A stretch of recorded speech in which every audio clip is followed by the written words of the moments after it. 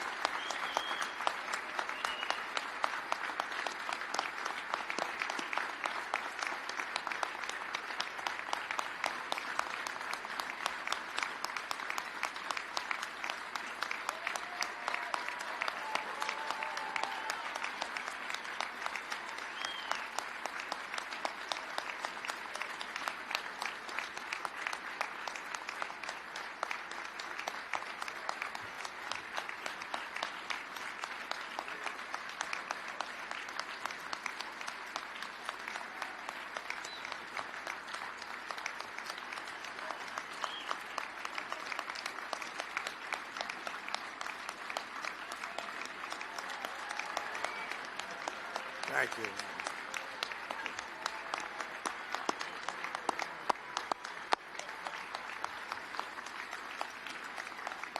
Well, thank you very much. I'm working very hard for you, I will tell you. And sometimes you don't make it easy, and I certainly don't make it easy on you. And I will continue that tradition, if I might, this morning. And Arthur, I don't know if I agree with you. But I don't know if Arthur's going to like what I'm going to say. But I love listening to you. It's really great. Thank you very much. And thank you, Congressman, for the great job you've been doing and the relationship and the help. You're a warrior. Thank you very much. And Kevin, you're a warrior. Thank you. The job you've done is incredible.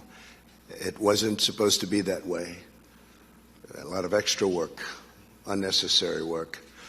It's wonderful to be with the thousands of religious believers for the 68th annual National Prayer Breakfast. I've been here from the first one where I had the privilege of being asked. I've been with you for a long time before that.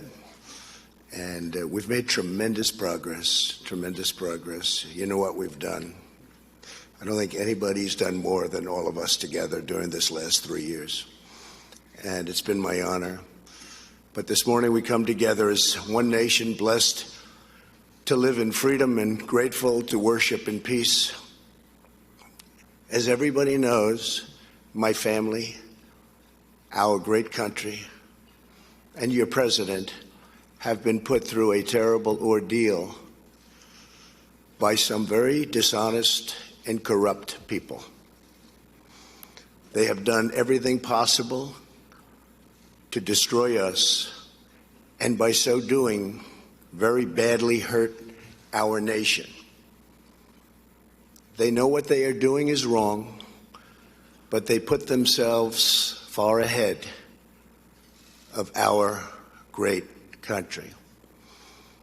Weeks ago and again yesterday, courageous Republican politicians and leaders had the wisdom, fortitude, and strength to do what everyone knows was right.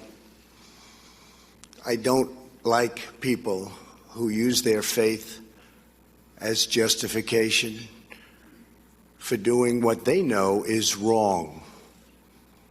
Nor do I like people who say, I pray for you, when they know that that's not so. So many people have been hurt. And we can't let that go on. And I'll be discussing that a little bit later at the White House. We're joined today by two people whose faith inspires us all. Our amazing wonderful friend, Vice President Mike Pence, and his wonderful wife, Karen. Thank you. Thank you, Karen. Thank you to all of our great political leaders out there, so many that I've been working with so hard over the last 3 years, and we've accomplished so much. And to members of my cabinet in attendance, Secretary Mike Pompeo, Mark Esper, David Bernhardt, Jean Scalia, Alex Azar, Ben Carson, Dan Broilette, Betsy DeVos, Robert Wilkie, and Administrator Jovita Carranza. Joining us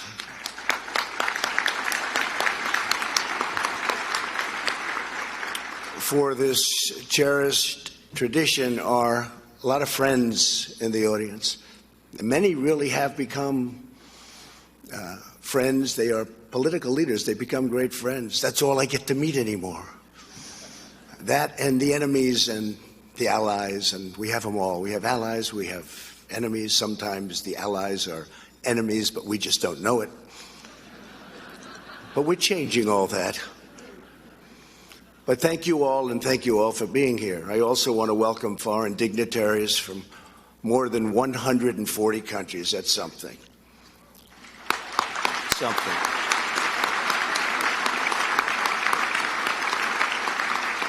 Everyone here today is united by a shared conviction. We know that our nation is stronger, our future is brighter, and our joy is greater when we turn to God and ask Him to shed His grace on our lives. On Tuesday, I addressed Congress on the State of the Union and the great American comeback. That's what it is.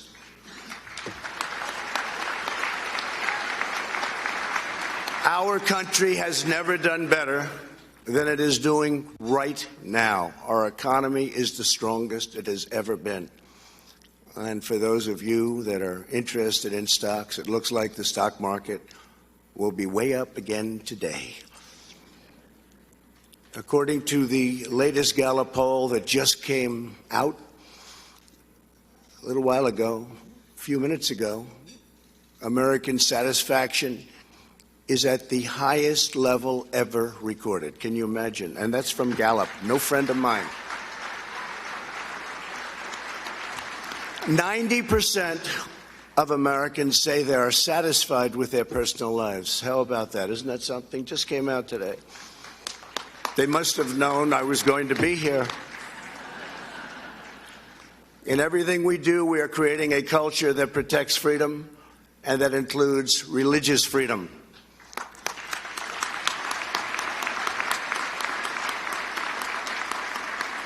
As I said on Tuesday in the House chamber, in America, we don't punish prayer. We don't tear down crosses. We don't ban symbols of faith. We don't muzzle preachers. We don't muzzle pastors. In America, we celebrate faith. We cherish religion. We lift our voices in prayer. And we raise our sights to the glory of God.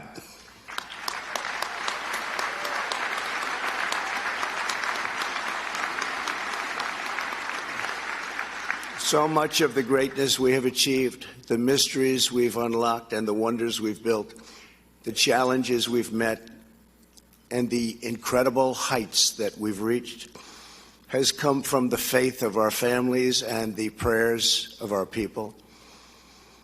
Before America declared independence, patriots in all 13 colonies came together in days of fasting and prayer. In the bitter cold of Valley Forge, Washington and his men had no food, no supplies, and very little chance of victory. Reminded me a little bit of 2016. We had very little chance of victory, except for the people in this room, and some others believed we were going to win. I believed we were going to win. But what they did was have an unwavering belief that God was with them. I believe that too. God is with the people in this room. before a single skyscraper rose up in New York City, thousands of poor American families donated all they could to build the magnificent St. Patrick's Cathedral.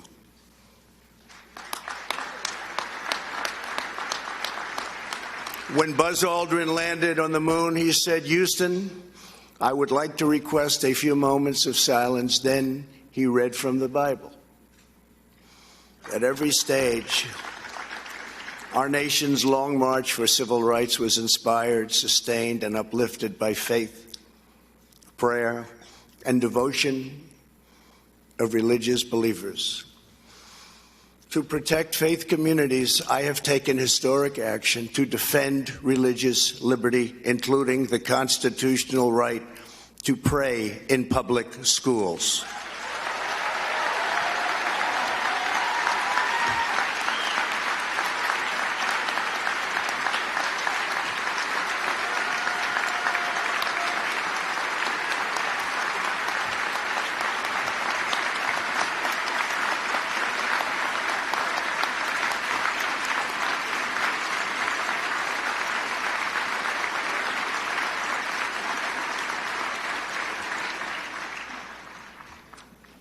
We can also talk about the Johnson Amendment. We can talk about Mexico City policy. We've done a lot. But I also recently took executive action to stop taxpayer dollars from going to colleges and universities that spread the poison of anti-Semitism and bad things about Christianity.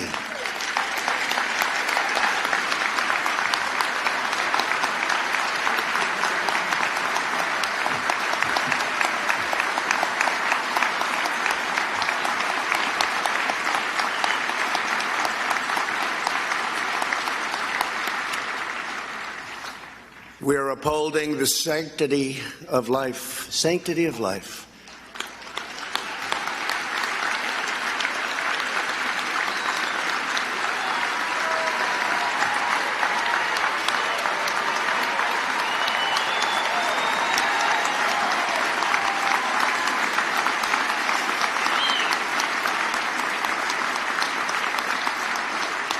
And we are doing that like nobody has ever done it before from this position.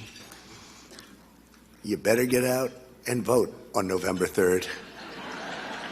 Because you have a lot of people out there that aren't liking what we're doing. And we're pursuing medical breakthroughs to save premature babies because every child is a sacred gift from God.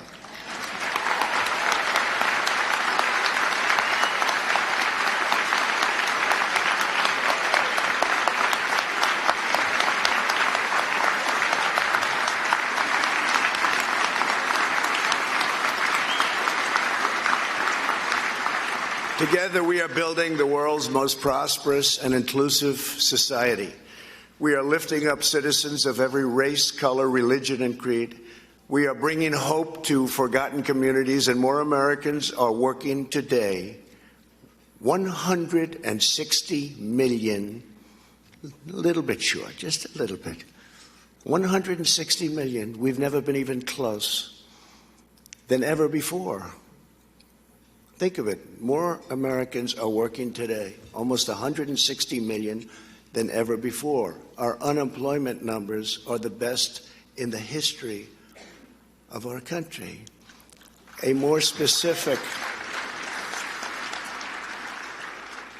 number, and numbers that you hear me say if you listen: African American, Asian American, Hispanic American, the best unemployment numbers in the history of our country.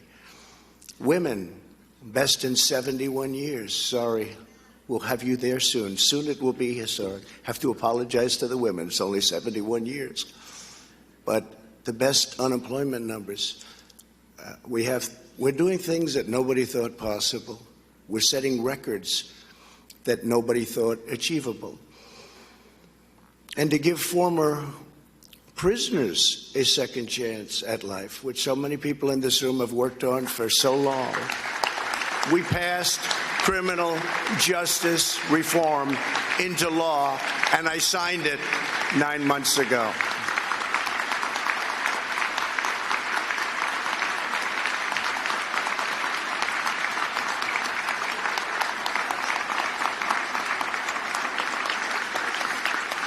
And it's proving more and more that America is indeed a nation that believes in redemption.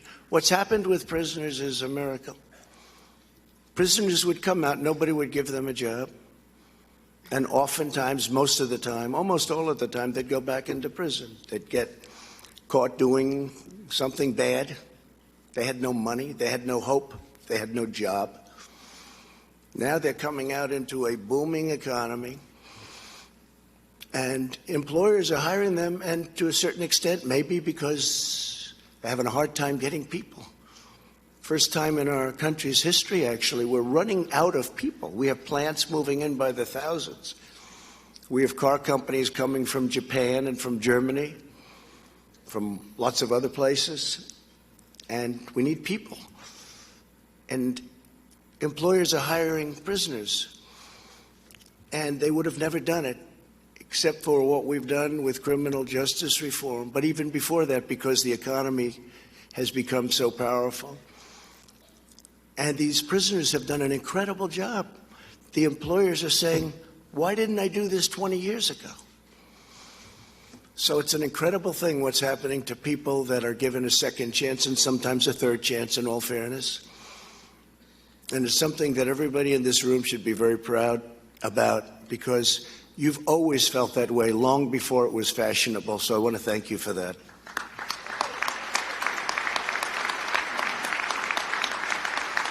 As we revive our economy, we are also renewing our national spirit. Today, we proudly proclaim that faith is alive and well and thriving in America, and we're going to keep it that way. Nobody will have it changed. It won't happen as long as I'm here. It will never, ever happen.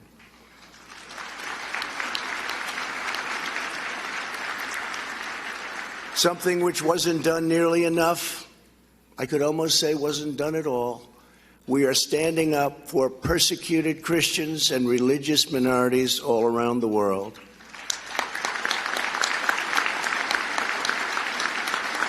Like nobody has ever done. Last year at the United Nations, I was honored to be the first president to host a meeting of religious freedom. It was based all on religious freedom. That was the first meeting of its kind ever held at the United Nations. There I called upon all nations to combat the terrible injustice of religious persecution.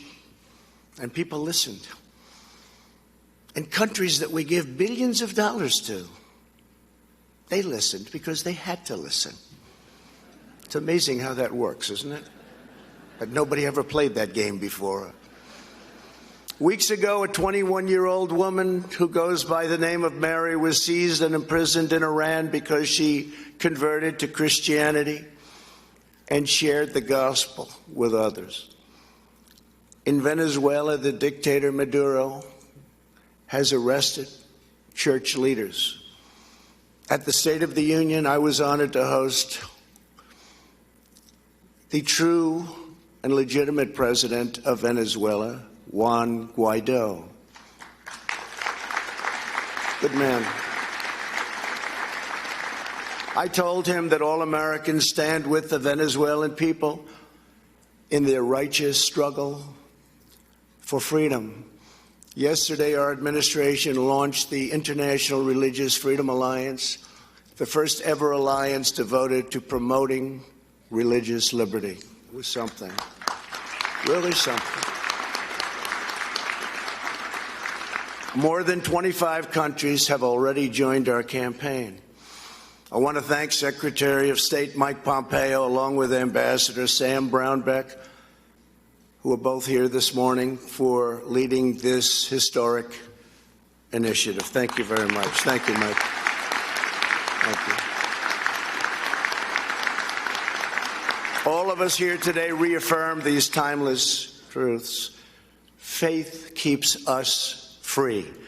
Prayer makes us strong. And God alone is the author of life and the giver of grace.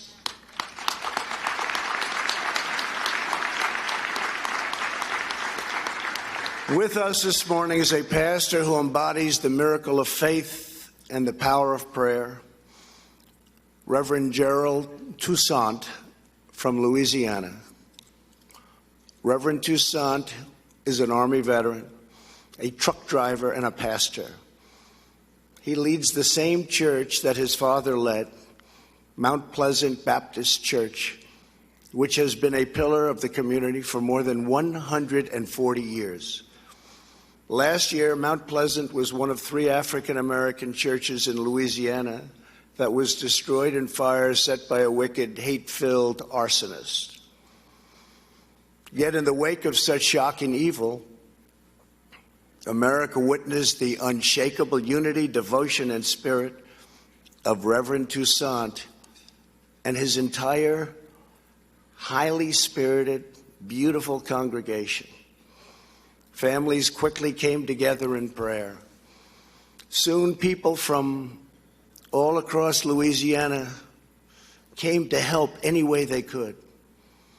Americans in all 50 states and 20 different countries heard about it, and they donated more than $2 million to help rebuild Mount Pleasant and the other 2 churches that were there.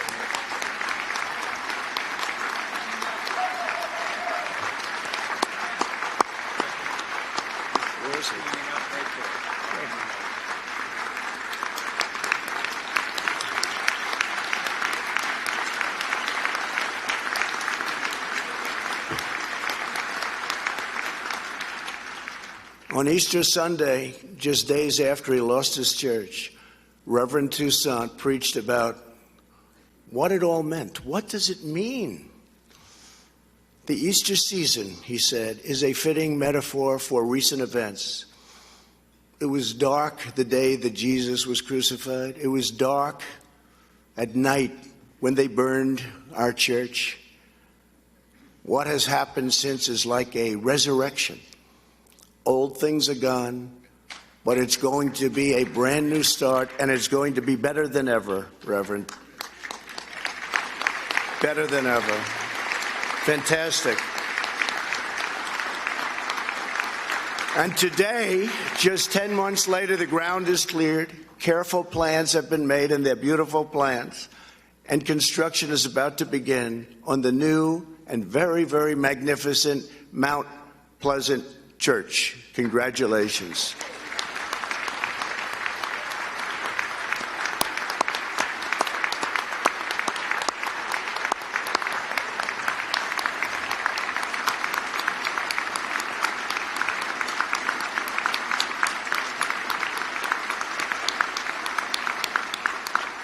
You know, the Reverend says that we're rebuilding because that's what Jesus does. He rebuilds.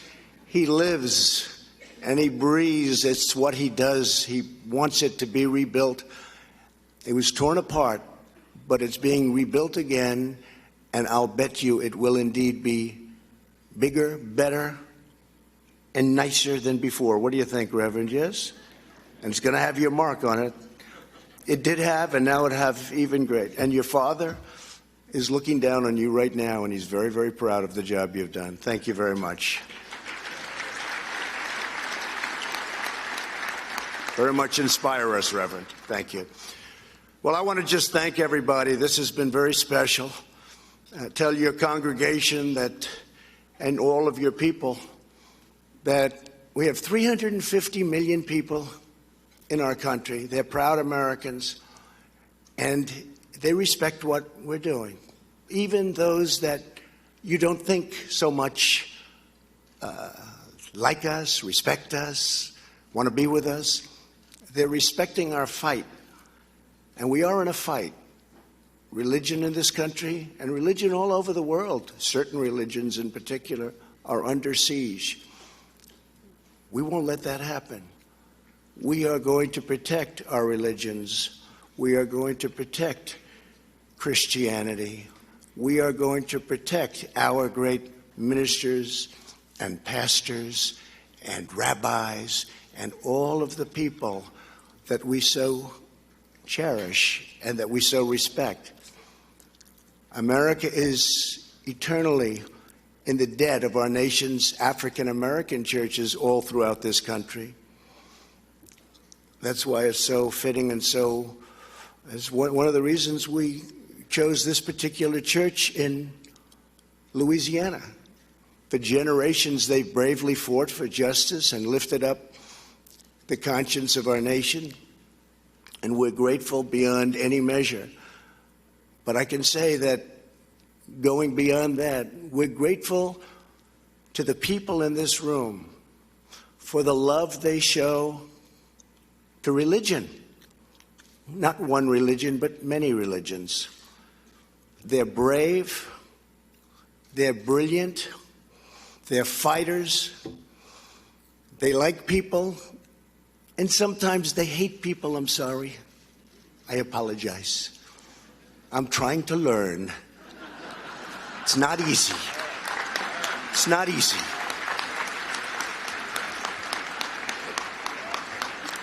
When they impeach you for nothing, then you're supposed to like them. It's not easy, folks. I do my best. But I'll tell you what we are doing. We're restoring hope and spreading faith. We're helping citizens of every background take part in the great rebuilding of our nation. We're declaring that America will always shine as a land of liberty and light unto all nations of the world. We want every nation to look up to us like they are right now. We were not a respected nation. Just a few years ago, we had lost our way. Our country is respected again by everybody. This morning, let us ask Father in heaven to guide our steps, protect our children, and bless our families. And with all of our heart, let us forever embrace the eternal truth that every child is made equal by the hand of Almighty God. Thank you, God bless you, and God bless America. Thank you all very much. Thank you. Thank you. And that was earlier this morning, President Trump making those statements. The National Day of Prayer in Washington, D.C. Live look right now at the White House, where we are just about 30 minutes away from President Trump to be making his first major statement just a day after being acquitted on the 2 articles of impeachment. Happening right now, Nancy Pelosi is talking to the media about the State of the Union as well as the acquittal of President Trump.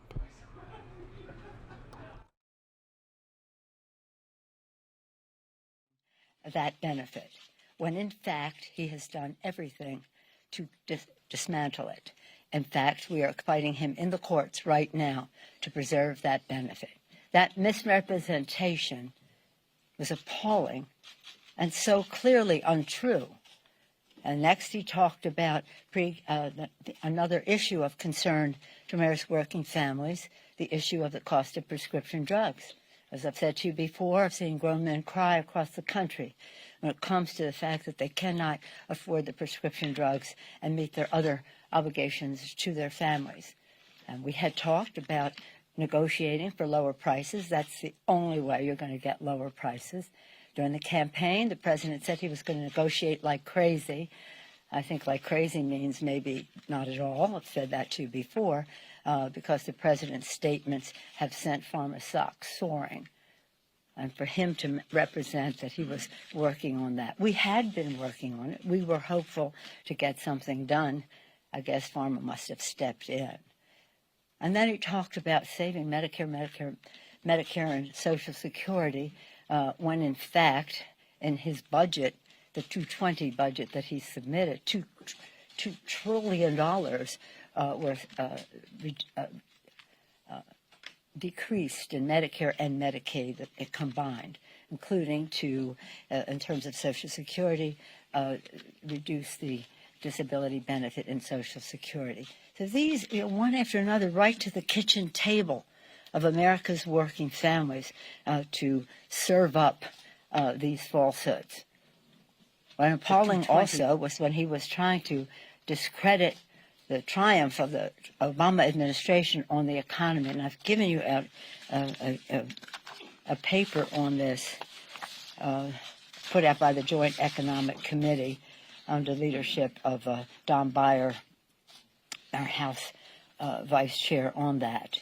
And it talks about all the things, job creation and the rest. But to succinctly put it, when President Obama came into office, the unemployment rate was 10%. When he left, it was 5%. So President Trump did not inherit a mess. He inherited a momentum of job creation. When President Obama came into office, the stock market was at 6,000. When he left, it was at 18,000.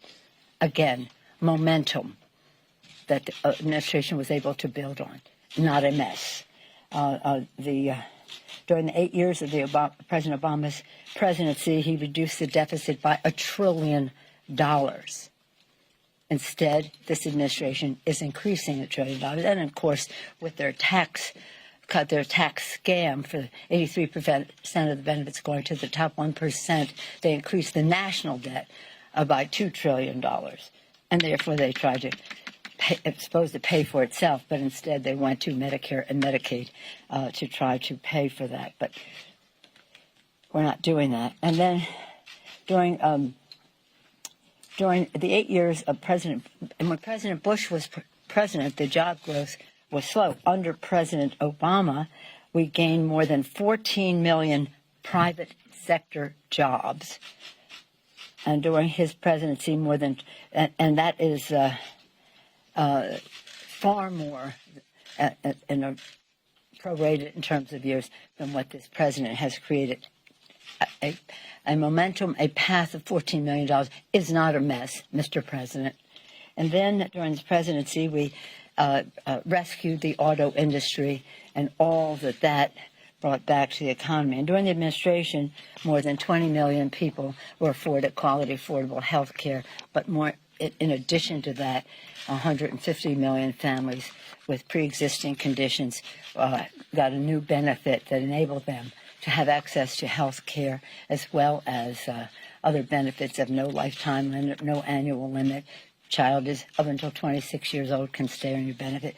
Being a woman, no longer a pre-existing condition. So when he talks about, I'm going to make health care, the fact is he did not inherit a mess.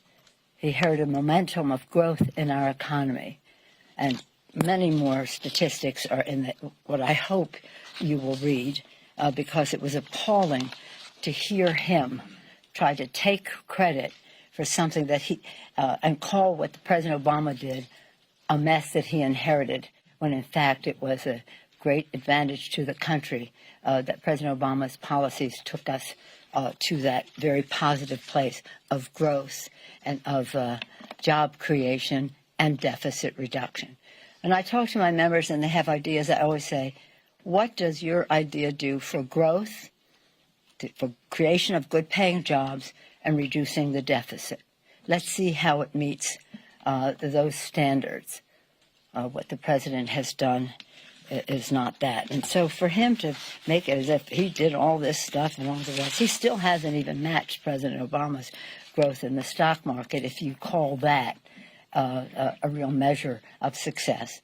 And in some respects, it's a good indicator, but it's not an indicator of what is happening at the kitchen tables of America's working families, where they're concerned about the fact that many of them have not received a raise in a very long time, that 40% of them could not find $500 for an emergency. The president goes on and saying, we took many more, because of all my growth, many more people are not on food stamps. No, you kicked them off. And many more people are not taking advantage of this. No, you kicked them off.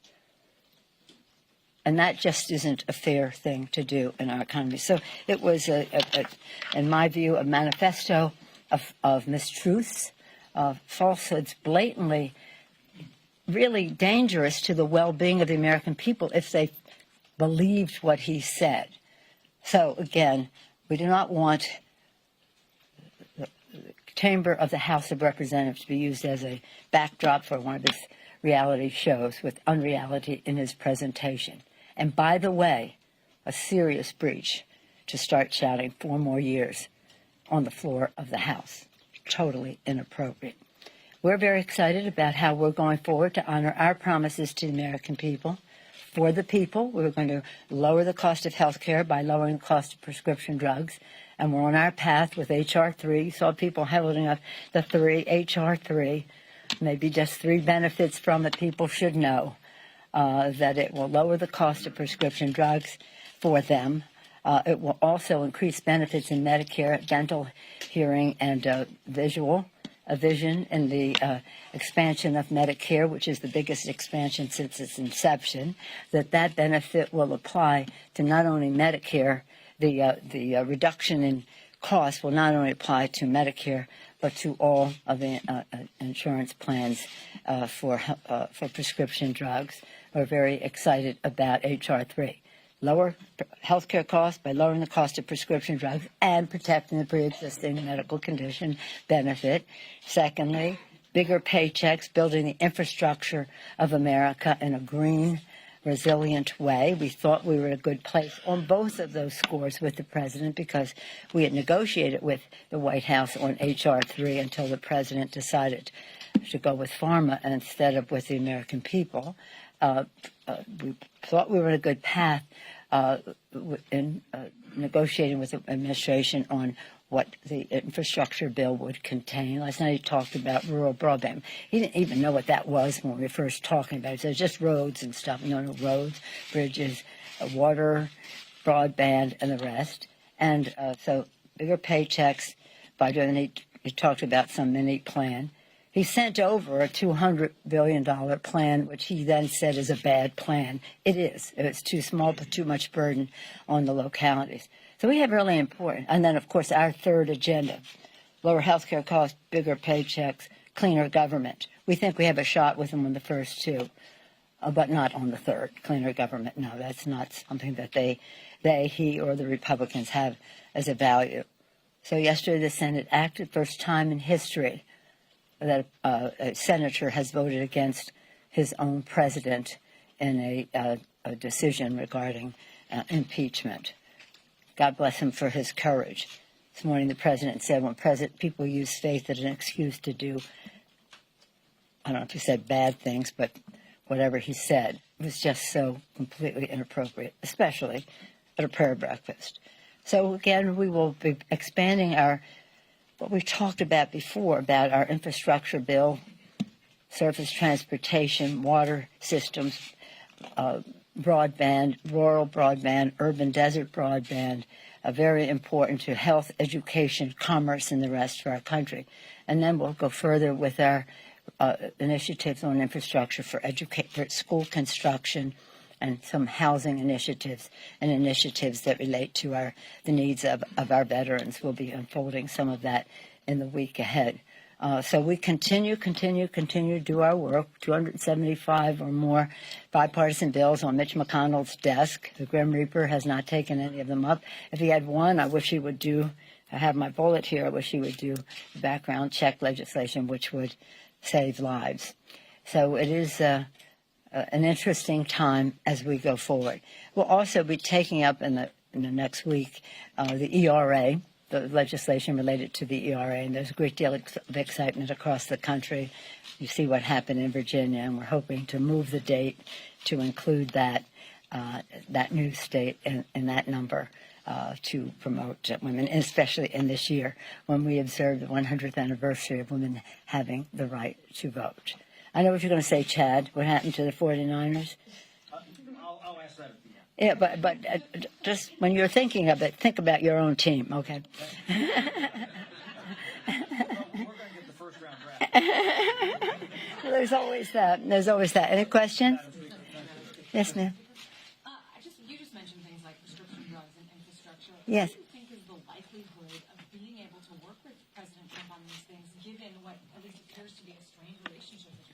Well, we've had a strained relationship for a while, and we were able to keep government open and push back on his threats to shut down government if we didn't do this and we didn't do that, and that's right. And I was very proud of the work in a bipartisan way of our appropriators. Left to their own devices, you've heard me say, they can really work things out, and we did, and we pushed back on any threats of shutdown. So we worked together on that. We worked together on the U.S.-Mexico-Canada agreement. He bragged about delivering it. I don't know if he even knows what's in it because it's so far different of whatever he sent us to begin with. But it does have what I've said to you many times. It does have a framework of enforcement for protection of our workers, protection of our environment, and getting rid of his gift to pharma. Imagine he had a gift to pharma in that trade agreement. Well, we kicked that out. Just another example of his beholdenness to the pharmaceutical industry. So we got two major things accomplished. These are things the president said he wanted to do: reduce the cost of prescription drugs and build the infrastructure during the campaign. Especially infrastructure. I hardly ever had a conversation with him when he wasn't talking about infrastructure. I think he really wants that. I think he knows our country needs that, and I hope that we were almost there, and until it was time to pay for it, and then he was like out the door. So you don't think anything's changed because of the impeachment? You think he'll still be able to? Well, that would be up to him. It certainly hasn't changed in terms of us. As people said to me, why would you give him a victory on the trade agreement? I said, it's not a victory for him not to do that for the benefit it provides for our farmers, our manufacturers, our workers in our country, our hemisphere. I think would be wrong. I mean, he just wasn't that important that we would walk away from what they were conceding to us. But they were conceding to us in that legislation. If we didn't get what we want, we couldn't go that path. But we did. Now, did we get everything? No, it was a negotiation. But it's a path to much better trade agreements, and I'm pleased we did it. Yes, Jen? Yeah. The White House Communications Director has indicated that the president, and maybe others of the administration, may want to have some payback for what the impeachment and what the Senate did here. When you hear that sort of language, and as we speak, the U.S. Capitol Police are investigating a suspicious substance in the office of Congressman Schiff. Oh, no. Well, I don't think that has anything to do with the White House. No. But when you hear that rhetoric from the White House and these types of environments, I mean, what does that make you think? Well, let me just say that language is, first of all, the whole State of the Union was beneath the dignity of the White House, an insult to the Congress of the United States and the American people. So their language is nothing that surprises anyone. But they have to know that when the White House speaks, those words weigh a ton. And they are giving encouragement to people to do things.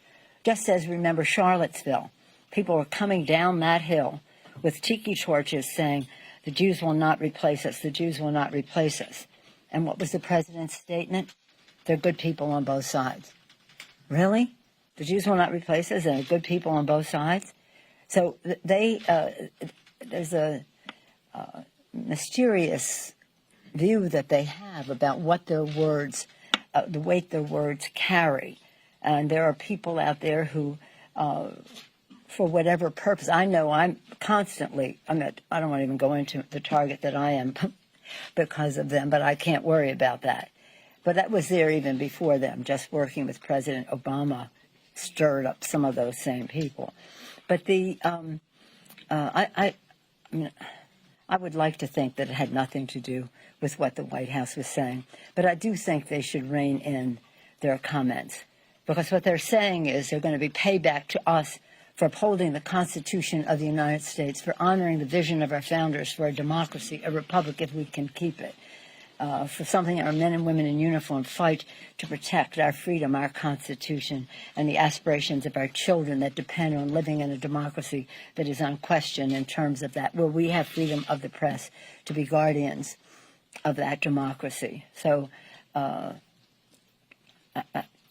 not very fond of commenting on anything they say, but if it's threatening, it's wrong.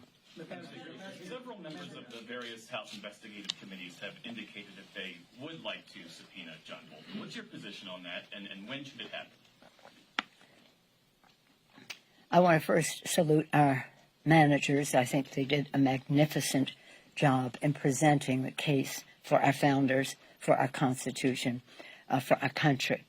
We could not have been better served. Each and every one of them did a magnificent job, and Adam Schiff's leadership was a blessing to our country. I'm proud of the work that the Senate did in terms of their response to all of this and the unanimous vote on the House Democrats in support of our Constitution. We are now, the Senate has spoken in terms of any punishment to the president. He's impeached forever, no matter what he says or whatever headlines he wants to carry around. You're impeached forever. You're never getting rid of that scar. And history will always record that you were impeached for undermining the security of our country, jeopardizing the integrity of our elections, and violating the Constitution of the United States. Our purpose in all of this, in addition to holding him accountable so he stops doing what he's doing and no future president thinks that she or he could have liberty to take us away from a republic, if you can keep it, to a Second Amendment enables me to do whatever I want. No, that's not what our Constitution is about. So we will continue to do our oversight to protect and defend the Constitution, which is 3 co-equal branches of government, each a check and balance on the other.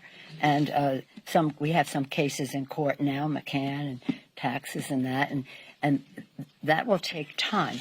We didn't need to have that come to a fruition because we had a strong enough case to impeach and remove. But those cases still exist. If there are others that we see as an opportunity, we'll make a judgment at that time. But we have no plans right now. Yes, ma'am. Could you describe what you were thinking this morning as the president said that impeachment was a terrible ordeal put through by corrupt, dishonest people, by which you and other Democrats, and also his suggestion that you don't actually pray for him? I don't know if the president understands about prayer or people who do pray, but we do pray. For the United States of America, I pray for him. I pray for President Bush, still President Obama, because it's a heavy responsibility. And I pray hard for him because he's so off the track of our Constitution, our values, our country, the air our children breathe, the water they drink, and the rest. He really needs our prayers. So he can say whatever he wants. He can say whatever he wants, but I do pray for him, and I do so sincerely and without anguish, gently, just the way I pray for everybody else. I thought what he said about Senator Romney was particularly without class. What did he say? There's some people who use faith as an excuse to do the wrong things. You remember what he said about Romney? You got that there? It's so inappropriate at a prayer breakfast. You want to go to the prayer breakfast, prayer in the school, vouchers, women's right to choose, all those things that's a ripe audience for.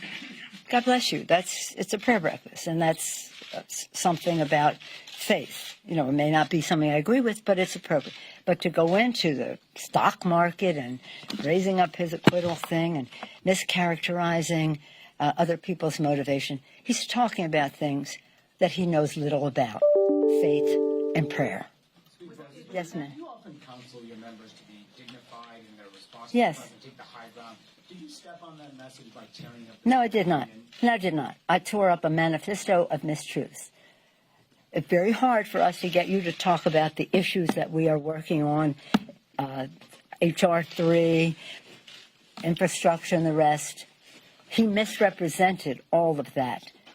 It was necessary to get the attention of the American people to say, this is not true, and this is how it affects you. And I don't need any lessons from anybody, especially the President of the United States, about dignity. Dignity. Is it okay to start saying 4 more years in the House of Representatives? It's just unheard of. Is it unheard of for the president to insult people there who don't share his view, as well as to misrepresent, present falsehoods? Some would use the word lie. I don't like to use the word lie about what he is saying. So, no, I think it was completely, entirely appropriate. And considering some of the other exuberances within me, the courteous thing to do. Yes, sir.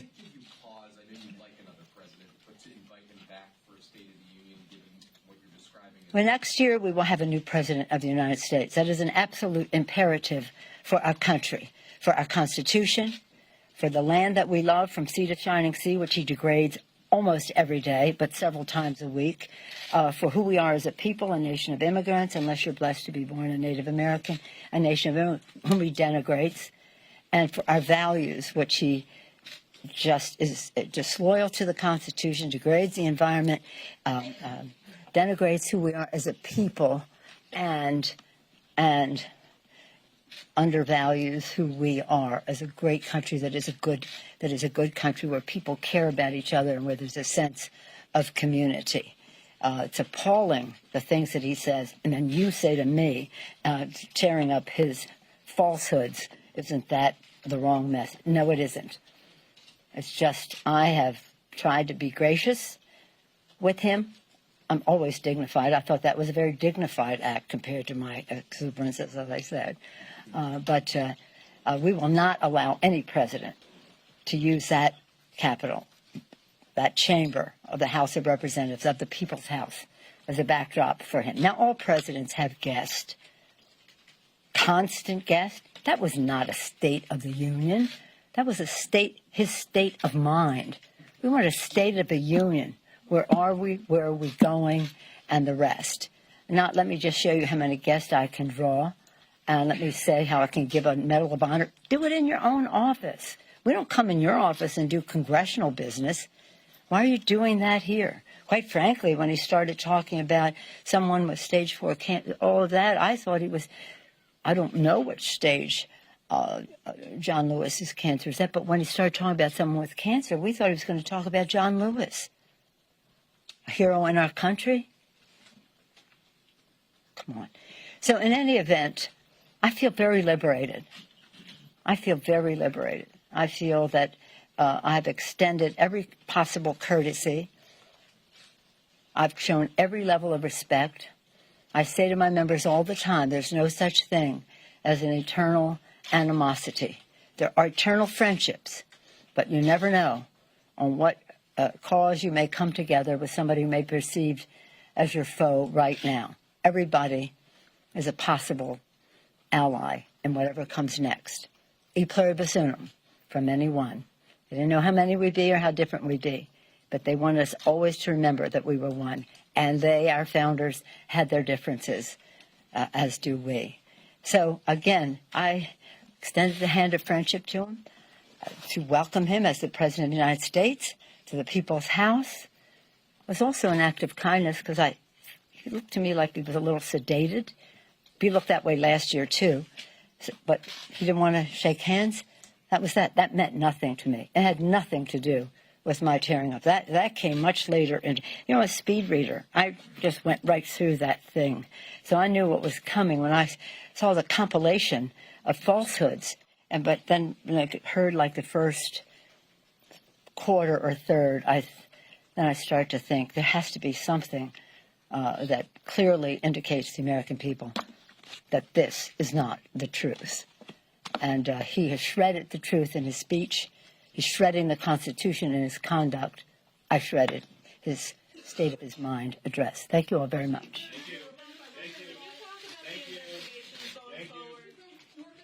And that was the Nancy Pelosi remarks. Stay right here with us, everybody. We have the shot live inside the White House. We are moments away from President Trump to make his first presidential statement on being acquitted on both articles of impeachment. You're watching live here on News Now Worldwide. We got more than 40,000 of you watching from around the world. We appreciate that. If you haven't already done so, hit that subscribe button. That way you always know when we are live and worldwide for you. You see, we got Representative Doug Collins there and so many others that will be there in the audience as we watch this very historic moment, President Trump, and to speak after just a day after being acquitted on both charges.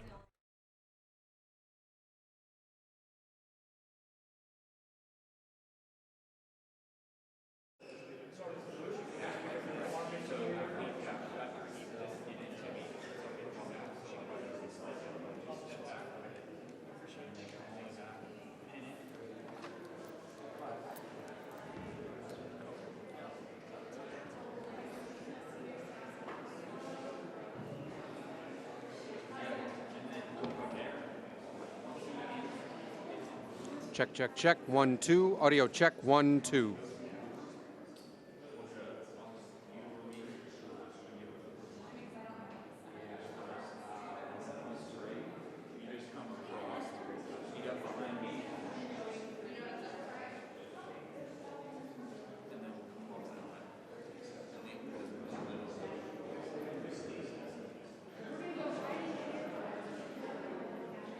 Here, while everything is settled in there, and then we'll seat you. You all have assigned seats.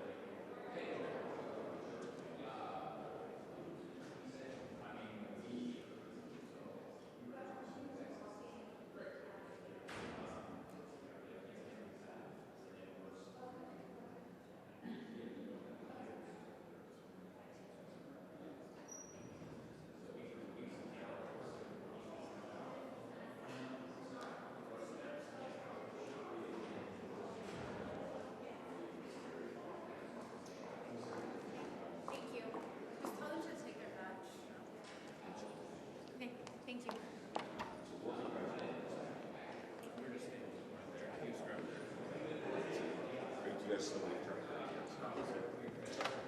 I would just stay in this area. You're cute.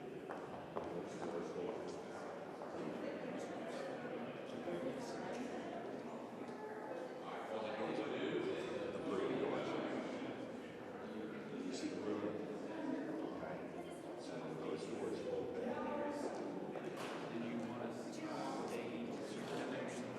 Oh, no.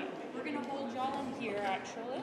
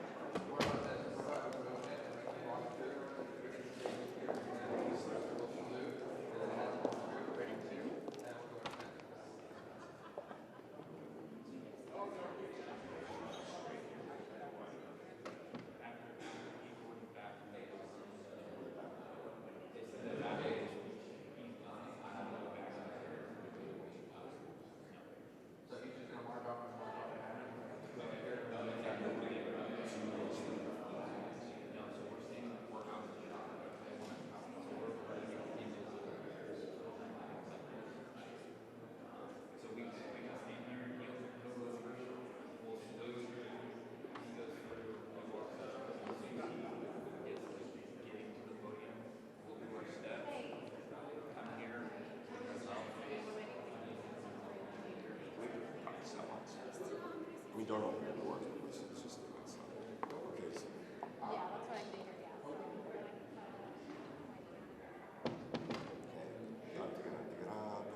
President walks through. Stand.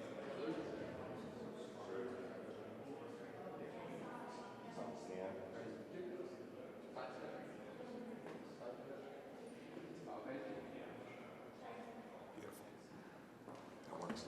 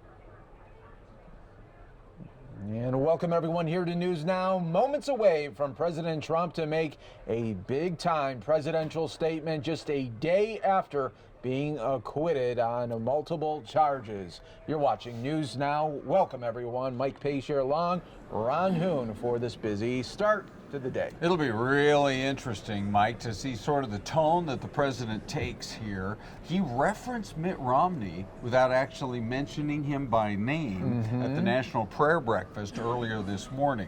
So, by the way, Nancy Pelosi was in attendance at that prayer breakfast. She was. I don't know if there was any attempt at handshaking. They probably stayed apart from each other. But, at this point now, Mike, the impeachment saga has actually come to an end. Yes, there are, as they used to call them in old TV shows, an epilogue. At the end, if it was a Quinn Martin production, there would be an epilogue, and there are still a couple of epilogues floating around out there. One of which is John Bolton in some trouble? Adam Schiff gave an interview where he said, look, he needed to come into the House and explain what he knew, and he refused to do so, and then the process just began with leak after leak, all to promote his book. So he said, quote, he's going to have to answer for that. Gerald Nadler says, we're getting ready to subpoena John Bolton. So that part of the story isn't fading away, but the president now really can pivot. He can use today's news conference, which, by the way, that's what it looks like. It sure does. It looks like it's a news conference, and so we're hoping to get some, a good Q&A forum going here. But he can use this now to pivot to the campaign, which was basically what he did with the State of the Union address. I mean, so his critics were like, well, that speech was too partisan. It was too much like a campaign speech. But, Nancy Pelosi is still, she is really taking the heat for the ripping up of the script. And as you pointed out, Mike, it actually was a violation of law. Yeah, and it doesn't look like she'll get in any type of trouble there, but we'll wait and see there. But, we had a hunch, Ron, that the Democrats, after this impeachment trial and verdict, well, they wouldn't stop. And like you said, it looks like the subpoenas will be coming on the House side there. Correct. For John Bolton and more, maybe. Yeah. And Judge Andrew Napolitano it's been interesting just to get his take with Fox News Channel over the course of the last several months. I actually have not had a chance to go back and look at the interview, but the headline on Fox says that Napolitano now is just raising the specter of, are we headed to impeachment part 2? You surely don't.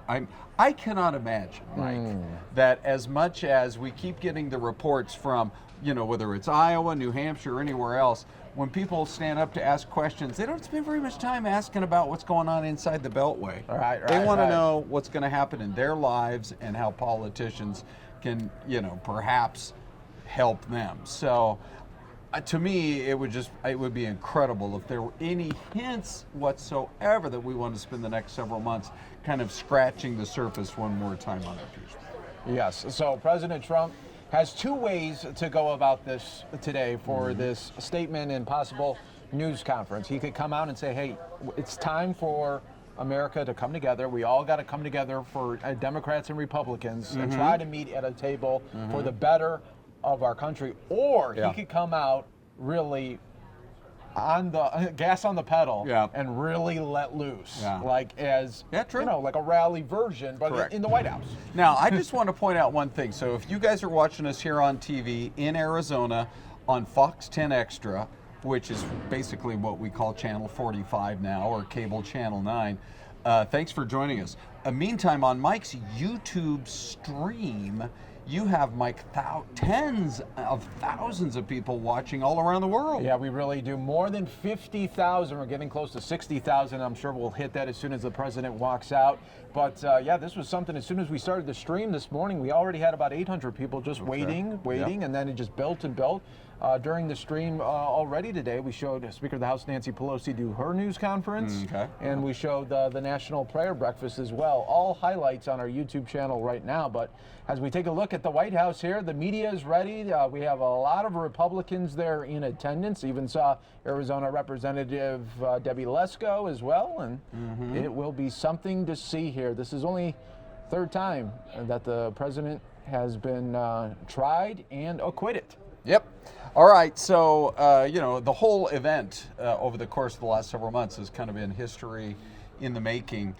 I do think, Mike, within the, certainly on the House side, within the Democratic Party, they do have to take a look at, okay, how exactly do we want to deal with this president between now and November? Because as you had pointed out when we were visiting with you guys yesterday morning, it was within a matter of days, if not hours, that the first talk of impeachment, once President Trump had been sworn into office, actually began. So it has been, over the course of his entire presidency, kind of the specter of various investigations underway. Right. So this is an opportunity for Democrats to also pivot and say, all right, we did our best for the base, or we did our best for what we thought was right. Now here's what we, the Democrats, can offer voters as we get closer to 2020.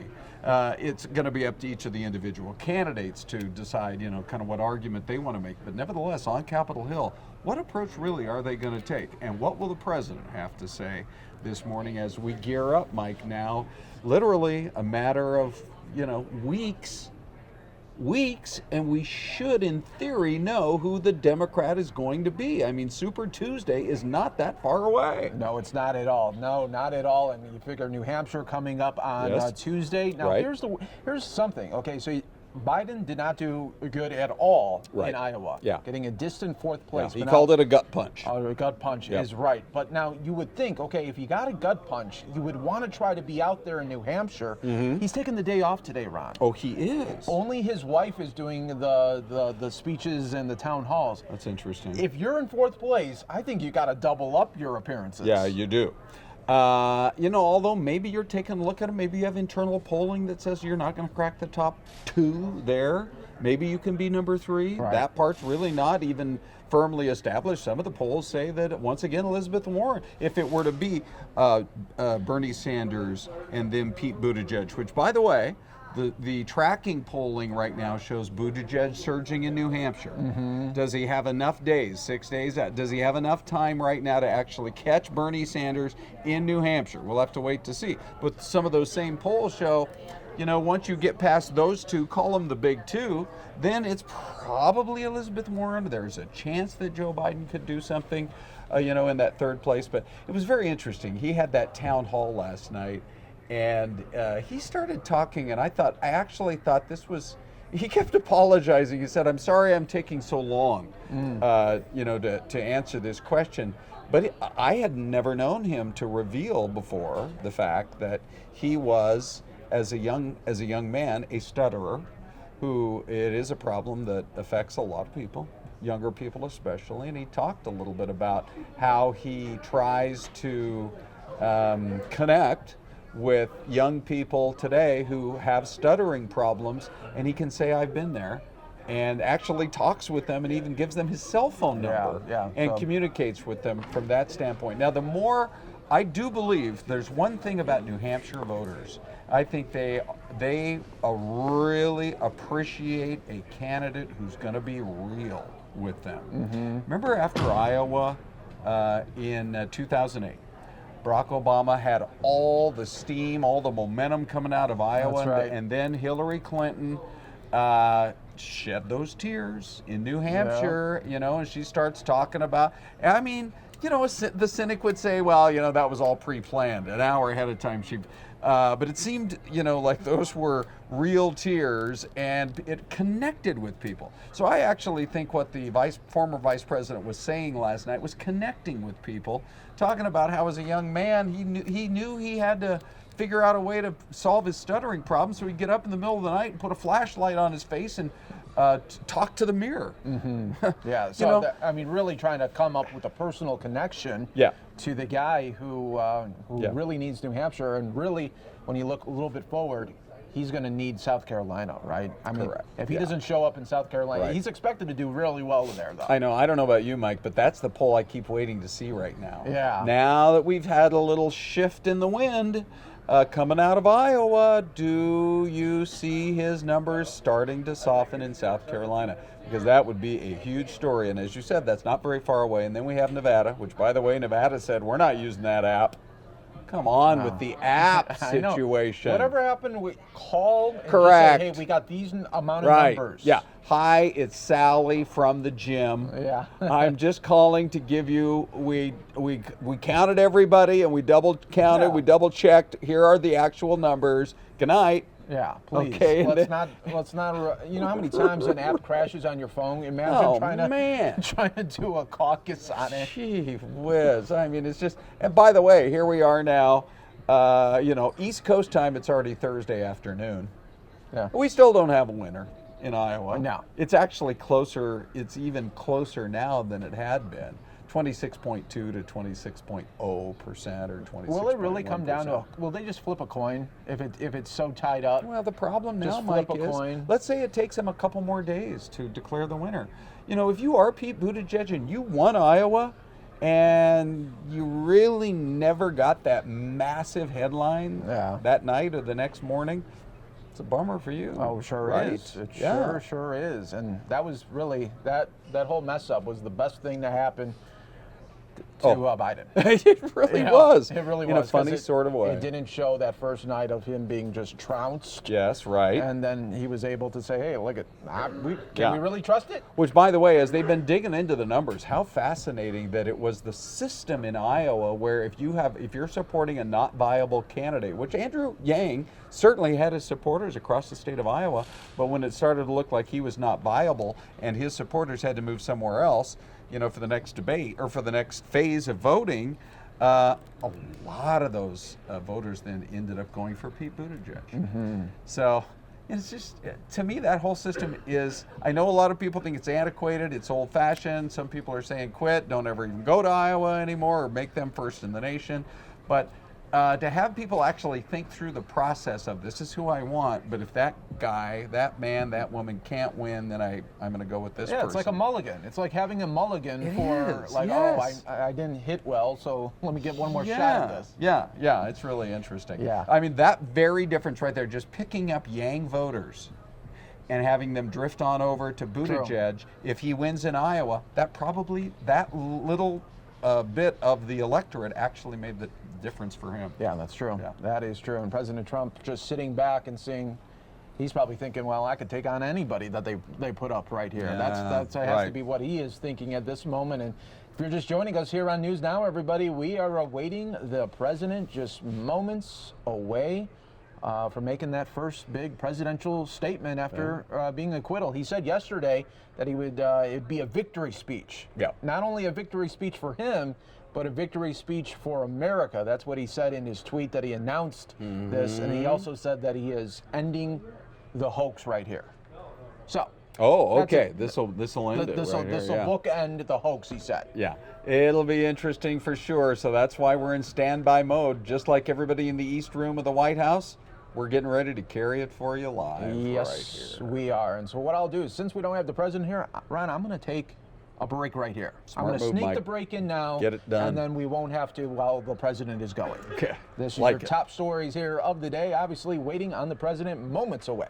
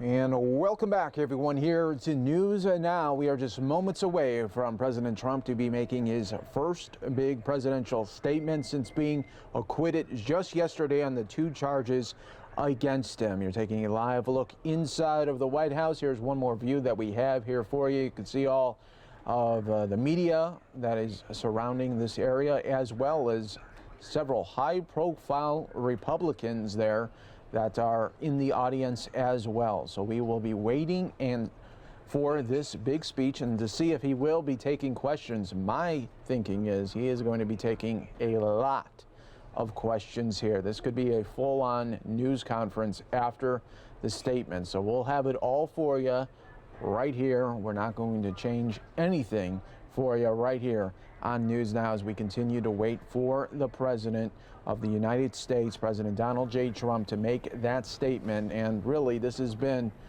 think about it, late last year is when all the hearings started to happen, when they were putting forward, the Democrats, about putting these articles of impeachment together. Now this, finally, yesterday, it all wrapped up. Now, for the President, this is his time to try to get the country back together, because it is heavily divided, as you saw on the State of the Union with Nancy Pelosi ripping up the speech there and really causing a scene as well. And that was really a big talker. It still is right here today. Just hearing from Fox Now, we received a 3-minute warning. So in about 3 minutes, we should be seeing the President. That's still a little loose right now, but we will wait and stay on this shot here for you right here on News Now. So this will be the opportunity for the President to see which way is he going to go. Is he going to try and say, hey, I want to meet at the table with Democrats. I want to work on the infrastructure. I want to work on drug prescription prices with you so we can come to some sort of agreement and to better the Americans? Or is he going to come out full throttle on the pedal and really grind into the Democrats, grind on to Mitt Romney for not voting with the Republicans, grind on Nancy Pelosi for the State of the Union, and much, much more? That will be something we will have to wait and see, and we're just now minutes away from that happening, and we'll see what kind of avenue the President is going to go. And really just to frame this all up and kind of put a bow tie on the impeachment trial and also just the whole impeachment process. If you remember, late last year, right before Christmas, the impeachment, okay, here we go. It looks like we are getting some more moments here. We have a standing ovation happening here. And now we are just moments away here on News Now, bringing you the very, very latest. That is Jay Sekulow. That was President Trump's outside counsel, as well as another attorney. And so they are getting a standing ovation there right now. We are awaiting, just moments away from President Trump to make this first big presidential statement since being acquitted. I'm going to take the head-on shot now so we can see when those doors do open for the President here. And well, if you remember late last year, week before Christmas, he gets impeached on the 2 articles. Then Nancy Pelosi holds those articles of impeachment. Looks like the doors are about to open for about a month. And then that Senate trial got going earlier this year. Lasted about 3 weeks. The doors are opening. Everyone is standing up. Let's put music, audio on now for the President of the United States to be making this statement here. And you're going to feature it. You're going to see it right here on Fox 10 Extra and, of course, on our YouTube channel worldwide.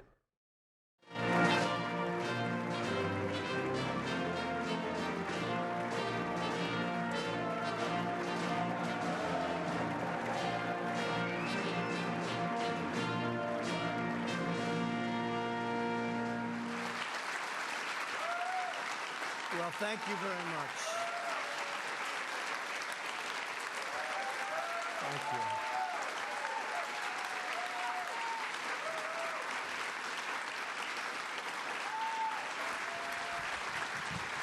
Thank you.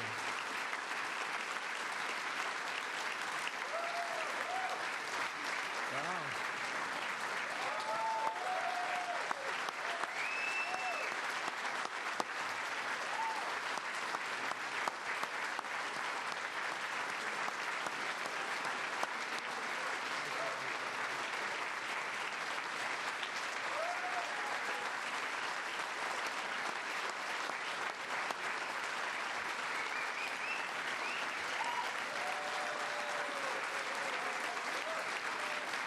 Well, thank you very much, everybody. Wow.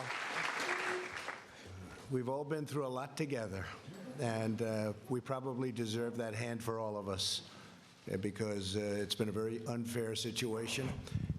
I invited some of our very good friends, and we have limited room, but everybody wanted to come. We kept it down to a minimum, and believe it or not, this is a minimum.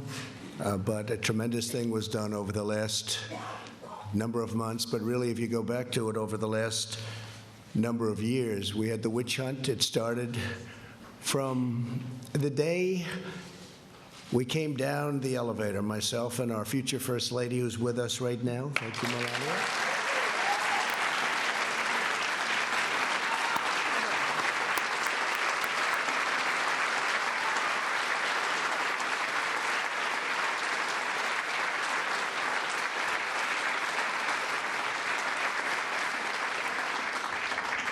And it never really stopped. We've been going through this now for over 3 years. It was evil, it was corrupt, it was dirty cops, it was leakers and liars. And this should never, ever happen to another president, ever. I don't know that other presidents would have been able to take it. Some people said no, they wouldn't have. But I can tell you, at a minimum, you have to focus on this because it can get away very quickly. No matter who you have with you, it can get away very quickly. It was a disgrace.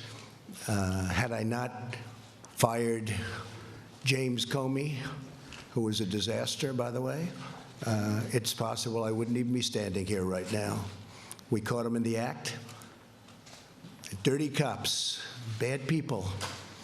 If this happened to President Obama, a lot of people would have been in jail for a long time already, many, many years. I want to start by thanking some of, and I call them friends, because, you know, you develop friendships and relationships when you're in battle and war, much more so than, gee, let's have a normal situation. With all that we've gone through, we've done, I think, more than any president and administration.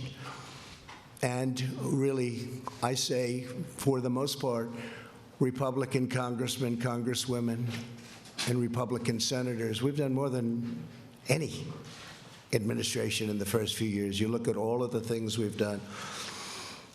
I watched this morning as they tried to take credit for the stock market from think of that. Let me tell you, if we didn't win, the stock market would have crashed. And the market was going up a lot before the election because it was looking like we had a good chance to win, and then went up tremendously from the time we won the election till the time we took office, which was November 8th to January 20th. And that's our credit. That's all our credit. And leading up to that point was our credit because there was hope. And one of the reasons the stock market's gone up so much in the last few days is people think we're doing so well. They liked the State of the Union speech.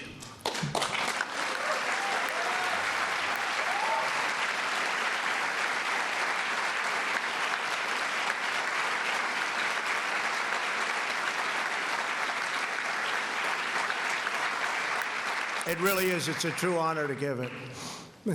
Making the State of the Union speech, I was with some people that have been around. They've been all over the world.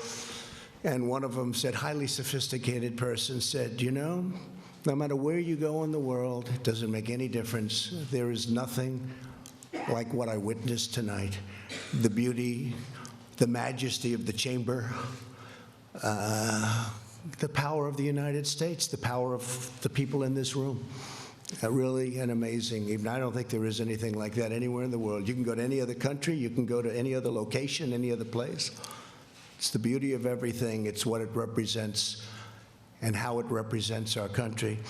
I want to start by introducing some of the people that are here. I know some are going to be left out, but they work so hard. And this is really not a news conference. It's not a speech.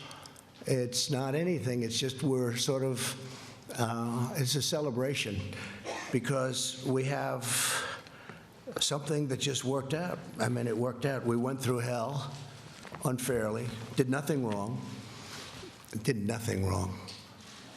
I've done things wrong in my life, I will admit. Not purposely, but I've done things wrong. but this is what the end result is.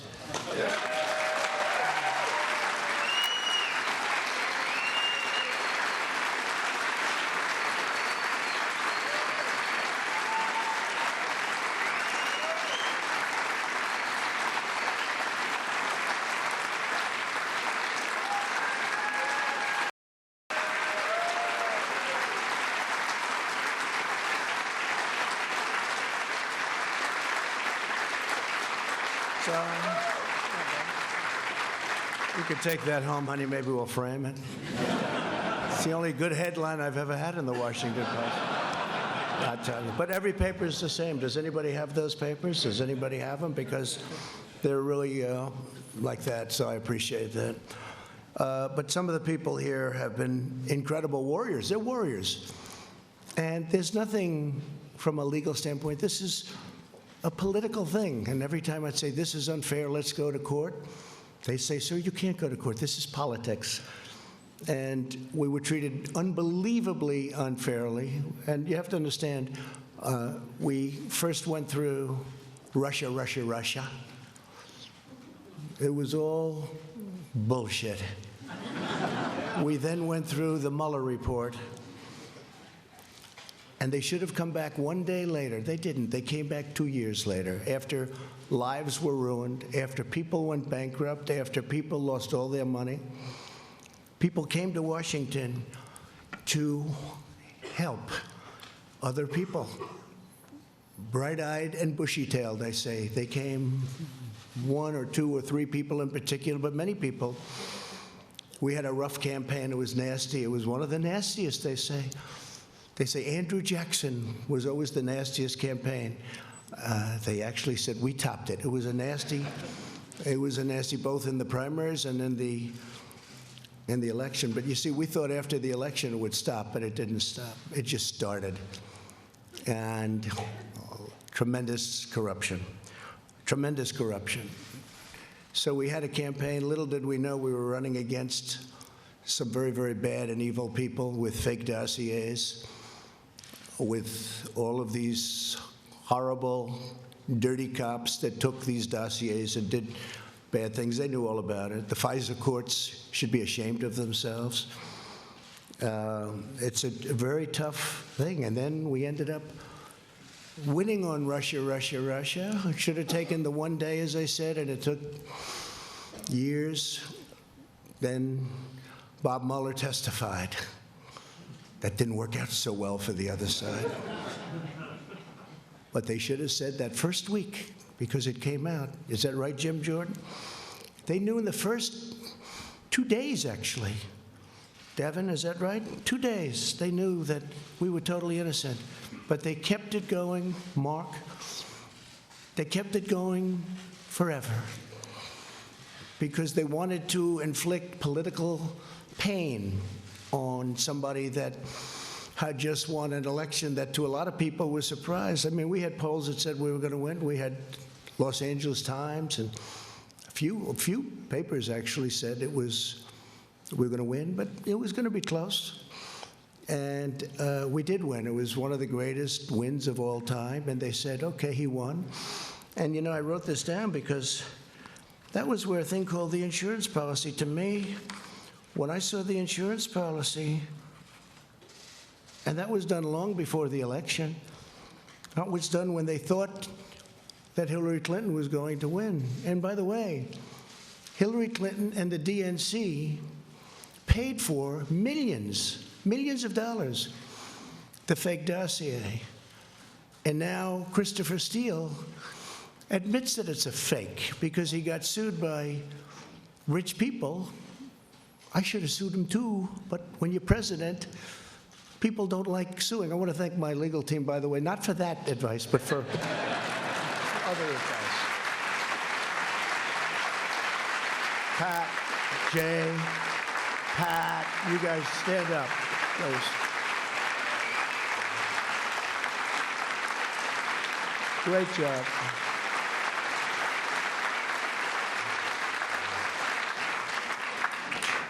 Right at the beginning, they said, sir, you have nothing to worry about. All of the facts are on your side. I said, you don't understand. That doesn't matter. That doesn't matter. And that was really true. They made up facts. A corrupt politician named Adam Schiff made up my statement to the Ukrainian president. He brought it out of thin air, just made it up. They say he's a screenwriter, a failed screenwriter. He tried to go into, unfortunately, he went into politics after that. Remember, he said the statement, which is a mob statement, "Don't call me, I'll call you." I didn't say that. Fortunately, for all of us here today and for our country, we had transcripts. We had transcribers, professional transcribers. Then they said, oh, well, maybe the transcription is not correct. But Lieutenant Colonel Vidbin and his twin brother, right? We had some people that really amazing. But we did everything. We said, what's wrong with it? Well, they didn't add this word or that. It didn't matter. I said, add it. They're probably wrong, but add it. So now everyone agrees that they were perfectly accurate. When you read those transcripts, Tim Scott, I don't know if Tim's here, but he said, sir, he's the first one to call me. Sir, I read the transcript. You did nothing wrong. And Mitch, he stayed there right from the beginning. He never changed.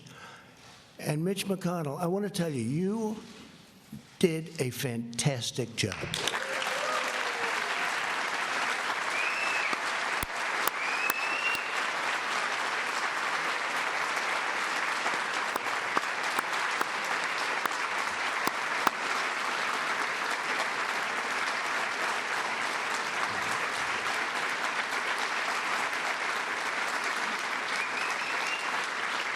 Somebody said, you know, Mitch is quiet.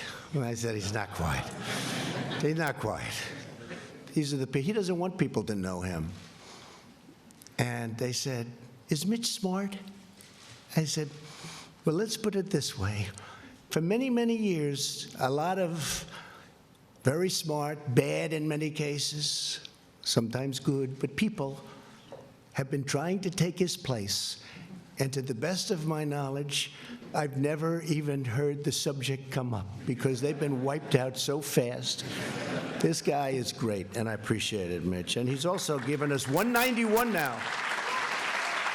191 federal judges, 2 Supreme Court judges, right? We're up to 191. Yeah.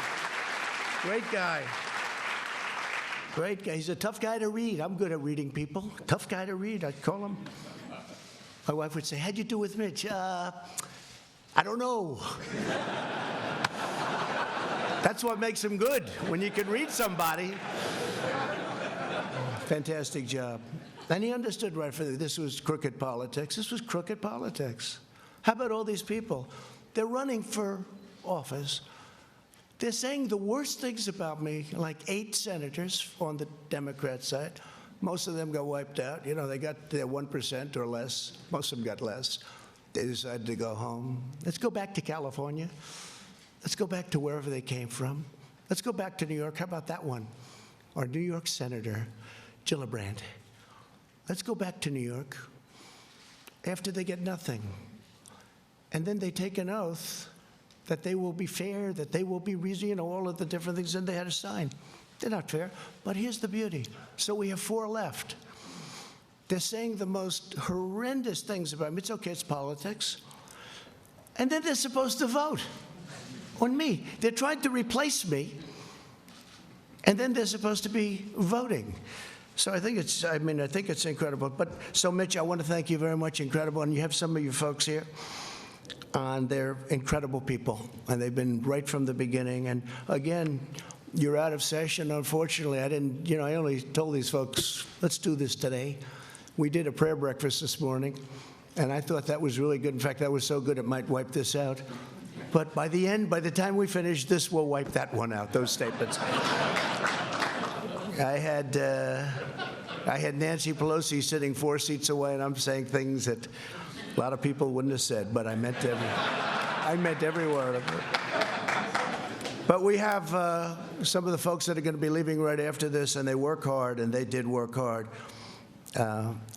Bill Cassidy, Senator. Stand up, Bill. What a guy. Great man. When I need to know about health insurance and pre-existing conditions and individual mandates, I call Bill or I call Barrasso. We get those two guys, they know more than anybody. A man who just became a senator. He's a little bit like me. We have a couple of them. Very successful guy in business, and he said, what the hell? I'll run for the Senate from Indiana.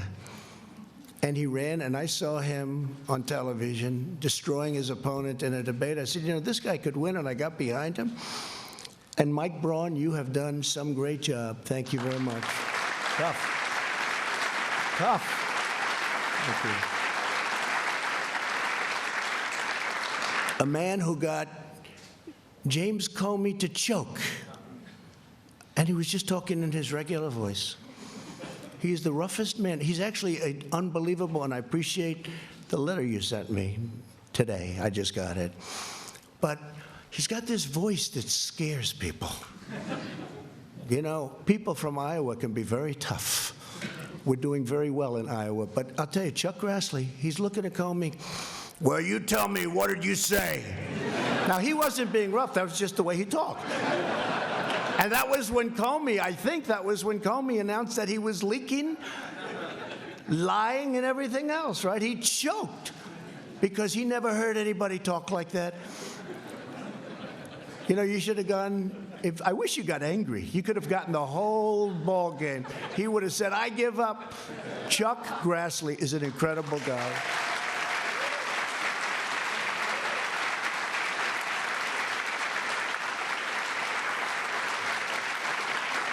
And a man who, you know, he was running against a tough, smart campaigner. We learned out how good she was, right? She was a great campaigner. In fact, by the end of the campaign, she was actually, I thought she was more for me than you were, Josh. I was worried. I saw her ads. She was saying the greatest things about me. And you know who I'm talking about? And I went to a great place, Missouri, and I said, who do you have to beat her? And they said, well, we have 4 people. I said, let me see them. I got to interview people. Can you imagine? I'm interviewing people for the United States Senate. This is what I do. Where have I gone? But I love it. I love it because we're getting great people. The first one I met was Josh Hawley. After about 10 minutes, I said to the people, don't show me anybody else. This is the guy. He was the Attorney General, did a phenomenal job in the state, highly respected, and Claire McCaskill. So the theory was you couldn't beat her. Great campaigner. Remember the last campaign? She was going to be taken. She was always going to be taken out, and she wins. And people say, how did that happen? Didn't happen with him. But she got so friendly toward me. In fact, one of the ads I still have, I'm putting it in the archives as one of the best ads I've ever made. And she tried to convince people that we were best friends. But Josh ended up winning by 5 or 6 points. You were unbelievable. You were tough. And you are something. And one of the greatest supporters on the impeachment hoax was Josh Hawley. He was incensed, actually. I watched him. He was incensed at what they were doing and what they were saying. And those were the ones. You know, I had some that said, oh, I wish he didn't make the call. And that's okay. If they need that, it's incorrect. It's totally incorrect. And then you have some that used religion as a crutch. They never used it before. An article written today, never heard him use it before. But today, you know, it's one of those things. But, you know, it's a failed presidential candidate, so things can happen when you fail so badly running for president. But Josh Hawley, I want to thank you. You were right from the beginning. Man, did I make a good choice. Thank you, Jeff. Tremendous future. A man who is brilliant and who actually was deceived to an extent. Comes from a great state, Utah, where my poll numbers have gone through the roof, and one of the senators' poll numbers, and not this one, went down big. You saw that? You saw that, Mike? But Mike Lee is a brilliant guy. He's difficult. Whenever I sign bills, you know, we do sign a lot of legislation that's it's big and it's powerful, but it's sort of everybody has to approve it. And I see 99 to 1. 99 to 1. I say, don't tell me who's the one.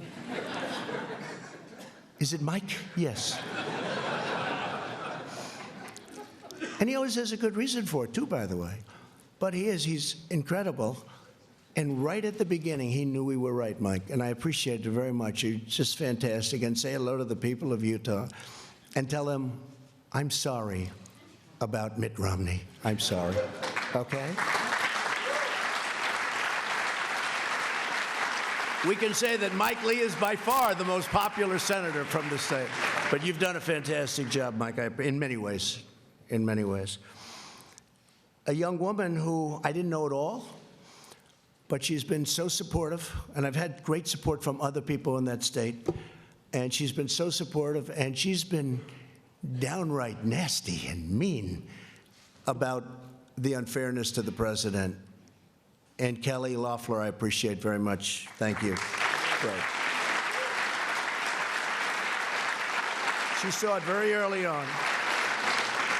And we have, I don't know if we have other senators here, but we got a hell of a lot of congressmen. I'll go over them quickly, but they have also been, it helped when we won 197 to nothing.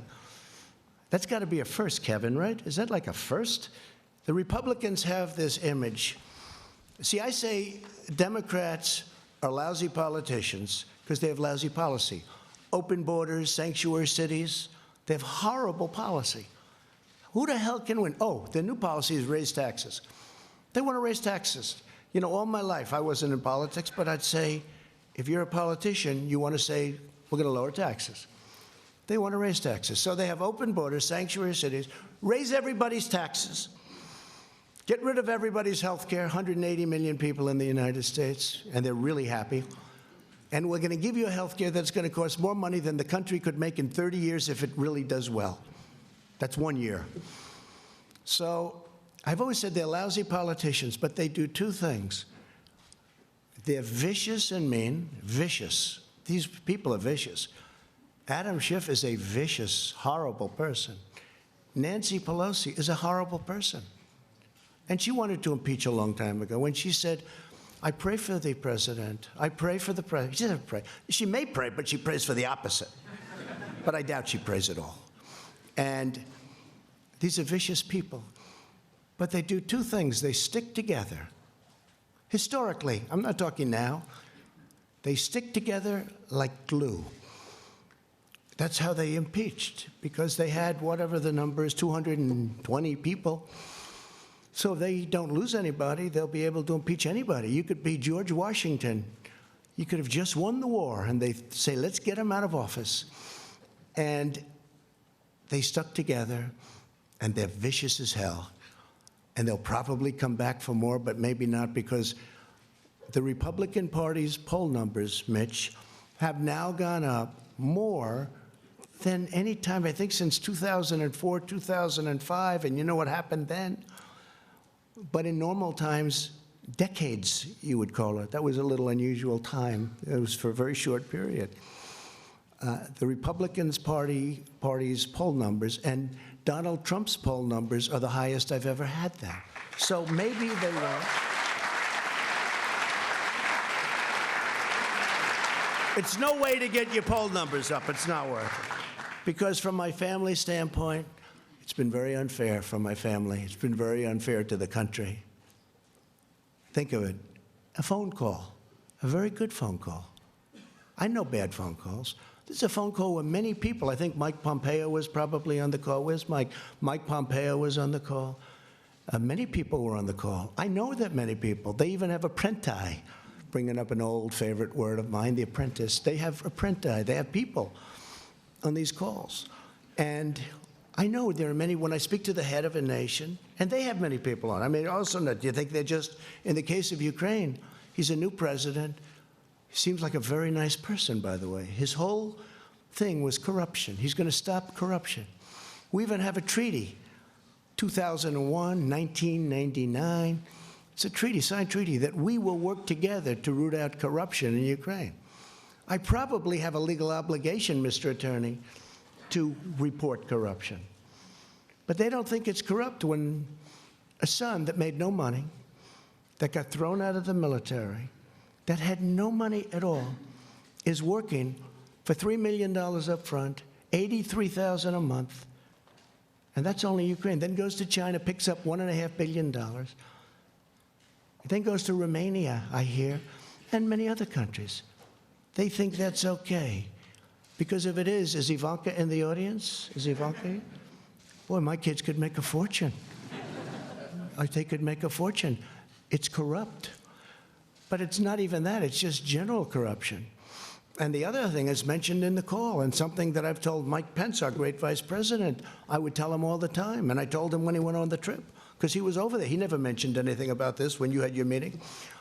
It's a terrible thing. But I told Mike, I said, Mike, we're giving them money, and, you know, you're always torn about that, because we have our country to build, we have our cities to build, and our roads to fix. But we're giving them money.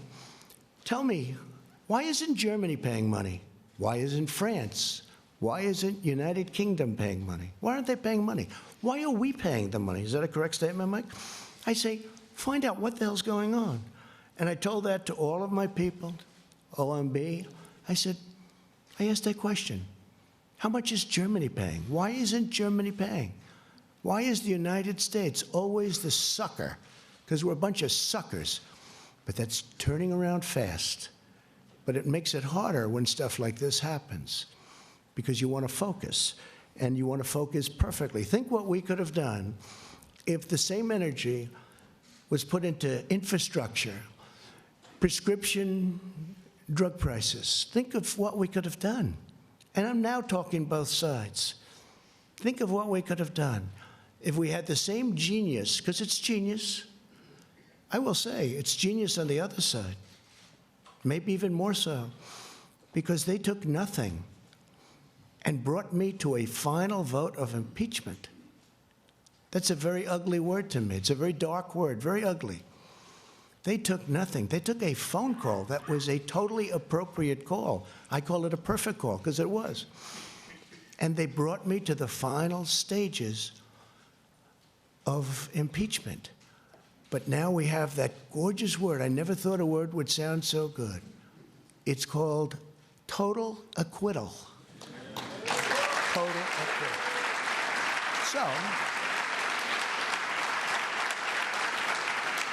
So I want to, if I could, real fast, just introduce a few of the people. I have to start with Kevin. Man, did you do a job? Lucky you're there. Lucky you're there. Because it wouldn't have worked out. If you don't have the right people, I'll tell you, Kevin McCarthy has done an incredible job.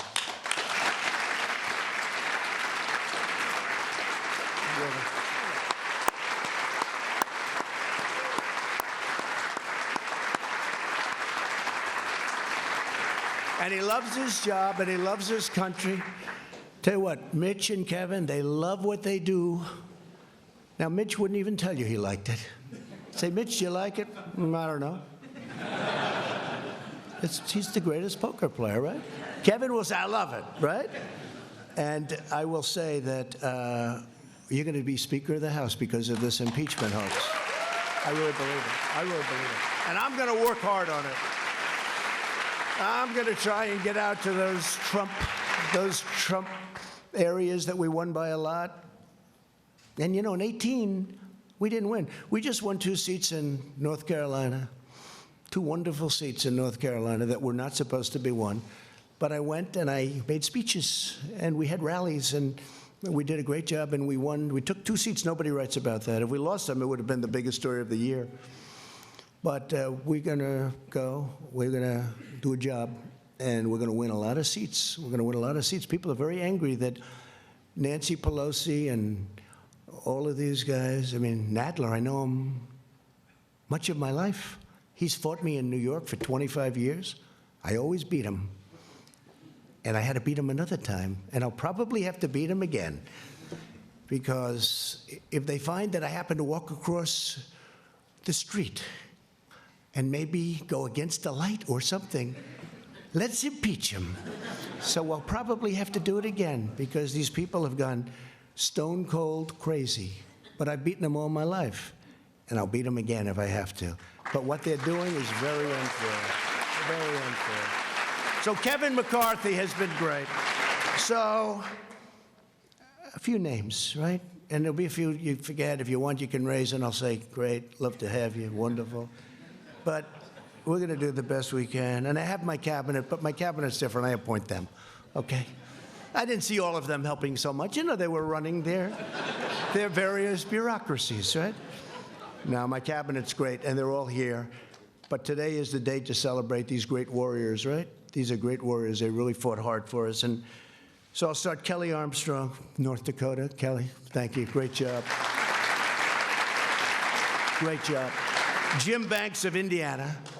Jim, thank you. Great job. Andy Biggs. Where's Andy? Boy, oh boy, Andy. There's a guy. He's tough. I hear we're doing well in Arizona, huh? It's going good, yeah? I think so. I think I saw a poll that was very good. For me, I think we have to make sure Martha's going to do, I think Martha's going to do good. But we have some states that are going to be not easy. But Arizona's been great. And we're stopping illegal aliens from coming in. We're putting up walls. New Mexico, too, a state that's never been in play for Republicans, is totally in play, right? Nevada is really looking good. We're doing well. We're doing well. We're going to have a great... There's more spirit. I will say this.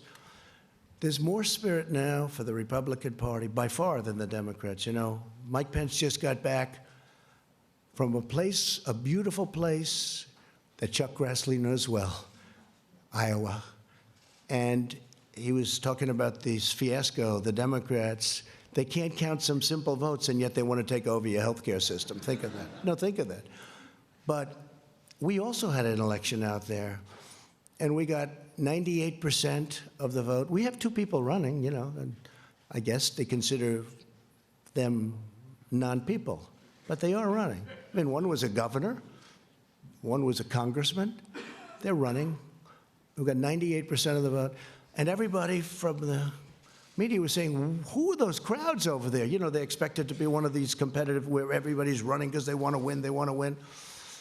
And it was Trump, right, Mark Meadows? It was Trump. This was a Trump crowd. And a lot of my guys went there. They went to Iowa, and a lot of friends went there, and we had tremendous, they say the spirit for the Republican Party right now is stronger, I think, than it's ever been in the history of our country. I think it's stronger than it's ever been. And that includes honest Abe Lincoln. You know, a lot of people forget Abe Lincoln. I wish he were here. I'd give him one hell of an introduction. But he was a Republican. Abe Lincoln, honest Abe. Bradley Byrne, Alabama. What a great place. Thank you, Bradley. A man who has been an unbelievable friend of mine and spokesman, and somebody that I really like. And I know, Kelly, you're going to end up liking him a lot. Something's going to happen that's going to be very good. I don't know. I haven't figured it out yet. But Doug Collins, where is he? Where is Doug? You have been so great. Thank you very much, Doug. Thank you very much. Yeah, thank you. Really amazing job. A young man who is born with a great gene, because I know his father and how great a politician he was, but he's from Florida. Sometimes controversial, but actually he's not controversial. He's solid as a rock, and he's a friend of mine, Matt Gaetz. Matt? Thank you, Matt. Thank you. Great job. All right, this guy.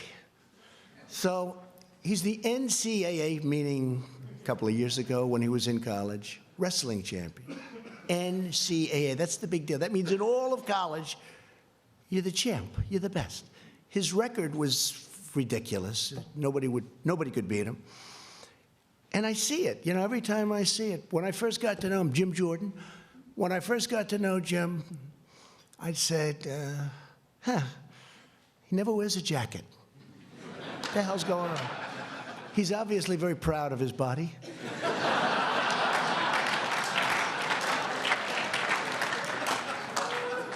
And they say where he works out, you know, with the congressmen, senators, they work out, they say when Jim works out, even though he's not as young as he was, but he works out, the machine starts burning down. You know, it's just a different form of a workout than us, right, Sonny? And there he is. Look at that guy. But one day I'm looking, and he looks tough, and I'm looking at those ears. And I say, those ears have something going on there. I said, did you ever wrestle? Yeah, I did. But he doesn't talk. But I checked. This guy was a champion, top wrestler. And when I had I had all of the teams. And by the way, your Super Bowl champions are coming, I think next week or soon, very soon. And every one of them want to be here. And the coach loves us. The coach is great, Andy Reid. And every one of them want to be here. We have, people love it. But we had all of the NCAA championship teams here. They had the golf, the basketball, they had every team here. And one of the teams was wrestling. The wrestling team was at Penn State. And Penn State won the title. They have a great team. And I walked up with Jim, and it's like I didn't exist. Those wrestlers, they grabbed him. They love Jim Jordan, and we love you too, because you are some warrior.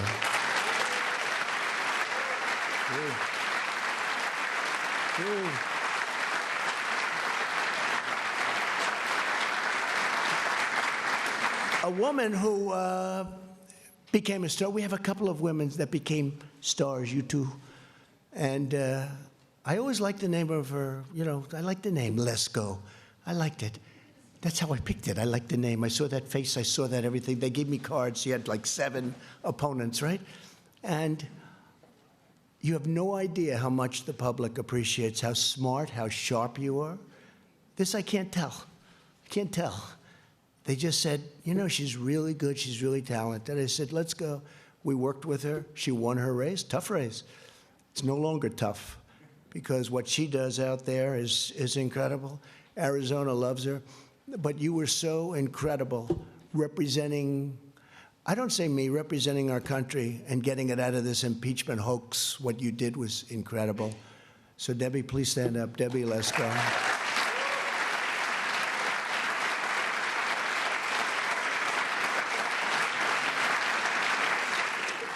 A man who I became very friendly with. I don't know why.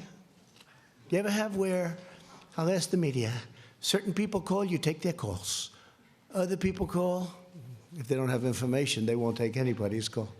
But other people call, and you don't. This is a guy, he's just a very special guy. His wife, I actually like better than him, to be honest. Because he doesn't know that he didn't actually support me right from the beginning, but she did. And on my worst day, right? On my worst day, my worst. I won't tell you why it was my worst, but it was not one of those good days.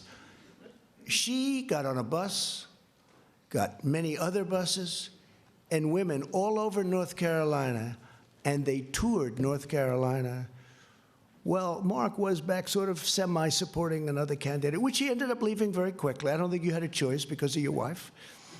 But thank her, and Mark Meadows, he's an extraordinary guy. I mean, the only problem is, I guess he's announcing he'd only win by 40 points.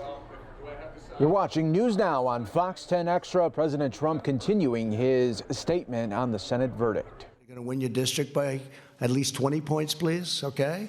But he's a tremendously talented man, not just as a politician. As a human being, he's incredible. And during these horrible times, I mean, the way he worked, and Jim and all of you guys, the way they worked was so, it was like their life was at stake. So many. Ron DeSantis is another one. He worked so hard. Then he called me, he said, sir, I'd like to run for governor. He said, governor? I don't want you to run. I like you staying. No, I want to run for governor. And I said, well, if you have to, I'd like your support. I said, how can I support you? You're at 3. He was at 3. He had no money. Somebody else was at 38, and they had 22 million cash, right? I said, look, if it's important, I'll do it, because he's been another great warrior. And he's, by the way, he ran. I endorsed him. His numbers went through the roof. The man who he beat, who was expected to win easily, called me after the race. He said, you endorsed him, and it was like a nuclear bomb went off. There was nothing I could do. He never even spent his money. He saved it. But Ron DeSantis is another one. And now he's the governor of Florida. And by the way, he's a great governor. He's a very popular governor. His numbers are in the 70s, and he's done a great job. But, Mark, I want to thank you very much. Fantastic job. Thank you very much. Mark Meadows. And Mike Johnson of Louisiana. Where's Mike? Central Casting, what a job. You can represent me anytime. You can represent me anytime. Thank you. What a job you've done. Thank you, Mike. And a man nobody's ever heard of except the other side. He's the other side's worst nightmare. This guy goes down into dungeons and basements. He'll find a document no matter what. He's the most legitimate human being. He's the hardest worker. He's unbelievable. He took tremendous abuse. The media and, you know, the other side and the bad ones, the leakers, the liars, the dirty cops, they wanted to destroy him. They tried. They got close, but he wouldn't let it happen. And honestly, in a certain way, he was the first one. Wouldn't you say, Jim and Mark and everything? This was the first guy. He came out of nowhere. He's saying, these people are corrupt. He's still saying it. And he was unbelievable. Devin Nunes, he was unbelievable.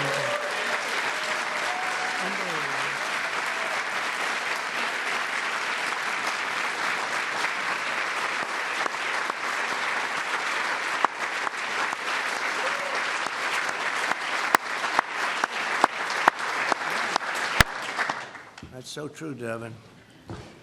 He'd come in and say, I didn't even know him. I just heard there was this congressman who kept going into a basement, into files. He knew something was wrong. You felt it, right? And now we know a lot more than we knew then, right? You never thought it was as bad as it is. And hopefully we're going to take care of things because we can never, ever allow this to happen again.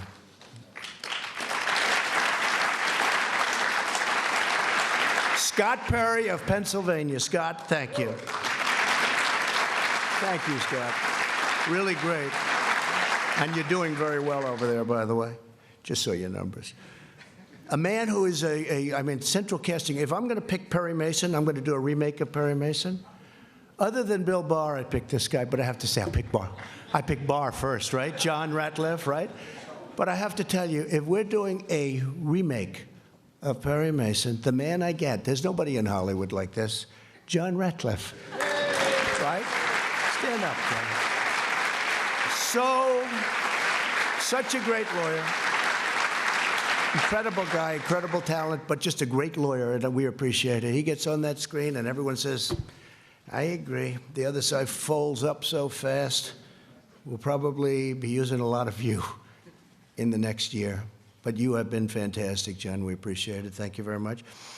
A man who's braver than me and braver than all of us in this room. He got whacked. He got whacked. My Steve, right? I went to the hospital with our great First Lady that night, right, honey? And we saw a man that was not going to make it.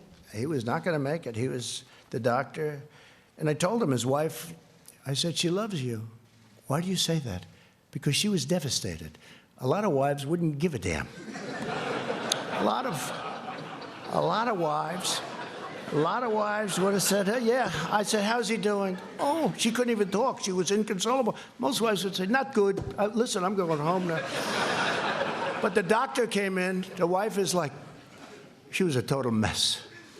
She was really devastated. And it really looked like he had a 25% chance. I think you set a record for blood loss. And Steve Scalise, honestly, I think you're better looking now. You're more handsome now. You weren't that good looking. You look good now. He looks better now. Can you believe it? I don't know what the hell that is. Sure. Better now.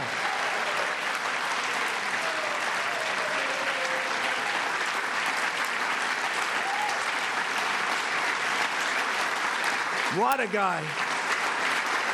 And he was practicing. He was practicing for the baseball game against, I guess, the Democrats, right? And this whack job started shooting, hurt Rogers. I don't know if Rogers is here, but hurt a number of people, hit him, but really hit Steve. Steve was at second base. He was the second baseman. And he went down, and it was terrible. I mean, I saw the whole thing, and it was terrible. Unfortunately, you had two brave policemen with you because of your high position in Congress. You had two policemen, and they were amazing. The man and the woman. And they came, and they didn't have rifles. They were against supposedly a pretty good sharpshooter with rifles, good equipment, and all they had was a gun. And they started coming in from the outfield shooting. And they're so far away that a handgun is not preferred. And this guy has the rifle, and he's hitting people. And he was going to move up, and there was no out. I mean, if he would have been able to move up, there was no way to get out. The entrance was a single entrance way on the other side where he was. So everyone went into the dugout, ran into the dugout. But Steve was really hit badly in the stomach, and with a bullet that rips you apart. It was supposed to do that. It rips you apart. And these two people came charging forward, boom, boom, boom. And one of them, you know who? One of them, him, got the shooter, hit him, and then got him, killed him from long distance. It was amazing. If you didn't have those two people, you can imagine, right? You could imagine what would happen. So Melania and I went to the hospital that night, and he was in such bad shape, and he's been working ever since so hard. But 6 months ago, they had a baseball game at the Nationals Park, and I'm watching.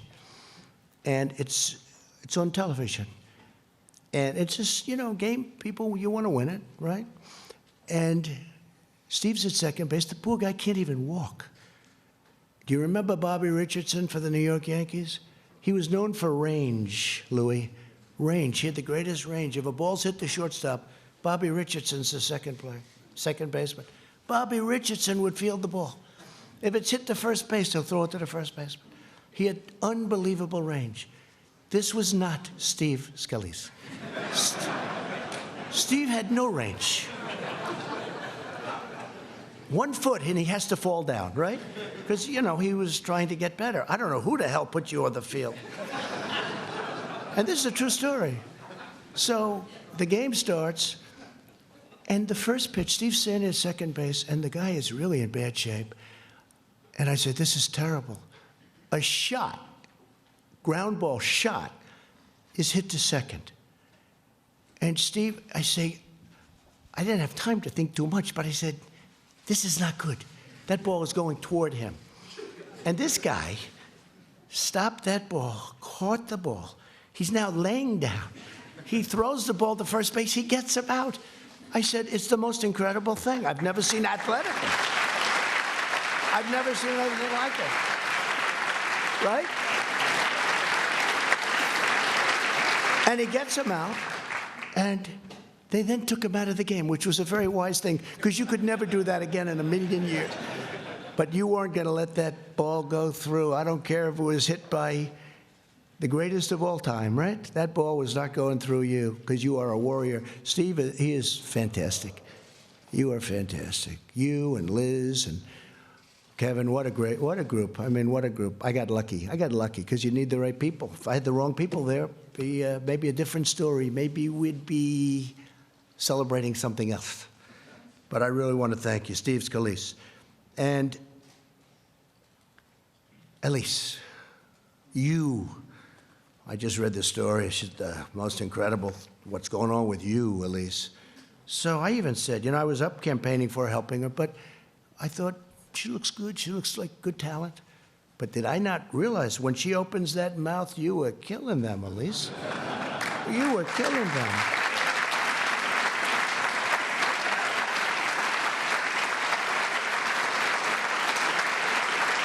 Elise, and there's a big story in the New York Post. I love the New York Post because they treat me well. There aren't too many of you that do, but today you're treating me well. I even had a great headline. New York Times, Washington Post. I had all these great headlines. Maybe we should just end it right there. But you had the greatest story yesterday in the Post, that people from all over the country are contributing to her campaign. They were so enthralled with the way you handled yourself, what you said, the way you said it, and I'll always be your friend. I think it's really an amazing story. What a great future you have. What a great future. Thank you. First Lady agrees, by the way. First Lady agrees.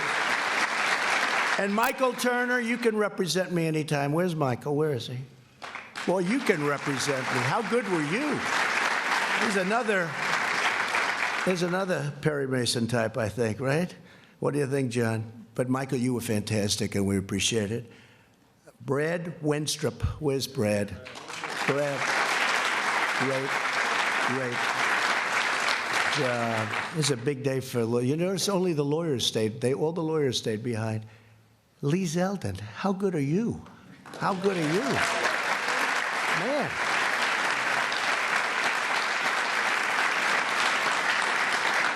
And Louis, your name's not down. They didn't give me your name. Do you know if I didn't announce Louis, whoever the hell made this list, I got to get rid of him, because if I wouldn't have announced Louis, it might have been the end of the presidency. Louis, you have been so great, so tough, and so smart. I got it. But Louis has been amazing. He's a tough guy. He's a smart guy. He's streetwise like crazy. We love Texas.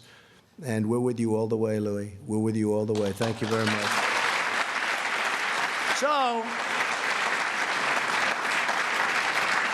So that's the story.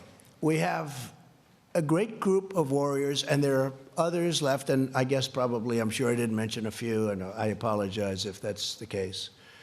How's CPAC doing? Good? My man, stand up, please, will you? He's the one who said you should run.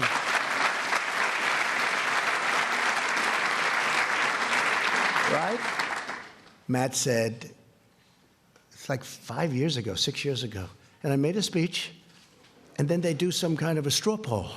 Who made the best speech? And he said, I made the best speech. Oh, with all these professional, I hate to say this, with all these professional politicians, they voted by far the best speech was Trump. He calls me, he says, you should run for politics. I say, what do I know about politics? But you know what? We learned quickly, and our country has never done better than it's doing right now. So it's pretty good. But thank you, Matt. Great. Say hello. So that's the story. We've been treated very unfairly.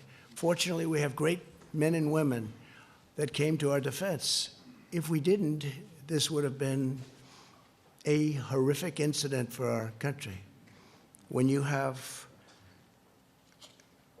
Lisa and Peter, the lovers, the FBI lovers, I want to believe the path you threw out for Deputy Director Andrew McCabe. That's the office. There's no way he gets elected, meaning me.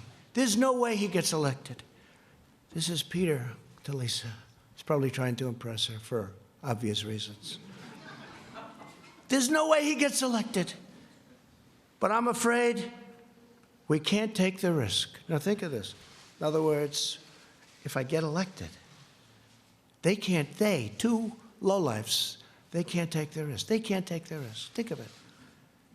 And that's where it came up, the greatest word of all, insurance policy. So he says, but I'm afraid we can't take the risk. She may lose. It's like an insurance policy. In the unlikely event you die before you're 40. In other words, if I won, they were going to do exactly what they did to us. They were going to try and overthrow the government of the United States, a duly elected president. And if I didn't fire James Comey, we would have never found this stuff.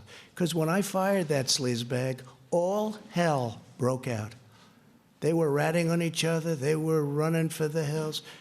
Let's see what happens. Let's see what happens. It's in the hands of some very talented people. We're going to have to see what happens. But I can tell you, in my opinion, these are the crookedest, most dishonest, dirtiest people I've ever seen. They said, this is struck. God, Hillary should win 100 million to 1. This is about me. This is an agent from the FBI. Look how they let her off. 33,000 emails deleted. Nothing happens to her. Nothing happens. It's unbelievable. But think of that. God, Hillary should win. When these guys are investigating Hillary. Then they go to work for Mueller, the two of them. And when Mueller found out that everybody knew that they were 100% this way, he let them go. But they deleted all of their emails and text messages. So when we got the phone, they were all deleted. Could you imagine the treasure trove? They illegally deleted. So they left Bob Mueller. He had the look, but he didn't have a lot of other things. Always had the look, Mr. G-Man. And I love the FBI, and the FBI loves me, 99%. It was the top scum, and the FBI people don't like the top scum. So think of that, 100 million to 1, and he's investigating me. And then, God, Trump is a loathsome human being, isn't he? These are the people looking at me. I'm really not a bad person. And Page said, yes, he's awful. How would you like to have that? This is the good stuff. This stuff 100 times worse than that. These are all dirty people. And now, I just heard that they're suing the United States of America because they were interfered with. Not going to let it happen. Just not going to let it happen. We cannot let this happen to our country. Can't. So I'm going to leave now, and I don't know if any of you have anything to say. You could say it, but this is sort of a day of celebration because we went through hell, and I'm sure that Pelosi and Crying Chuck, I've known this guy all the time. The only time I ever saw him cry was when it was appropriate. Known him for a long time, Crying Chuck. But I'm sure they'll try and cook up other things. They'll go through the state of New York. They'll go through other places. They'll do whatever they can. Because instead of wanting to heal our country and fix our country, all they want to do, in my opinion, it's almost like they want to destroy our country. We can't let it happen. Jim Jordan, did you want to say something? Go ahead. Huh? Mark? I want to just say that this reflection today is a small reflection of the kind of support you have all across the country. We've got your back.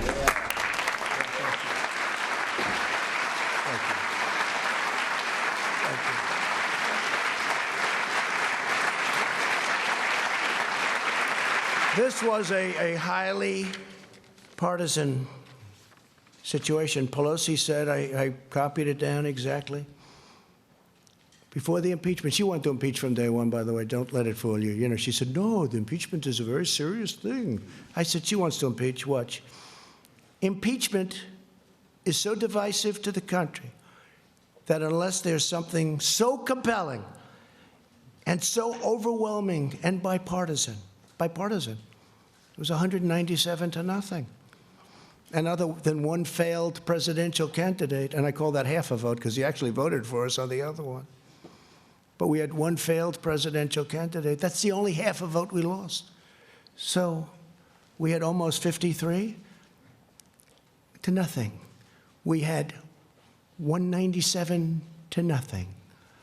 And the only one that voted against was a guy that can't stand the fact that he ran one of the worst campaigns in the history of the presidency. But she said, there's something so compelling, has to be so compelling and so overwhelming and bipartisan. I don't think we should go down that path because it divides the country. She was right about that. And it's just not worth it. That was Nancy Pelosi a year ago, right? And I think it's a shame. I think it's a shame.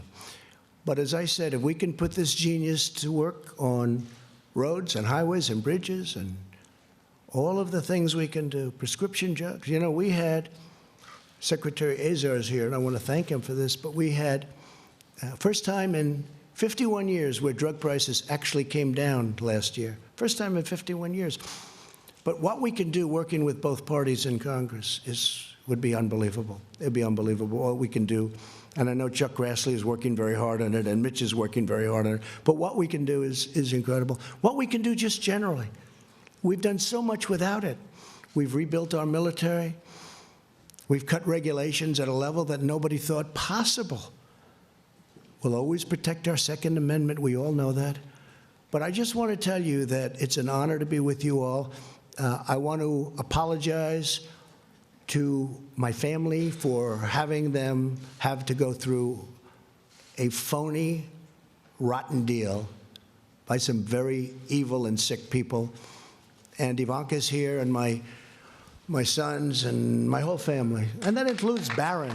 That includes Barron, who's up there as a young boy. Stand up, honey. Ivanka, thank you, honey. Come.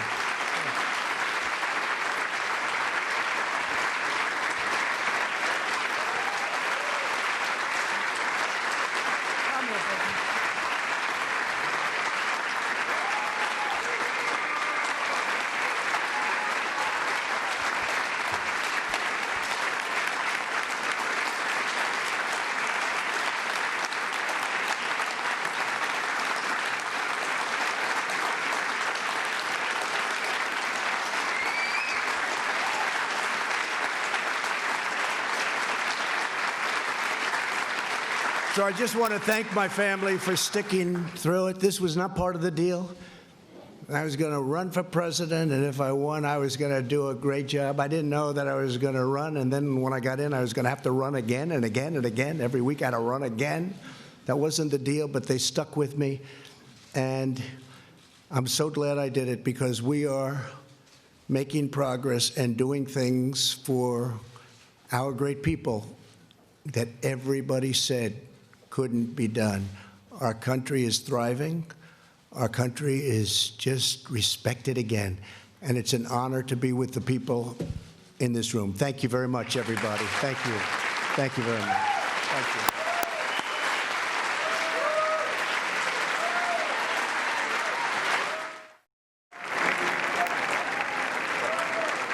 you. There you go, President Trump leaving after more than an hour, doing a statement. Taking no questions there, but leaving with the First Lady, also thanking his family for sticking by him during a time that he says was very, very bad for the country during this impeachment process. And they are now leaving, and we are going to take a break. We'll be right back here. More News Now up next.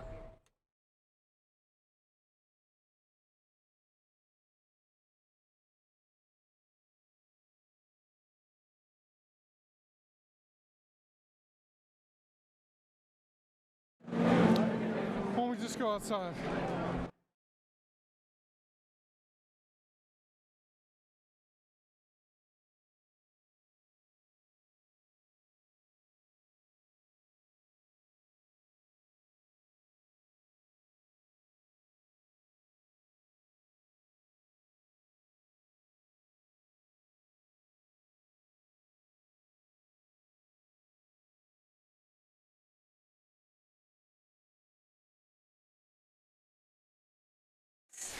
That act of community gave me the strength to keep going. It saved me in a time when I didn't even realize how much I was struggling. And in a way, that act of community helped my sister Jan too. Because she had built her career as a waitress, she's still waitressing, and when she got sick, she did not have the insurance to cover her treatments. And it was only because of the Affordable Care Act that she was able to find a plan that she could afford. And it was that law that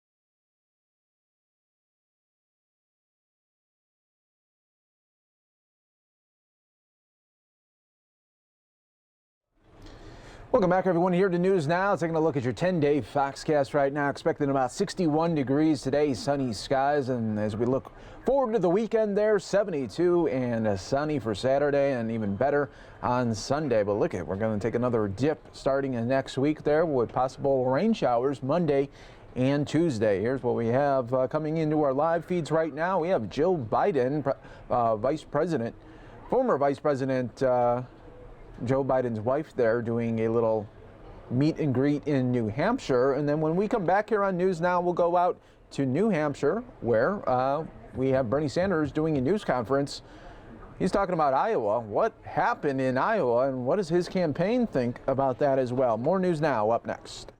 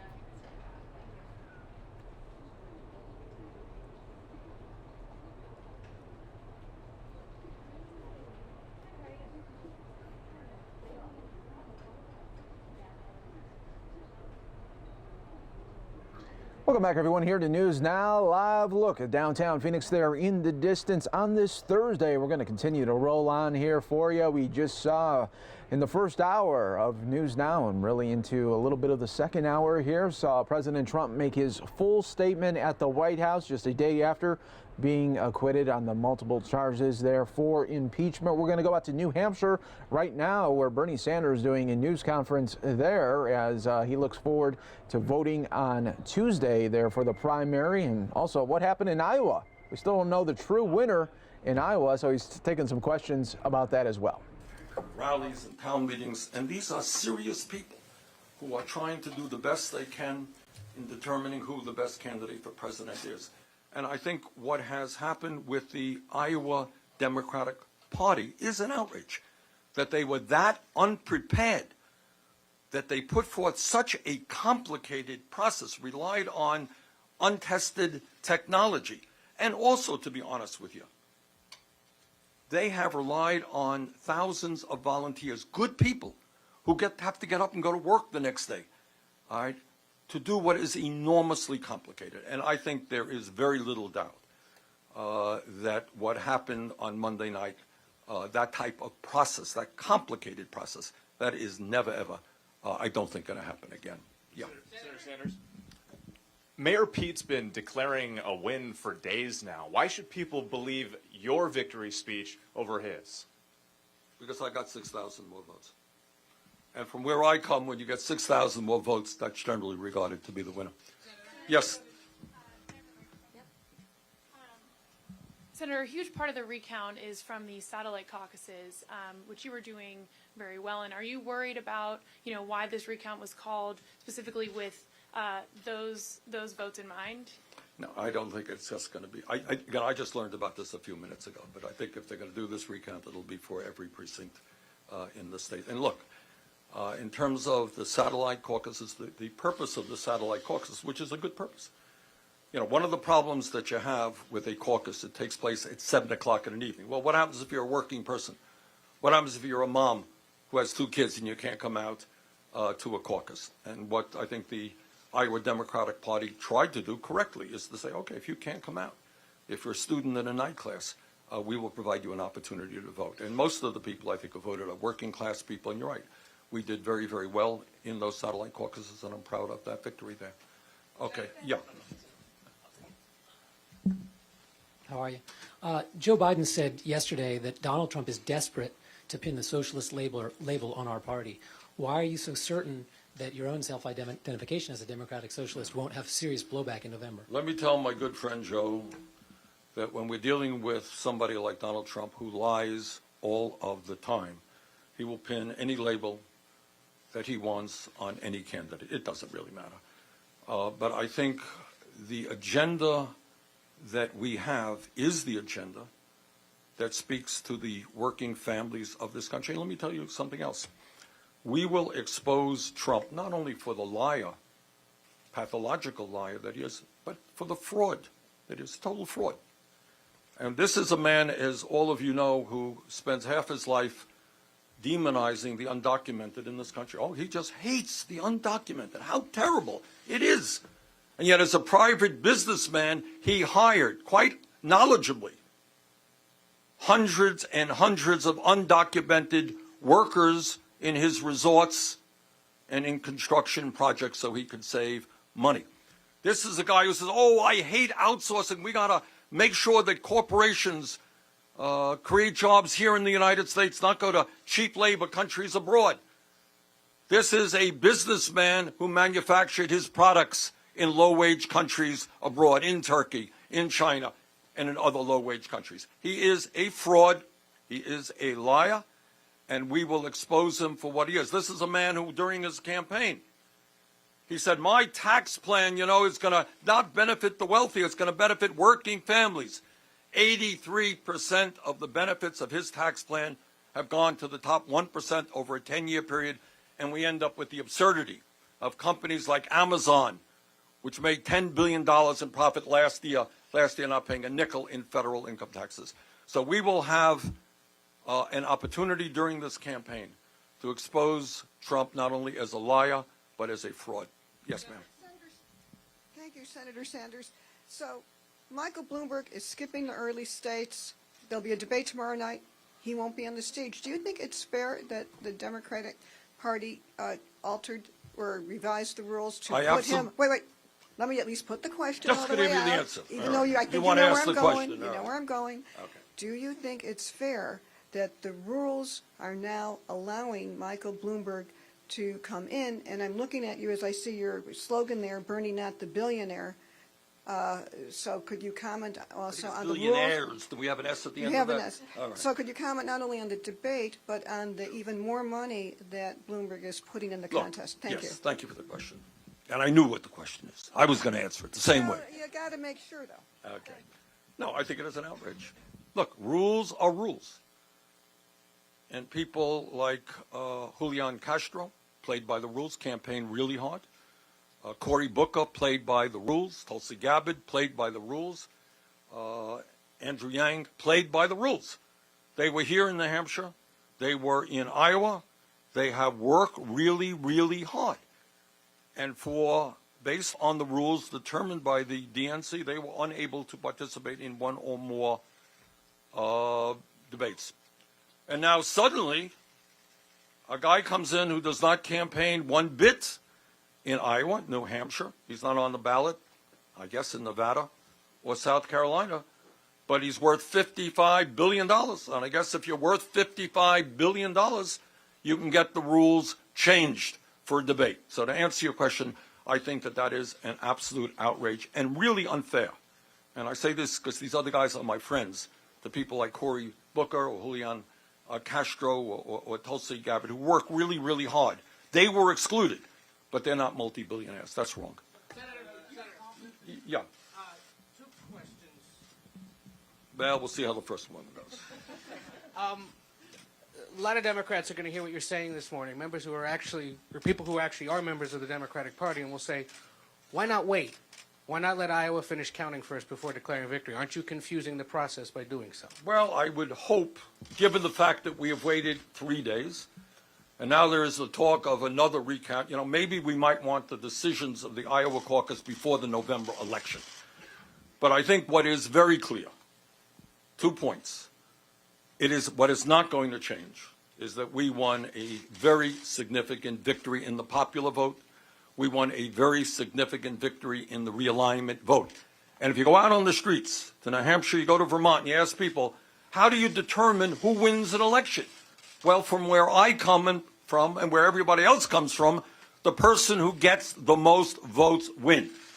We got the most votes. And as I said before, and I got to say this to my friends in the media, is you guys have been putting too much emphasis on these SDEs. There's a confusion that SDEs will determine the number of national delegates. National delegates are important. SDEs do not determine.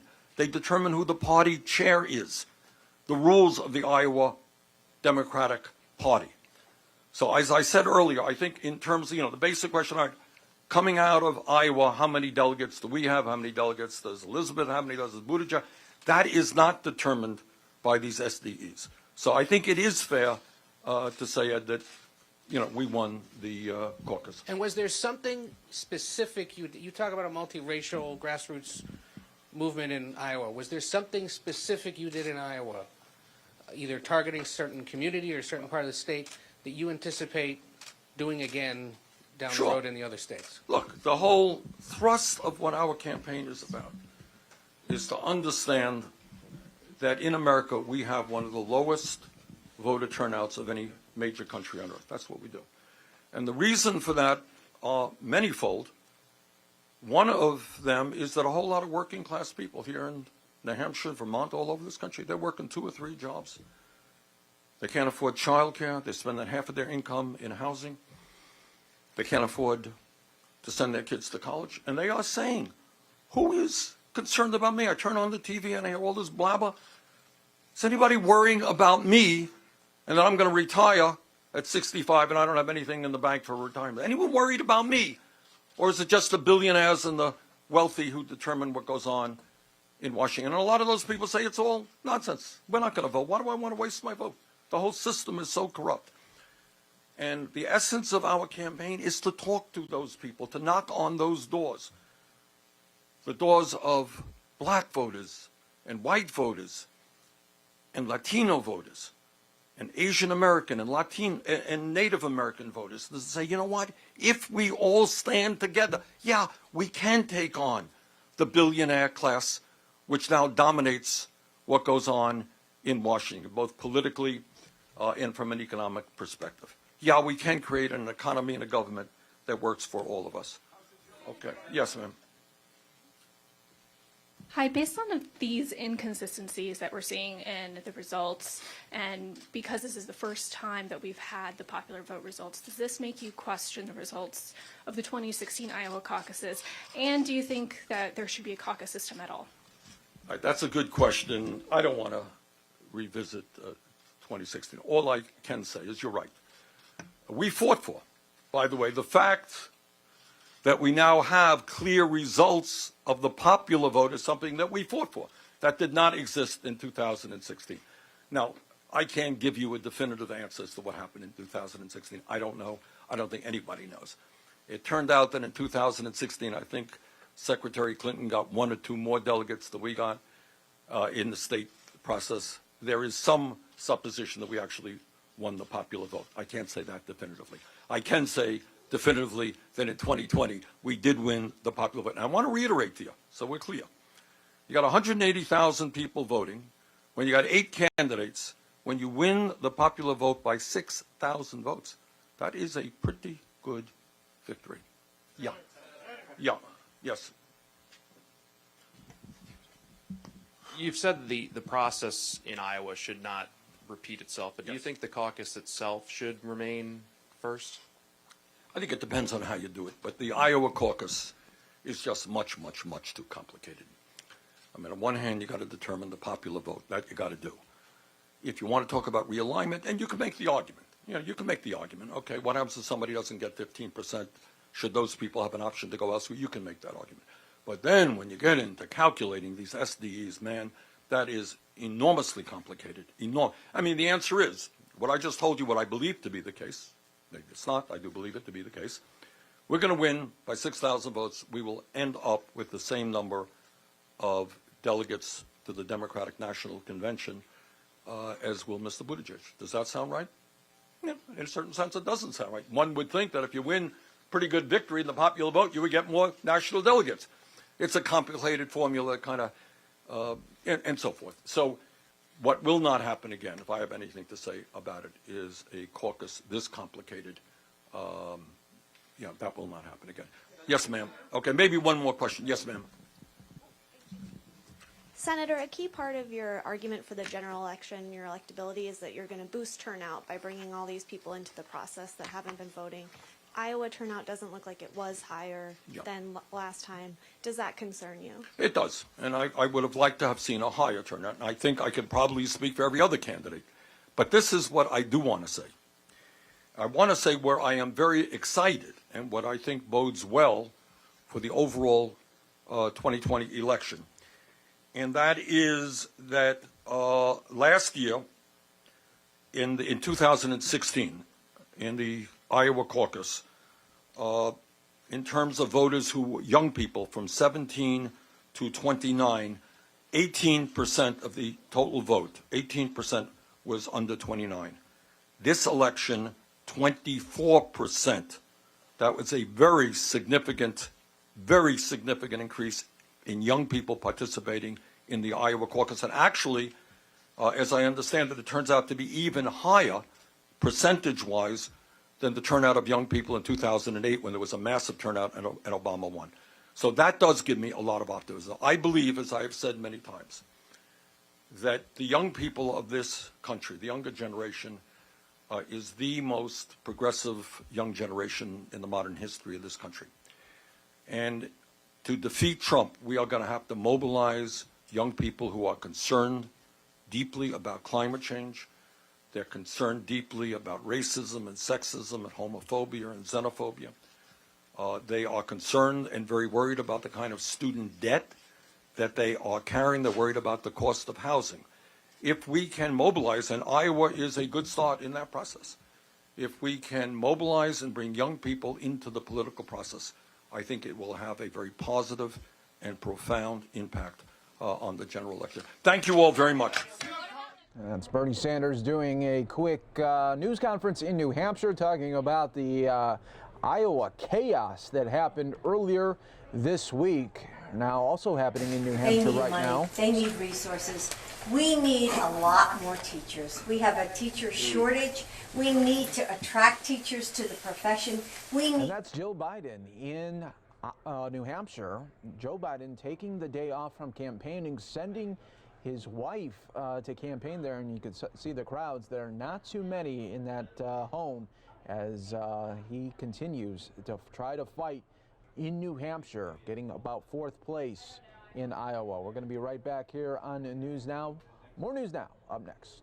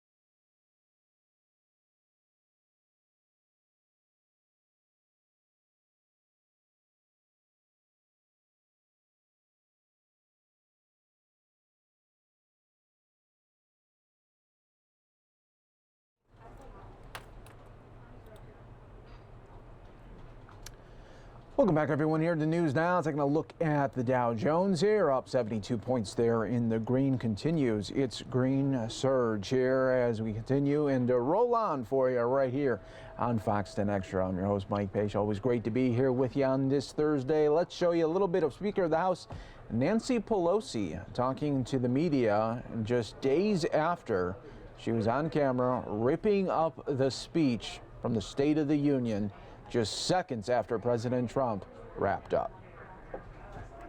So again, we will be expanding what we've talked about before about our infrastructure bill, surface transportation, water systems, broadband, rural broadband, urban desert broadband, very important to health, education, commerce, and the rest for our country.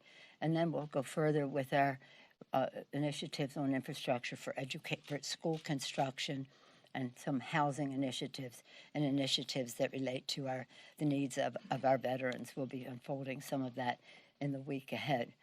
So we continue to do our work. 275 or more bipartisan bills on Mitch McConnell's desk. The Grim Reaper has not taken any of them up. If he had one, I wish he would do, I have my bullet here, I wish he would do the background check legislation, which would save lives.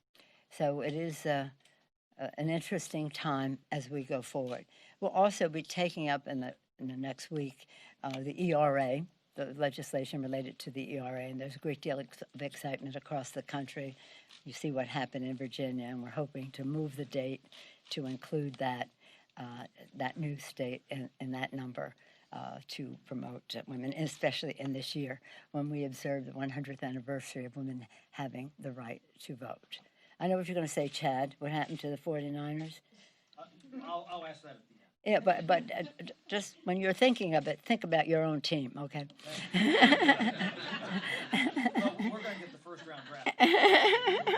Well, there's always that. There's always that. Any questions? Yes, ma'am. You just mentioned things like prescription drugs and infrastructure. Yes. What do you think is the likelihood of being able to work with President Trump on these things, given what at least appears to be a strained relationship between you? Well, we've had a strained relationship for a while, and we were able to keep government open and push back on his threats to shut down government if we didn't do this and we didn't do that, and that's right.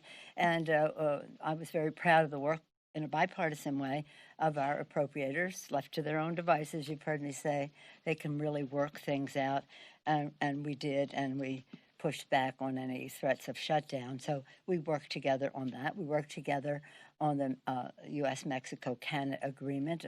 He bragged about delivering it. I don't know if he even knows what's in it because it's so far different of whatever he sent us to begin with, but it does have what I've said to you many times. It does have a framework of enforcement for protection of our workers, protection of our environment, and getting rid of his gift to pharma. Imagine he had a gift to pharma in that trade agreement. Well, we kicked that out. Just another example of his beholdenness to the pharmaceutical industry. So we got two major things accomplished. These are things the president said he wanted to do: reduce the cost of prescription drugs and build the infrastructure during the campaign.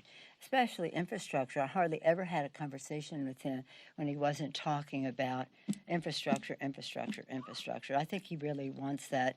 I think he knows our country needs that, and I hope that we were almost there, and until it was time to pay for it, and then he was out the door. So you don't think anything's changed because of the impeachment? You think you'll still be able Well, that would be up to him. It certainly hasn't changed in terms of us. As people said to me, why would you give him a victory on the trade agreement? I said, it's not a victory for him not to do that.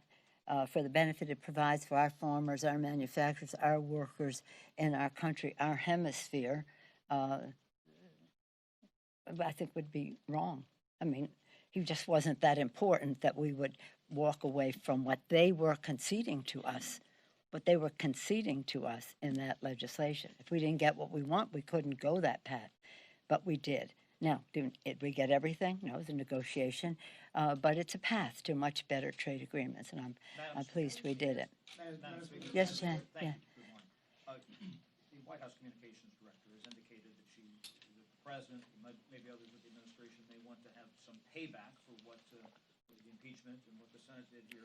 When you hear that sort of language, As we speak, the U.S. Capitol Police are investigating a suspicious substance in the office of Congressman Schiff. Oh, no. Well, I don't think that has anything to do with the White House. No. But when you hear that rhetoric from the White House and in these types of environments, I mean, what does that make you think?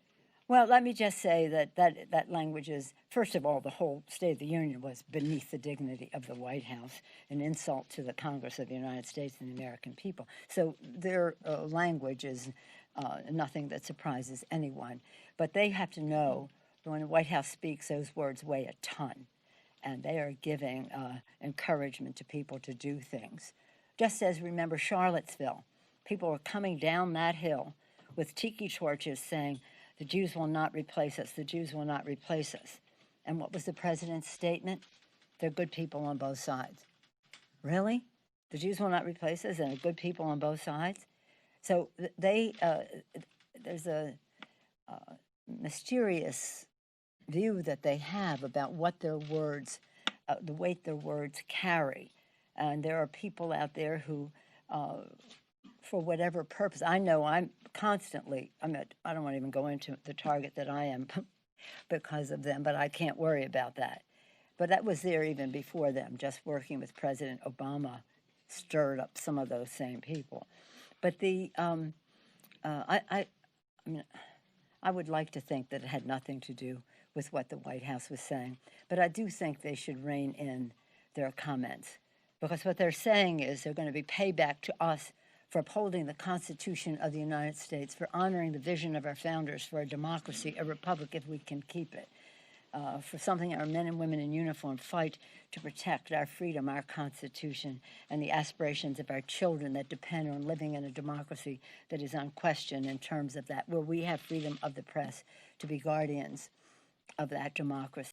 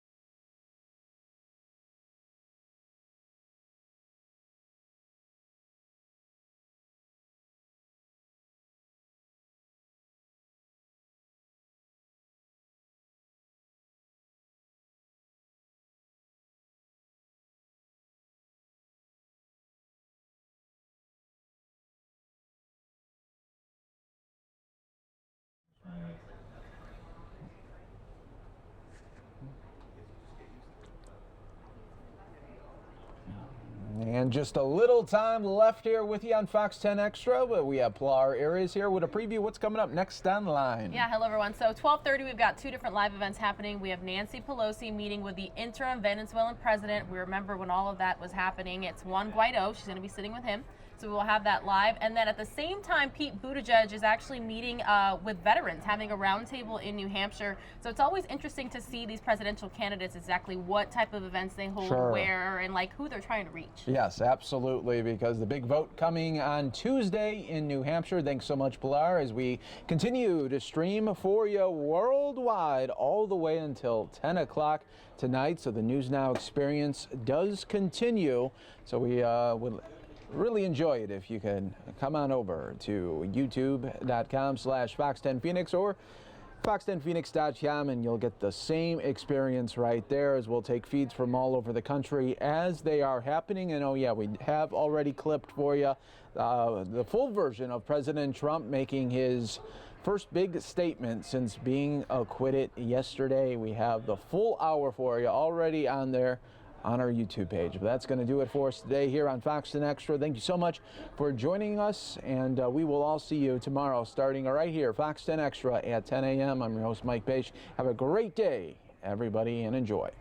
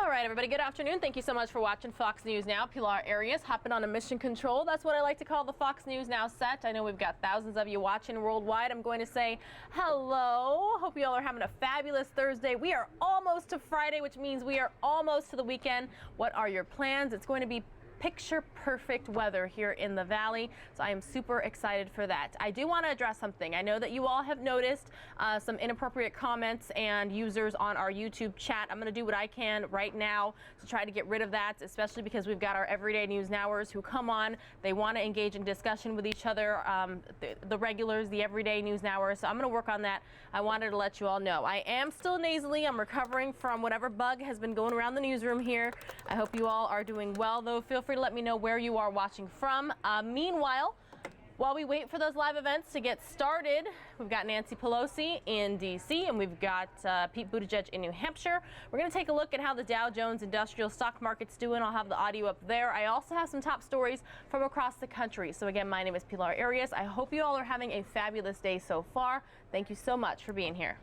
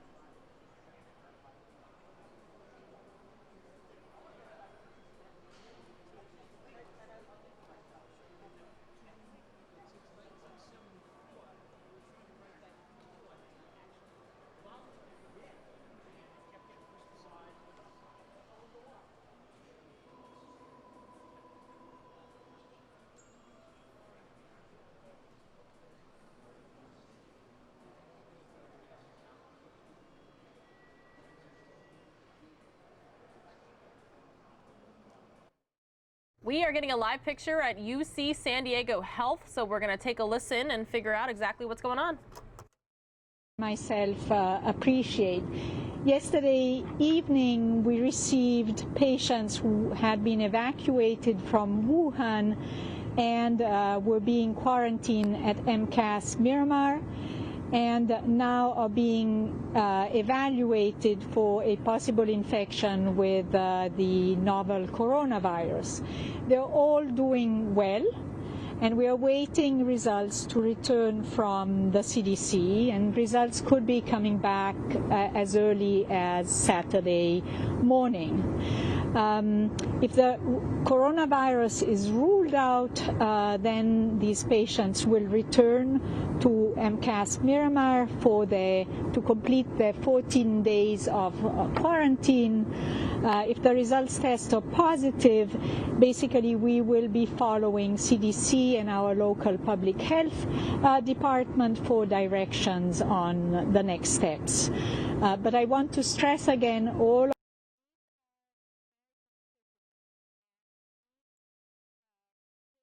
have gone through a lot, and their families have gone through a lot during these past weeks.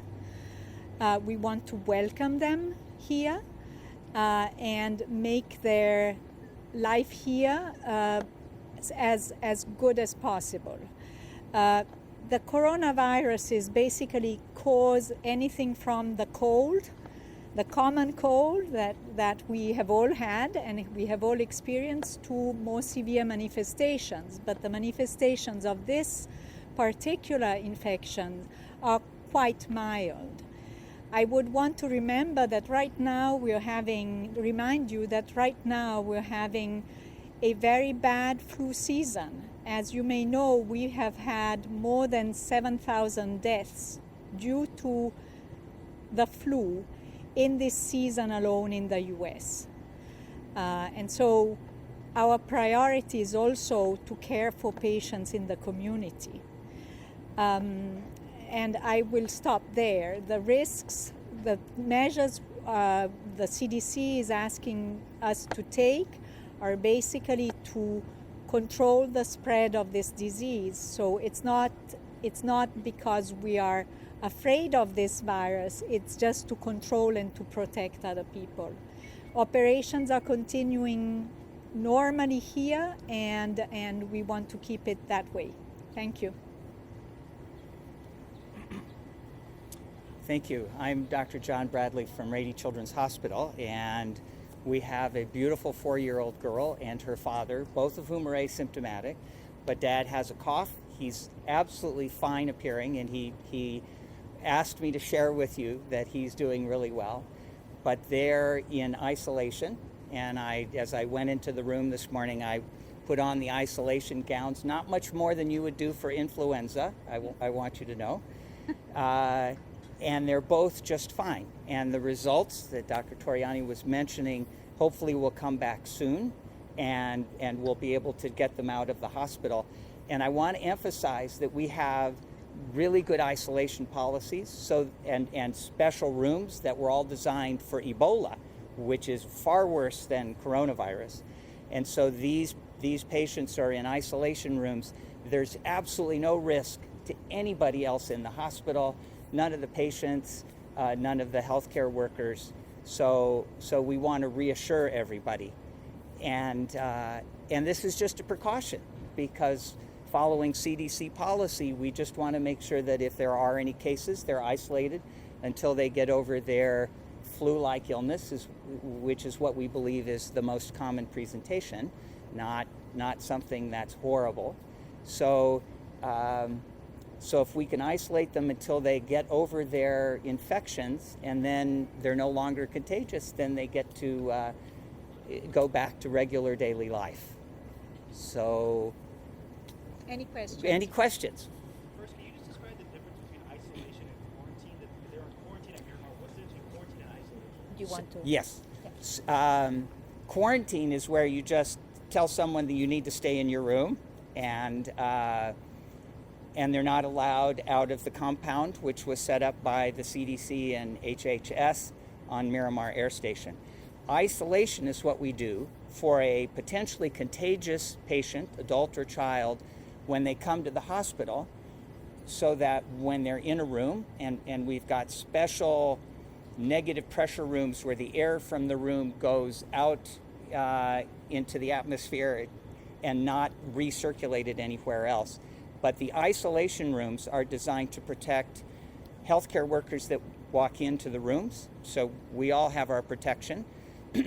And it prevents us from getting infected. It prevents those contagious patients, if they're contagious, and we don't even know that these are, from getting and infecting anybody else in the hospital. Who's paying for their treatment? I don't have the We're question. following instructions, and basically this is under federal law, and so there will be probably some dollars going towards this. We are just doing our job as doctors. Yes, and then we'll. Have these 4 patients in complete isolation until Saturday when the results come back, or when do you expect them to be out? As soon as the results return, we will be informed of these results, and then we will follow CDC and public health instructions. It's just a precaution. Yes. So, are the father and daughter in isolation separately, or are they together? Nope, they're in the same room. That's the purpose.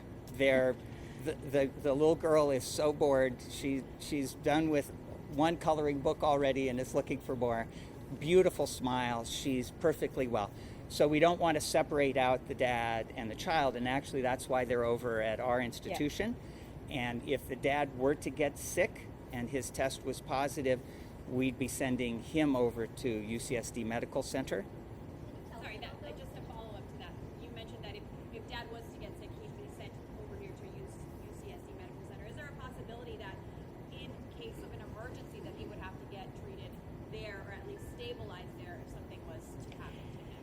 You know, the manifestations of this, if we don't even know if this person is infected with coronavirus, right? So that's the first thing to say.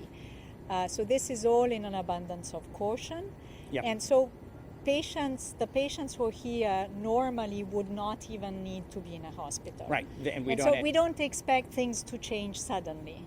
No This is emergency. not the flu, you know, the flu changes suddenly. This is really something that is very mild. Were they hospitalized if they're not presenting any symptoms? Or Because they need to be, by federal law, we need to rule them out, and that is what the government is, or the CDC, through the CDC, is telling us what to do. So that's why we're receiving them. They've been exposed to the virus in a high-risk area, and the dad has some mild symptoms, so it's all just observation. Yeah. Yes, sir. What about the patients at UCSD? Ah, Dr. As I Troyan. said, they're doing fine. Okay, can you tell us a little bit? We know it's a father and a daughter at Rady Children's, but what can you tell us about the 2 other patients here? There are 2 other patients who are doing, they're doing fine. They have just mild cough, and I'm sorry. Are they related, or I mean, is it like? No, these are individuals who are not related. Yeah.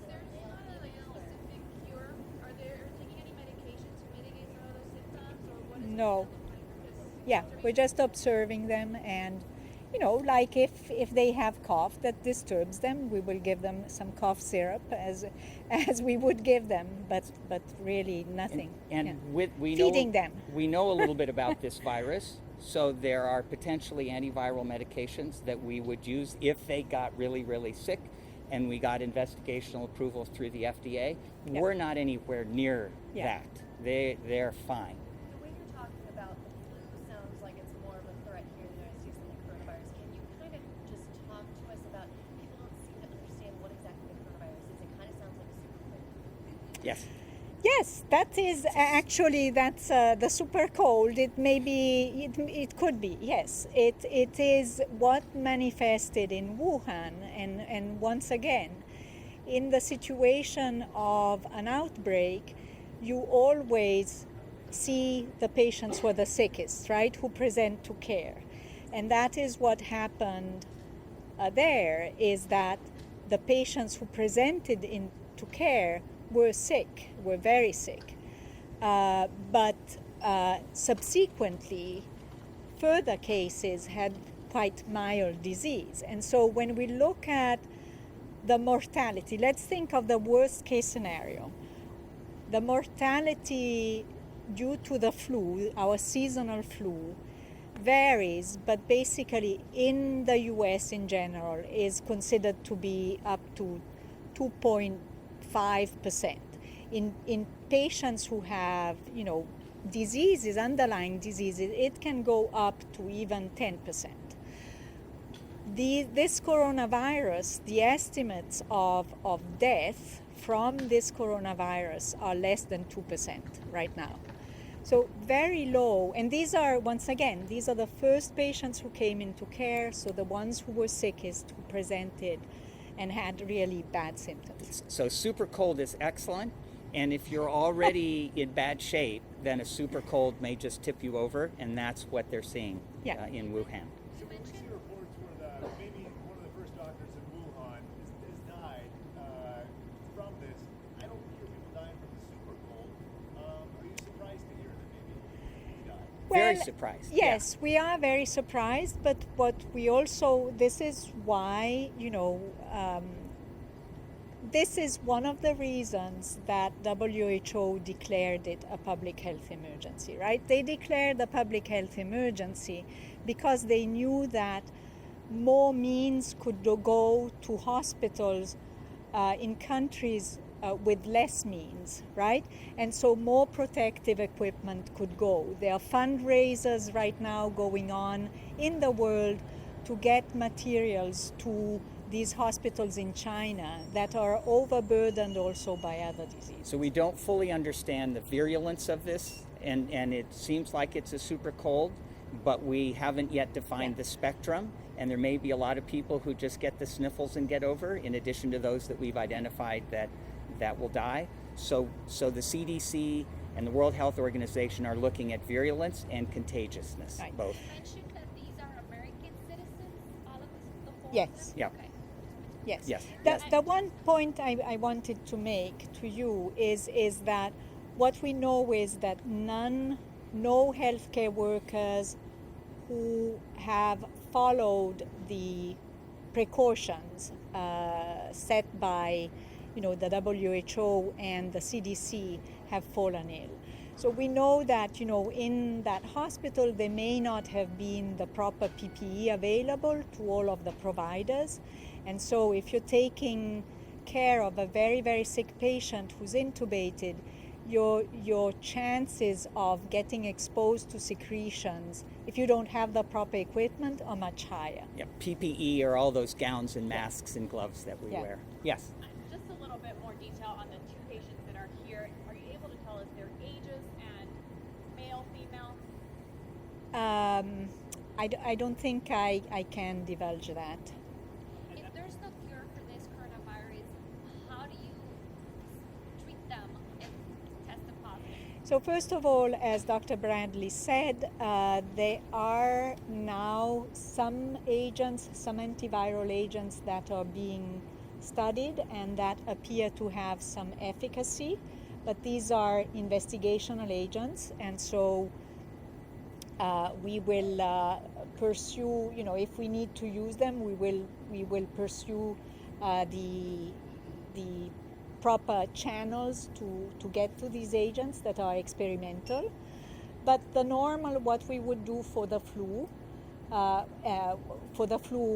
without, if we didn't have effective antivirals, which we do for the flu, and so we treat them symptomatically. We treat the cough, we treat the cold, we treat them with antipyretics if they need.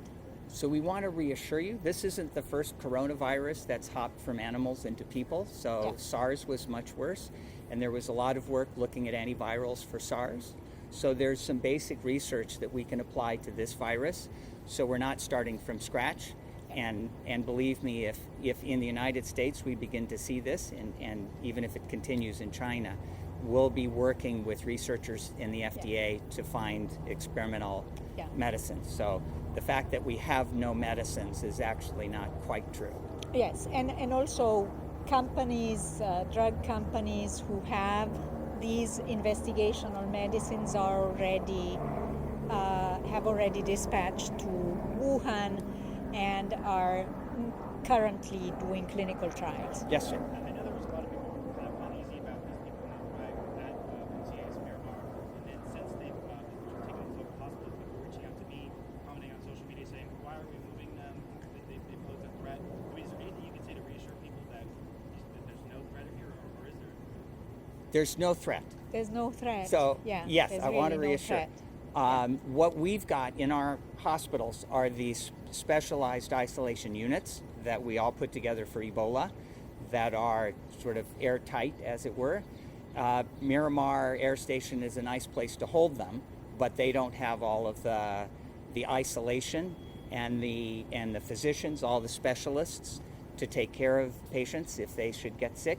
So they're only moving them because we've got isolation and medical expertise, not because they're contagious or we're worried that something bad will happen, just a precaution. So you say it's almost like a higher level of security here than it is at the base? A higher level of Well, isolation. Isolation. I think that at the base they can't treat any patients. They can only quarantine patients, but from a military standpoint, they do not have the capacity to treat anyone for anything, basically. And we believe it spreads with large droplets, just like influenza. So the guidelines for influenza are you need to be at least 3 to 6 feet away from someone before you can actually catch it. And those are the same metrics we're applying to the novel coronavirus. So it's not like if a bus with someone, drives past the hospital here, everyone will get infected. You have to be within 3 to 6 feet of an actively infected, coughing, sneezing person to actually catch the infection. Why do you guys think there's so much hysteria around? Why? Because it's novel and it's causing a large outbreak and it's spreading, and there's a lot of things we don't know. What I would like to say to people who are afraid is that for the past 6 weeks and until February 2nd, we have had many planes coming in with a large number of passengers, and a rare number of these may have been infected. We have not had any transmissions to, if this were a very infectious virus, that whole plane after 11 hours of flight would have come down with coronavirus, and that there is no evidence for that. Are you getting test kits from the CDC when they started sending out yesterday? So Next yes, week. our public health department, Eric McDonald, Wilma Wooten, are pressing the CDC to allow us to get the kits. Yeah. They're hoping for an FDA approval for emergency use of these diagnostic kits as early as today. And once we get that authorization, then the CDC can send it out. Yeah. And we're pushing. Your Yeah. San Diego public health people are pushing. Yeah. Yes, sir. Yeah, I was just going to say, you had mentioned that the 4 people had mild symptoms. What was it that brought them here? Was it a cough? Was it a fever? What exactly was it that you guys said, yeah, let's bring them over here and take a look? Well, we didn't say these patients were referred to us. Sure. So the criteria for them are much more, much wider than the criteria we would use, simply because they can't give any treatment. And so it's respiratory symptoms, cough, scratchy throat, something like that. So- Yes. No. And the dad was supposed to have a cough, and while I was in the room for 15, 20 minutes, he didn't cough once. Yeah. And his daughter is perfectly asymptomatic. Yeah. And the same for ours. Dr. Bradley, Yes. I know that there's going to be parents obviously trying to bring their kids to Rady Children's. Yes. With the extreme concern, especially when you have babies, maybe even first-time moms that are going to be mortified. Yes. What do you say to them? Don't worry. So nobody who comes to Rady Children's Hospital or UCSD needs to worry at all. Yes. There's no contagiousness. There's no possibility that even if these two people test positive for coronavirus, and the same is true at UCSD Medical Center, that will spread anywhere. So there's no risk to anyone coming to the hospital, the emergency rooms, anyone that gets hospitalized.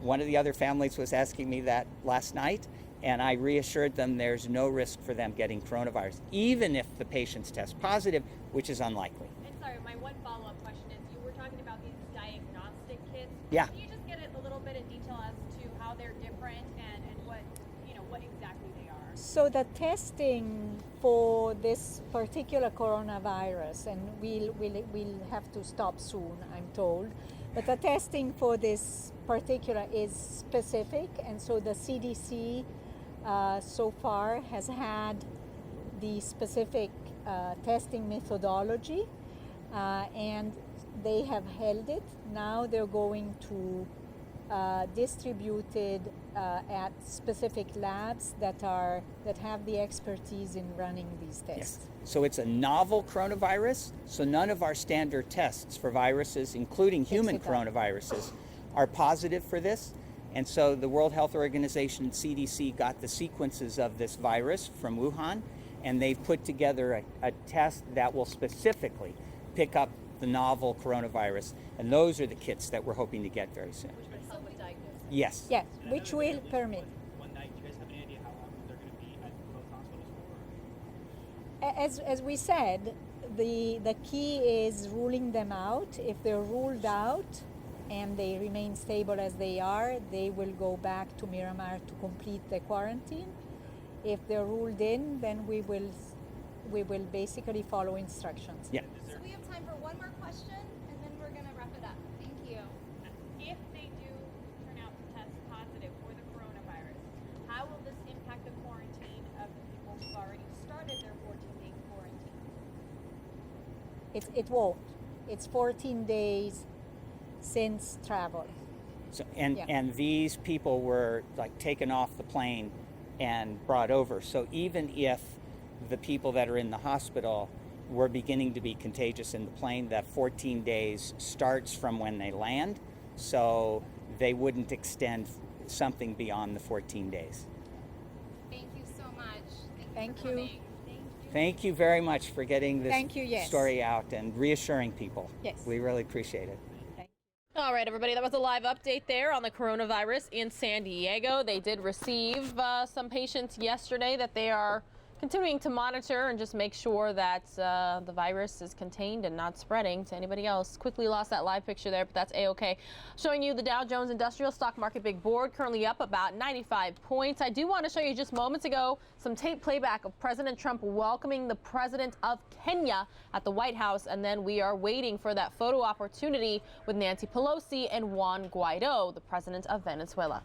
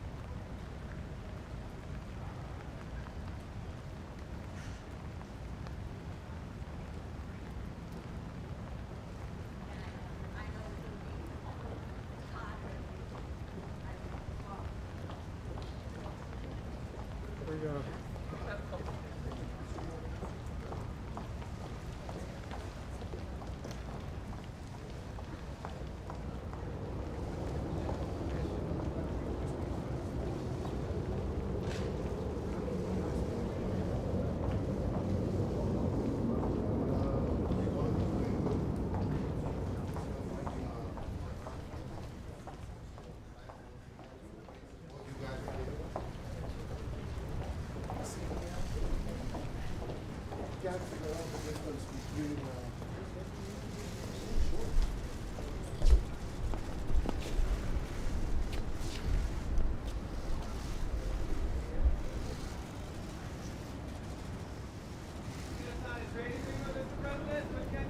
Probably. We're going to start looking into that. Probably. Mr. President, will we ever speak to Nancy Pelosi again?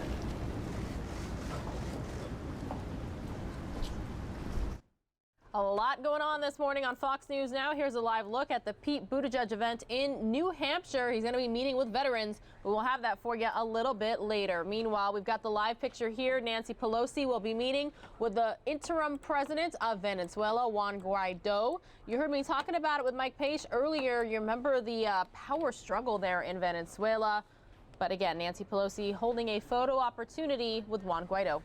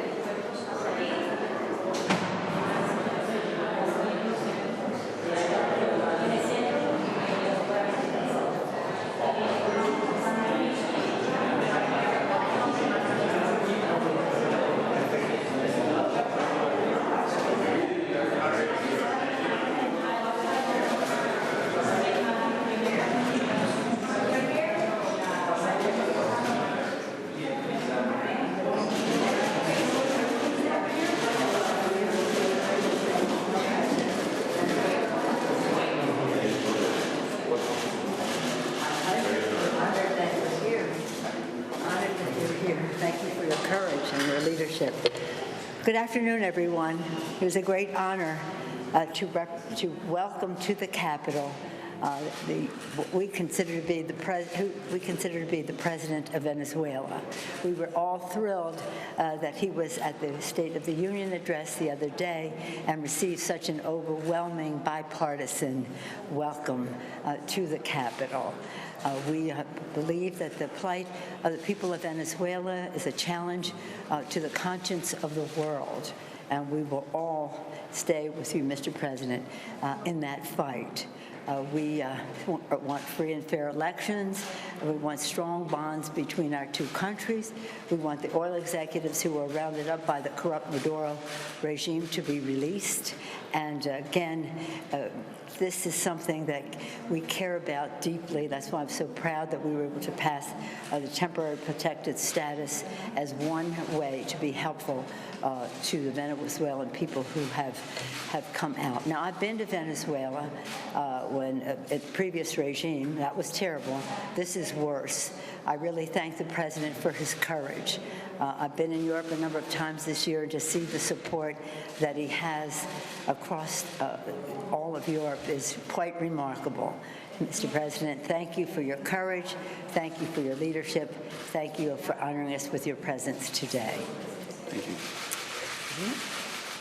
Bueno, agradecidos por el recibimiento en el Congreso de los Estados Unidos. Es muy importante para nosotros la unión en una causa que hoy es venezolana, que hoy es latinoamericana, que hoy es americana, en contra de una dictadura que alberga terroristas, que alberga hoy a narcotraficantes, que lo promueve para desestabilizar la región. El hecho de que estemos aquí es el hecho de que Venezuela resistió en valores, en principios, en su lucha por recuperar la democracia. Es importantísimo para Venezuela, para los venezolanos, para los estudiantes, para las enfermeras, para los profesores, para esos 100 diputados que mantuvieron firme, ejerciendo la mayoría el respaldo determinado del mundo libre, de los amantes de la democracia, de la libertad y sobre todo lo que debemos hacer para poner fin a ese régimen de terror que quebró, que destruyó Venezuela, que hoy alberga a miembros del ELN, que promueve el terrorismo internacional, que inunda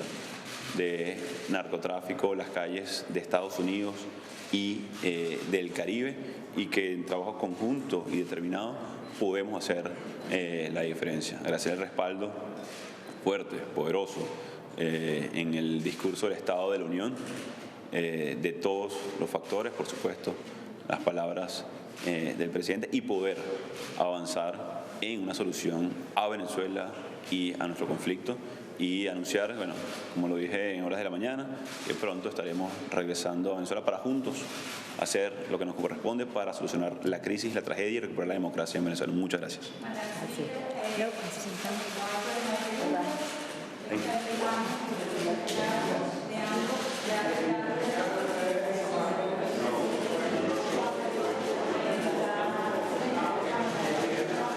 There you have it, a very brief photo opportunity with Nancy Pelosi and Juan Guaido. You heard Pelosi say, we consider him to be the president of Venezuela. Hey, that Pete Buttigieg event that I told you about in New Hampshire with veterans is going to get underway any moment now. Let's listen in.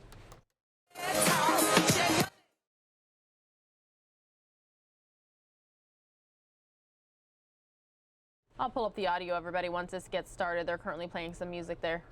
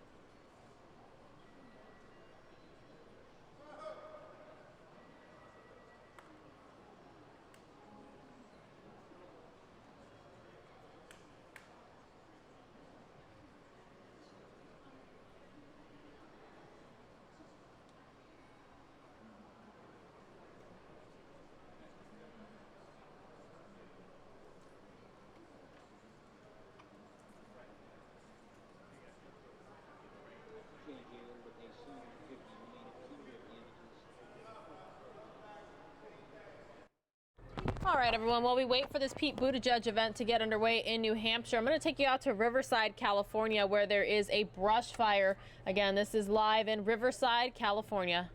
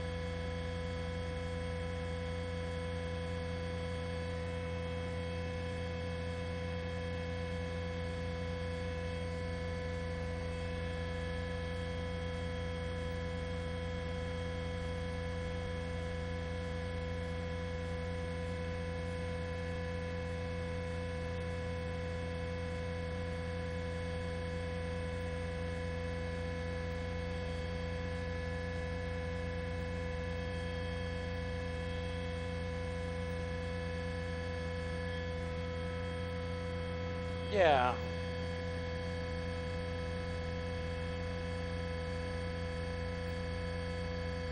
A lot of birds down there. Yeah, you can see the birds flying around.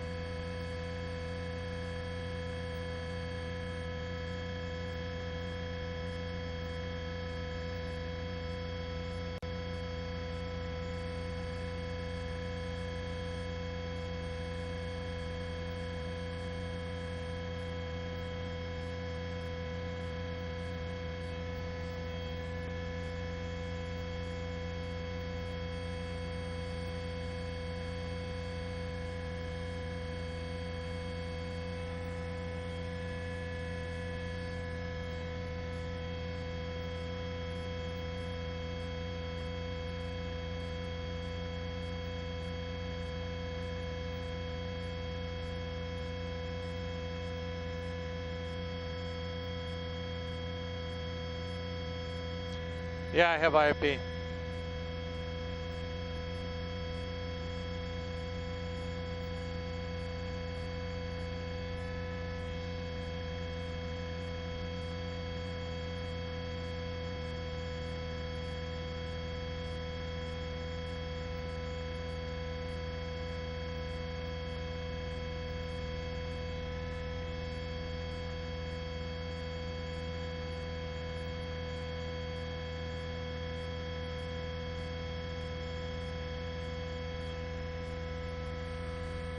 Copy that.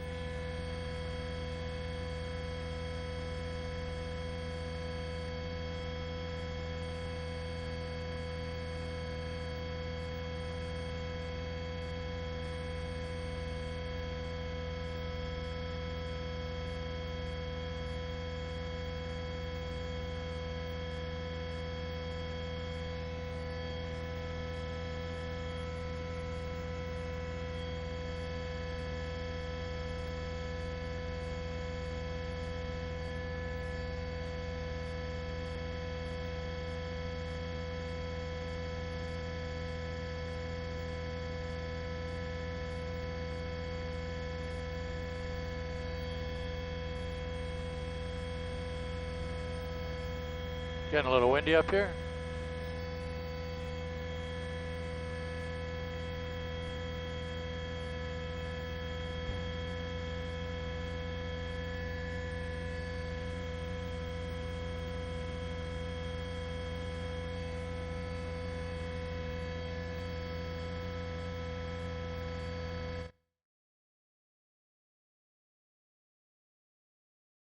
Senator Chuck Schumer is currently holding a news conference in New York. Let's listen in.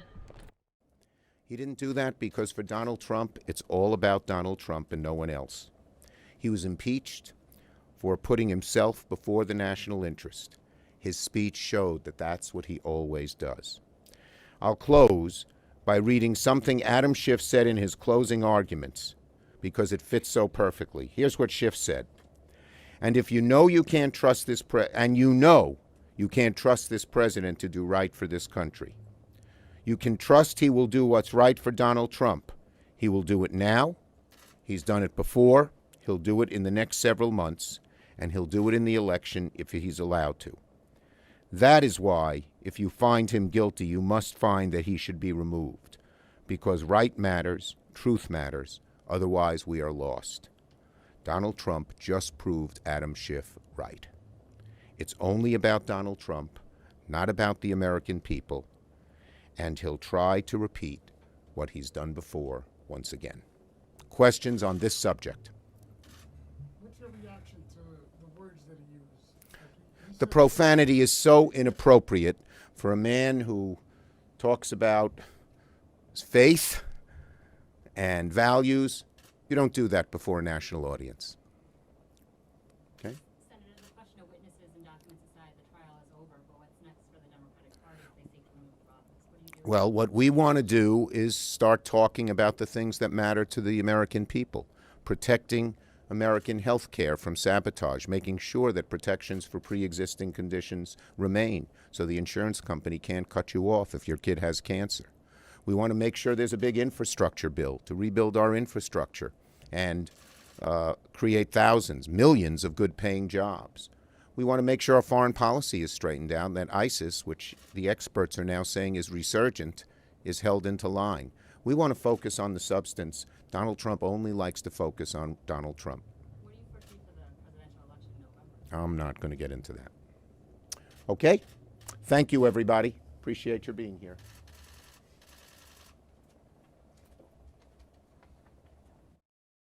Either that was really quick or we caught the tail end there of Senator Chuck Schumer's news conference speaking on impeachment. We will head back to Southern California, Riverside, matter of fact, for this brush fire while we wait for the Pete Buttigieg event to get underway in New Hampshire.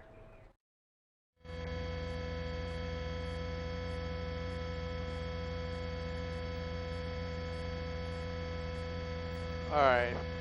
Yeah, just, when we're done with this, just shoot me the address and we'll head there. I'm listening to 9.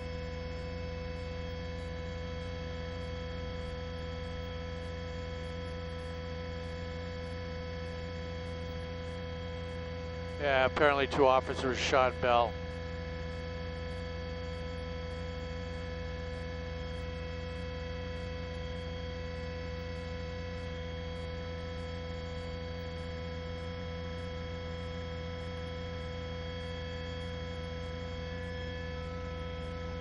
Say that again? Oh yeah, okay, cool.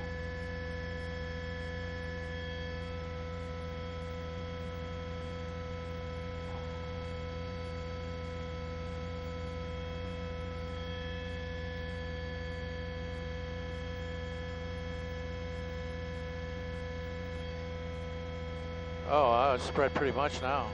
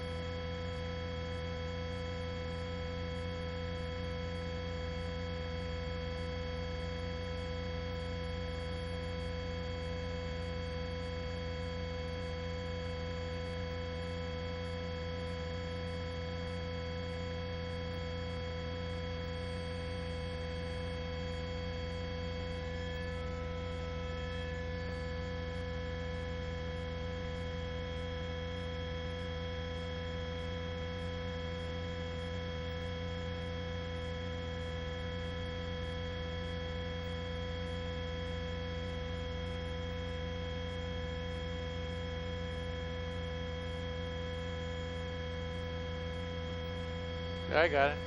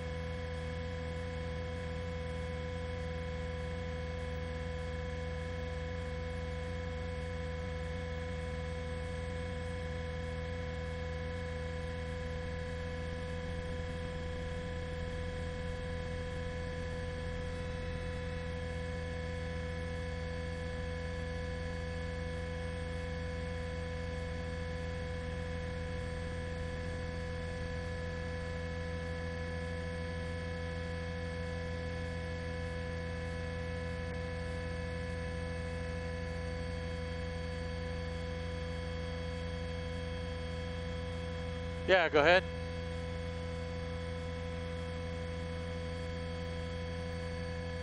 Copy that. We're clear to Bell Gardens.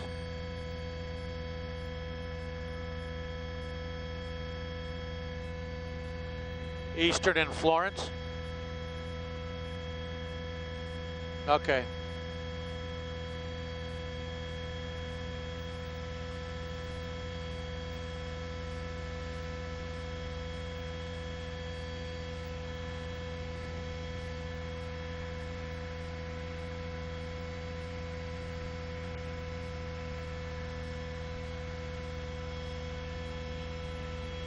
Going to Bell Gardens.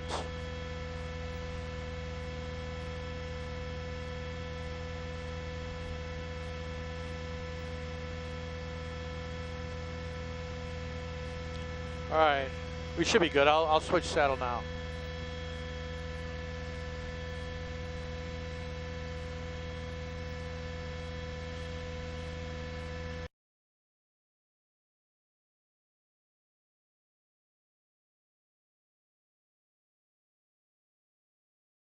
All right, everybody, we may have lost that live picture, and it came back, but it appears that our sister station, Fox 11 Los Angeles, is leaving that brush fire scene regardless. So we are back out in New Hampshire, still waiting for Pete Buttigieg. He's about 35 minutes late here, meeting with veterans. As soon as this gets underway, I'll pull up the audio for you right here on Fox News Now.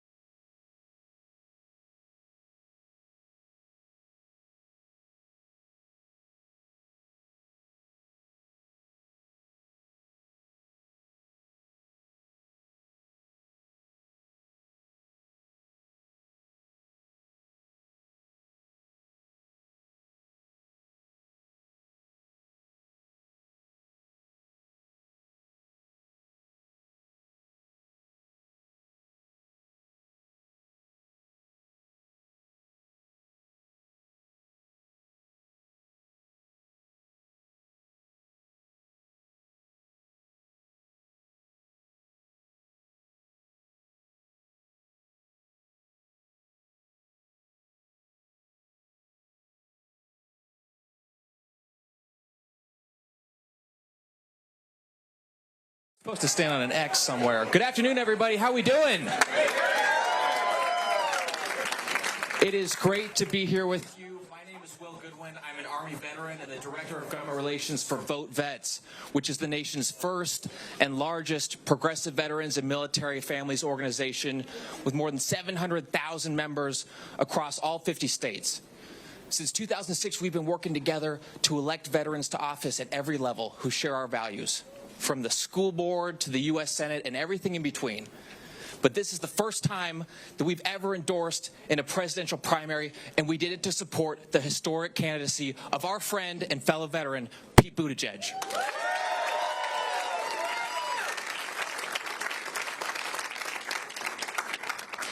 You know, we did it, as so many of you who have served and are here today know, because veterans understand what it means to put country before party. Absolutely. We did it because veterans know how to talk to all Americans in red places, blue places, purple places alike. But above all else, we did it because on Tuesday, when we go to vote here in New Hampshire, some of our fellow Granite Staters won't be there to join us because they, along with tens of thousands of America's men and women in uniform, will be deployed far away from home in dangerous places, performing dangerous missions in service to the rest of us. They deserve a commander-in-chief who is worthy of their service and sacrifice.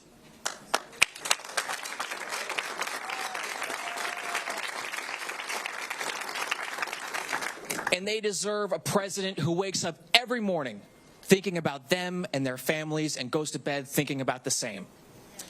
And the good news, New Hampshire, is that we have that candidate.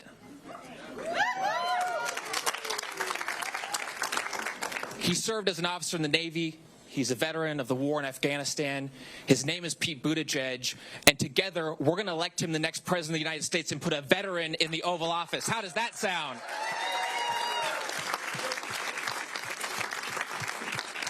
And that enthusiasm, by the way, our friends in Iowa seem to agree with. How about that? Well, we're going to hear from Pete in just a few minutes, but before we do, I have the great privilege of introducing a friend and mentor. She's a Marine Corps veteran of the Iraq War who went on to serve at the highest levels of President Obama's administration and is now a co-chair of Pete's campaign here in the Granite State. Please join me in welcoming Maura Sullivan to the stage.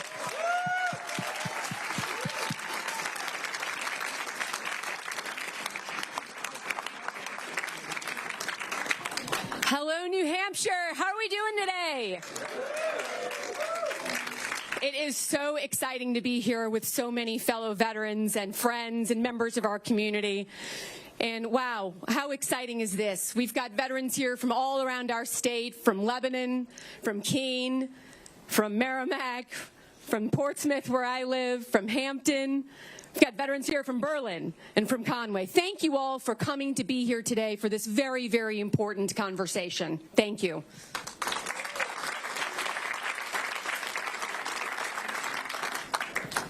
You know, I'm incredibly proud to be a United States Marine, and I am incredibly proud to be here today to spend a few minutes talking to you about my friend, our fellow veteran, Pete Buttigieg, and why I feel so fervently that he needs to be our next commander-in-chief.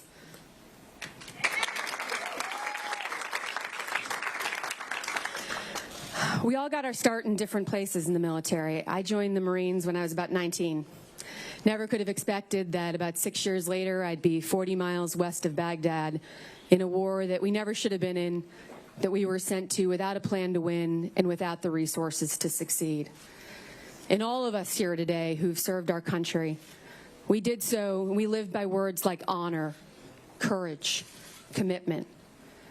Veterans here today served in places like Iwo Jima, Okinawa, Omaha Beach, Incheon, the Chosin Reservoir, Hue City, Khe Sanh, Saigon, Kuwait in Desert Storm, Basra, Al-Naziriyah, Ramadi, Fallujah, Mosul, Kandahar, Kabul. And we did so hoping that our president had the very best interests of each of us at heart and of our nation at heart. And when we all served, when we raised our right hand to serve our country, nobody ever asked when we were serving if we were Democrats or Republicans, right? We raised our right hand to support and defend the Constitution of the United States. And many of us who served, we lost brothers and sisters that we served with. In Iraq, where I served, in Afghanistan, where Pete served, we lost 6,700 of our fellow brothers and sisters in arms. And right now in America, as we all know, we have a president who has disrespected the very service members that he is charged with leading. And he's erratic when it comes to foreign policy. Just 3 weeks ago, when there was an attack on Al-Assad Air Base in Iraq, this president minimized the injuries of close to 70 of our brothers and sisters who served in harm's way. 70 of them. Imagine how all of those military families felt. It's unconscionable. And it's a dereliction of his duty of office. But we are here today, friends, these have been dark times in our country. But we are here today, and us being here today is an act of hope. Because together, as veterans in a military community, we have the chance to do something today that is bold and that is brave and that is historic for our country. We have the chance to send one of our own, one of our fellow veterans, to the White House as President of the United States.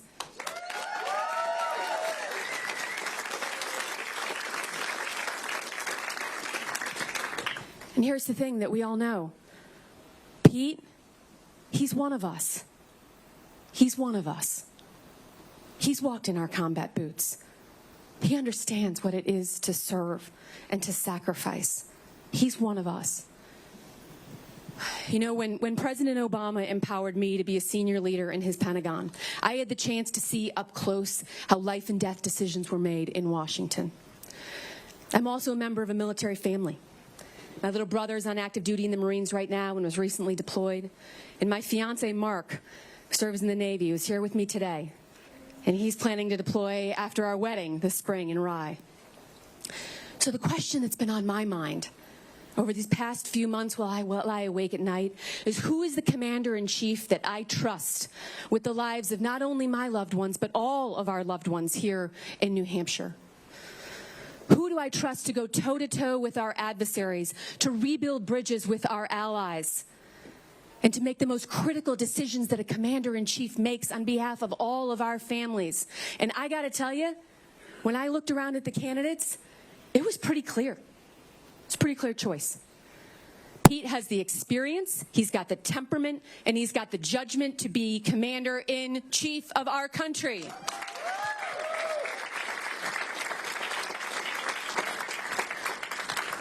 Today, to the military families in the audience, I would offer to you that Chasten and Pete, they're part of our military community, and they will embrace us. To the Vietnam veterans who are here today, we can never thank you enough for your service to our country or repay you for the homecoming that you should have had. But with Pete in the White House, we can make sure you have the health care and the benefits that you have earned.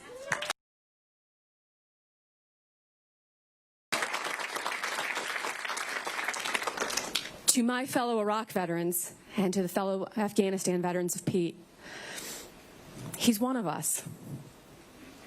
It's the top of our class. It's the best of our generation. This is our shot.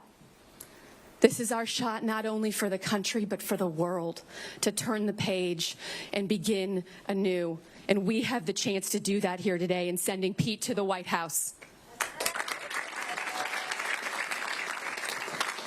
And to the World War II veterans and the Korean War veterans and veterans of all eras and the greatest generation, our generation stands on your shoulders, and I know that we will make you so incredibly proud when we work together and we send, honoring your legacy, Pete to the White House.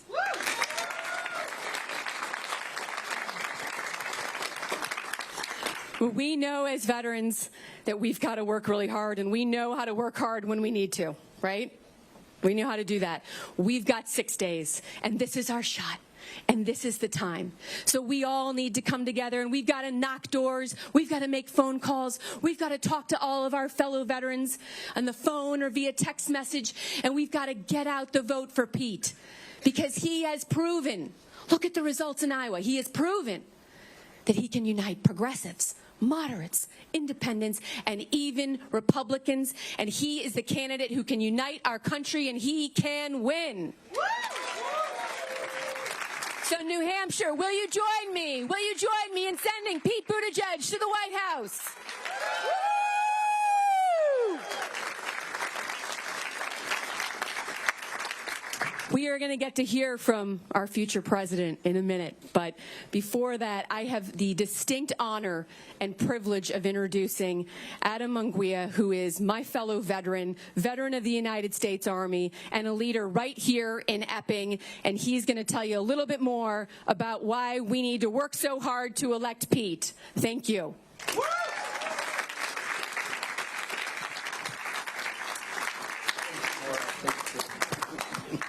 Wow, thank you so much. How do you follow that? I mean, show of hands, who wants to be me right now? I'm seeing a lot of nays out there. My name is Adam Munguia. Please don't go Googling me because you're going to be disappointed. I'm currently a member of the Board of Selectmen in Epping. I'm the chairman of that board, and I was asked to introduce Pete tonight. It's one of the privileges and honors of my life. I served for 13 years, 6 months, and 2 days in the United States Army. Aside from that, this has been one of the greatest thrills of my life. I'm going to refer to my notes because I do this kind of the way I assemble furniture at my house. I look at the instructions and I rev them up, throw them out, and wing it from there. All right. I'm really here because for the last 60 years of my life, I've been a purple guy, a person that sits on the sidelines, a big sideline sitter. It's worked well. I sit, I absorb, and then I'll be brutally honest, I voted for candidates from both parties. I saw Pete early March of last year on some videos, and I went out for the very, very first time in my life to one of these events to see one of the political candidates running for president, right? And I think there was like tens of us there at the time. I think Pete was polling like -6% or something. I don't know. But what I saw there at that moment in time was a person that I thought, this is what we need for the future of this country. The intellect of this individual, the calm and the poise, the way he articulated his points. He had a composure that was phenomenal. I spent 3 years as a drill sergeant in the United States Army, and I've seen people under fire. And if you've seen Pete in the debates, you can see he's been under fire. The composure that you have under those circumstances is huge for me. And I saw this in this individual at that time, and I thought, you know, maybe after 60 years of life in this world, it's time for you to get off and perhaps speak out and make your voice heard. We all have a voice, and if mine's a little louder than most, so be it. Like many of you, I'm a United States veteran. I served 13 years, 6 months, and 2 days in the United States Army. I appreciate Pete for what he's done. I entered the year into the Army 2 years after the fall of Saigon in 1977. I'm a lot older than I look. And I had the honor and the privilege to serve with men that molded who I am today as a human being, as an adult, as a man. And these people in 1977 were suffering. They had served their country and had come back with issues and concerns that we had no name for at the time. We just thought, you know, Sergeant so-and-so and Sergeant Smith and Sergeant Jones, they're a little weird. They're a little shell-shocked. You know, you got to tread lightly around them. Now we know what that is. It's been identified, and we know that it's a consistent and a horrible thing that happens to anyone that serves, and anyone that serves around people with that type of traumatic stress and the things they go through. Anybody that served in the uniform knows what it's like to serve, and they know what it's like to see your friends come back with pieces of themselves missing. You know, whether they have scars, missing limbs, or whether it's you can't see it, it's still there. And we need to address that and understand that it happens and it's there. One of the things that I appreciate about Pete, that he spoke about those kind of things early on. He can make a difference when he talks about mental health for veterans. He can make a difference. He understands what he's talking about. He's seen it firsthand. And when you see things firsthand, it makes a tremendous difference in how you think and the policies that you enact.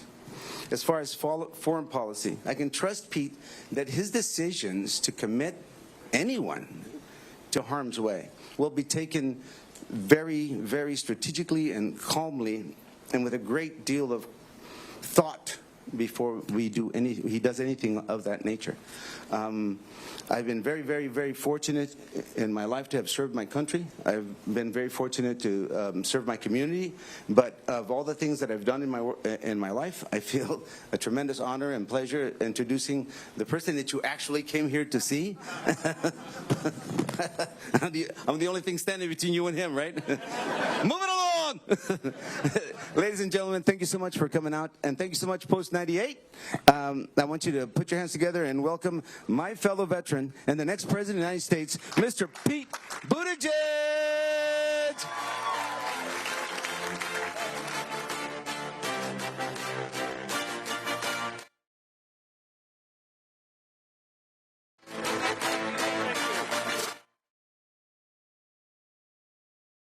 Thank you.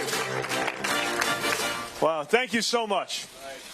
Thank you, Adam, for your service, for your introduction, for your independent-mindedness, and for being there with me when there were literally dozens of people willing to come see me speak. Thank Thank you to Maura for your service. She is somebody who has served in a leadership role both inside and outside of uniform, somebody who has such a heart for service and for those who served, whose work on the Battle Monuments Commission is an example of how our trust and obligation to those who did serve goes not only through the time that they are on active duty, not only through the rest of their lives, but even beyond. And I know how seriously she has taken that obligation and that trust. Thank you to Will, and thank you to Vote Vets. I am so honored to have the endorsement of America's largest progressive veterans organization.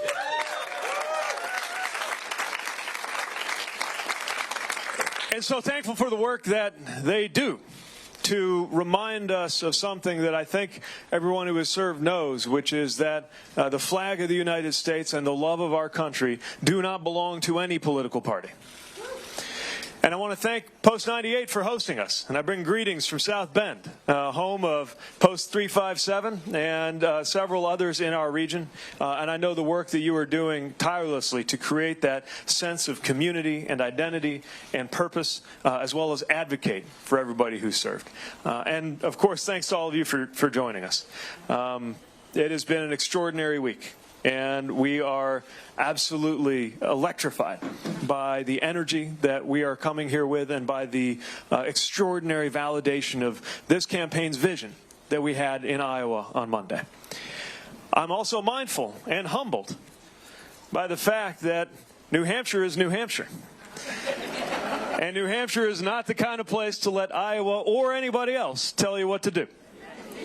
So I know that in the days leading up to primary day, it is my responsibility to seek to earn every vote in a state that famously thinks for itself, in a state that lives by the motto of live free or die, and that understands that American freedom depends, among other things, on those who are willing to defend it and defend it with their lives.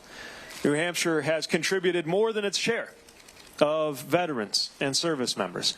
And I know from my travels through this state, the fact that we rolled out first our veterans policy here in this state, just how seriously everyone here takes that trust. And the reality is, our country's got a long way to go when it comes to doing right by those who serve and doing right by those who serve both during and after their time on active duty. I've been reminded that in the conversations that I have had with veterans of each generation across New Hampshire, from those in the post 9/11 generation looking for nothing more than an opportunity to continue to contribute, and of course expecting that there would be some understanding of the wounds of war that are so common to those post 9/11 conflicts, from traumatic brain injury to post-traumatic stress. But also veterans from other generations, including the Vietnam generation, who did not have the benefit that mine did of living in a time when all Americans understood fairly well the distinction between how we feel about a policy related to war and peace and how we feel about the troops commanded to go carry out that policy, often whether they asked to or not. And so to anybody here who did not get the welcome home that you deserved at the time you came home, better late than never for us to say one more time, thank you and welcome home.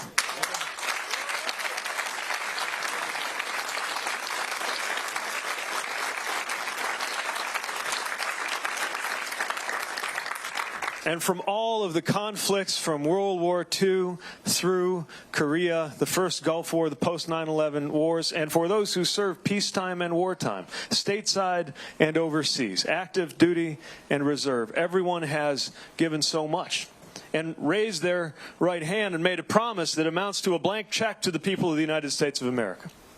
So when we talk about taking care of veterans, we're not talking about doing anybody a favor.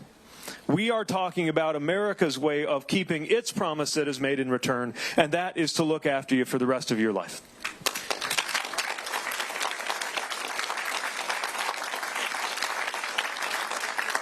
But there's something else so important and so special about the community of American veterans, especially at a moment like this. And it is the fact that those who served have that thing in common. even when we have so little in common right now, when we have our own news sources, our own media information bubbles, our own politics. Sometimes it feels like different people have different facts.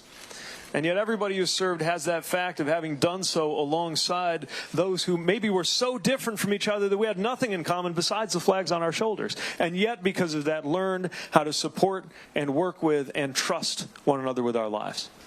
I often think about the fact that when I was getting into a vehicle and getting ready to go outside the wire, and whether it was taking something across town in Kabul or taking a trip on the open road to Bagram, the people getting in the vehicle with me could not care less if I was a Democrat or a Republican. Could not care less if I was going home to a girlfriend or to a boyfriend. Could not care less what country my father immigrated from and whether he was documented when he did.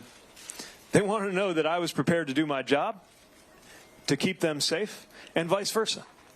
And we learned to trust one another even though we came from radically different backgrounds, geographically, racially, politically, definitely politically, wildly different political backgrounds. And yet we formed that trust. And that is a touchstone within the community of American veterans that we need today more than ever, because it sounds and feels more and more like Americans can barely hear each other. It's why we need to lift up that experience. It's why I propose that we create in this country 1 million paid voluntary national service opportunities a year, so that the military is only one of the ways you can serve your country and get to know others.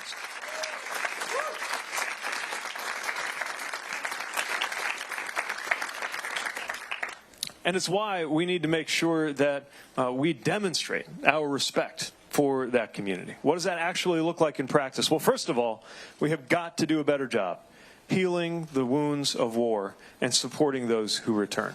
That is why the VA exists. And the VA has a lot of work that needs to happen there. To cut wait times, to fill thousands of vacancies, partly because we have not streamlined the process and we are not paying in clinical roles enough to fill that backlog. It's got to be more veteran-centric, and there has to be more of a coordination of information. When information from your active duty time, including medical records, never makes it to the VA, something is wrong. When systems aren't talking to each other, something needs to be done.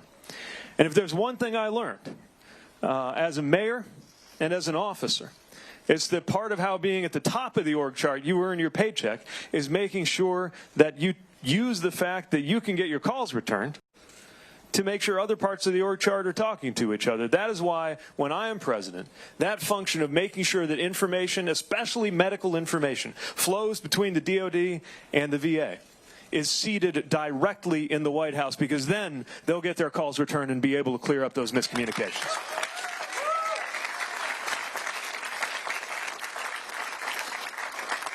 It also means understanding what we now know and applying that to those who didn't have the benefit of us realizing what PTS meant, for example. So many veterans right now have bad paper discharges, unable to access the benefits that they have earned because of separations that were related to issues that might have been a direct consequence of moral or mental health injury that they sustained while in service. That's why we need to proactively make sure that those bad paper charges are cleared up and that people are able to get the service that they've earned.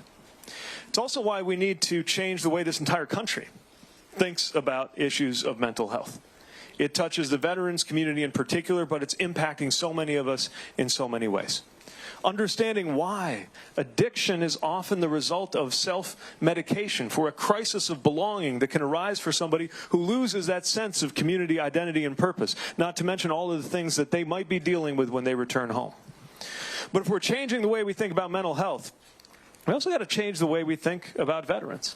Not only as a community of people with needs to be looked after, but even more so, a community of people we should be competing over, who have so much to contribute, who do not view themselves often neither as victims nor as heroes, who are just looking for an opportunity to continue to make a difference even when they are out of uniform. That's why we've got to support veteran service organizations. And that's why we were proud to pilot in our own city, when I was mayor, opportunities to connect veterans into a community so that they knew that our community was competing over them.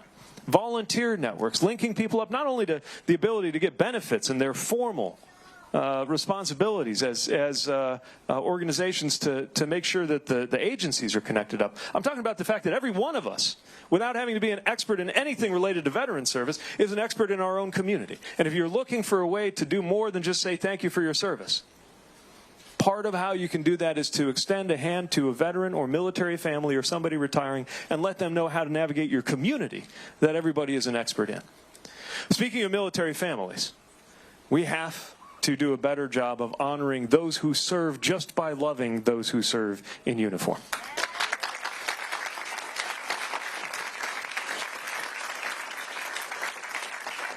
Doing a better job of that has some very specific and very concrete implications, like we need to suspend student loan repayment for spouses who are experiencing unemployment because of the moving around that they have had to do because they are married to somebody in the service of this country. Just one example of the steps we could take to better honor that service. That's why we got to do a much better job of ensuring that military housing, quality military housing, is available to all who serve on active duty. A shockingly low percentage of those who serve and their families report that they are satisfied with the housing that they're in. And now we are seeing sometimes the funding for that put at risk. And when private contractors are in the mix, they must be held accountable for their performance and for doing a better job of housing those who serve and those who love them. We also need to recognize that the diversity of our armed forces is part of its strength. That's why we now need to stamp out any form of white nationalism rearing its ugly head in the military.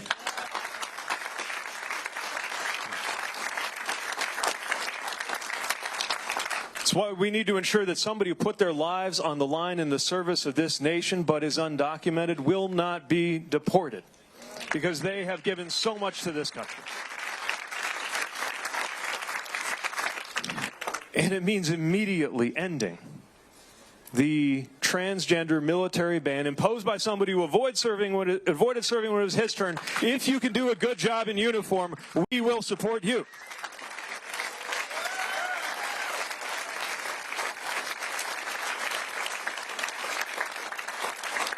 To this day, there is a long way to go in making sure that we have gender parity in the experience of serving this country in uniform. And we need to recognize that our military will not be all that it could be, nor will our country, until we ensure that sexism has no place and finds no home anywhere in the armed services, and back that up with action and with enforcement.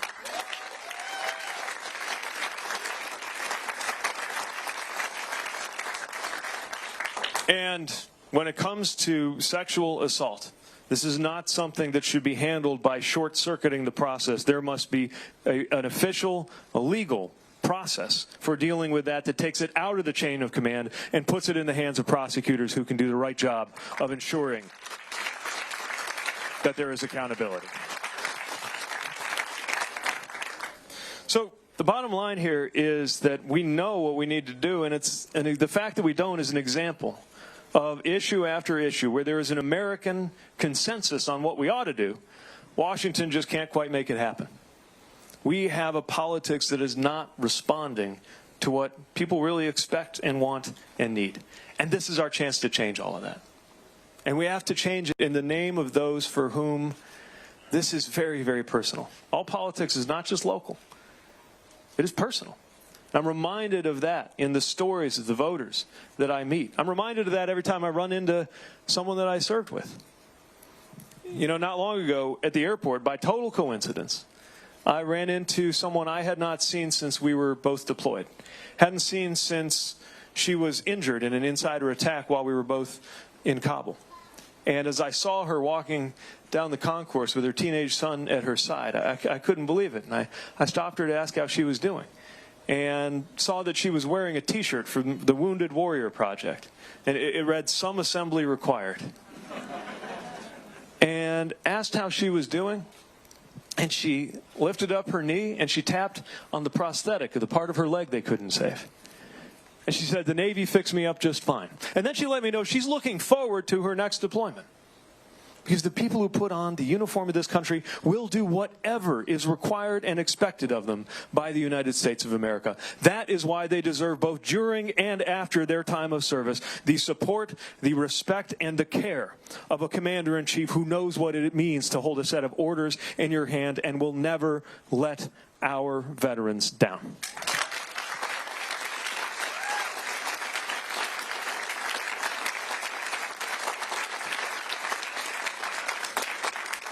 I could go on all day about a subject I'm very passionate about, but I want to make sure this is a conversation too.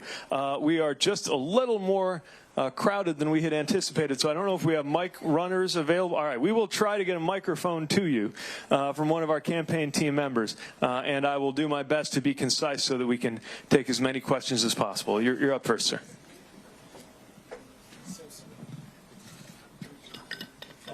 Should I not hold it? All right. Okay. Mayor Pete, welcome. It's more of a comment. I was watching you what probably seems like forever ago, but it was only a few months. You said on a CNN town hall that the issue isn't with you, it's with your creator, when you were referring to Mike Pence. I was awesome. And I thought, I haven't heard anything like that, politically speaking, since Senator John Kennedy. If you could only get Donald Trump on the debate stage, those lines will go down in history. I don't know what they are going to be, but they'll go down in history as the best lines that just quiet this bully. So I certainly hope you can do it. I'll do everything I can to make sure you do it. And I look forward to you being the next president of the United States. Thank you. Well,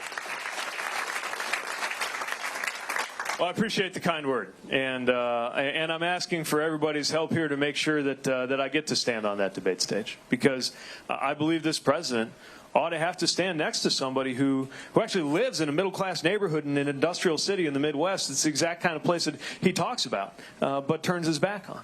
I think that if he wants to cloak himself in religion, he should stand next to somebody who is willing to hold him to account for that and talk about why, just like our flag, God does not belong to a political party in this country. And I think he ought to have to stand next to somebody who served this nation and have a real conversation about what it means to demonstrate and show, not just tell, your love for this country. So we're hoping to have exactly that conversation. Thank you.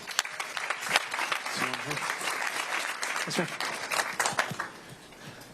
My name's Jana. I'm competing for Miss New Hampshire in April. Wonderful.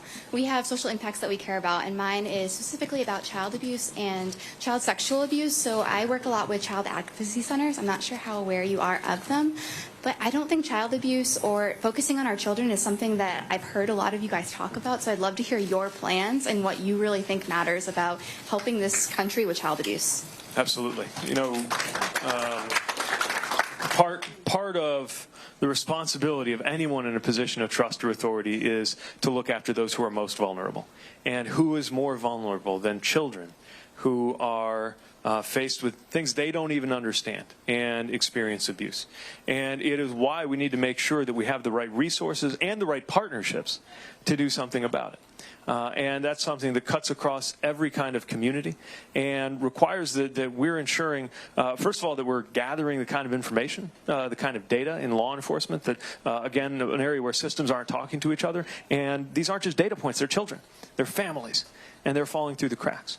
It means making sure that we have a better process, legally speaking, to make sure that there's not just accountability, but that we can prevent, not just react to these kinds of situations. It means asking what family values really means if families are not supported or somebody who is coming to harm in a family context has nowhere to go. It means creating reporting systems where there can be anonymous, secure, actionable reporting when anybody identifies a threat or a risk to a child. And it means making sure, as you are already doing with your platform, and I'm glad you are, that these issues do not go unspoken about. They're uncomfortable. But that is exactly what creates the risk that silence continues, and we can't allow that to happen. So thanks for giving it voice.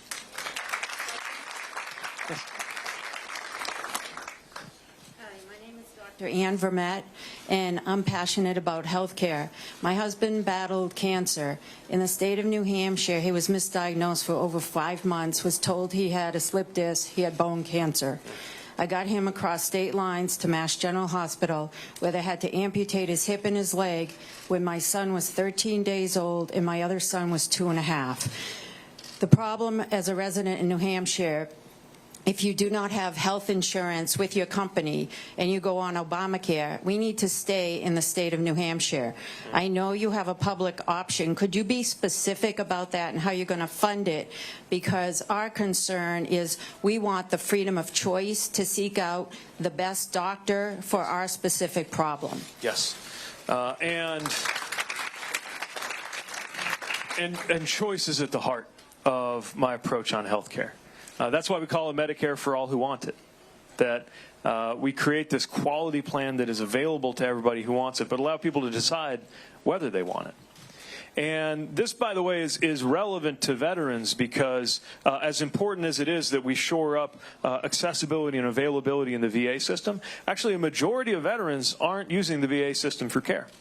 And whether they don't have a service-connected issue or for any number of other financial or reasons, they are not part of that system and enrolled, which means that a big part of how we take care of veterans, as well as all Americans, is making sure that there's no such thing as an uninsured American.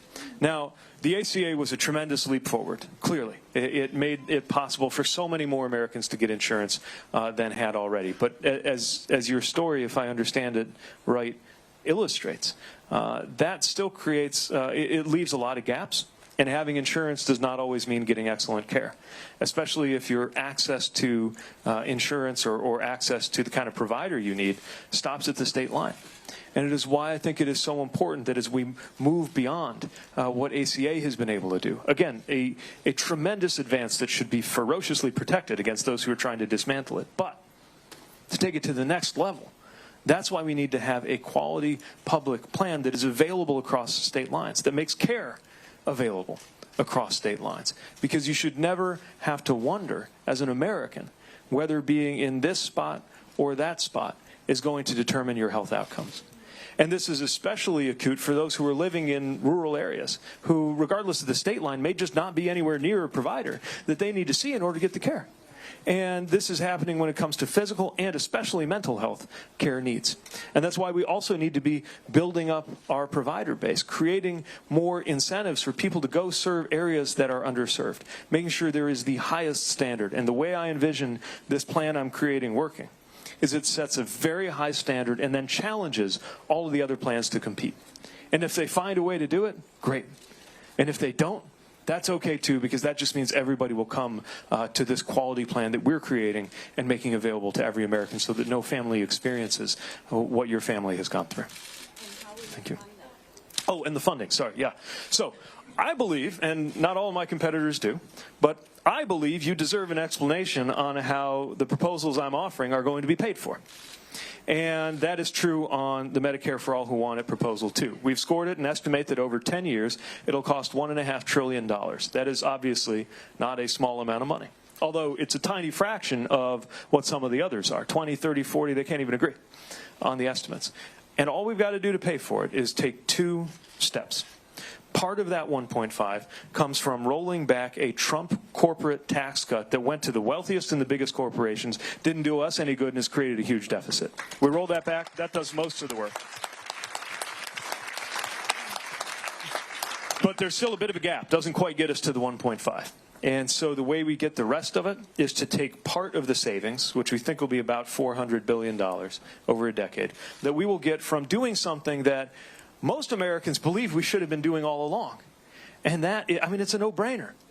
And that is to allow Medicare, finally, to negotiate the prices of prescription drugs with the companies that make them. We do those 2 things, whole thing's paid for. Yes, sir. Air Force. Excuse me. Thank you. I was wondering if there was any specific lesson you learned in Kabul that will inform your conduct as Commander-in-Chief? A whole lot. You learn a lot about the world and a lot about the country and a lot about yourself. part of what I learned is what happens when a country can't deliver the basics. So maybe it's because I had that mayor. I was actually a mayor when I deployed. That's how it is when you're a reservist, right? Everybody's leaving behind their job, and I didn't think it was any different as a mayor. And so I think I still was thinking a little bit that way, even though I was just a lieutenant driving around that city. And I saw what happens in a city that can't deliver trash pickup or clean, safe drinking water, or just some of those basics that people need. And it's a reminder that in addition to the threat of violence that existed from living in a war zone, just the fact that they didn't have those basics that we expect our government to provide made people less free in going about their lives all the time. So that was one. Another thing I learned was the importance of a sense of humor. And actually a good share of the sense of humor is kind of unrepeatable as I think about being in the presence of cameras. But the ability to take some of the toughest situations and the most challenging realities and lift one another up through a well-timed joke is something, as we experience a different kind of challenge and a certain kind of pressure, I always try to remember with my team. Another is the idea that being in charge is not about being exalted. And the more humility you take with you in being in any position of authority, the better. I was a pretty junior officer. I was 03. I was lieutenant. But recognized that the most important thing I could do was to do right by enlisted people who were calling me sir. And it's like that basic principle that officers eat last, right, when you're at chow. And I wish that we had a president who understood that the position at the top of the org chart should also be the position of greatest humility about your need to do right by everybody around you. That's why I always say,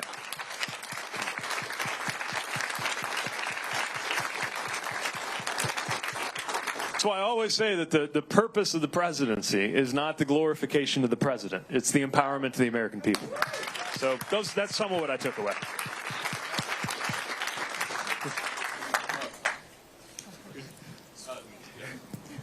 What would you do as president with trade agreements, particularly with the United Kingdom, with things changing there? Yes, it's a good point. As the UK leaves the European Union, that's just one of many places where we've got to assess the best way to have trade work. Yeah, and I'll tell you how I approach it. In the same way that I'm skeptical within the Democratic Party of the idea that it's either a revolution or you're for the status quo. When it comes to trade, I'm skeptical of the idea that it's either free trade or trade war. I understand the skepticism about free trade because my own city felt it so harshly. I'm from that part of the north of Indiana, the so-called Rust Belt. And I remember people coming around saying, don't worry about your slice of the pie. The whole pie will get so much bigger. Everybody will win. Go along with us on these deals. And the part about the pie getting bigger happened, but not so much the part about it getting to us. And that's why I think there's such frustration and hostility. But that doesn't mean the answer is to close off or poke other countries in the eye like what they did with China. Because what happens if you do that is they poke back, and it comes down on the backs of our farmers and consumers. What's important is that we make sure that any trade arrangement is for the benefit of our families, of our workers, and our consumers. And that we look for areas of mutual benefit. Even China, which I think of as a major strategic competitor. I think it's safe to say I'm more concerned about China than many in my party. But also see tremendous opportunity for agricultural exports, for example. Even while believing we should probably be a little more careful on areas where national security is at stake. Electronics components, ingredients for pharmaceuticals. We've got to be really careful. So I know this is a nuanced answer, but I think that's how trade is. We've got to make sure that it has enforceability, that it supports labor standards, that we're on the right track environmentally. And then within that, we got to take the steps that are going to make us all better off, whether we're dealing with a longtime ally like the UK or a strategic competitor like China. And you will find me ensuring from the White House that all of our trade negotiations and trade approaches have those affected right here at home at the table, and that it's part of a strategy. That we don't just go off and punch somebody in the nose and wait to see what happens, but that everything we do is part of a strategy to create more opportunity right here at home. So, all right. I'm told this is our last question, so you're up. Sorry. Hi. So I've gone through the citizenship process with my parents, myself, and both sets of my grandparents. And what I've seen is the visa process, green card process, and citizenship processes, they all seem to unfairly discriminate against people who don't have access to lawyers, who aren't completely proficient in English, and things like that. And I was wondering if you could outline any reforms that you might have to these processes, or just immigration accessibility in general. For sure. Well, first of all, let's start with the basics. I'm glad that you and your family are here, and you are contributing to this country.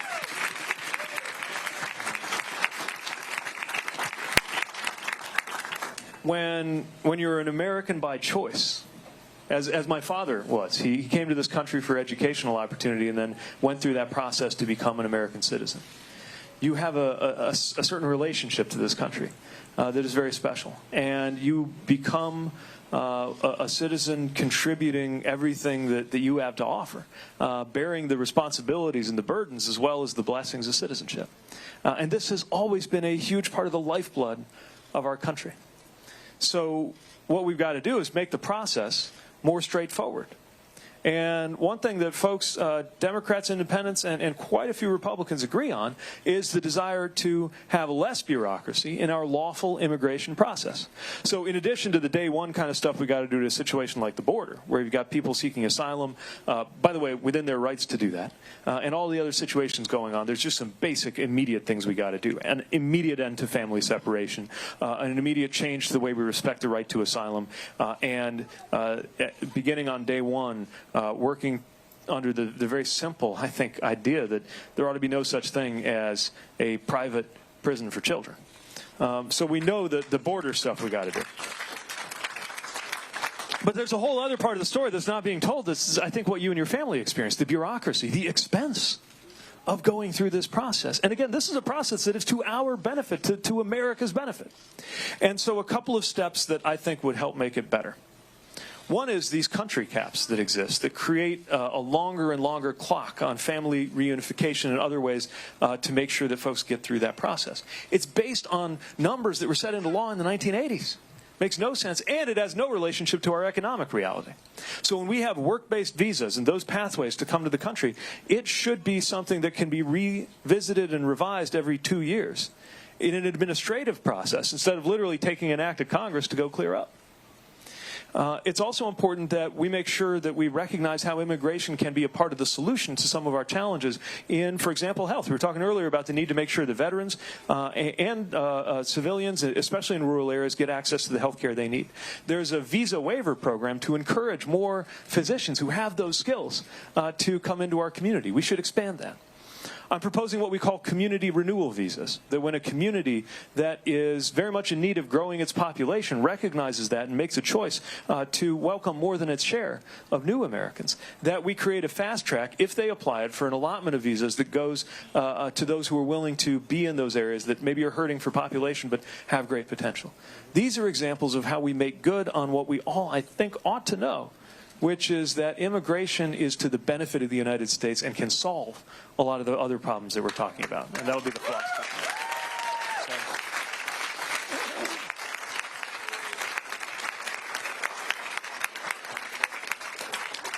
Well, I got the wave telling me that our time is up, even though there are so many other areas that we could have touched on, both specifically around how we support veterans. And I hope that you'll, if you're interested in more, go to PeteForAmerica.com and learn in full detail about our vision and our program, and about all of the other issues affecting this country that are at stake right now. And I know how seriously you take the importance of getting this right, knowing that New Hampshire has that thumb on the scale as a state so early in the process. I see it. I've seen it in your faces from those first visits when I came through, and at the end you'd say things like, you know, that was pretty good talk. I think you're in my top 7 now. All the way down to these last few days that are bringing us to decision time. And the importance of making sure that we are ready to win and making sure that we are ready to lead once we do. Is what this campaign is all about. So one more time, eye to eye in all humility, I'm asking you for your vote and hope that we will be able to work together to make this country a better place for us all. Thank you for joining. thank you for being here, and thank you for your service.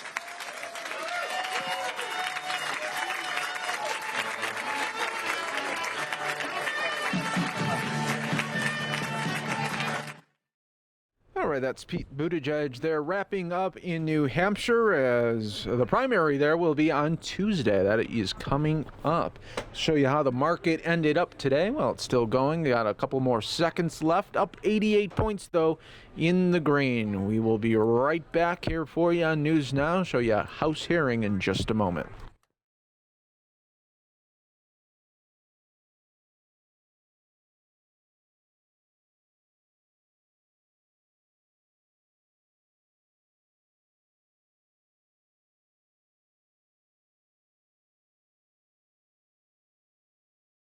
We will listen to this House hearing about examining the Department of Homeland Security's use of facial recognition.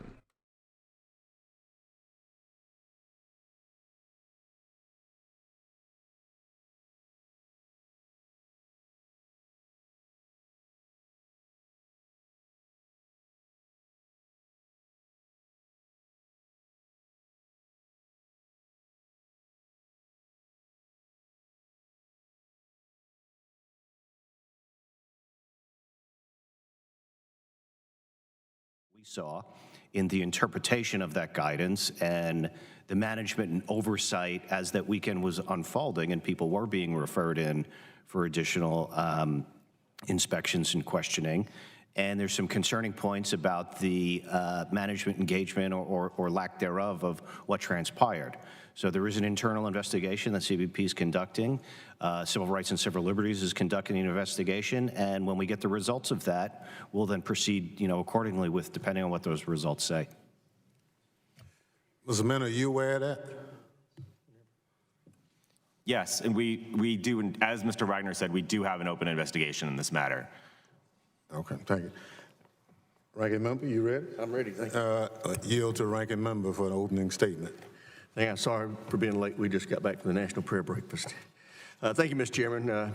After the tragic events of September 11th, Congress recognized that biometric systems are essential to our homeland security. Following the recommendation of the 9/11 Commission, Congress charged DHS with the creation of an automated biometric entry and exit system. Customs and Border Protection and the Transportation Security Administration have already demonstrated the capability of biometrics to improve security, facilitate travel, and better enforce existing immigration laws. Government and the private sector have made enormous strides in the accuracy, speed, and deployment of biometric systems. Biometric technologies of all types have seen improvements. These advances in facial recognition algorithms in particular are transformational. The National Institute of Standards and Technology is the leader in testing and evaluation for biometric technologies. Dr. Romine and his team have done incredible work to help Congress, DHS, and industry understand the capability of currently available algorithms. But I'm concerned that some of my colleagues have already jumped to the misleading conclusion that NIST report on facial recognition. Just hours after NIST released the 1,200 pages of technical data, the majority tweeted that this report shows facial recognition is even more unreliable and racially biased than we feared. If the majority had taken the time to read the full report before tweeting, they would have found that the real headline, NIST determined that facial recognition algorithm being adopted by DHS has no statistically detectable race or gender bias. In other words, NIST could find no statistical evidence that facial recognition algorithms that DHS is adopting contains racial bias. I hope that my colleagues will listen to Dr. Romine as he explains how the NIST report proves that race or gender bias is statistically undetectable in the most accurate algorithms. The reality is that facial recognition technologies can improve existing processes by reducing human error. These technologies are tools that cannot and will not replace the final judgment of CBP or TSA officers. Concerns regarding privacy and civil rights are well-intentioned, but these concerns can be fully addressed in how biometric systems are implemented by DHS. I look forward to hearing the steps that CRCL is taking to coordinate with CBP and to protect the privacy and civil rights of Americans. But as I have said before, halting all government biometric programs is not a solution. Doing so ignores the critical facts The technology that DHS uses is not racially biased. It does not violate the civil rights of Americans. It is accurate. And most importantly, it does protect the homeland. I appreciate the chairman calling the hearing today. It's important for Congress to further educate itself on this issue. I look forward to getting the facts, and I yield back, Mr. Chairman. Thank you very much. I wish you'd heard the testimony, because there was some testimony we heard to the contrary of that. I look forward to probing him on that. All right. Well, I recognize the gentleman for his questions. But my statement is wrong, to get to the chairman's point. Anybody can jump at it. I would never tell Congress they're wrong. You're one of the few people that won't do that. Literally, I mean, to my understanding is there's no statistical evidence that there's racial bias. Is that an inaccurate statement? Thank you for the question.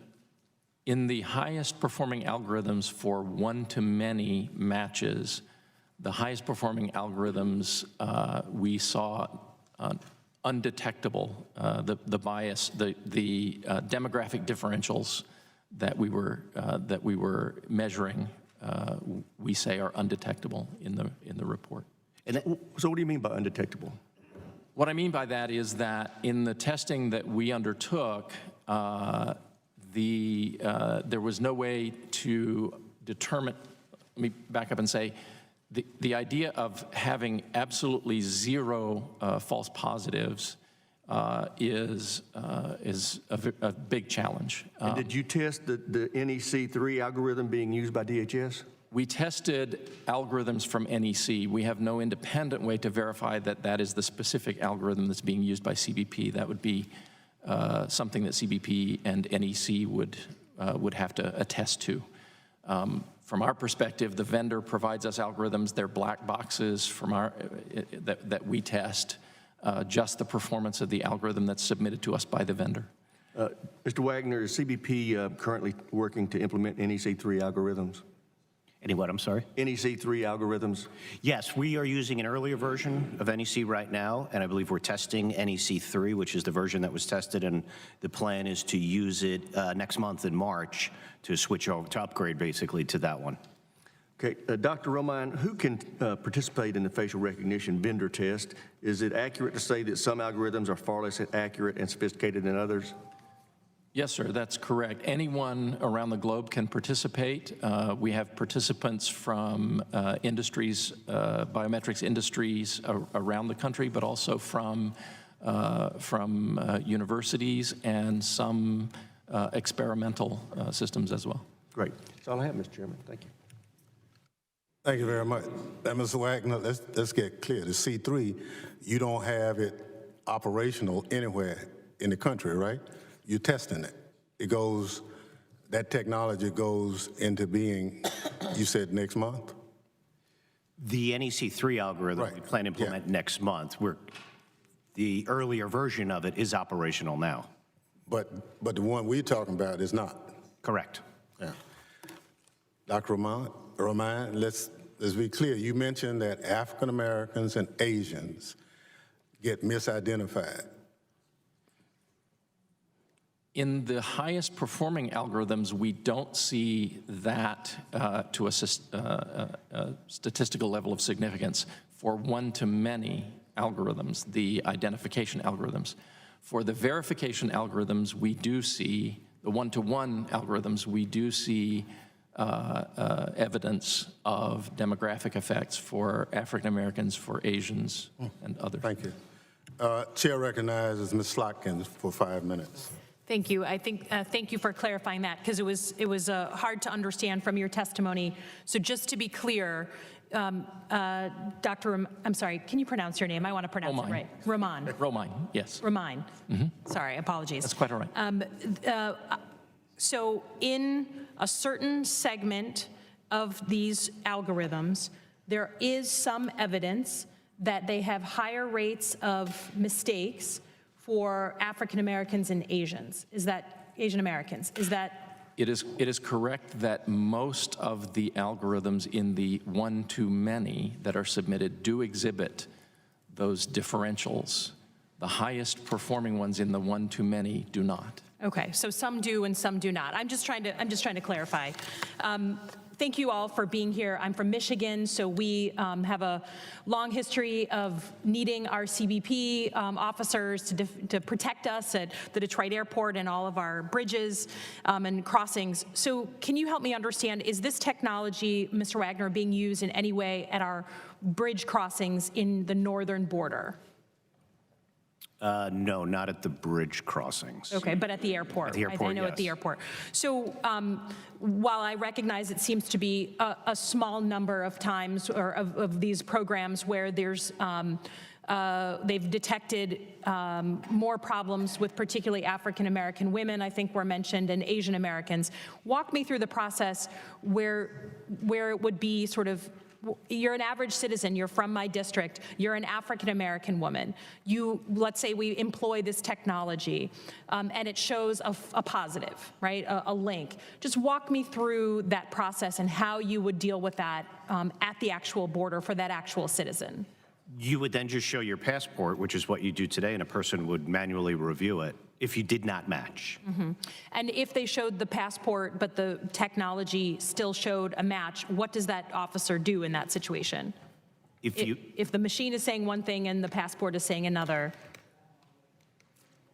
We would go on the basis of the document we're presenting and which photograph we've identified you with or which identity we've identified you with. Okay, and then that person would cross the border and go on with their I'm just asking for the average person to understand how this is being implemented. What we're matching people against U.S. citizens is that passport photo. Yep. We have an electronic copy of that passport database. So. Excuse me just a minute. Staff, you all are being most disrespectful to the hearing. Please. So when you're flying into the country, we pre-assemble a gallery of those photographs, and that's what we match you against. So on the officer's screen, they'll see the photograph, which should be also what's printed on your passport, which also should be on that electronic chip in your passport. We'll look at you and make sure you're all that same person. If it doesn't match against that, then we'll have to figure out why.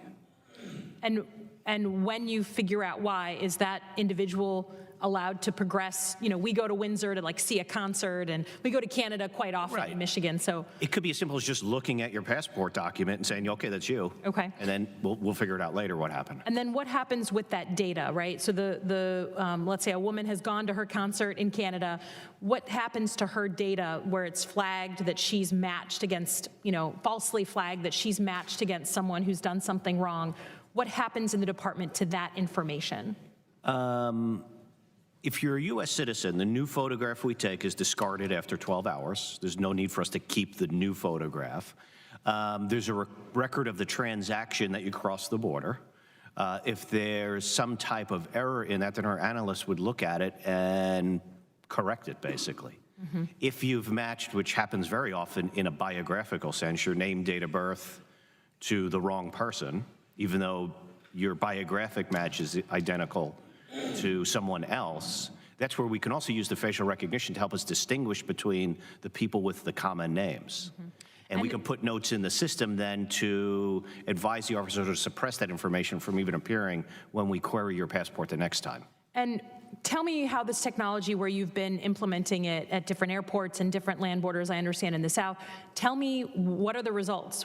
How many people have you identified in a positive way that meant what needed to be identified? Tell me some statistics to help me to demonstrate the value of these programs. Sure, it's 43.7 million people we've run through it to date.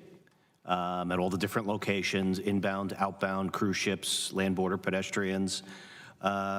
We have caught 252 imposters, people with legitimate travel documents belonging to someone else. I think 75 of those were U.S. travel documents. And remember, U.S. travel documents, the only biometric we have is that digitized photo that State Department has put on the electronic chip. There's no fingerprint record, there's no fingerprint requirement to get a U.S. passport. I'm not advocating for one, but there isn't one there, so the only biometric we have on a U.S. travel document is that digitized photograph. And that's a worldwide standard. And that chip is allowed to be opened by any country participating in that ICAO scheme. They can access the chip and pull off the digital photograph and then do some type of comparison to that. So in my remaining time, tens of millions of people that you've used that have gone through this technology, how many, just tell me a little bit more about your stats. How many positive stories, how many negative hits? So our match rate is about 97 to 98%. That 2 to 3% generally means we couldn't find that person in that pre-assembled gallery, meaning we didn't match against anything. We didn't match against the wrong person. We just didn't find a match of people traveling. There could be various environmental or operational reasons. How many were false positives? I'm not aware of any. Okay. But there may be a small handful. I'm just not aware of any. But as we built this and tested it, we're just not seeing that. I think my time has expired. Thank you, gentlemen. Thank you.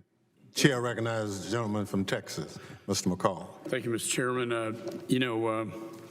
The 9/11 Commission recommended the use of biometrics for those entering and leaving the United States, and I believe that technology is our friend in stopping terrorists and bad actors from entering this country. And we've seen it time and time again. And my first question is, my understanding is that the entry-exit program, American citizens can opt out of that program. Is that correct? Yes, that's correct. So there's no requirement that all Americans have to be subjected to this? No, but people have to establish their identity. Yeah. Once we determine, either through manual review of the passport or by using the technology, they are a U.S. citizen, they're excluded from the biometric tracking requirement. Right. But they can opt out of having their picture taken to make that determination. Yeah, just like we use with global entry. Most of my constituents love global entry. You know, I got the CLEAR program, as did Mr. Katko, associated with TSA, so you could put your fingerprints down and get to the head of the TSA pre-check line. These technology, I think, have made it easier for the traveling public. But also, the great thing is it doesn't lie.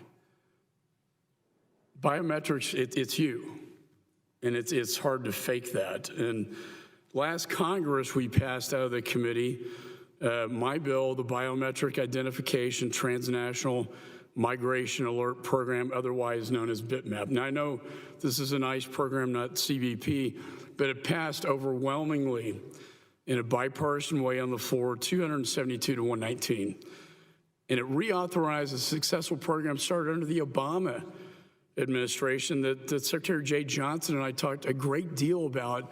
How can we use BITMAP to identify when these people are coming into our hemisphere that they may change their names multiple times along the route to get to the United States, yet their facial recognition, their biometrics don't. Their names do, but not their biometrics. This has been, in my judgment, a very successful program in keeping terrorists, human traffickers, and bad actors out of this country. In fact, this program has enrolled over 155,000 encounters of persons of interest and 460 known and suspected terrorists, including arresting violent criminals and rapists involved in transnational criminal organizations. So, Mr. Wagner, can you comment on why that program is so valuable to the security of the United States and the American people? Sure, it's critically important because, as you mentioned, people do change their biographic details. And, you know, most of our watch list searches are biographically based. But if we can identify people, especially people traveling via air, that we have national security concerns about and they're entering our hemisphere, if they're entering in Central or South America, we can work with our partners down there and establish on a biometric basis who that person is. So no matter what identity they show up in later, if they show up on the U.S.-Mexico border, we can run the biometric confirmation to see, well, who were they when they first flew into the hemisphere? So it's critically important. And the travel documents can change, and passports are stolen and manufactured. Absolutely. And that's not accurate, but the biometrics don't lie. Correct. People change documents, steal documents, borrow documents, purchase documents. It's harder to alter them now, but the ability to get a legitimate document that looks like you And if you can pass by the visual inspection of somebody glancing at the little 2x2 photograph on it, yeah, and that's where the risk is. It's unfortunate the Senate, in its usual wisdom, did not pass this bill. They stalled a lot of legislation that the chairman and I, in a bipartisan way, passed last Congress, and that's unfortunate. I would hope we could pass this bill again this Congress, and I do think we have to look at civil liberties and privacy as well. But I do think this is an entry-exit as opt-out. It applies primarily to Americans who would want to opt in and foreign nationals, and bitmap applies really really to foreign nationals themselves. And so I want to thank the witnesses for your testimony. Mr. Chairman, thanks for having this hearing. I yield back. Thank you very much. Chair recognizes the gentlelady from New York, Ms. Clark. Thank you very much, Mr. Chairman. I thank our ranking member. I thank our expert witness who testified before us today. But it's time that we face the facts. Unregulated facial recognition is just not an option. We can debate and disagree about the exact situations where we should permit the use of facial recognition, but we should all agree that there's no situation where facial recognition should be used without safeguards against bias and protections for privacy. Right now, in terms of regulation, facial recognition is still in the Wild West.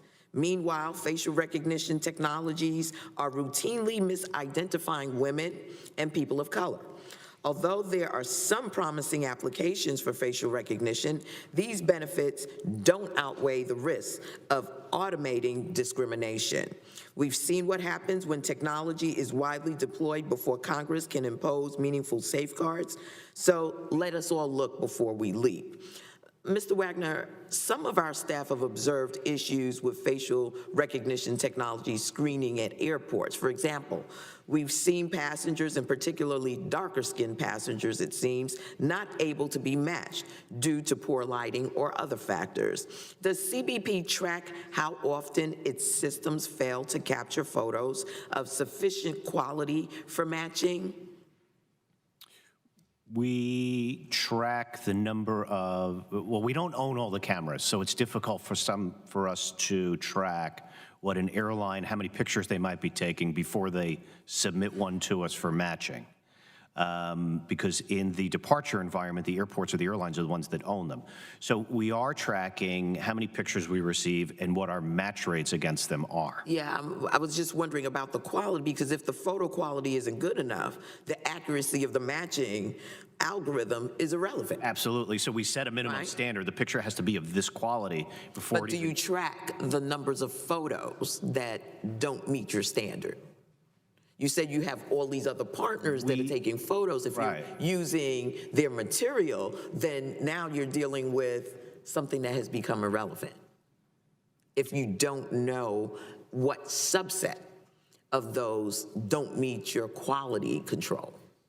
Well, we know the pictures that they transmit to us, whether or not they meet. Right, but have you? But we don't know how many attempts they've made. Absolutely, and you don't know the quality. You don't know how much of that, what percentage of that doesn't meet your standard. Well, we look at the number of passengers. Do you know the percentage that doesn't meet your standard? Not offhand, no. Ah, okay.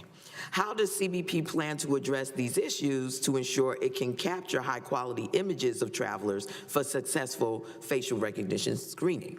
Well, that's the partnership with NIST, where we have a high-performing algorithm. Now we look at the operational variables to make that even more high-performing. So what I would say to you is that then, until you've met that standard, you're not doing the public a service of quality control. We're developing that standard. Right.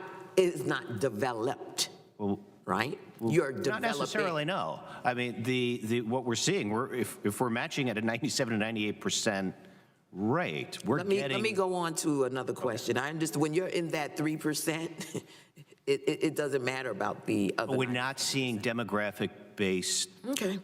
rate in that 3%. And that's what we've partnered with NIST to come in and help us understand that better to make sure that that's the case. Very well. I understand that since our last hearing, CBP completed operational testing of the biometric entry-exit systems at airports. The results indicated that the system accurately matched images when captured, but the rate of successfully capturing an image was significantly lower than expected. 80% compared to 97%. Most of these issues were attributed to airlines reverting to manually processing passengers to speed the boarding process. Are you aware of these findings? Yes, and that's as we were developing the operational variables to look at, number one, does it even work? Right? Can we make it work? Now we look at and we work with the airlines to not shut down their boarding.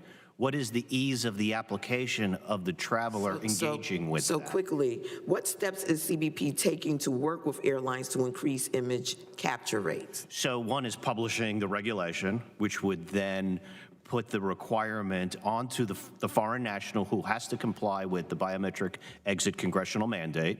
Then we can work with the carriers to increase the rate at which people Can you provide our committee with those steps? That would be helpful. Absolutely. Let me ask just quickly, because I've run out of time. Mr. Mina, you spoke in your testimony about impermissible bias. And I was just wondering, since you used that terminology, is the inverse, is that a part of your, is there something called permissible bias? So let me, I think if I understand your question correctly, the reason why we use that term impermissible bias is because, as Mr. Wagner's talked about, Mr. Romine's talked about, there are lots of reasons why there may be a failure to cause a match, like, for example, lighting, environment, but our office is really focused on an error that is created based on a protected characteristic, like race or sex or age. And that, when I make that reference to impermissible bias, that's what I'm referring to. So there's no bias that is permissible. In other words, if there is a quirk of some sort and you find it to be so inconsequential that it becomes part of your standard, that becomes permissible bias? I'm just trying to understand what you mean by impermissible bias.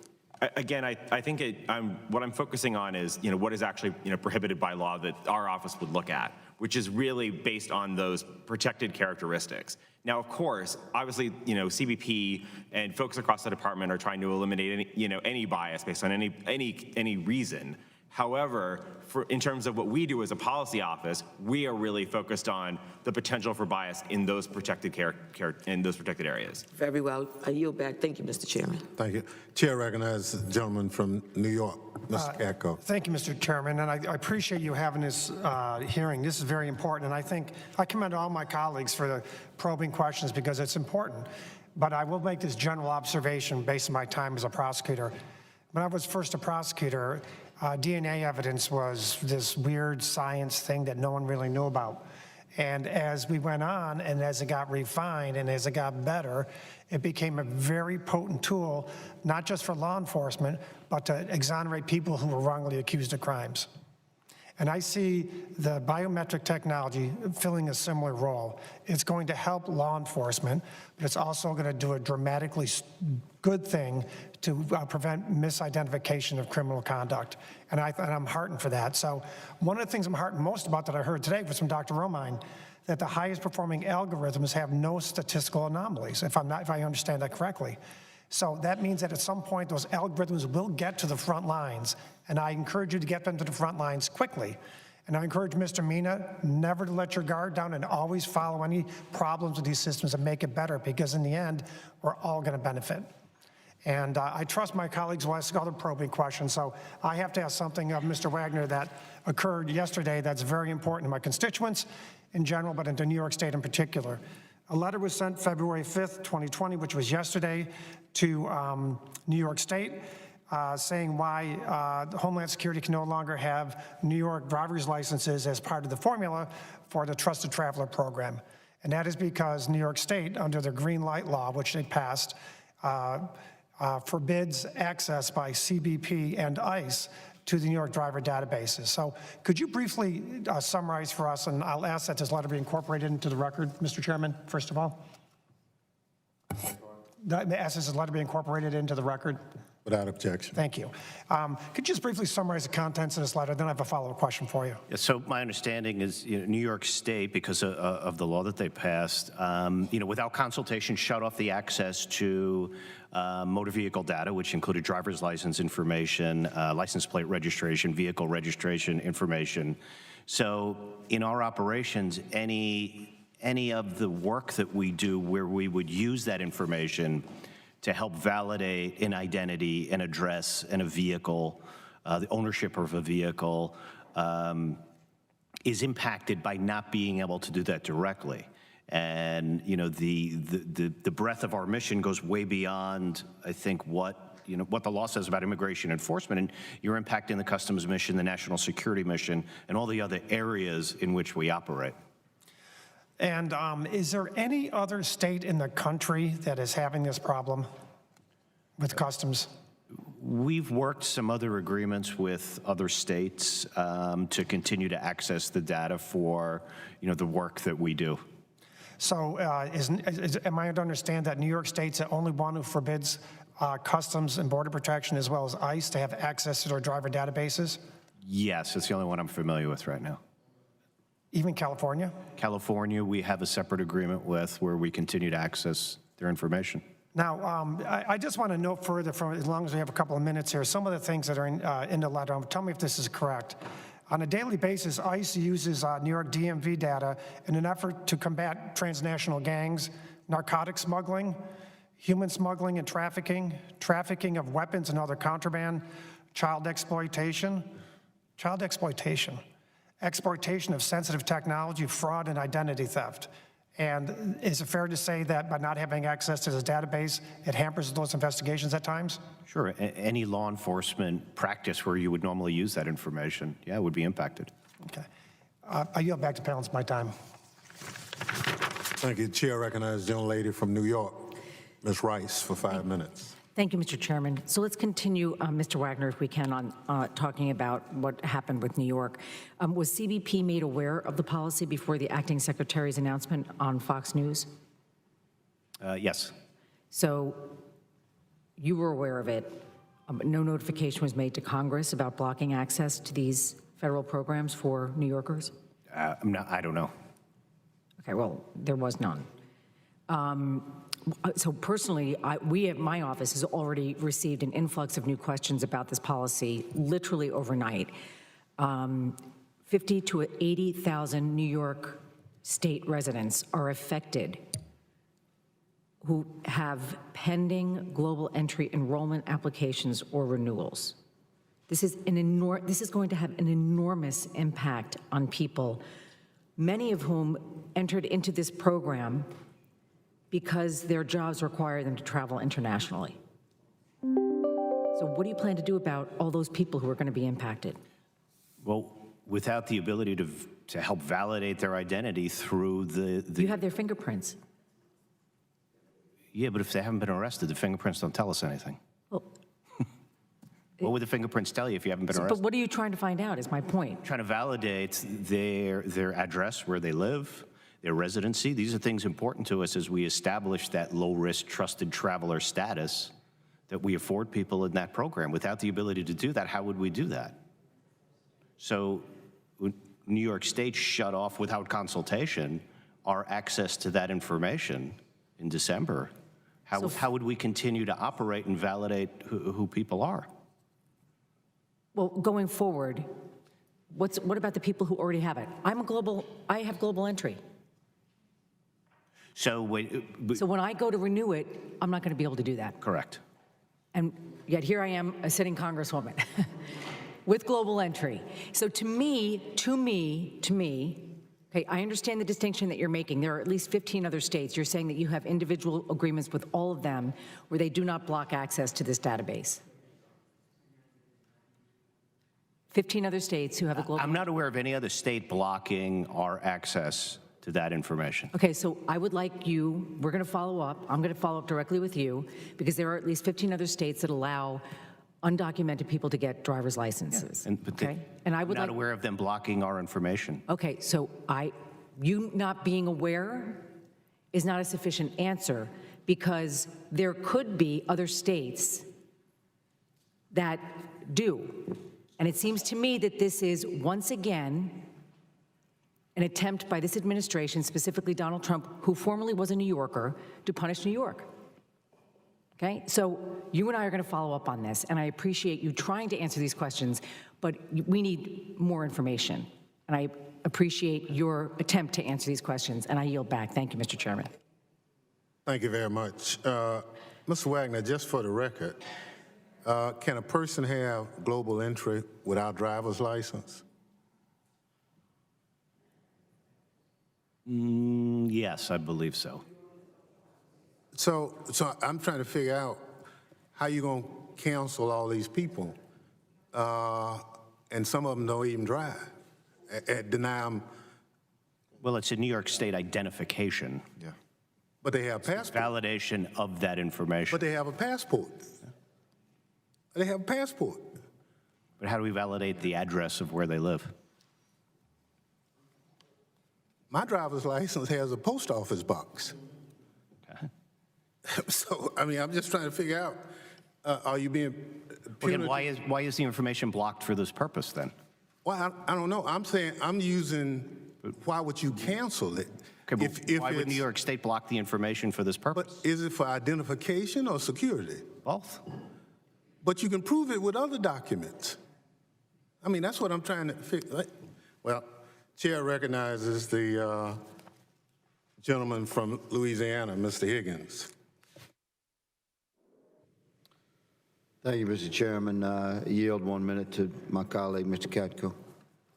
Thank you, Mr. Higgins. And I just want a quick follow-up question with my colleague, and it's a quite simple one, really.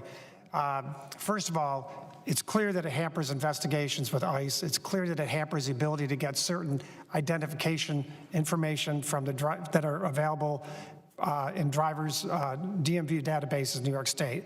I just want to make sure it's clear. My colleague from New York, Ms. Rice, mentioned that there's many other states that have possible, like allowing illegal aliens to get driver's licenses. That's not the issue. The issue is there any other state in the United States of America that completely blocks Customs and Border Protection and ICE's access to DMV records? I don't believe so.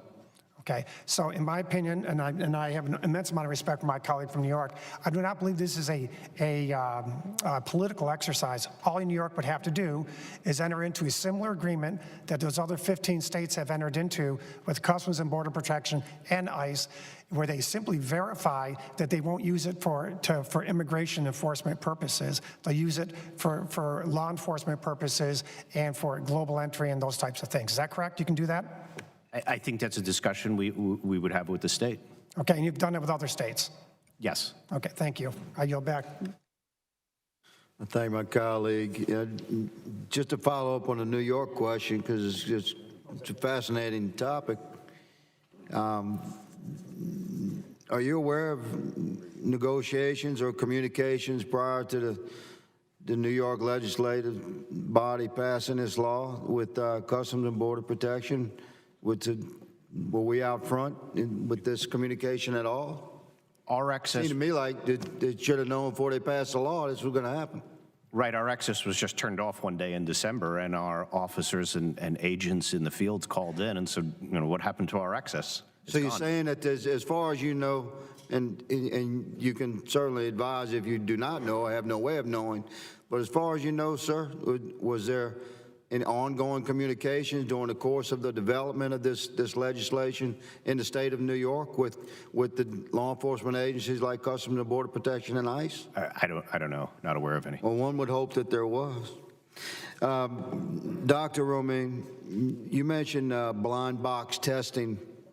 Would you clarify that means that as your products are tested through NIST, your facial recognition products provided by vendors, that they're tested without your knowledge of who the vendor is? You're strictly looking at the results of the algorithm themselves. So when I use the phrase black box testing, what I mean is that we don't have any insight into the characteristics of the algorithm itself. We publish an API, an application Do program. you know the identity of the vendor? It's self-identified. The vendor. It's self-identified as you're studying the, That's correct. the And so product we do- itself. we do Okay, track. just to clarify that. Now, can any vendor submit an algorithm to NIST for testing? Yes, sir. And the process by submitting that product is standardized? It is, sir. All right. And the top performing algorithms like Customs and Border Protection uses, is there a wide variance between what you're referring to as the top performing algorithms and say academic projects perhaps submitted for testing?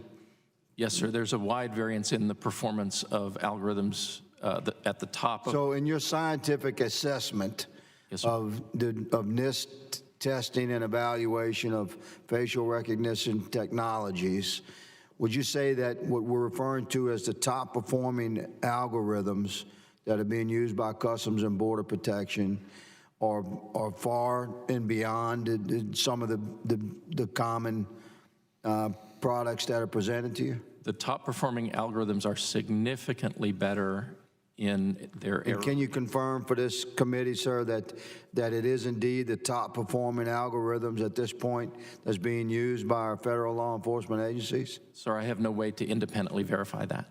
That would be something But we just said that Customs and Border Protection is using the top. I want to confirm. I didn't say that. Can you confirm that, good sir?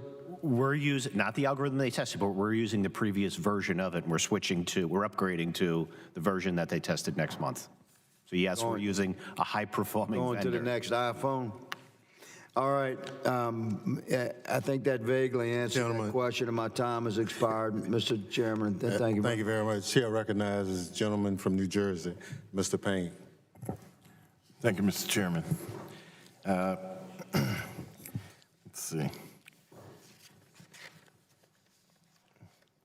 Let me ask, who and where is all this facial recognition data stored?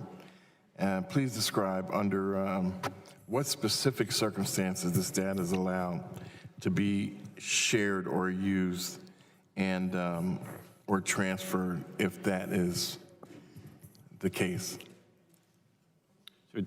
We are using, as a database, travel document databases. So these are photographs collected by the U.S. government for the purposes of putting on a travel document, like a U.S. passport or a U.S. visa that's issued to a foreign national, or a photograph that a foreign national, when they arrive in the United States, like under the visa waiver program, we would take their photograph or read the photograph from the chip in their passport and store that. That's what forms the baseline gallery that we match against.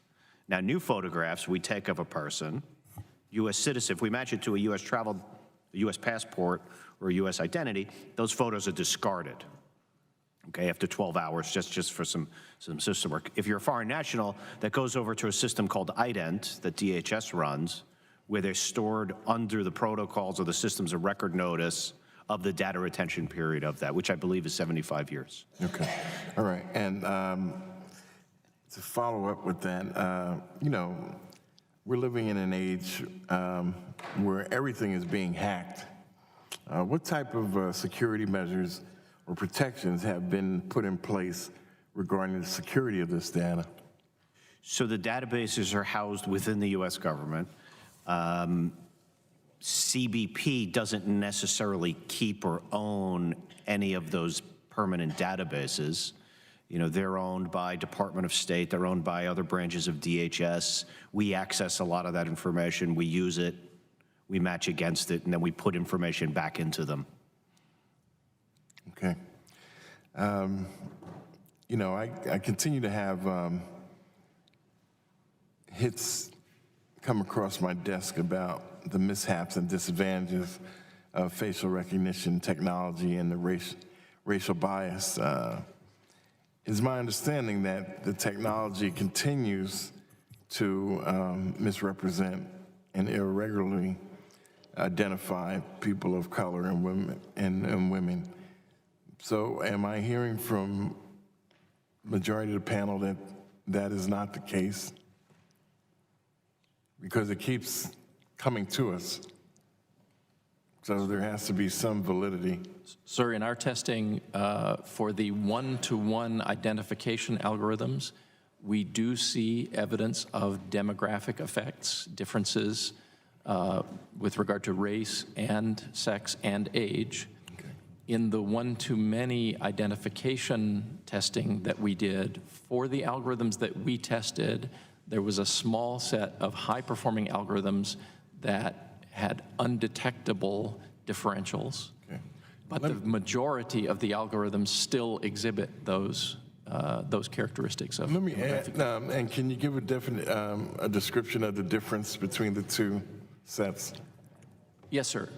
In the case of verification, verifying an identity, a biometric is matched solely, in the case of face recognition, a picture is matched against. Is that the one-to-one? That's the one-to-one. That's right. The identification, or the verification is to try to determine if you are who you say you are, and it's based, it's matched against a gallery of one, in essence. And what's the one-to-many? And the one-to-many is matched, in the case of CBP's application, 1 to perhaps thousands for the airline public, the traveling public, or 1 to millions in the case of law enforcement such as FBI, to try to identify a suspect. So you're saying that the percentage of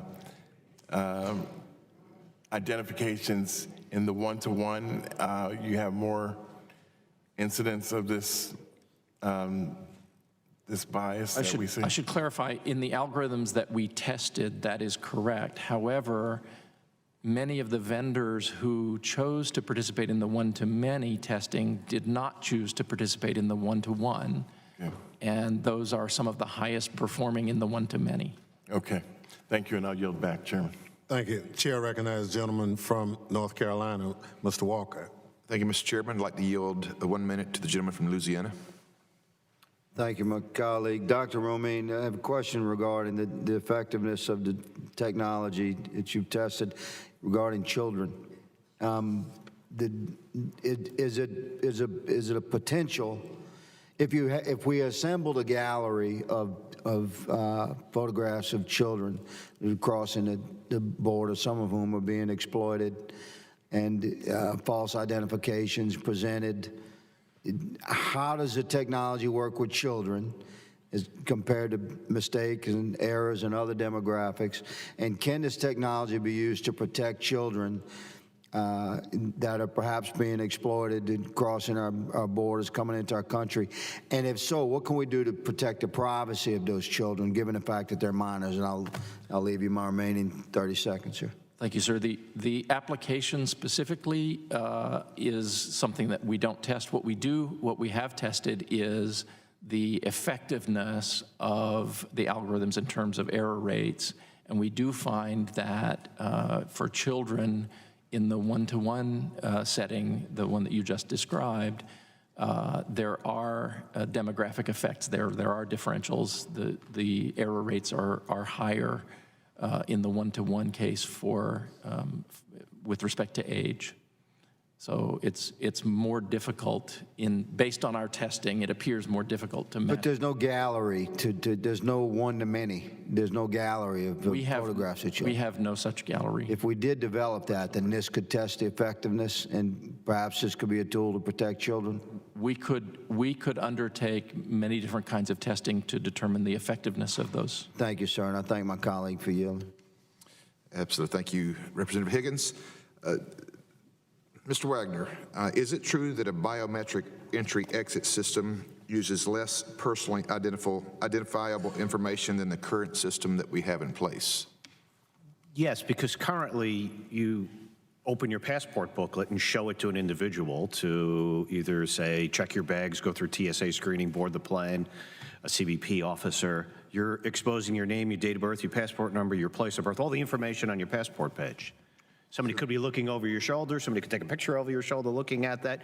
You're disclosing it to a person who doesn't actually need to know all of that additional information versus standing in front of a camera with no identifiable information other than your face, which they can already see, and your picture's taken, and on the screen comes a green check mark, and that person now knows you've been validated by the government record to proceed. So you're sharing actually less information in this instance. So not only sharing less information, but on a scale of 1 to 10, 10 being the highest, how would you rate that this progress, as you, in your own words, is continuing to develop, and rightfully so, would be the highest security possible for travelers compared to anything else that we're doing now? Right now, I think on top of everything else we're doing, it brings us closest to 10, where's where we want to be. When Representative Higgins talked about some of the children involved, are there any numbers or statistics based on people that you have caught either involved in human trafficking or some other nefarious activity strictly because of the facial recognition? Yeah, on the land border, we've got 247 imposters so far, meaning they had a legitimate document, belonged to somebody else. 18 of those, so 7%, were under the age of 18, so they'd be considered children. 73 of those at the land border had U.S. passports or U.S. passport cards, and 46 of them, or almost 20%, had criminal records that they were trying to hide. Do you believe that these were identified strictly because of the use of facial recognition, or was there any other aspect or involvement?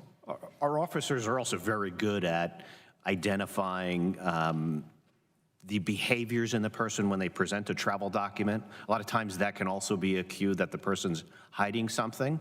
But the technology on top of the officer's skills and abilities should bring us to that security posture that will bring us to near perfect. Are there any policies difference between a U.S. citizen versus a non-citizen? Well, everyone has to establish their identity by law. Everyone has to produce some type of identification. Law requires a U.S. citizen to travel on a passport. And the process scrubbing this 12 hours after is what? That's our internal policy. If we take a new picture, we discard it after 12 hours. We're looking at actually shrinking that to a less time. We only keep it there in case the system crashes and we got to restore everything. Thank you, Mr. Wagner. Yield back, Mr. Chairman. Thank you. Chair recognizes the young lady from Las Vegas, Ms. Titus. Thank you, Mr. Chairman. I find this interesting. The more you talk, the less I know, it turns out, unfortunately. McCarran Airport is in my district. It's a very busy airport, one of the busiest in the country. A lot of international tourists come through there. So I know we've talked a lot about the use of this facial recognition for security reasons. I'd like to talk about it in terms of how it affects the passenger's experience. We want people in Las Vegas to have a good experience from the time they land to the time they leave.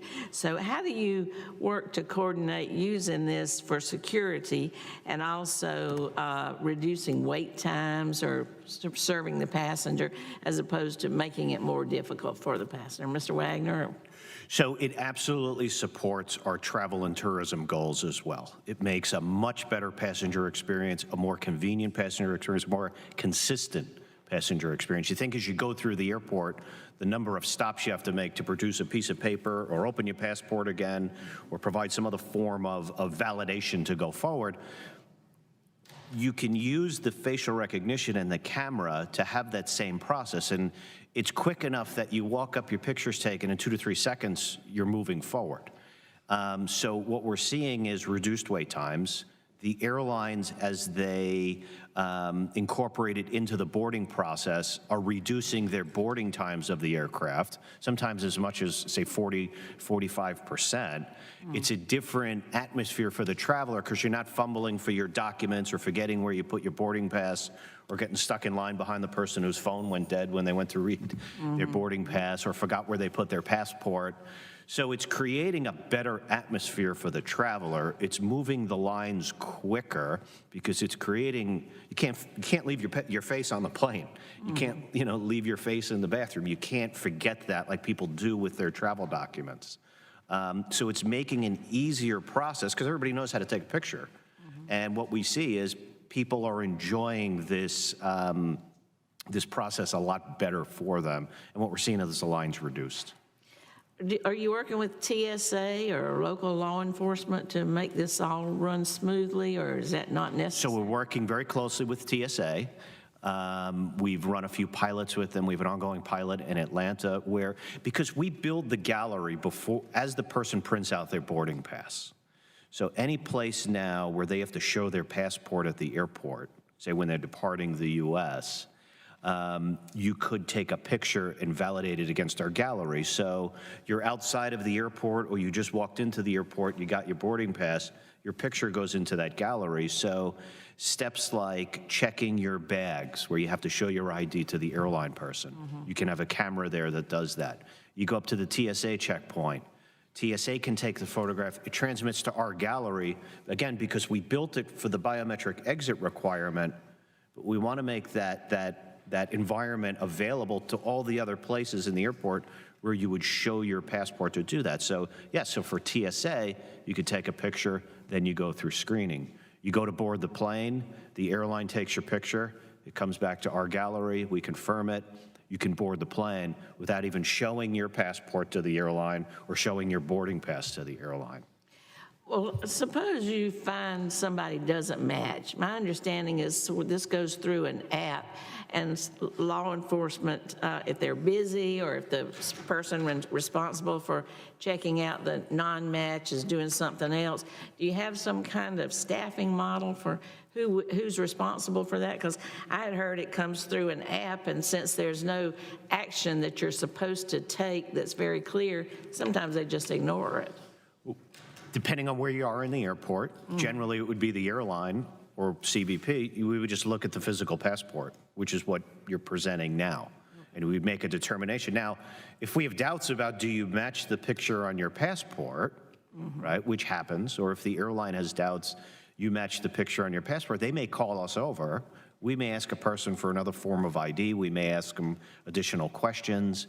We may do a further inspection on them. So if you don't look like your passport photo, you know, from a visual review, these are the same kind of things that would occur. You know, we've been having a lot of confusion about going to the real ID from just regular driver's licenses. People don't know they have to do that. We're trying to get the word out. Some states didn't provide the funding to go to real ID. Is that transition part of your consideration as you develop this new system, or is it not connected? It's separate than this. So that it's not going to make any difference? Not really. All right, so people who will use their passports instead of real ID, that won't matter. Right, because we're using, because these are international travelers we're talking about today, so they would generally have a passport. You don't see this moving to national as well as international once it's up and I would defer to TSA on that for their requirements on how this might apply to a domestic flight. Okay. I think there's some good discussion to have there that if people have passports and you could electronically confirm them even on a domestic flight, should the traveler opt into this, I think it'd be good government to build a system like this if that's what people would want. Well, thank you. Thank you, Mr. Chairman. Thank you. Chair recognizes the gentlelady from Illinois. I'm sorry, gentleman from Texas, Mr. Crenshaw. Thank you, Mr. Chairman. Thank you all for being here. It's been an interesting hearing to watch. I just want to dispel any misinformation on the facial recognition technology that we're discussing here today. It seems to be abnormally controversial. We're not talking about 1984-style government surveillance, not like China has. We're not talking about facial recognition in the National Mall or Times Square, downtown Houston. We're talking about facial recognition at air, land, and sea ports of entry, where the government has not just the authority, but the duty, the responsibility to know who enters our country, and where they're already checking for identification, of course. It seems from the answers we've gotten that CBP is using the best algorithms with almost no bias whatsoever in them. That's what we've established today, as far as I understand. Locations where facial recognition technology is employed, those locations are marked, correct? Yes, it's where you would normally present your passport. Okay. Locations where facial recognition technology is employed are places where entrants are required to present, you've already answered that one, present a form of photographic identification already. Entrants are allowed to opt out of facial recognition technology and present photographic identification to a CBP officer, who will then compare the physical appearance of the entrant and the photographic identification presented, correct? Correct. Biometric data for U.S. persons is stored for no more than 12 hours in an encrypted virtual private cloud, correct? Correct. Biometric data for entrants who are not U.S. persons are stored in ident, correct? And given the above, knowing where facial recognition technology is used, requirement to present photo ID, the ability to opt out, and the secured storage, what are the major privacy concerns I might be missing? How can we improve this? I think what we've heard from the privacy community is people get used to the convenience of this technology, and that bleeds over into the commercial world or their private sense, and they may be more likely to allow that to happen outside of your, say, government requirements. And, you know, my discussions with them, I said, yeah, but there's also an expectation by the public that they have this convenience in their private life, and why should their interactions with their government be so antiquated?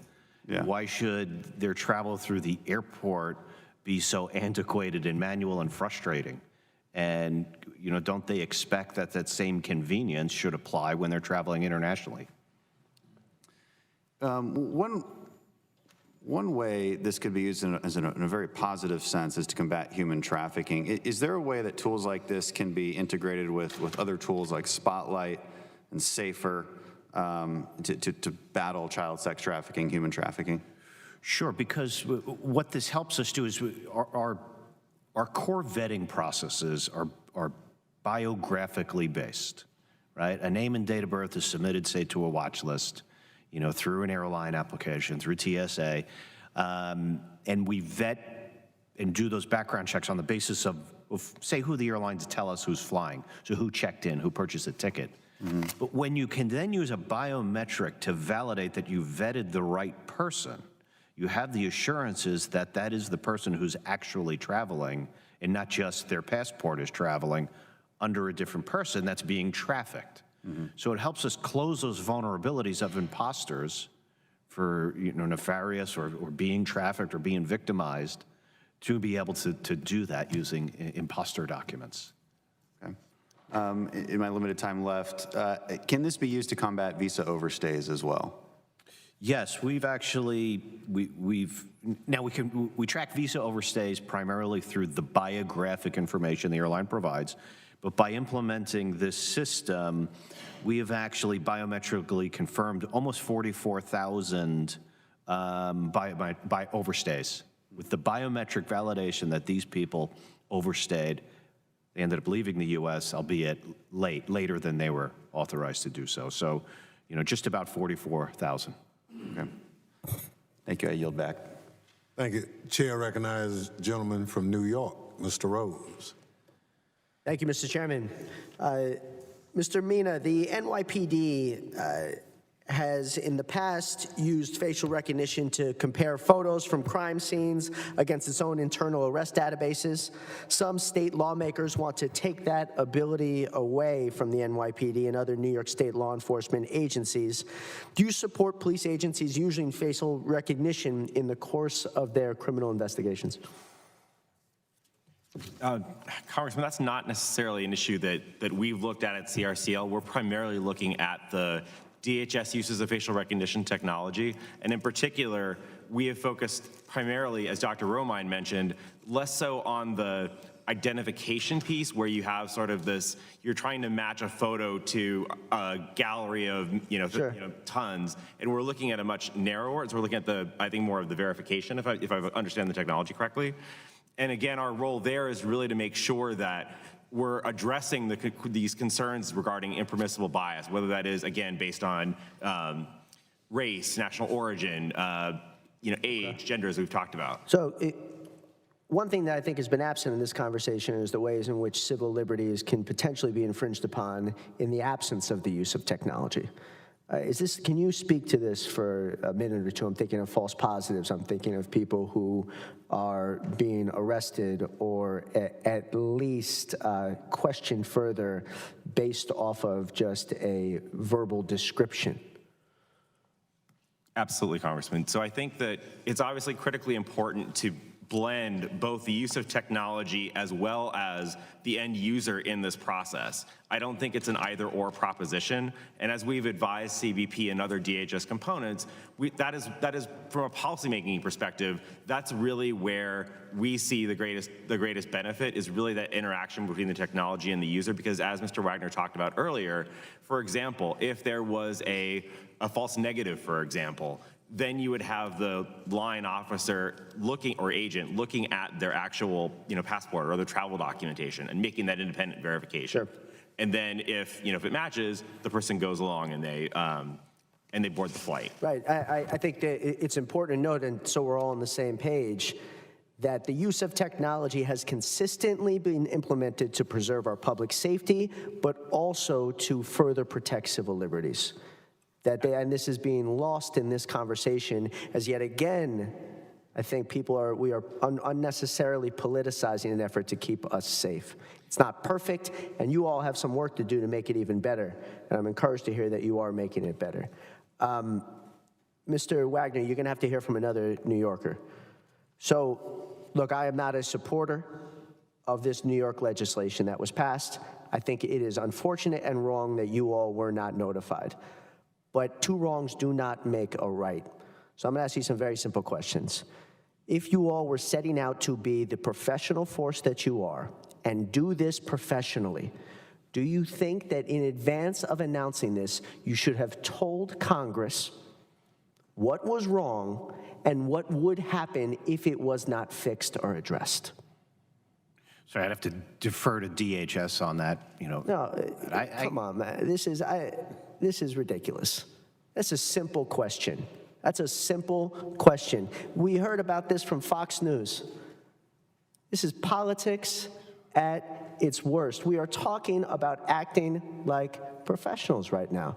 If there is a problem that needs to be addressed and you all are doing this, do you think it was appropriate that we were not told well in advance so we can try to arrive at some solution? Do you think that's okay? Is that the way you would want to carry this out? I'm not going to comment on that. I mean, that's your... You're not going to carry... So by the fact that you have given very clear and declarative answers previously, I think that we can all assume what you are thinking and unwilling to say right now. So let's commit to actually trying to solve problems here. You got members of Congress that won't be able to renew something. You got more importantly than members of Congress. Who cares about members of Congress? Millions of other people that are now held in the balance. People on my staff, people, colleagues, all types of people. All types of people. This is politics. If you really were making an effort to address a problem, there would have been a system, a proposal, a negotiation, a conversation, letters written. That is the way business is conducted. So let's put that aside. Would you now commit, now that we've all engaged in our politics, to actually having sensible meetings and conversations about a way forward to solve this issue? Sure, I think that's a good point. You would commit to that? Okay, thank you. Gentleman, time has expired. Chair recognizes the gentlelady from Illinois, Ms. Underwood. Thank you, Mr. Chairman. Many of my constituents in Northern Illinois have to drive over an hour to get to a major airport in Chicago, and therefore we are always interested in learning more about technologies that can improve airport security wait times. But biometric data is ripe for potential abuse and misuse, which is why it's so important to ensure that DHS uses facial recognition and other technologies in a fair and reliable and effective way. Mr. Wagner, although children under age of 14 are not required to be screened, many do go through screening that collects their biometric information. How does CBP store and secure this information? And I'm talking about under 14. I think if you're outside the scope of the biometric exit tracking requirement, which is 14 to 79, I believe we discard all of that information. Let me verify that. Yeah, would you be willing to provide the committee with that information in writing, both the procedure and the policy, in order to do so? Yes. Okay. Are there any differences in how CBP collects, uses, or secures children's biometric information in comparison to adults? So if a child presents, does it just take it and immediately delete, right? Or is it going to be going through some kind of filtering later on? We want that level of information. You got it. Okay. December 2019 NIST report found that children are more likely to be misidentified during biometric screening. Of course, we know that other groups, like we've discussed today, people of color, seniors, are also misidentified. Mr. Wagner, what actions is CBP taking to correct the patterns of errors identified in the NIST report? Well, again, we're using a high-performing algorithm that we're not seeing those demographic-based error rates. Now, if someone does not match to either the gallery or to the document they're presenting, we'll physically examine the document and manually look at the picture, and if we have the confidence it is the person, we could do that through questioning, we could do that through additional forms of identification, we could do that through an inspection of the person. Sometimes someone's just looking at the passport and going, okay, that's you, go ahead. It all depends on how discrepant you look from your travel document photograph. And some passengers report being unaware or confused about how to opt out of their biometric screening. As CBP expands the biometric screening program, does it intend to reevaluate the best method of communicating the important opt-out information to passengers? Yeah, so right now we've got signage at the airports, but a lot of people don't read signs at the airport.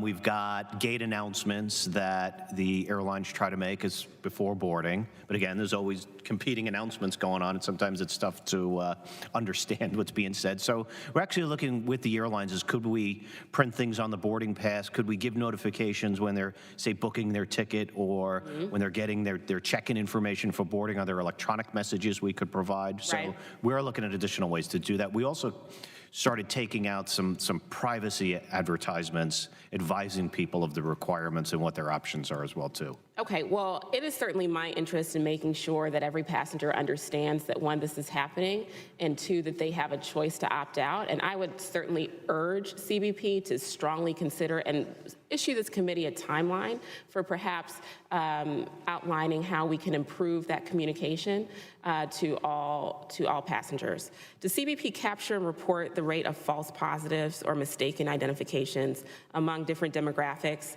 at each port of entry where biometric technology is used? What we track are the people that we take a photograph of or receive a photograph of and are not able to match it to their travel document that is in our gallery. And again, that's that 2 to 3%. Our review of that information does not show noticeable discrepancies on any types Sir, of that wasn't my question. My demographics. question is capturing and reporting by port of entry. So we want to know the false positives. Are we seeing more at certain places along the border? Are we seeing more false positives at certain airports? We're not seeing false positives. That's matching you to a different identity. We're not seeing that with this technology. Or mistaken identities? We're not seeing that. We're more likely you don't match against anything, so we get a no information return. Okay. Dr. Rami, can you elaborate on what NIST recommends to algorithm developers to improve accuracy across demographics? The testing that we do does not result in recommendations specifically to the vendors other than to take the data that we provide, the evaluation results, and strive to use those results to improve their methods. But So you're saying that you don't have a lot of interaction with the developers? we have informal interaction with them in the sense that we are, the scientists who do this biometric testing are part of a larger biometrics community. We see the vendor representatives, the scientists at meetings and so on. But with regard to the FRVT itself, the testing, the feedback that we provide to the vendors is the test results.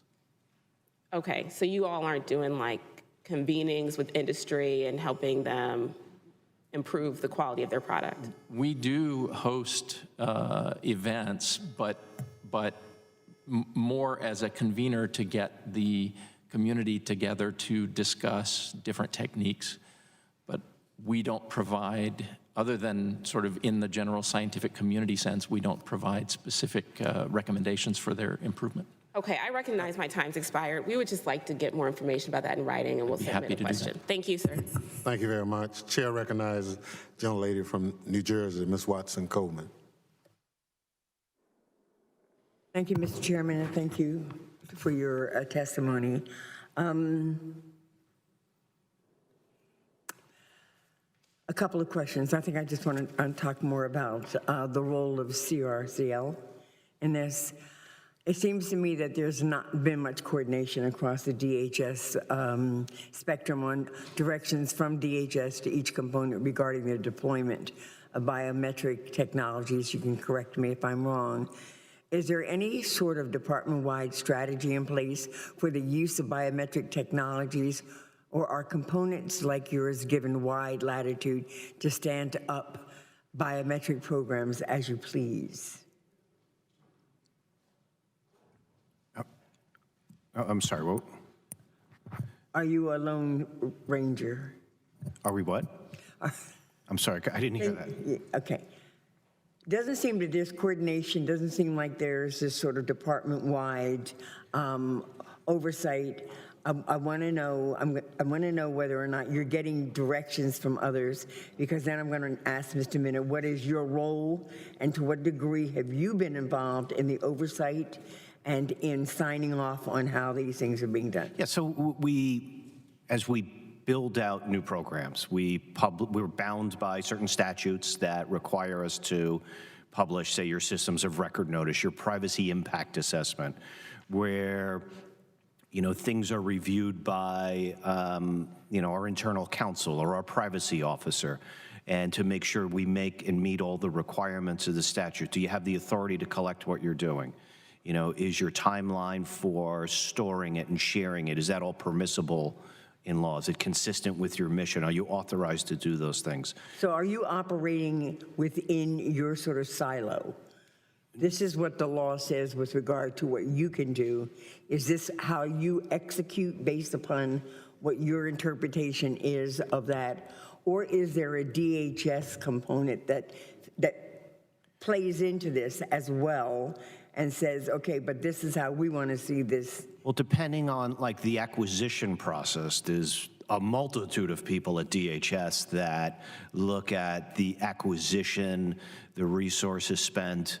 There's a whole process to go through for approval before various boards that authorize the expenditures and the investment in that. There's the DHS privacy officer, there's DHS counsel, so there's a lot of oversight by DHS already in this process. Certainly the rulemakings would go through DHS counsel, the DHS policy, so there is a lot of oversight and coordination. It's my understanding, though, that there is no centralized body within a department that gives a program a stamp of approval or certifies that they're ready for prime time. Is that correct? Has CRCL approved your program? Do you know? No, they wouldn't necessarily go to them for approval, but there is... Well, approval in the sense of maintaining and protecting privacy rights. So things are reviewed by them, and I'll defer to my colleague. What authority do you have, sir? Just a minute. Why don't I answer that in a couple different ways, Congresswoman? So let me step back a second and talk a little bit about the first part of your question regarding sort of the enterprise level review. I think one of the ways in which CRCL participates in that dialogue is by serving on enterprise level wide working groups across the department that include representatives from CBP and DHS S&T and the Office of Biometric Identity Management, where we actually are talking about a lot of these issues. Now, we don't have a privacy impact assessment type model. However, we do work very closely with the Privacy Office regarding not just facial recognition technology, but certainly other forms of biometric identification that the department uses. Now, with regard to our relationship with CBP, we work with them in a couple different ways. First is very directly in terms of offering them advice, and then also we go on site visits and we also work with CBP and the Privacy and Civil Liberties Oversight Board in their engagement as well. So is your role anything more than just advice, observation and advice? You have no authority to say, no, that's not working, that's a violation, no, that's it, right? Advice? That's not entirely accurate. What I would say is, yes, we do have an advisory capacity. We also have a compliance function where we do offer recommendations to components based on investigation. And if they don't follow them? Then we can elevate it if necessary. Okay, I have one last question.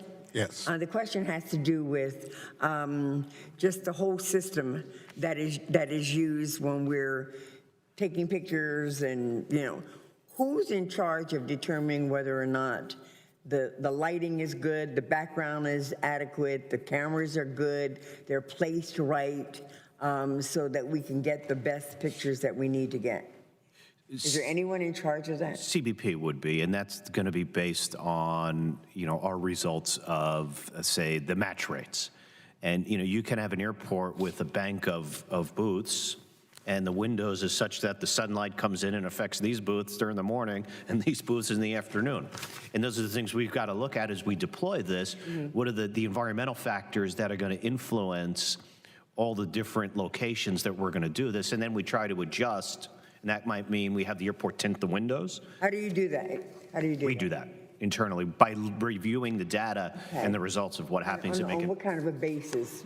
Weekly, daily, monthly, whatever? All of it. You know what time the sun comes in that window, you know what time the sun comes in that window. Right. That's just, I would say we do it continuously to get the best production we can out of it. Thank you. Thank you very much. Thank you, Mr. Chairman. Thank you very much. Chair recognizes the ranking member. Thank you, Mr. Chairman. I have a unanimous consent request that 2 articles on this topic be admitted for the record. Without objection. Thank you, So sir. ordered. Chair recognizes the young lady from Texas, Ms. Jackson Lee. Let me thank the chairman very much, and let me acknowledge all of the government witnesses and thank them for their service. Let me renew the inquiry that will be pursued by Chairwoman Rice, but I will add to it, and that is, Mr. Wagner, a better understanding, maybe you'll provide the information to the committee on the denial of clear, global, and trusted traveler as it relates to states that may not have the laws that you think are appropriate, or in the instance of New York, closing out access to the issue of driver's license. And I raise the question because we should look as a federal government as what other identification options may be valid. And I know that we've known each other for a long time. I would think that you'd be willing to look at that so that we can find common ground. Let me pursue this line of reasoning. And please, witnesses, understand that I am not saying this is what you are doing. I need to understand your thinking.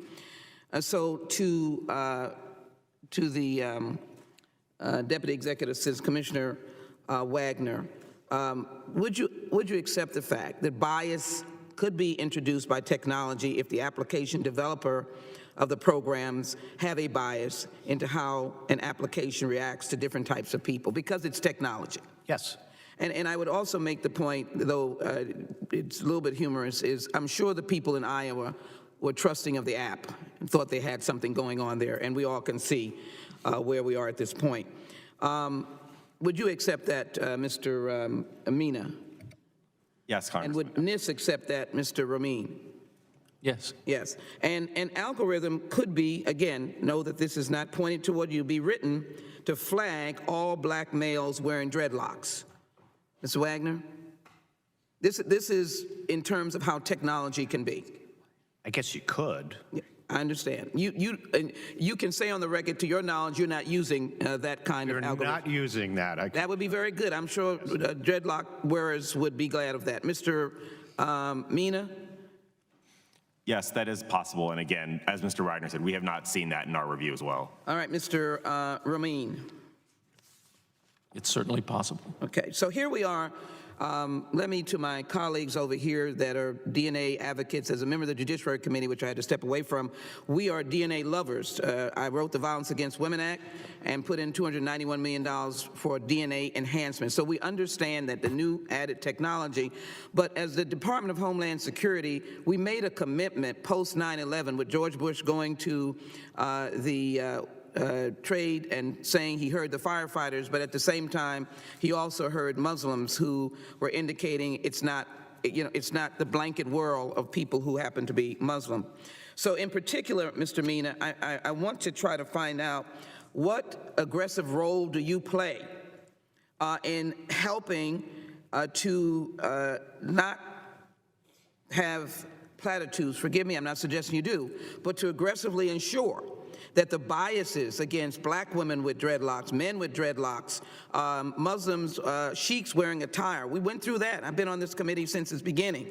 That's not technology, and then now sophisticated technology is not undermining the civil liberties and civil rights of this nation and those coming in innocently to the country. You can use the new technology as well. And then to Mr. Ramin, let me find out, how are you continuing to do your assessment of these algorithms to ensure that it looks like you were not able to get the exact one that that Mr. Wagner's team is using? That concerns me. I need you to get every accurate piece of information, and I'd like you to say that, Mr. Mina, what aggressiveness are you doing to protect the travelers and the American people?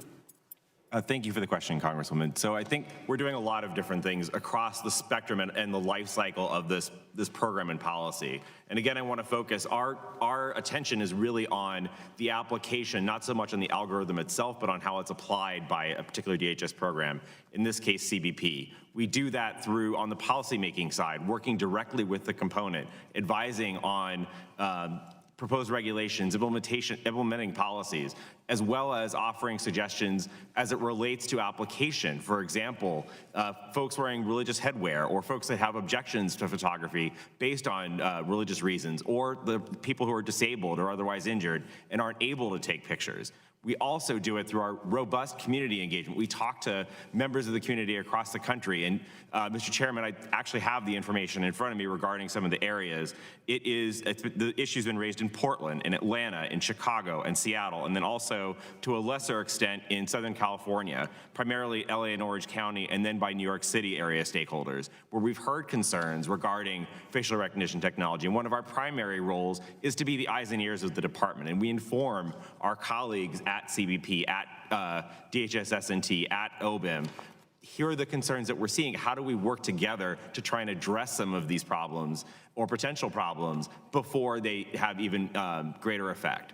And then also, on the back end, we have a robust compliance process. And while we don't have an active investigation right now on facial recognition, that's always something that we're looking at. If we see a trend, we'll most certainly open an investigation and again advise in that way as well. Would you be kind enough, Mr. Chairman, let Mr. Ramin answer this question? Here's a look at New York's Times Square here on this Thursday. Christie's coming up here next with you. A little bit later, she'll have some events from New Hampshire, including Senator Warren as well as Andrew Yang a little bit later. All coming up next here on News Now.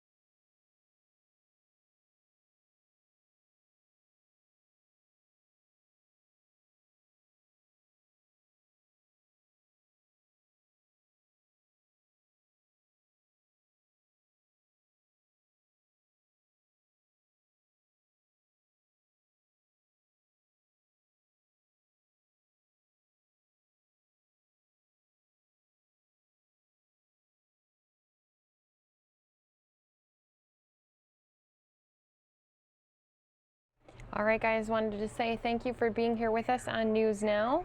I wanted to introduce what this next item is that we're going to be listening into. So there was a story that happened out of the D.C. area now more than 7 months after a locker room rape scandal stunned a high school. One of the teenagers charged in the case was expected to plead guilty Thursday morning. Now, the public may never know what exactly happened inside of that Montgomery County courtroom. The case is being heard in juvenile court.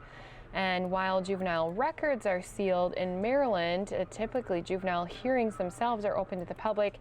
That was not the case, though, today, however, when the judge ordered everyone out of the courtroom except for those with direct ties to the case. Now, we did hear from some of those leaders, and that followed a motion by defense and came despite arguments from members of the media who were all in attendance. They said essentially that the public deserves to know how this case plays out. And so we did hear from some officials afterwards. We're going to be listening into that right here on News Now.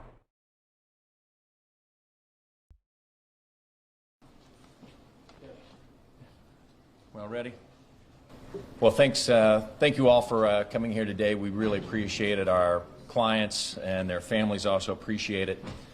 Today, on behalf of 4 minors, our law firms filed in Circuit Court in Montgomery County, Maryland, a lawsuit against both Montgomery County Board of Education, the coaches, principals at Damascus High School. The lawsuits allege that the coaches, teachers, and administrators knew about the Damascus High School tradition called brooming, wherein sophomore football players terrorized freshman football players by threatening to, and at times, sodomizing the younger players with a broom. The lawsuit further alleges that despite notifications from parents, other players, concerned adults, and officials at Damascus permitted that long-standing tradition to continue. The lawsuit further alleges that the defendants failed to supervise the locker room after school and before football practices, failed to protect the victims from the attacks, and failed to timely notify parents and law enforcement of the sexual assaults that occurred. The lawsuit further alleges that the defendants knew about the locker room sexual assaults at Damascus and at other high schools in Montgomery County prior to the widely publicized events of October 31st, 2018. But were wholly indifferent to them. The lawsuit further alleges that the defendants knew about the violent propensities of one of the attackers, but nonetheless permitted that student to remain in that locker room and on the football team. We encourage anyone with information to contact. We have set up a hotline number. We strongly encourage them to contact us at 1-800-277-0150. Thank you. We're here today because the leadership at Damascus High School put a winning football culture ahead of a culture of safety, ahead of protecting their own students, ahead of protecting their own players. They knew that there was a culture of violence in the locker room, yet they allowed it to flourish because they put winning first. We are also here today because the leadership of the Montgomery County school system allowed the lead assailant to come to Damascus High School and play football, even though he had a demonstrated history of violence. Violent attacks on teachers, violent attack on another student, armed robbery on a student, and hundreds of complaints about his behavior dating all the way back to middle school. And although it was recommended that this assailant go to a special disciplinary school instead of Damascus, the school system allowed him to go to Damascus, to play football at Damascus, and then ultimately to be in the locker room unsupervised in October of 2018, where he led this violent and disgusting brooming, one of the most violent acts towards 14-year-olds in the history of the Montgomery County school system. These matters will all be addressed in this lawsuit and in court. As each person speaks, if you could please identify yourself, the first gentleman. I am Tim Maloney. I represent John Doe, number 4, and his parents, one of the plaintiffs. Sure, it's Tom DeGonia, law firm of Etheridge Quinn, We represent John Doe, another John Doe victim and their family. Spellings in the press releases, correct? Yes. Thank you, Bill. My name is Billy Murphy. We represent John Doe victims 1 and 2 in the lawsuit. This is one of the most extraordinary incidents to ever happen in a public school, not only in this state, but nationally. What happened was exceptionally dangerous. It was exceptionally traumatic, and it will affect the lives of these students for the rest of their lives. This is an extraordinarily serious matter. It's a lawsuit that we did not take lightly, and we expect that there will be, and we hope that there will be a prompt resolution of this lawsuit in the days ahead. The facts that we allege are incontrovertible, and these incidents actually were real and happened because the locker room was unsupervised and because the authorities in this case were indifferent to the outcome that affected the health and welfare of the most vulnerable students in this high school. And to repeat what has already been said, the school system cared more about the football team than they cared about their most vulnerable students. This has to stop. This is a shocking series of events, and it will not be tolerated as long as any of us have life and breath in our bodies. We are going to pursue this aggressively and vigorously so that the outcome is consistent with justice and fair play. Thank you. What do y'all want? Well, What are you asking for? we're not going to be answering questions at this press conference, except to say that what we want is justice, and justice can be measured under our system only in dollars and cents. And so we expect that the outcome will reflect that. Thank you all for coming today, and we appreciate your time and effort and the investigative efforts that you have helped make possible in this case. Thank you very much, and good day. Question of clarification. The press release says. All right, guys, I want to continue moving along with more news that's been happening across our country. Now, down in Texas, the CDC was speaking before planes carrying passengers from Wuhan, China, where the coronavirus originated, are going to be landing in Texas this week. So while Austin Public Health says the coronavirus threat remains low, they did want to update everyone on the plan to have those coronavirus evacuees that are going to be heading both to Texas and Nebraska. And so hundreds of Americans being evacuated again from China over a viral outbreak that will be quarantined in both those two states. And officials say it is unlikely that anyone will arrive there with signs of illness, but they do have about 70 Americans that will be flown to Omaha and quarantined at a nearby Nebraska National Guard training base. And in Texas, Lackland Air Force Base in San Antonio is preparing to quarantine as many as 250 people that could arrive as soon as Friday. And this is their update that they gave the public here this afternoon. Returned travelers from Wuhan, Hubei province, China, which is the epicenter of the outbreak. The other two cases are in people who have close, prolonged contact with confirmed cases, so perhaps family members who have been caring for them. We're still learning about novel coronavirus, but CDC's mission here is really grounded still on sound science, because we do know about other similar coronaviruses, including those that cause severe acute respiratory syndrome, or SARS, and Middle East respiratory syndrome, or MERS.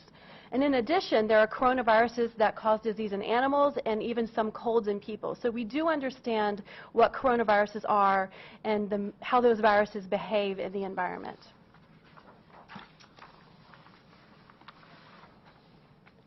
As your job is to report to the wider community of San Antonio, I'm sure you're most interested in why you're here today is to find out what we're doing here locally.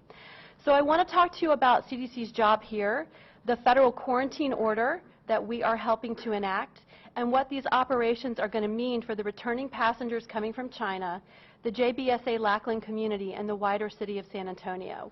And then after I talk to you about that, we'll have time for questions. The State Department has been aware of up to 1,000 Americans in Hubei province, China, who need to return to the United States. The situation in China is concerning. The virus is spreading quickly there, and an overwhelmed healthcare system there is going to be challenged to provide adequate care for other urgent medical needs. So it's safest for these Americans who are healthy and not known to be infected to be brought home. The first passengers from this group of 1,000 Americans have already arrived in California, to the U.S. Some came late last month. They came to March Air Reserve Base, and others arrived yesterday at Travis and Miramar Air Bases. All arrived passengers coming in, including those that will be coming into JBSA Lackland, will be on a federally mandated quarantine order of 14 days in length. This quarantine period is based on what we know to be the approximate incubation period of this virus, and that means the time from when a person is exposed to the virus to they develop symptoms. That's what we call the incubation period. And we know that 14 days is the maximum length of time for an incubation period for similar coronaviruses. JBSA Lackland will be housing some of these evacuees who are returning from Hubei. We don't yet know the number. We're prepared for as many as 250 passengers. It could be less than that. That flight has not left China yet.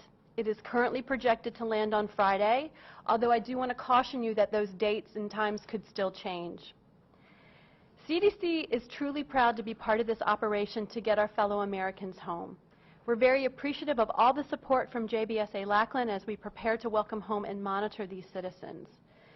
The goal of evacuating Americans, as I've mentioned, is to bring them into a controlled quarantine environment under CDC observation for those 14 days, to ensure that their health needs are met during that observation period, and to limit the spread of virus.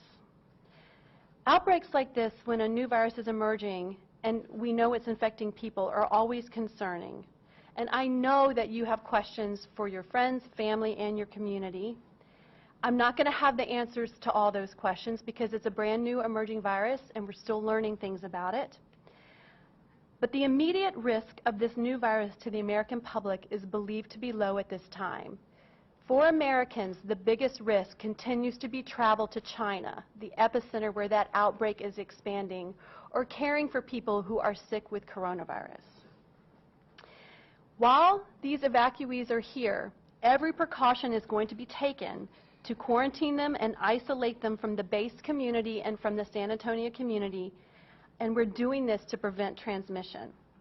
Before and during the flight and after the flight, every passenger will be medically evaluated looking for signs of illness.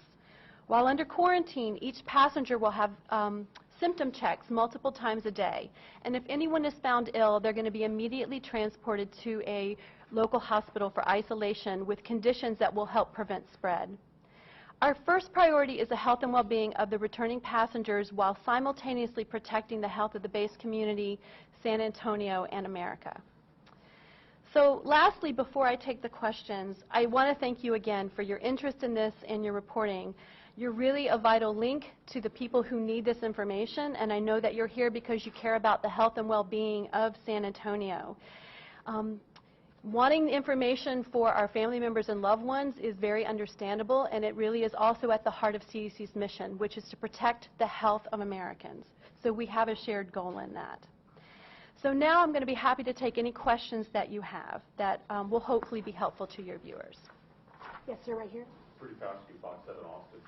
In regards to keeping the quarantine in check, the big question a lot of times, or when problems happen, is with maintenance, cleaning people. So how are we going to handle that situation in regards to the cleaning staff for these two locations to make sure that they aren't exposed and that they don't leave the site and expose their families? I think that it's important to emphasize that JBSA Lackland is providing the housing, but nobody on the base is going to be providing services to these people. I'm going to describe to you a little bit about the setup. So the housing is a hotel-like facility that is separated from other areas, so we can put a fencing perimeter around it, and we can make sure that we've got federal marshals there who are patrolling that perimeter. So it's isolated and it can't come in contact with others.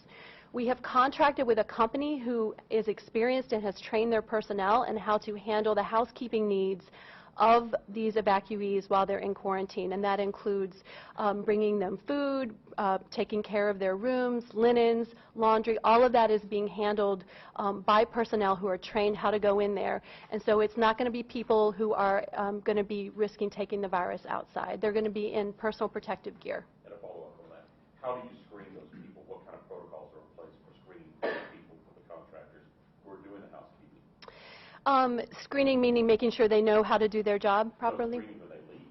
Screening. Are they going to stay on site? No. So individuals who are authorized to come in and out of that facility are being monitored by federal marshals who are guarding the gate, and so they're going to be clearly identified and separated from the passengers. All individuals who come into potential contact with patients or items that patients have handled are wearing personal protective equipment, and I'm going to talk to you about what that is. It may depend on the situation, and CDC has guidelines that are available on our website that can tell you about that. It could include gloves.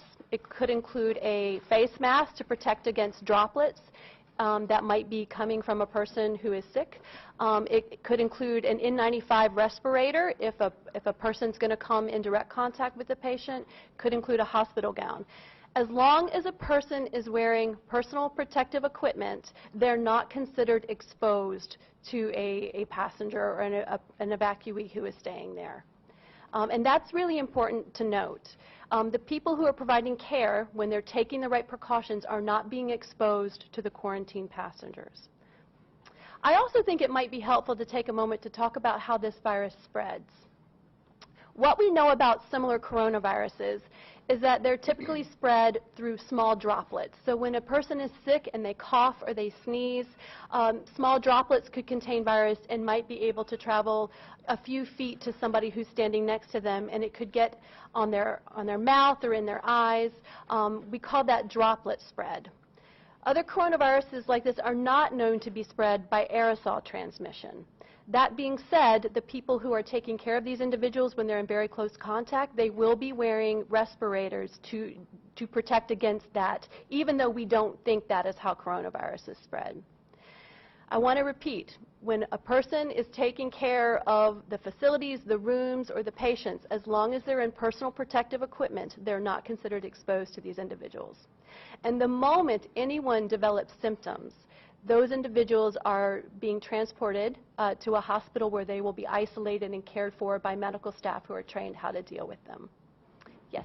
If any of these, Nancy Pinagaro with Telemundo, if any of these passengers experience any symptoms, which hospital would they be seen? So we're not releasing the name of the hospital at this time. We're working with San Antonio Metro Health, and they have identified hospitals in the area who are trained and ready to take these individuals. I think it's important to note that hospitals across the United States are prepared for this. I mean, these are evacuees that are not known to be sick, that are coming in, and they'll only have to go to a hospital if they develop an illness while they're here. But all across America, there could be passengers coming in that hospitals need to be ready to receive, and so I think this is a very common thing in many different areas of the United States. Why are you not identifying that hospital? That hospital, I do believe that we need to be careful about patient confidentiality and other things. The hospitals that are being identified have been identified by San Antonio Metro Health, and I think that we want to make sure that they can do their jobs and ensure the safety of patients.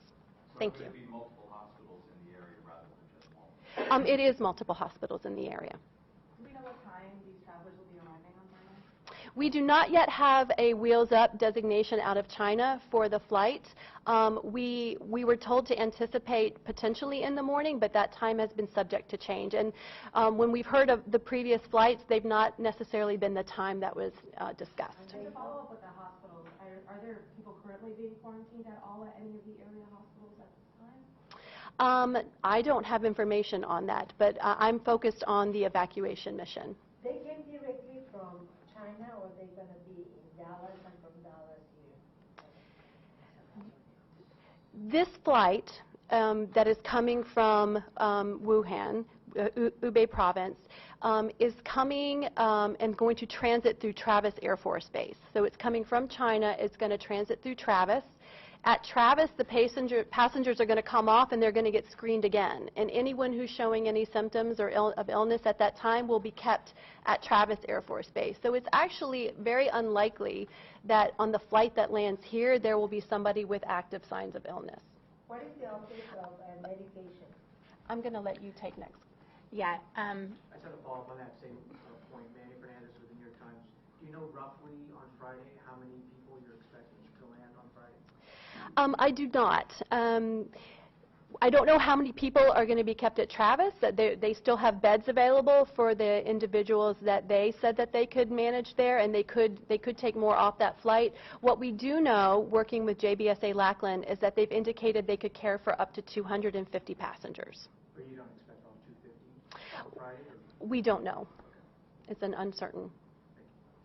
Yes, sir. Your outlet and your name, please. My name is Joe Galley. I'm with Force San Antonio. Dr. Nancy Messner with the CDC has already told media outlets that a flight was supposed to arrive today and that it already left China. Is that no longer accurate? That is not accurate for the flight that's coming into JBSA Lackland. It has not left China at this time. It may have been a mix-up from flights that were coming in yesterday. So there may have been a mix-up with that. There were 2 flights that came into the U.S. yesterday. Some passengers came into Travis, and some passengers came into Miramar. I can send you the full transcript of that telebriefing yesterday. It was misreported in the local media, so let me send that to you, please. Is there any advance on the medication they are testing now in humans? I do know that scientists have identified drugs that might have promise. I don't have information on what's being done with that. I'm here to focus on the evacuation mission. Next question. The people who are coming here, do they have family in this location? Is there a reason why San Antonio for them, that they are Texas natives or they're regional locations, or is it just a random, hey, there's not enough room in California, come on to Texas? We actually don't know the state affiliations of the individuals who are coming in. I believe the choice for the locations was made. HHS had specific needs. It had enough housing available for the passengers. There were appropriate medical facilities in the area that could manage safely and efficiently a sick patient. And I think that they spoke with Department of Defense and they identified different areas that might fit those needs, and JBSA Lackland was one of them. And as a follow-up, once they're cleared after 14 days, how are they going to get home? So when they are cleared after 14 days, the federal government will work with individuals to make sure that they get safely home. Bill, Peter Merchant from KSAT. Who are these evacuees? I mean, are these just travelers? Or are they students who might have been studying over there, people who are working over there? I take it they're all American citizens, but I guess what are the reasons for being over there? So I would like to clarify, I think there are many more than just 1,000 Americans in China at this time. These were individuals that were identified that wanted to come home, and I don't know the exact makeup of that population. It could be people who were there traveling and got stuck when the travel ban was put in place for that province. It could be people who are working and living over there. It includes American residents, citizens, their family members. I don't know that they're all American citizens, but they all have American connections. Sir. Yes, and that goes to a follow-up on this. I got the impression that most of the people being brought out of Hubei are Americans working for the State Department, the contractors, and their families. Is that right? I don't have a confirmation that that is correct. I do know that the first flight that came into March Air Reserve Base was a flight that had a lot of consulate staff on it, but I believe these other flights are a much more mixed population. In the back. Just a question for Texas Public Radio. Why did you all host a town hall at Lackland last night, and what kinds of concerns were base residents expressing, and why was the general public kind of kept out of the loop on that one? So the town hall at JBSA Lackland last night was held by General Linderman, who is the wing commander for the training unit that is helping assist with these operations. I think that town halls are a fairly regular event on the base, and I think that it's understandable that when people hear that there may be quarantined passengers kept on a base, that they're going to have a lot of questions. And so I think it was intended to help address community concerns. I believe that the questions I got yesterday made me feel that people did have a lot of concerns, but we were able to talk to them and we were able to provide information that reassured them. The types of questions we heard had to do with how the individuals were going to be kept isolated from others, and we did provide information about that their housing was completely separate, there was a perimeter fencing, and federal marshals were helping ensure that everybody stayed in and other people stayed out. And I think that with that type of information being provided, hopefully individuals have been reassured. Yeah. That brings up another point. We often cover these town halls. I certainly have covered the ones on suicide, which are extremely sensitive. But we were barred from covering that one last night. Why? I'm not familiar with what decision process had to do with who was invited to the town hall last night, unfortunately. So. You're telling me you don't know? Was it I the do not. who did that, or was it the CDC that made that decision? It's not a CDC decision. No. That was something that was decided with JBSA, Lackland's consultation with DOD. So, and I know that in the past you all have attended town halls. It was discussed. I think they also knew there was a press briefing scheduled too, so they felt that those questions would be addressed by that. For those in the general public that are concerned, what's your message to them in Pennsylvania? Currently, CDC's message to America is that the risk to Americans remains low to novel coronavirus. Our goal in bringing these evacuees back and making sure that they are safely quarantined for 14 days is to make sure that there's no spread of the virus from this group and that they're managed safely while they're here, that they can have their health care needs met. I do want to emphasize that for Americans, the safest thing you can do, the best thing you can do to protect you and your loved ones from respiratory infections is to get a flu shot. This is an active flu season in the United States. Flu is a very serious virus, and I think that is the single most important thing I think people can do. I think practicing your normal hand hygiene, washing your hands frequently, covering your mouth when you cough and sneeze, those are all really important ways to prevent the spread of respiratory viruses. But the chances that an American is going to come in contact with coronavirus are very small. There are only 12 known cases in the United States. These individuals being evacuated out of Wuhan are being carefully quarantined. It doesn't mean that there couldn't be some more cases, but our goal is to contain it, to limit the number of cases, and to make sure that if there is coronavirus in the United States, that it doesn't reach an epidemic with a big peak. Another question, Telemundo. We're talking about about 250 passengers. Do we know if they're going to be in separate planes or is it just going to be one plane landing? The plane coming into Lackland will be one plane. These people are going to be in quarantine for 14 days, but that 14 days started back in China, so how much time would they actually be here? So the countdown for the 14-day quarantine starts with wheels up in China. So it would be 14 days from departure. And they have not yet departed China. They have not yet departed. Carson. Just a quick clarification on the type of aircraft being used here. Are these commercial aircraft coming into China, or coming from China, and then those interim flights to the bases, are those DoD-operated flights? So these are not DoD planes that are being used for the evacuation. This is a contracted carrier that has been, it's the same carrier that is delivering all of the passengers, and the planes are not in commercial use. Next question. Yes, ma'am. You mentioned that obviously that these 1,000 passengers who are being brought here right now may not be the only Americans who are still in China and who may want to come back. Is there the potential that JBSA Lackland will be used for further evacuations in the future? I don't have any information to suggest that. Right now, our understanding from State Department is these are the 1,000 that are coming back, and I've not heard any information that there would be additional evacuations. And you said they went through Travis first. Could you explain? Yes, so they are stopping to refuel in Travis. Is refueling.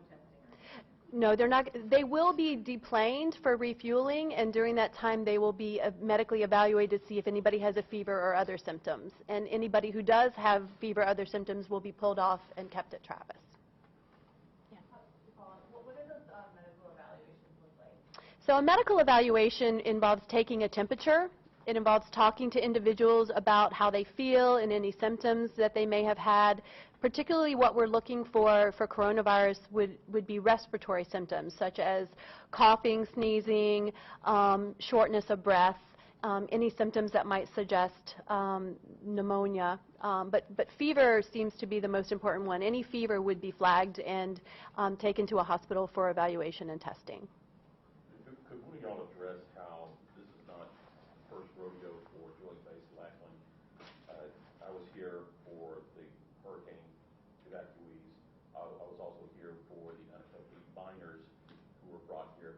Could one of y'all talk about how the base here is uniquely adapted for this type of situation? So I think I would probably need to defer those questions to JBSA Lackland because I'm not familiar with their past operations. I will say they've been wonderful to work with, so it suggests to me that they do have a strong measure of experience in dealing with these emergency type situations. And that it's been really wonderful to be part of this shared mission because I think ultimately the goal is to get these Americans safely home where they belong and make sure that they're able to, continue on with their lives as normal. As we're getting more of the count that you mentioned, 24,000 cases in Florida and deaths, I've also seen over 28,000 and over 560 deaths for today. Are we getting a better idea of how dangerous this virus actually is? When it first started, many people were anxious because we didn't have a good grasp on it. Do we know really who's at risk beyond just people's contact, but who is in the most danger if they contract? So we are certainly gaining more information and knowledge as the case count grows. In the United States, there have not been any fatalities. Everyone is being managed and treated. I do believe that the case fatality rate for this virus seems low, seems fairly reassuringly low, but it's not zero. There are people who do develop serious illness, and there have been, as you mentioned, over 400 deaths. So it's something very important to watch. I think it can seem alarming when you see a big national response ramp up like this, but one of the reasons that we are doing that is a brand new emerging virus, and so there could be some uncertainty with that, and I think we want to be very prepared. We actually have been preparing for a virus outbreak like this for a while. I mean, I think our thought and worry is always pandemic influenza, and so we have the resources and the skills ready to act, and we really want to make sure that we do not see an outbreak of coronavirus in the United States like they're seeing in China. And we feel that our actions here are going to help keep that down. If Captain McQuiston, if you can just say a little bit about people that may be most at risk, just like for other respiratory viruses. So I don't have the data in front of me, the clinical data that breaks down exact percentages, but my understanding is that most of the fatalities, most of the deaths, and most of the severe cases are in people who have underlying health conditions that might make them be more at risk for serious illnesses. And I think that's true for many respiratory diseases. You can imagine that if someone is having trouble breathing, they're having shortness of breath, if they have underlying health conditions, it really complicates their clinical course. The old, the very young. I don't know. I have not seen data to talk about the very young. So I have seen older individuals, and I have seen individuals with underlying health disparities. Anything extra going to have to be done to the gateway in once these folks are gone, or whether they go home or they go to the hospitals? Additional cleaning or anything like that to make sure that it's safe for Americans to once they use it? Yes, the rooms and the premises will be thoroughly cleaned. Anybody who is, if in the event that a case is identified there, thorough decontamination of that room in that area that they've been in contact with will also happen. We will definitely make sure that it is a safe location to turn back over to the base when this important operation is over. Yeah, and that raises a question. How long do you think you might end up using the Gateway Inn as a quarantine area? This could go on for some time. strike? Well, right now, we know it'll go on for a minimum of 14 days. If other cases are identified, it's possible that that quarantine period could be extended. But 14 days is the goal that we're operating toward right now. Is the Gateway Inn the only building where they're going to be? So my understanding is that the Gateway Inn has it's a complex with a couple of different areas. There are 2 building locations within that complex that have been evacuated of all base staff and guests and are being readied. We don't know if we'll need to use both of them. It depends on the number of passengers that comes in. Any more questions? Yeah, one other thing I thought about here, the Chinese have gone so far as to start building new hospitals to deal with this. Do you have a much larger plan for quarantining large numbers of people if this thing gets out of hand in the United States, as it clearly has over in China? So I'm sure that there are a lot of people at CDC and different levels of government working on that. I don't have specific information about what that plan would be.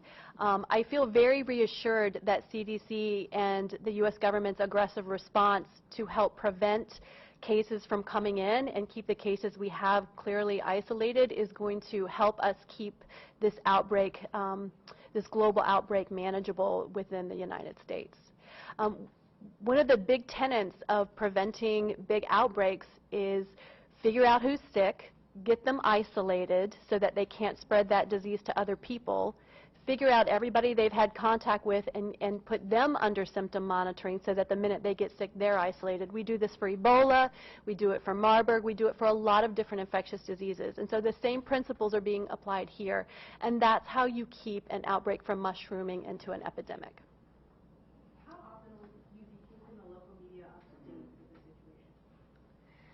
So we'll be, as new information comes available, we'll be sending updates through JBSA Lackland Public Affairs, as we have with our statement and with the information about this briefing today.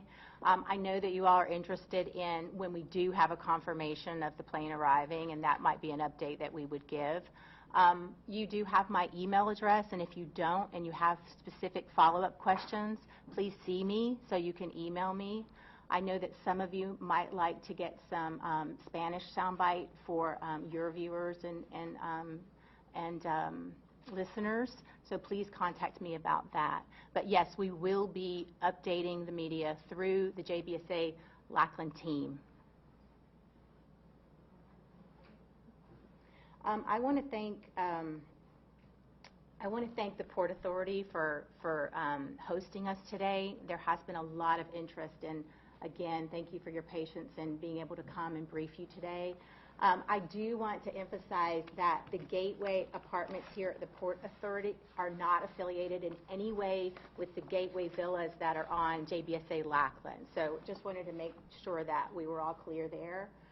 And just to reiterate the cooperation and that we've had with our federal partners, our state partners, and our local partners here. It's been really an honor to work with all of them. Anything else, Captain McQuiston? I think I would just say, again, thank you for coming. Very happy to speak with you. I know that your viewers and your listeners have a lot of concerns. I hope that the information we provided today is helpful. And we have a big job ahead of us. Haven't slept very much the last couple nights, and I think that when the passengers arrive, there'll be some similar sleepless nights. But I'm really proud to be a part of this mission. I'm proud to work for CDC. And I think that making sure these Americans come home safely is a mission that we can all be proud of supporting. Thank you. I have a to-do list like this.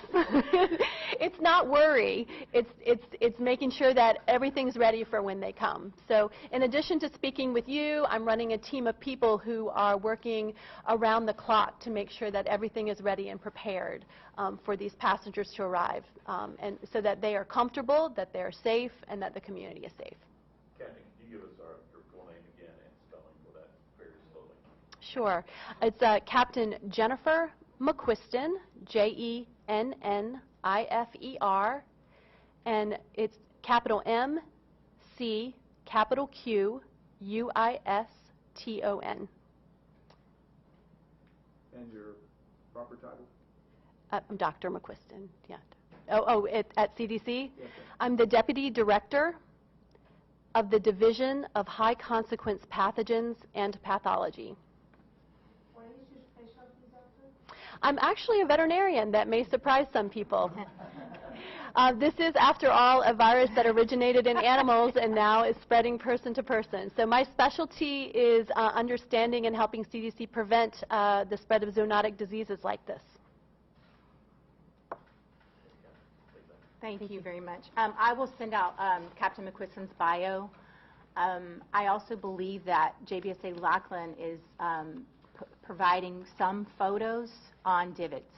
So if you would like to get access, and I do believe there might be some video there too, so let us know if you're interested in some of those photos. And you're going to send out the timing of the flight, or do we have to hound you? You won't have to hound us. We'll send out updates regularly as we have the new information. Mm-hmm. Thank you very much.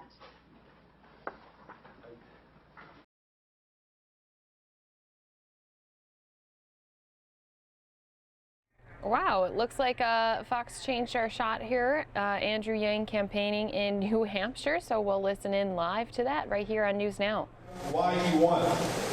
We've all been offered a series of explanations every night, essentially, since that night in 2016 till today, as to why Donald Trump is our president. Go ahead and shout out an explanation that you think we've been presented with as to why he's our president today.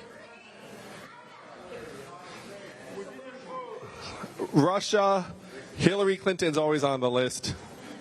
Disillusionment, DNC, ignorance, greed, the Electoral College, that's there. The economy and unemployment, which we'll come back to. Clinton again. Tell people what they want to hear. Racism, sexism, mad as hell, outsider, anti-DC, not a politician. So these are the reasons we all know. We all know that this is the cocktail we've been presented with as to why Donald Trump's our president today. But Dover, I'm a numbers guy, and the numbers tell a very clear and direct explanation as to why he won. It's an explanation that many of you will find familiar. We automated away 4 million manufacturing jobs in this country over the last number of years. And where were those jobs primarily located? Michigan, Ohio, Pennsylvania, Wisconsin, Missouri, Iowa, all the swing states that Donald Trump needed to win and did win. And this is familiar to many of you because the same thing happened in New Hampshire. It just happened a little bit earlier. We automated away over 12,000 manufacturing jobs here in New Hampshire, primarily in the northern part of the state.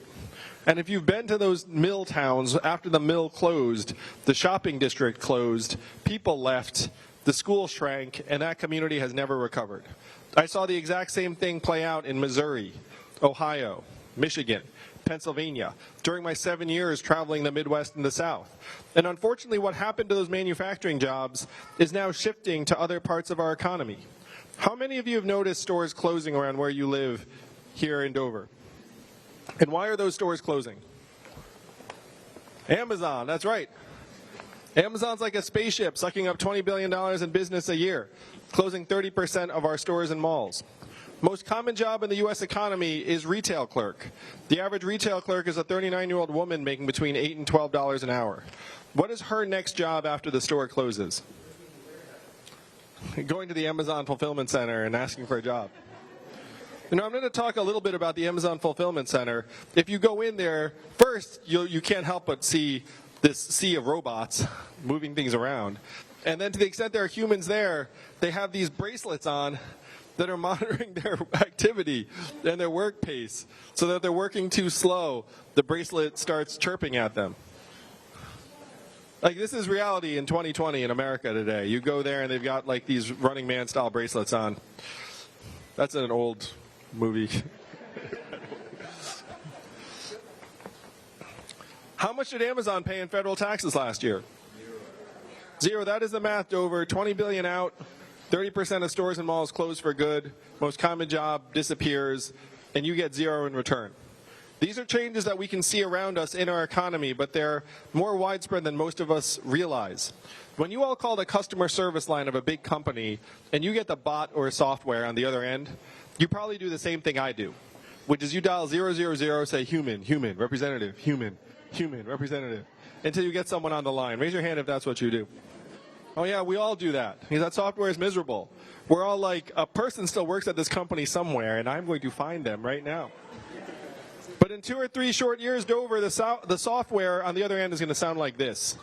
Hello, Andrew, how are you? What can I do for you? It'll be fast, seamless, efficient. You might not even know it's software. What will this mean for the 2.5 million Americans who work at call centers right now making $10 to $14 an hour? Maybe they too can go to the Amazon Fulfillment Center and ask for a job. How many of you all know a truck driver here in the state? There are 3.5 million truck drivers in our country, 94% men, average age 49. My friends in California are working on trucks that can drive themselves. They say they're 98% of the way there. A robot truck just transported 20 tons of butter from California to Pennsylvania a month ago with no human intervention. Why did they choose butter for this maiden voyage? I have no idea. But if you Google robot butter truck, you will find the story, and at the end of the route was a giant stack of pancakes, as far as the eye can see. I made up the pancakes, but everything else is 100% real. What will self-driving trucks mean for the 3.5 million truck drivers in our country, or the 7 million plus Americans who work at truck stops, motels, and diners that rely upon the truckers getting out and having a meal every day? Dover, we're in the midst of the greatest economic and technological transformation in the history of our country, what experts are calling the 4th Industrial Revolution. When's the last time you heard a politician say 4th Industrial Revolution? 3 seconds ago. And I'm barely a politician. So I was going through the facts and figures and realizing, oh my gosh, we blasted away 4 million manufacturing jobs in the swing states. There's a straight line up between the adoption of industrial automation in a voting area and the movement towards Trump in that area. One of the strongest correlations you can find. This is about to speed up. We are scapegoating immigrants for problems immigrants have next to nothing to do with.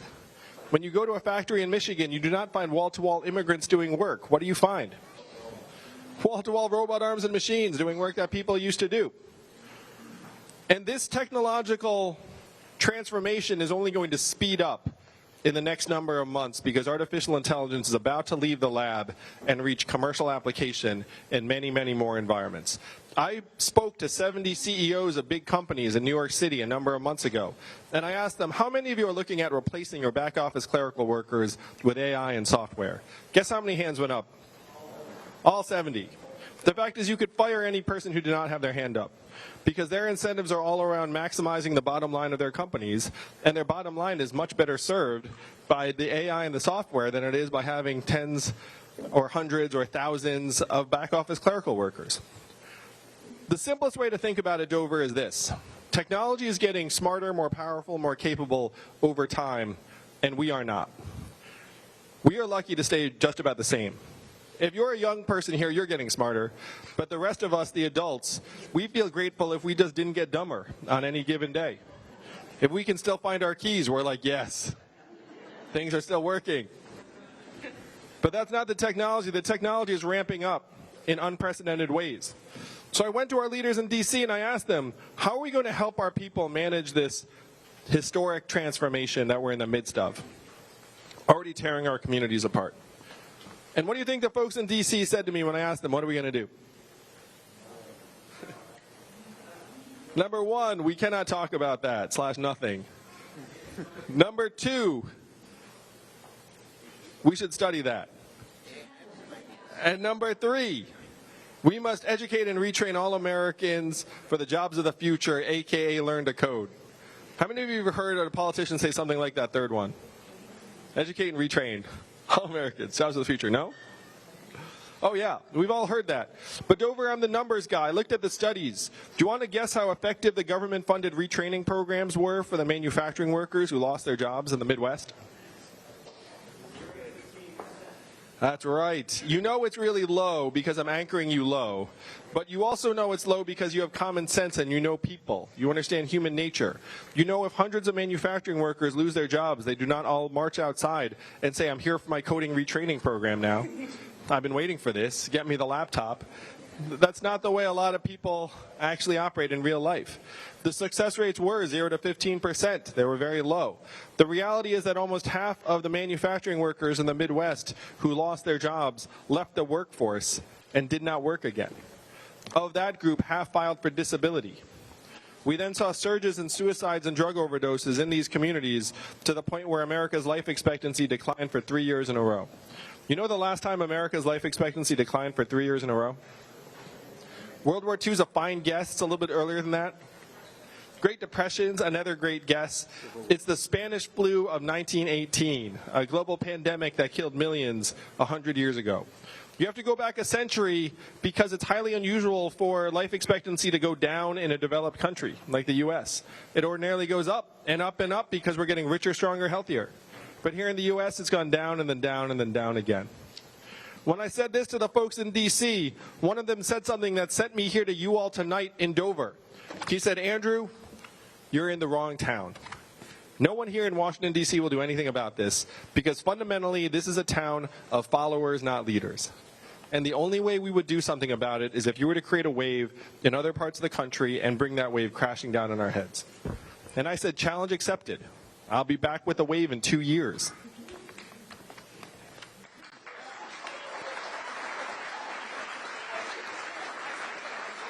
Now, Dover, I am thrilled to be here with you all because you are that wave next Tuesday. You all are among the most powerful and influential people in our country today. I know it does not feel like that. You're just living your lives, checking out the presidential candidates who come through. But I have done the math. Do you know how many Californians each of you is worth? About 1,000 Californians each. So look around this room today. How many of us are gathered together? I'm going to give a Trumpian estimate. There are 2,200 people in this room. There are legitimately a couple hundred people in this room, and a couple hundred New Hampshire voters is something like 5 football stadiums full of Californians. That's the voting power in this room tonight. It's the power to do something that most of our fellow Americans only dream of, which is actually flush the pipes of government clean of all the corporate cash that have been gumming up the works and move our country in a new direction. So what the heck does that look like? Right now you have corporate profits going up and life expectancy trending down. Which do you prioritize? If you're us, obviously it's life expectancy because it's literally our lives.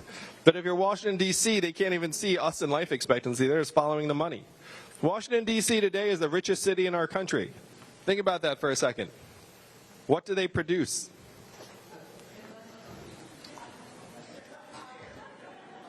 No one knows. But business is awfully good. Donald Trump said he wanted to drain the swamp, Dover. I want to do something a little bit different. I want to distribute the swamp. Why would you employ hundreds of thousands of government workers in the most expensive city in your country? Why wouldn't you move some of those jobs to Michigan, Ohio, Pennsylvania, New Hampshire? You would save billions of dollars immediately, and I would argue that these government agencies would make better decisions because they were living someplace normal and not in the D.C. bubble where they just talk to each other all the time. I'm for term limits for members of Congress. They should be...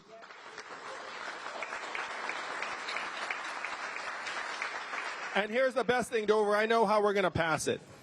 I will be your president a year from now, and then I will go to Congress and say, we should have 12-year term limits, both houses, make this place much more dynamic and responsive, instead of you all just staying here thinking like, oh, I'm going to stay here forever, I'm going to stay here forever. So here's how we pass it. 12-year term limits, both houses, but current lawmakers are exempt. Do you think they'll pass that? Oh yeah, they'll pass that the next day. They'll say, we do this for the American people. Because it doesn't affect them. They'll be like, yeah, it's all the person after me. But eventually they'll phase out, and then we'll wind up with a Congress that's much more dynamic and responsive to the will of the people. The biggest thing we have to do is wash out the lobbyist cash that has overrun our government for years and decades. Now, most Democrats will say we need to overturn Citizens United to get dark money out of politics. And I'll say the same thing. I'm not against that. But there are two things that they do not mention as a follow-up. Number one, you need a supermajority to overturn Citizens United. It's pretty tough. And number two, Corporate money ran D.C. before Citizens United. It was not like we had this glorious period of government that was working for us, and then Citizens United happened, and then all of a sudden the corporate money took over. Corporate money was there the entire time. It just got worse after Citizens United. So how do you counteract the corporate money and actually restore the will of the people? There was a satire headline in The Onion that made me laugh. It said, "The American people hire their own lobbyist to represent their interests on Capitol Hill." And I looked at that and I was like, wow, that's about the only thing that might work. They're like, hired a lobbyist to be like, I'm here for the American people. Stop screwing us, please. Anyway. So how do you counteract the lobbyist cash? Right now, only 5% of Americans donate to political candidates or campaigns. So if you are in that 5%, pat yourself on the back. You're one of the most politically engaged people in the country. Double credit if you donated to me in my campaign. How do you get the 5% up and combat the lobbyist cash? Here's what we do. We give every voter 100 democracy dollars each year that you can give to any candidate or campaign you'd like. Use it or lose it. What percentage of Americans do you think would give to a candidate or campaign then if they literally had 100 free dollars they could give? 50%, 40%. Someone said everybody. You couldn't get 100% of Americans to do anything. We all know that. Someone would still be like, I don't like this. But if you got it up to 50%, we would wash out the lobbyist cash by a factor of 4 or 5 to 1. Because then if you get 10,000 Americans behind you, give them 100 democracy dollars each, that's $1 million. And then when the lobbyist comes and says, here's $80,000, like do this, they're like, I really don't want to touch your $80,000. I'm getting $1 million from the people, and I'd rather go that direction. So this is how we actually get the government back working for us. But more important than that is getting this economy working for us, our kids, our families, because right now too many of our communities are getting sucked dry. Too many families feel like you're being left behind. Now, if you're here tonight, you know that I'm running on a very dramatic sounding proposal that every American gets $1,000 a month starting at age 18 until expiration. Raise your hand if you know that's what I'm running on. Now, keep your hand up if you think this is unrealistic and too good to be true. Wow, most people are totally on board. Great. For those of you who do think it's unrealistic, you should know it's not my idea, it's not a new idea. Thomas Paine was for this at the founding of our country, called it the citizens' dividend for all Americans. Martin Luther King, whose birthday we just celebrated, was fighting for this in 1968 when he was killed. Milton Friedman and 1,000 other economists endorsed this plan in the 1960s. Milton Friedman, if you don't know him, he's the patron economist of libertarianism. It was so mainstream, it passed the U.S. House of Representatives twice in 1971 under Richard Nixon, the Family Assistance Plan. And then 11 years later, one state passed a dividend where now everyone in that state gets between $1,000 and $2,000 a year, no questions asked. And what state is that? And how does Alaska pay for it? And what is the oil of the 21st century? Data, technology, AI, self-driving cars and trucks. A study just came out recently that said that our data, your data, is now worth more than oil. How many of you saw that study? How many of you got your data check in the mail last month? If your data is literally worth billions of dollars a year and you're not seeing a dime of it, then who is getting all of that money? Facebook, Google, Amazon, Apple, and the trillion-dollar tech companies that are paying nothing or next to nothing back into our country. You see how this is working, Dover? That sinking feeling you've had, that stuff's going on behind the scenes and the value's getting spirited out, not coming back, that's happening. So if you reach up and get some of the value that's being made off of us and bring it back to our communities, our families, put it in our hands in the form of this dividend of $1,000 a month, this actually is just returning value to its source. Particularly because after this money is in your hands, where will it go? How would you actually spend it? How much of it would stay right here in New Hampshire? Most of it. Not all of it. You might get your own Netflix password. At another event, someone was like, never. But most of it would go to car repairs you've been putting off, and daycare expenses, and Little League signups, and local nonprofits, and religious organizations. Dover, this is the trickle-up economy. From our people, our families, and our communities up. This would actually restore some degree of balance to the most extreme winner-take-all economy in the history of the world, which we're in the midst of right now, that is going to get almost impossibly more extreme over the next number of months and years. Because this technology and the money are going to combine in unprecedented ways that are going to speed up certain things in certain industries, and more of us are going to be left just bystanding, just looking at this and wondering what the heck happened to our way of life. How many of you are parents like me and my wife Evelyn? If you're a parent, you have had this sinking feeling. You're not a parent. You're just waving at me.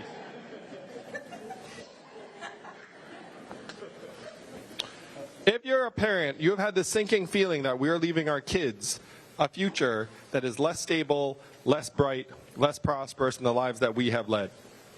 You know why we feel that way as parents? Because it's true. If you were born in the 1940s in the United States of America, there was a 93% chance you were going to be better off than your parents were. That's the American dream. That's what brought my family here. That's what we all aspire to for our kids. But if you were born in the 1990s in the United States, you're down to a 50-50 shot, and it's declining fast. That is why the parents feel the way we do. That is why the young people feel the way you do. You feel like the deck is stacked against you in ways it was not for previous generations. You are right. It is. And this is what we have a chance to reverse on Tuesday. Imagine a country where you could look your kids in the eyes and say, your country loves you, your country values you, and your country will invest in you and your future. That is why Trump won. Because so many Americans do not feel optimistic about their futures or their children's futures.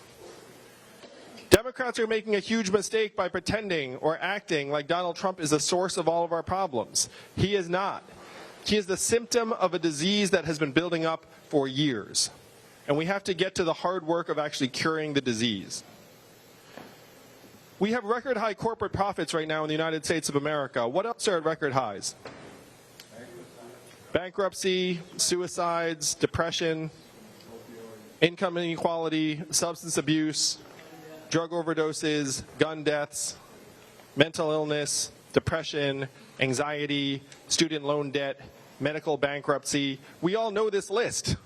We all know these are at record highs. You know what are at record lows in the United States of America right now? Starting a business for a young person, getting married, having a child, all the things you'd associate with a thriving or healthy society are at record lows.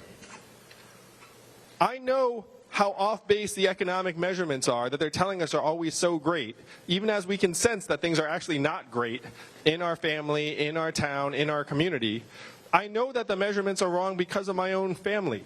My wife is at home with our 2 boys every day, one of whom is autistic. How much is her work valued at according to our current measurements? Evelyn gets a 0. How about every stay-at-home parent in our country? How about every caregiver taking care of an ailing loved one? That's a 0. How about volunteers and activists trying to do something positive in the community? 0. Coaches and mentors looking out for our kids? Generally a 0. How about 95% of artists? I mean, it's tough, but a lot of them are getting a 0. One thing we don't talk about a lot, Dover, but it's crucial. How about local journalists? We have put almost 2,000 local newspapers out of business over the last number of months because all their advertising revenue went up to the cloud. You can't run a newspaper on that. So now we have 200 counties in the United States that do not have any local news at all. What does not function very well if you don't have local news? Democracy. Because how can you vote on what's going on in your community if literally no one is covering what's going on in your community? These are the things we're supposed to value most in our lives. Our children, our families, our community, our democracy, and they're getting zeroed out one by one by one. They're getting zeroed out because we have been collectively conditioned to think that economic value and human value are the same things. That the market says you have no value, then you have no value. In Dover, what we have to say to our fellow Americans on Tuesday is that we each have intrinsic value as citizens, as human beings, and as shareholders of the richest country in the history of the world. We have to let them know that we understand it is not our purpose to work for the economy. It is the purpose of the economy to work for us and our families. That is what we have to change.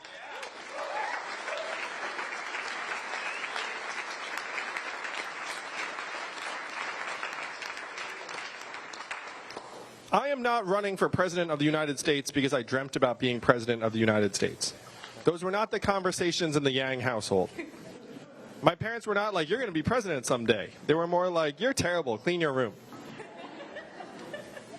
I'm like many of you here in this room that I'm a parent and a patriot. I have seen the future that lies ahead for our kids. It is not something I'm willing to accept. They deserve better, and we can give them better if we get out and fight for it next Tuesday.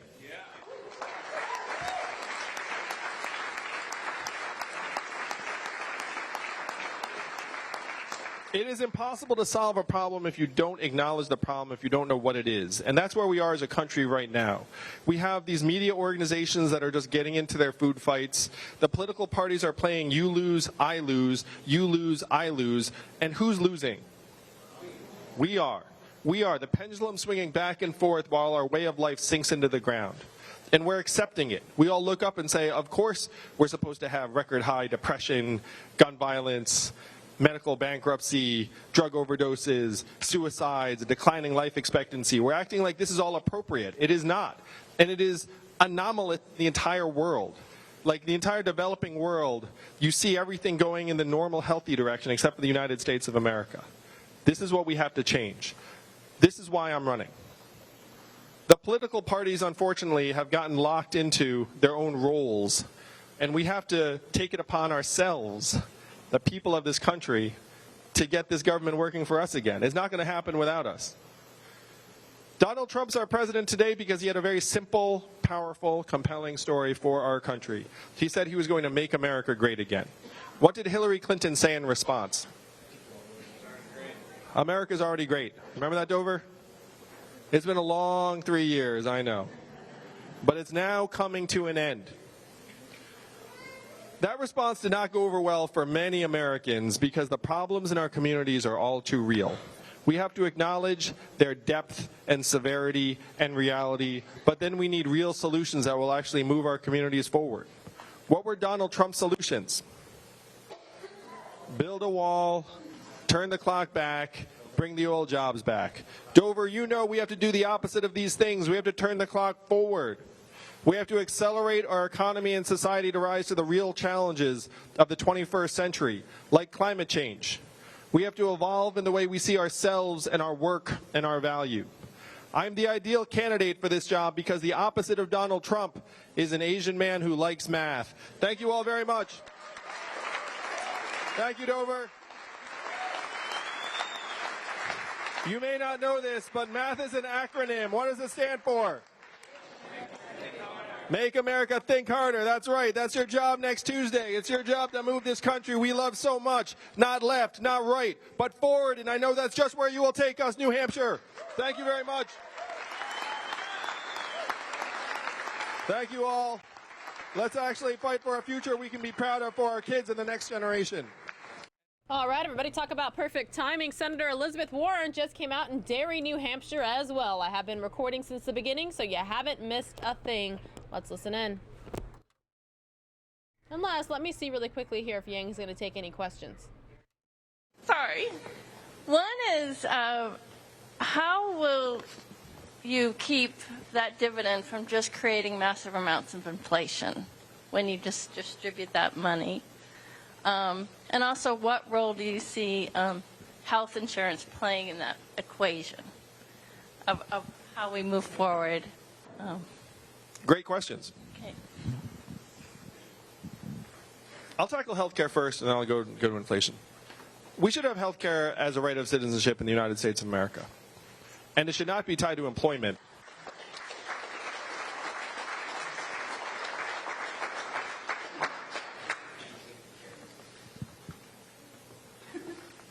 It's an historical accident that our health insurance is tied to our jobs. It started in World War II because there were pay caps, and so companies started offering health insurance on top of salary to try and attract workers. But if you think about it, this is like the worst possible situation to be in. How many of you have at least thought about changing jobs, starting something new, or doing something different, but then frozen your tracks because you didn't know what you were going to do about health insurance? Think about how many Americans have been in the same boat. That right now, our current job-linked health insurance is a massive impediment to economic dynamism, to business formation, to risk-taking. We have to separate it and make it so that healthcare is just provided as a right of citizenship. And I'm the numbers guy, Dover. We are spending so much on our healthcare right now. It is staggering, but it's not actually dedicated to making us stronger and healthier. What's it dedicated to? Profit and revenue for the drug companies, the private insurance companies, and the device manufacturing companies. So if we can actually rationalize the incentives, we can easily pay for health care for every American, a public plan. I would not regulate away private insurance. I would try and outcompete it over time and demonstrate to the American people that this public plan is a better option. But I do not think you can actually just try and legislate away the health care coverage of millions of Americans, because many Americans rely upon that coverage, negotiated for it, and do not want it to be taken away. So to the second question, if we put this money into our hands, would that increase prices? What's a restaurant here in Dover that you all enjoy, like you might go out to celebrate? Cinco de Mayo, thank you. How much is dinner at Cinco de Mayo? All right, so it sounds like it's $20 a head, right? $25 a head, give or take. All right, I'm your president a year from now. A little while later, you all start getting this $1,000 a month, and then you go to Cinco de Mayo to celebrate. But instead of being $20 a person, all of a sudden you show up and the menu prices shot up, now it's $30 a person. How do you react?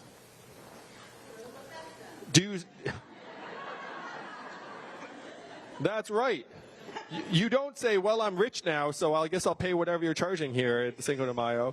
You're still very budget and value conscious. You're like, wait a minute, this was $20 last week. Shouldn't be $30 now, and so you go to La Festa or you go to someplace else. And so as long as you have different businesses competing for your patronage and you are still budget conscious, prices should not shoot up.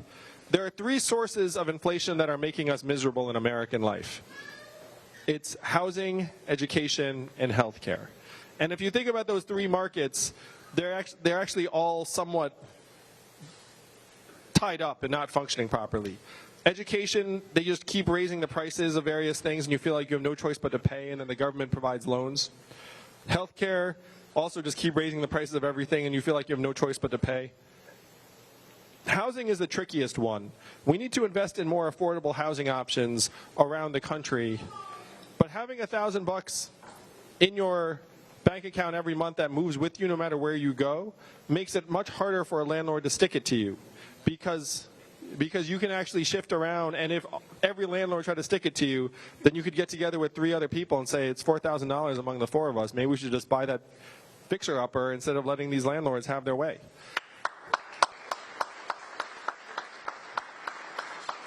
But I'm the numbers guy, and you should not see massive inflation on this basis. And I'll give you one data point as an example. Do you all remember voting for the $4 trillion bailout of Wall Street 12 years ago? We didn't vote for that. But they printed $4 trillion, gave it to the banks, and there was not meaningful inflation. On a related point, if you had a choice between bailing out the banks or keeping Americans in their homes, which would you have chosen? I sure as heck would have chosen keep Americans in their homes. I was so appalled by this decision that I literally quit my job and ran a nonprofit for 7 years just to try and do something that would make me feel less dirty, even though I had nothing to do with it. I was just in the vicinity.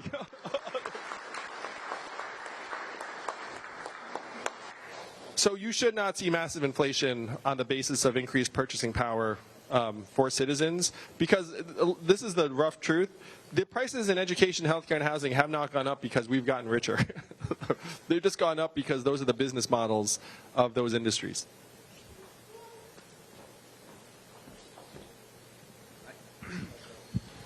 Hi, thanks for coming. I have a question about ranked choice voting. I'm actually from Maine. I know you're. I'm glad to hear that. Maine just passed it statewide, as you know, and I believe New York City, San Francisco. Does what happened in Iowa this past week? What does that do? What does that do? What does that do to help or not help the cause for ranked choice voting? And why is no one talking about it? You all are going to vote next Tuesday, February 11th, and you know when we're going to know how you voted? Next Tuesday, February 11th. I'm very excited about that. Just having come from Iowa. I think ranked choice voting is a positive thing in any context because it actually helps you express your true preference without your feeling like, oh, I'm worried about, like, quote unquote, wasting a vote or anything like that. I don't know how it would have played out in Iowa in terms of different results. Like, I don't know who everyone's second choice was. But I think that ranked choice voting almost always would result in a more transparent and better process. I think there are many things that we can do to invest in our democracy in a meaningful way. Ranked choice voting is one. Democracy dollars is another. Making Election Day a national holiday is another. Automatic voter registration when you get a driver's license is another. Like, there are all of these things we have to do to try and make it easier, not harder, to vote.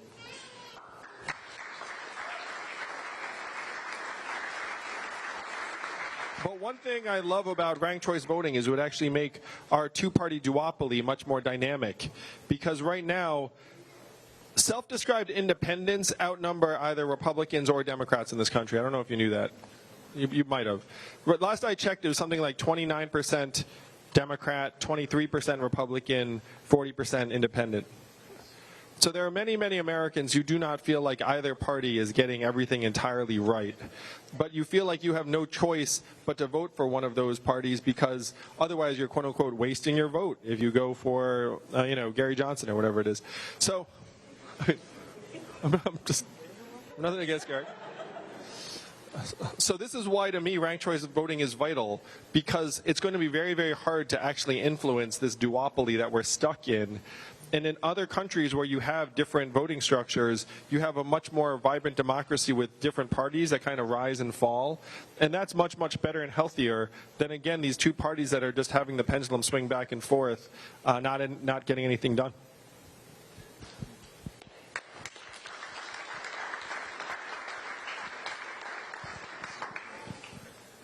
First off, thanks for being here, Andrew. I am obviously all about more money in my pocket. That's not obvious, bro. Well, I am. That being said, I would begrudgingly opt into the freedom dividend. And the reason I say that is because as a libertarian, I'm not really that big on the idea of Halliburton or Netflix or Amazon paying my bills. So why don't we just close the loopholes, enforce the 35% corporate tax, and then just give me more of my money, my own money. And how would we give you more of your own money? Cut the federal income tax, lower the marginal tax rates. Closing the corporate tax loopholes is something we have to do. The question then is what happens with the money that comes in. And to me, the purest use of proceeds is putting the money into citizens' hands because it's your money. You can do whatever you want with it. And it's very, very analogous to when Verizon or Microsoft or Coke declares a dividend and gives shareholders money. Do they ever check up and see what the shareholder is going to do? No. They just be like, here's the money. So I'm with you in terms of closing the corporate tax loopholes. And I'm not against trying to lower income taxes and other things over time either. The fact is, you want to tax something as low as possible if you like it. So if you like people working, you would want to tax income as low as possible, particularly in a society where, in my view, it's going to be harder and harder to find work and work-like arrangements for a lot of people because more and more work is going to get done by machines.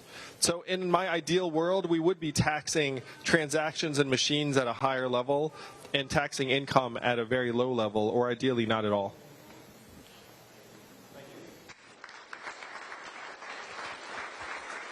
All right, we have time for 2 more questions. Ooh, I'm a fan. I don't know if you can tell or not. So I wrote my question down because social anxiety, and it's really fun. I wanted to ask an off-color question that's different from a typical campaign question. I am an established sex worker, and I can say wholeheartedly that I switched my vote from Bernie to you after you were the first candidate to speak out about the evils of SESTA and FOSTA when Bernie voted for it, and my business was affected by this legislation. a good example of this power of sex work for good would be the amazing young woman who raised $750,000 for the bushfires of Australia through sex work and was met with either the deletion or suppression of her accounts on social media for these courageous and charitable acts. I know you have spoken about decriminalization for sex work, but if you read the replies to your original tweet, we want full legalization. What is your plans in the future to tackle this very important sector of work in America? Thank you. I love this question, and as you just said, I did come out for the decriminalization of sex work on the part of the seller, and I am open to full legalization if I felt like people weren't in position where they were doing it out of economic deprivation. So if you can imagine a society... So if you can imagine a society where everyone had their basic needs met, let's say, for example, through a freedom dividend or whatnot, and then you could have full confidence that people were not getting forced into sex work because of some dire economic circumstance or because they were being exploited by, you know, a group of men generally who were like kidnapping them and doing something terrible, then I'd be open to legalization.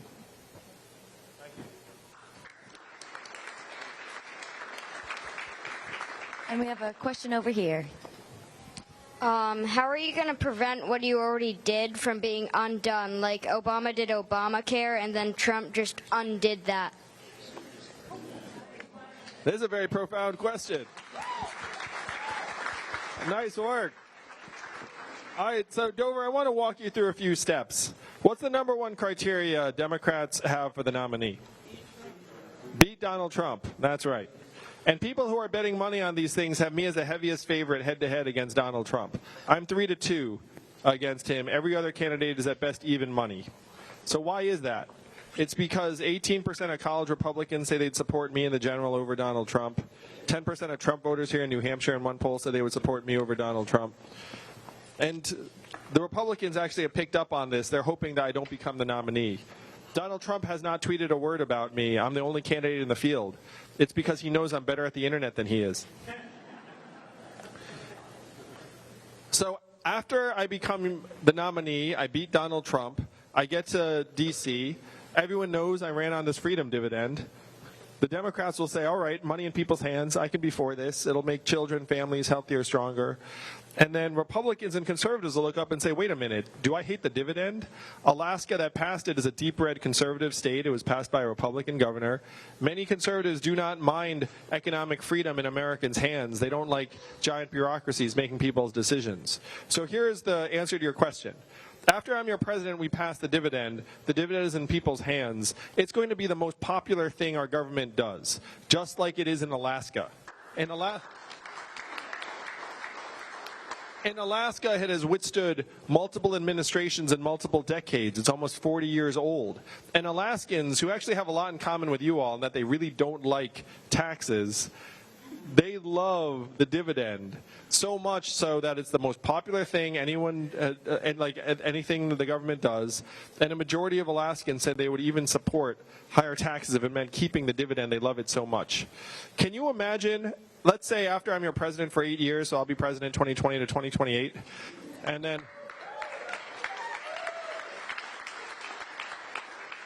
let's say a Republican wins and comes in, and then can you imagine if they tried to touch the dividend? That's like everyone's favorite thing. They'll be like, are you crazy? Don't come anywhere near the dividend. You can do pretty much anything else under the sun except for the dividend. So that's how we make sure this stands the test of time. There are other things I want to do too. I want to pass a constitutional amendment saying that it's the responsibility of the government to try and safeguard our environment for your generation and others.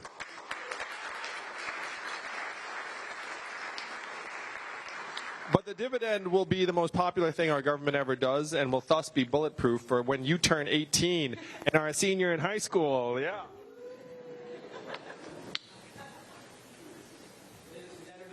Give it up for the next.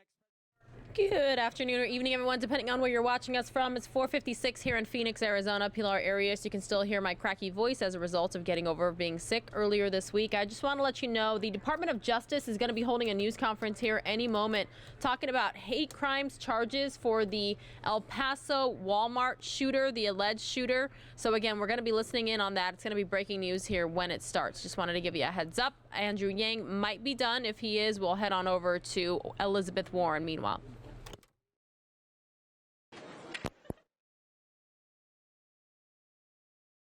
Working 9 to 5, what a way to make a living, barely getting by.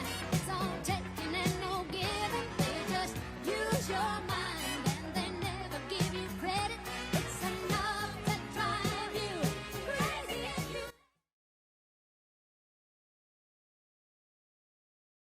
Thank you, Jan. That was a great introduction. It's so good to be here with all of you tonight. I appreciate your being here. Back in Massachusetts, sit down, make yourselves comfortable there. But the rest of you can't sit down, right? Okay, stay comfortable standing up. Good. But it's so good to be here. Back and forth to New Hampshire. You know, this is like visiting family. In fact, so much so I brought family. I have my son, Alex, and his wife, Elise. Where are you, Alex? Where? Oh, there he is. That's right, and our boy Bailey, who's down there. So just so you know, Alex has been my tech support since 2nd grade. That's true. He now runs his own small business, but he's picked up a new sideline, and it's called Support Your Mother When She Runs for President of the United States. So thank you, Al. So tonight, I thought what we do is I'll tell you a little bit about myself, a little bit about why I'm in this race, try to save as much time as we can for questions, and then usually I would do the famous selfie line, but tonight we are just jammed up on places we've got to go. We're down to the end here. So I have a substitute. Out in the lobby, Bailey will be doing a selfie line. He has great smiles. He's ready for everyone. So anyone who wants to, and by the way, it is not a competition. He'll be out there doing this. So let me tell you a little bit about how I grew up. I was born and raised in Oklahoma. I am the baby. I have 3 much older brothers. I am what used to be called a late in life baby. My mother always just called me the surprise. I have 3 older brothers. They're all retired now. They all live back in Oklahoma. And they are collectively, to this day, referred to as the boys. That's to distinguish them from the surprise. And when we were growing up, our daddy had a lot of different jobs. He sold paint. He sold housewares. He sold fencing. He sold carpeting. Ultimately, he ended up as a janitor. Our mom worked a minimum wage job at Sears. All 3 of my brothers went off and joined the military. It was both a chance to serve and it was their path to America's middle class. Now, me, I have known what I wanted to do since 2nd grade. I know some of you didn't decide until like 4th grade. Good afternoon. Buenas tardes. My name is John Bash. I'm the United States Attorney for the Western District of Texas. Soy el fiscal federal del Distrito Oeste de Texas. Joining me are Assistant Attorney General Eric Dryband, who leads the Civil Rights Division of the Department of Justice, and Special Agent in Charge Luis Quesada of the FBI's El Paso Field Office. Conmigo están Eric Dryband, el Asistente Procurador General, que dirige la División de Derechos Civiles del el Departamento de Justicia, y el agente especial a cargo, Luis Quesada, de la Oficina Local de FBI de El Paso. Our announcement today is tremendously important for both the people of the United States and the people of Mexico. For that reason, I'll deliver remarks first in English and then in Spanish, so we may go a little long, so bear with me. Nuestro anuncio de hoy es muy importante para la gente de los Estados Unidos y de México, Por esa razón, voy a hacer el anuncio primero en inglés y luego en español. On August 3rd of last year, at a Walmart in East Central El Paso, a man used a semi-automatic rifle to murder 22 people. He also shot 22 other people. The victims included citizens of both the United States and Mexico, as well as one citizen of Germany who was a resident of Mexico. Shortly before the attack, the gunman posted a manifesto online. In that manifesto, he called the attack a response to, quote, the Hispanic invasion of Texas. He claimed to be defending the United States from, quote, cultural and ethnic replacement brought on by the invasion. As I'm sure all of you know, the attack deeply scarred this community. On the morning after the attack, I explained that this horrific crime met the federal definition of domestic terrorism. It was an attempt to intimidate or coerce the civilian population, and I said that we would do at the Department of Justice what we always do to people who perpetrate terrorist attacks in this country. We would deliver swift and certain justice. Today marks a significant step in fulfilling that commitment. A few hours ago, a federal grand jury sitting here in El Paso returned a 90-count indictment against the Walmart shooter. That's 2 counts for each of the 44 innocent victims who were shot by the attacker, both those who survived and those who did not, as well as 2 additional counts for one of the other people he attempted to kill. The charges fall into 2 categories. First, the defendant is charged with 45 counts of murder or attempted murder under the federal hate crimes law, 1 for each of those victims I mentioned. The indictment alleges the defendant targeted the victims because of real or perceived national origin. Each of those 45 charges carries a maximum sentence of life in federal prison. Now, the federal hate crimes law I referred to is formally called the Matthew Shepard and James Byrd Jr. Hate Crimes Prevention Act. That's named in honor of 2 murder victims who were targeted because of their sexual orientation and race, respectively. By charging the defendant under that law, we are vindicating the important federal interest in stopping crimes that are motivated by hatred of a particular group of people. I mentioned that there are other charges. The defendant has also been charged with 45 counts of using a firearm to commit a crime of violence. Again, 1 for each of the victims I mentioned. For the 23 charges relating to surviving victims, that charge carries a maximum sentence of life in federal prison. For the 22 charges relating to victims who did not survive, it carries a maximum penalty of death. Now, it's important to note that this federal indictment is distinct from the state indictment that was returned last September. That indictment charges 1 count of capital murder. That will be prosecuted by the state district attorney's office. Under our federal system of government, a person can be held liable for both federal and state crimes for the same act or set of acts. So in this case, both the federal and state prosecutions vindicate distinct but separate interests, and he will be prosecuted on parallel tracks in the federal and state cases. It's also important to recognize, as in all cases, that under our judicial system, a defendant is presumed innocent until proven guilty. That goes for this defendant just like any other. He's entitled to constitutionally effective assistance of counsel, and he's entitled to present any and all defenses to the jury. As I mentioned, 22 of the 90 counts carry a maximum penalty of death. We're going to follow DOJ's established protocol for deciding whether to recommend the death penalty to a jury. That involves, among other steps, discussions with defense counsel and consultation with the families of the deceased victims. Ultimately, it is Attorney General William Barr who will make the decision whether to seek the death penalty, and then, of course, at the end of the day, it is a jury that would decide whether to actually impose the death penalty. Earlier today, shortly before the indictment was returned, I met with the families of the deceased victims and the surviving victims. I explained what had occurred today with the indictment and discussed the process going forward. As the federal and state prosecutions proceed on parallel tracks, we are committed to working with the DA's office to minimize the stress on the victims throughout that process. The FBI has also created a website where victims and witnesses can go to get information about resources and services. We're going to give that to the press. Hopefully you guys put it in your stories, and we're also going to tweet it out so that it's available. This indictment is the product of extensive cooperation among federal, state, local law enforcement agencies. Immediately after the shooting, prosecutors from our office and Maine Justice in Washington started working with the FBI, ATF, state and locals to thoroughly investigate the defendant and the attack.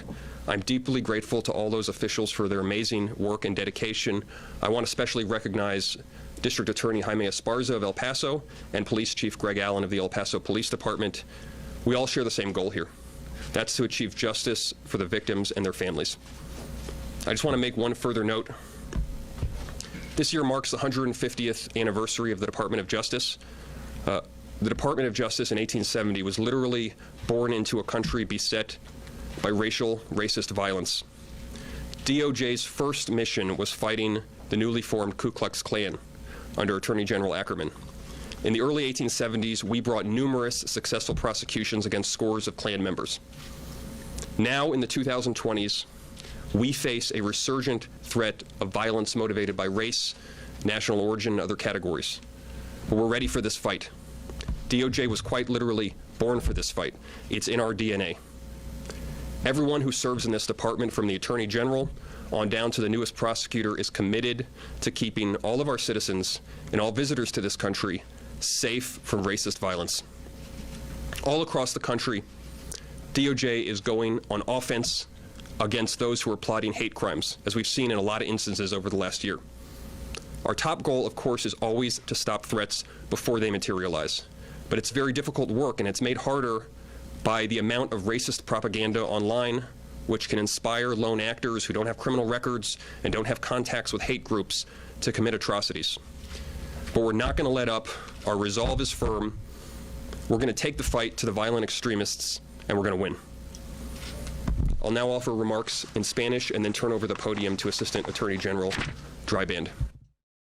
All right, everybody, you just heard it there from the Department of Justice. A laundry list, dozens, I think I heard 90 plus counts against the alleged El Paso, Texas Walmart shooter. You remember the mass shooting. They said 2 counts for each of the 44 victims, those living, those who unfortunately lost their lives that day. And now they are giving remarks in Spanish. We're going to head back out to Derry, New Hampshire, where Elizabeth Warren is still speaking live, but I have been recording since the beginning. I'm not going to take you exactly to the beginning because we were a couple moments in when I took you out here to El Paso, Texas. So again, Elizabeth Warren in Derry, New Hampshire. But it's so good to be here. Back and forth to New Hampshire. You know, this is like visiting family. In fact, so much so I brought family. I have my son, Alex, and his wife, Elise. Where are you, Alex? Where? Oh, there he is. That's right. And our boy, Bailey. Is down there. So just so you know, Alex has been my tech support since 2nd grade. That's true. He now runs his own small business, but he's picked up a new sideline, and it's called Support Your Mother When She Runs for President of the United States. So thank you, Al. So tonight, I thought what we'd do is I'll tell you a little bit about myself, a little bit about why I'm in this race, try to save as much time as we can for questions, and then usually I would do the famous selfie line, but tonight we are just jammed up on places we've got to go. We're down to the end here. So I have a substitute. Out in the lobby, Bailey will be doing a selfie line. He has great smiles. He's ready for everyone. So anyone who wants to, and by the way, it is not a competition. He'll be out there doing this. So let me tell you a little bit about how I grew up. I was born and raised in Oklahoma. I am the baby. I have 3 much older brothers. I am what used to be called a late in life baby. My mother always just called me the surprise. I have 3 older brothers. They're all retired now. They all live back in Oklahoma. And they are collectively, to this day, referred to as the boys. That's to distinguish them from the surprise. And when we were growing up, our daddy had a lot of different jobs. He sold paint, he sold housewares, he sold fencing, he sold carpeting. Ultimately, he ended up as a janitor. Our mom worked a minimum wage job at Sears. All three of my brothers went off and joined the military. It was both a chance to serve and it was their path to America's middle class. Now, me, I have known what I wanted to do since 2nd grade. I know some of you didn't decide until like 4th grade, 5th grade, and the way back. But I've known what I wanted to do since 2nd grade. It's all I ever talked about. I wanted to be a public school teacher. Can we hear it for public school teachers? Yes. And I want you to know I invested early. I used to line my dollies up and teach school. I had a reputation for being tough but fair. It's all I talked about growing up. I'm going to be a teacher. I'm going to be a teacher. By the time I graduated from high school, my family didn't have the money for a college application, much less to send me off to 4 years at a university. So, like a lot of Americans, I don't have a straight path story. I have a story with a lot of twists and turns. So here's how my life story goes. I was a high school debater, and I got a scholarship to college. Woohoo! Let's hear it for the nerds. Yeah.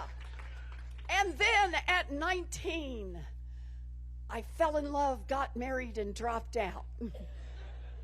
Woohoo!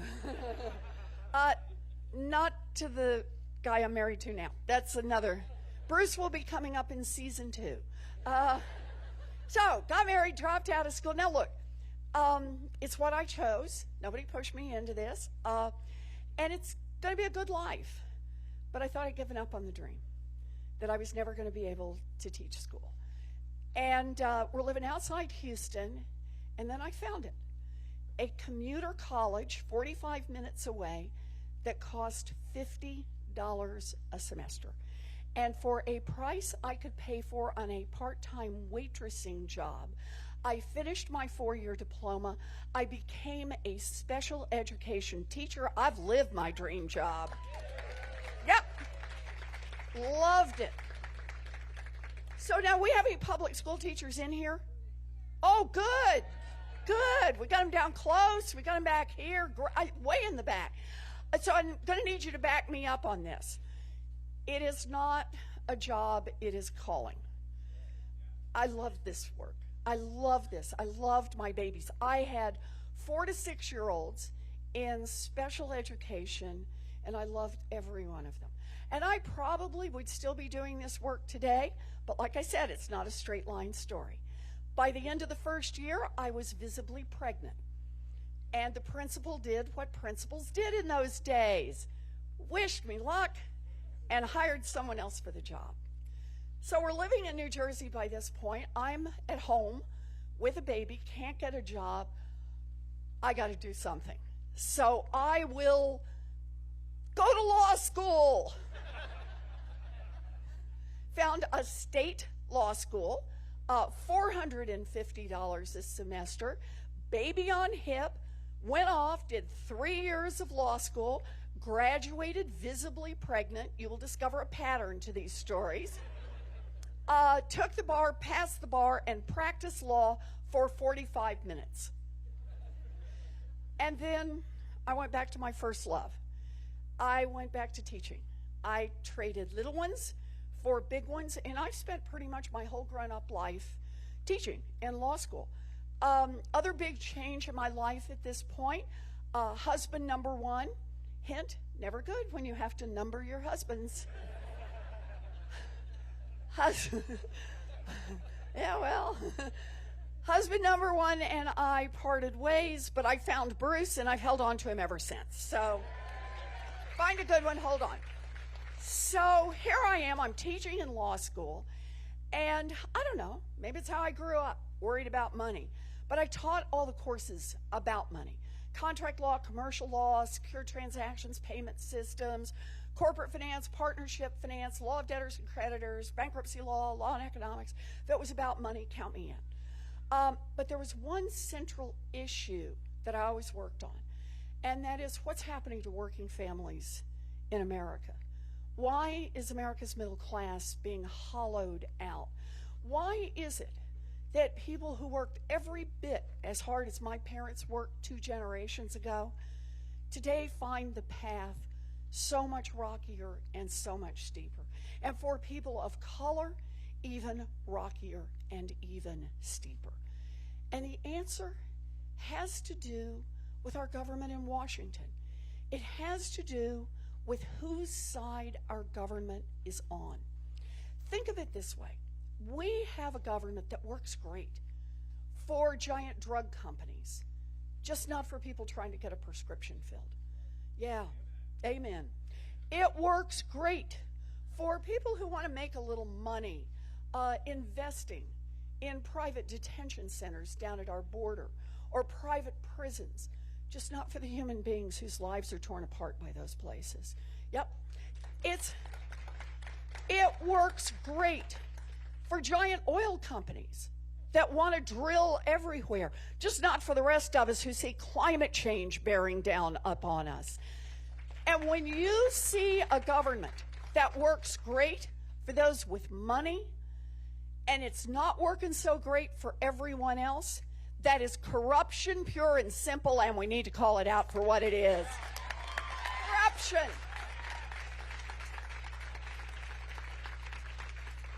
It's the money that flows through Washington and influences all of the policies that get made there. It's about campaign contributions, it's about lobbyists, it's about lawyers, it's about PR firms, it's about bought and paid for experts, it's about tilted think tanks. It's money, money, money. Think of it this way. Whatever issue really gets you going, whatever is the one that gets you up in the morning and in the fight, whether it is the cost of prescription drugs, or climate change, or gun violence, or student loan debt, or child care, if there is a decision to be made in Washington, it has been influenced by money.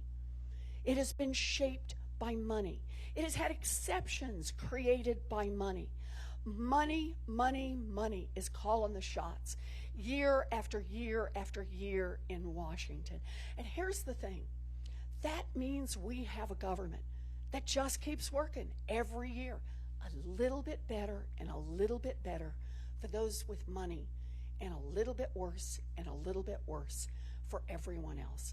And if we want to fix that, you can't do it with just, oh, we'll do one little law over here, or we'll do one little regulation over there. No. We want to beat back the influence of money in Washington. It's going to take big structural change. Who's up for that? And I got a plan for that. In fact, I just got to say this about the plan. Here's the good news. I have the biggest anti-corruption plan since Watergate. That's the good news. Big plan. Here's the bad news. We need the biggest anti-corruption plan since Watergate. And it goes lots of places. I just want to give you a little sample out of it, just a little sample. End lobbying as we know it. Block the revolving door between Wall Street and Washington. Make the United States Supreme Court follow basic rules of ethics. Now, I could do these all night long. I'll do just one more. Just one more. Just one more. You really want to hose out some of the corruption in Washington? Make every single person who runs for federal office put their tax returns online.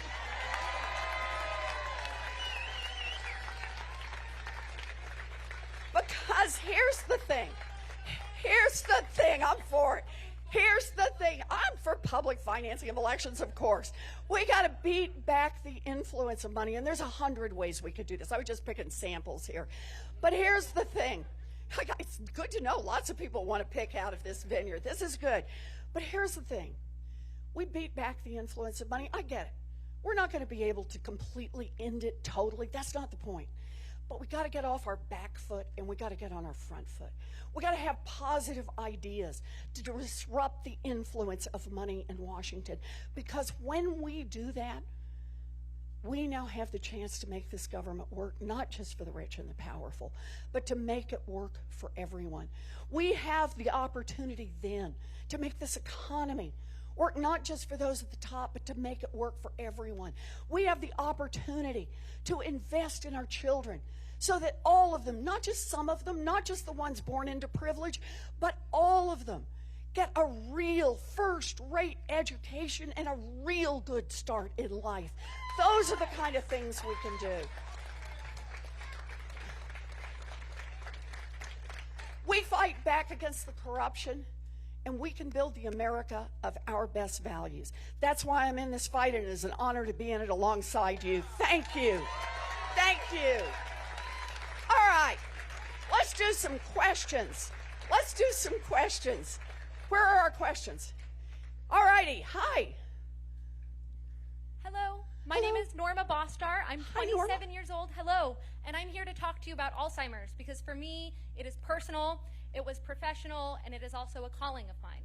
So there are many unimaginable numbers when you can talk about this, and one of them is that 1 in 4 unpaid caregivers are people my age. Yeah. So when you think about the public health crisis this is creating, in addition to increasing funding for research, how are you going to support my generation of millennials and Gen Zs? Okay, so let me do both halves because I don't want to just skip past the first one.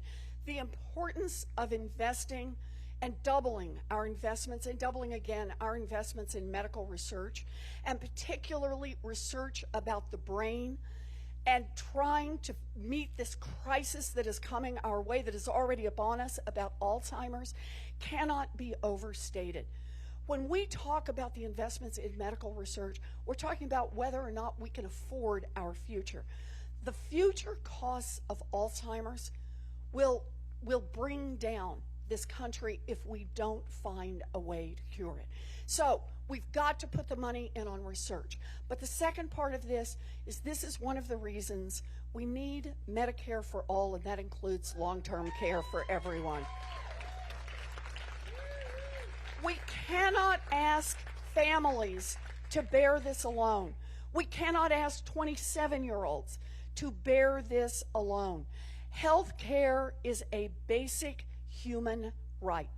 People are entitled to access to health care without going bankrupt and without bankrupting their own families.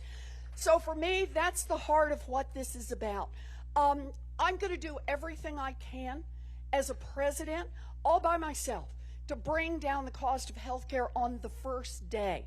There are things a president can do without ever having to tangle with Congress. I just want to give you 2 of those to start with. The first one, for me, I will defend the Affordable Care Act. The Republicans are sabotaging it. And if they succeed in their current efforts down in Texas in this lawsuit, protection for people with pre-existing conditions will be gone. As president, I will defend the ACA and strengthen the ACA. Yes, the second part of this is bring down the cost of prescription drugs. The president has the power, but just hasn't used it, to be able to bring down the cost of commonly used prescription drugs. And I'm going to use this for EpiPens, for insulin, for HIV/AIDS drugs. We can save families hundreds of millions of dollars. And we need to look at the overall cost of health care. Look, you know me, I always do the math on it, figure out how we're going to pay for things. We can afford health care for everyone in this country if we ask those at the top to pay a little more. Here's how it works. The top 1% pay a little more in taxes. The giant corporations like Amazon and Eli Lilly and Halliburton, companies that report billions of dollars in profits and pay 0 in taxes, we collect taxes from those folks. And my personal favorite, we go after the tax cheats at the top. We need a few more IRS agents. We do that, and we have enough money to cover health care for everyone. And this takes it back to your point. And health care coverage, I want to be clear on this. It includes what you would think of as ordinary health care, right? You break a leg, you get help. You don't have to worry about deductibles and copays and fees. It also means mental health care. It means schizophrenia and depression and obsessive compulsive disorder, the things we need to talk about and bring out into the open. Health care is health care. And it means long-term care for those who need it. It is hope over fear. That is where we need to go as a country. That's where I want to head us. So thank you. Thank you. It's a great question. Thank you. Hi. Hi, my name is Amelia Coulon. Hi, Amelia. I heard about a program in Massachusetts that's for youth with the LGBTQ community. I think I said that wrong, but that's okay. And they've been kicked out of their homes, and there's a place that they can go to that's privately funded, that they can stay until they've aged out. And I was wondering if you had any plans for specifically for those teenagers that have been kicked out of their homes that are on the street. So I'm really glad you raised this issue. LGBTQ youth are far more likely to be homeless because they either have been thrown out of their homes or they feel unwelcome and leave their homes. And that also means they're more likely on the streets to be preyed upon, to be victimized by predators of all sorts. I've worked for a long time with a group called Bagley. I don't know if anybody in here knows Bagley. Do I have a Bagley? I have at least one. Boston area gay and lesbian youth. I march with them every year in the Pride Parade. And it's about bringing together LGBTQ youth early so that they have mutual support. We also have, in the town I live in, a homeless shelter that's really quite extraordinary, that's built primarily for LGBTQ youth who are homeless, to have them in a safe and welcoming place, and a place where they support each other as they then transition eventually to permanent housing. So all of those are great, but they're all supported basically through charity and little bits occasionally of grants from the government. The way I see this is, I'm just going to pick up on the homeless part of this, housing. We have a housing crisis in this nation, and it's a big housing crisis. It's a crisis that started about 50 years ago. And here's just the bottom line on it. Private developers no longer build low-end affordable housing. I grew up in a 2-bedroom, 1-bath house, garage converted to hold my 3 brothers. Nobody's building that house anymore, right? It's just not out there. They've all moved, the private developers, to the McMansions, and I'm not mad at them. That's where the profits are, and so that's where they've gone. At the same time, the federal government has moved out of building affordable housing. So right now we have federal law in place that says for every unit of new affordable housing that the federal government puts on to the market, builds a new one, they have to take an old one off the market. So we're getting no increase. And housing, as you know, over time, some of it deteriorates, housing stock shrinks. So we live in an America where there's less and less housing and a larger and larger population. And that's affecting middle-class families, working-class families, the working poor, the poor. It's affecting the homeless. It's affecting seniors who want to age in place. It's affecting people with disabilities who need accessible housing. It's affecting people who are formerly incarcerated, trying to make it back into their communities.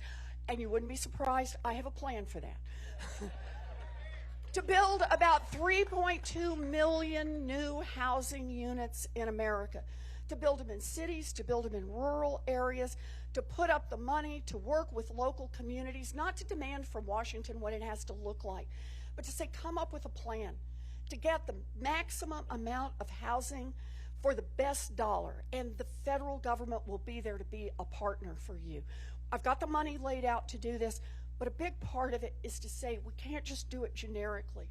We've got to look at the separate housing needs of different groups, and that includes LGBTQ youth. We need to make sure that housing facilities are being built for young people who otherwise are homeless and on the streets. Housing is also a basic human right, and we need to put an investment in that. So I hope that's helpful. Good. Thank you. Hi.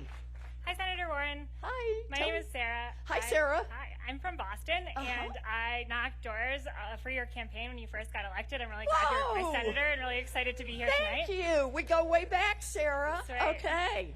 I I'm hope you're still glad you did that. very glad. I'm an American Jew, and I'm terrified by the unholy alliance that AIPAC is forming with Islamophobes and anti-Semites and white nationalists. And no Democrat should legitimize that kind of bigotry by attending their annual policy conference. And I'm really grateful that you skipped the AIPAC conference last year. And so my question is if you'll join me in committing to skip the AIPAC conference this March. Yeah.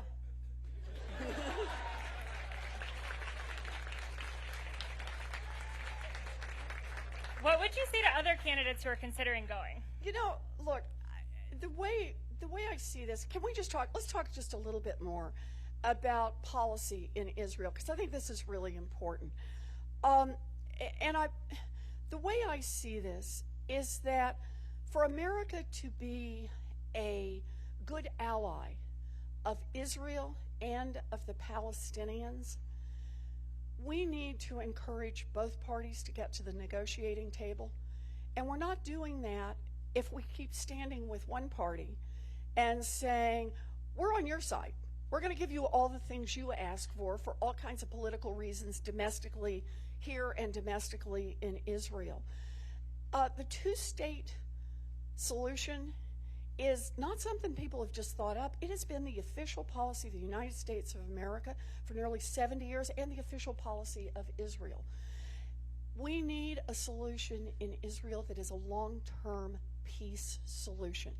And that means something that provides protection for the Israelis and provides self-determination and dignity for the Palestinians. We need to encourage the parties to come together. That's what we want to see them do, and have them negotiate out the right answer that's going to work for them. The details, the settlements, the occupations, the capital, that's what the parties should negotiate. And we are not a good friend to either party when we disrupt that process and keep it from going forward. So, as President of the United States, I will do my best to urge both parties to come to the negotiating table and work out a long-term peaceful solution. Good for everyone. Thank you. Thank you. Hi. Hello. My name is Cameron Landry. I'm in addiction studies at Rhode Island College, and my question is about the opioid crisis. Yep. I intern in the field of substance abuse and provide harm reduction services for the homeless.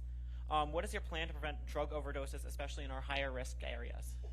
So let's, if we can, for just a minute. Cameron, is that right? Let's just talk about this among all of us.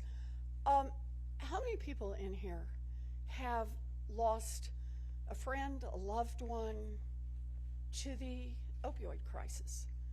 Yeah, look at this. You know, the numbers show about 193 people died today from an overdose from addiction. It's like a plane crash without a headline. And it'll happen again tomorrow, and the next day, and the next day, and the next day, and the next day, and the next day, until we decide that we are actually going to do enough to fight back. So I was actually talking about this with, some of you may remember Congressman Elijah Cummings. Such a good man. We miss him. Elijah and I have been friends for a long time, and we were talking about 3 years ago about this crisis and talking about how it's a lot like the AIDS crisis was in two ways. One is that there's a lot of stigma associated with it. People don't reach out for help. People don't like to talk about a brother or sister or child who's caught in it. And secondly, the federal government's response has always been an hour late and a dollar short. So you just could watch on the AIDS crisis. Every year the number of AIDS cases and AIDS deaths were going up, and the government was spending more money, but always chasing behind, never enough to even slow down the growth. Until a little boy named Ryan White publicly declared that he had AIDS, and America said, wait a minute, this is a serious public health crisis, and as a country, we're going to commit to fight back.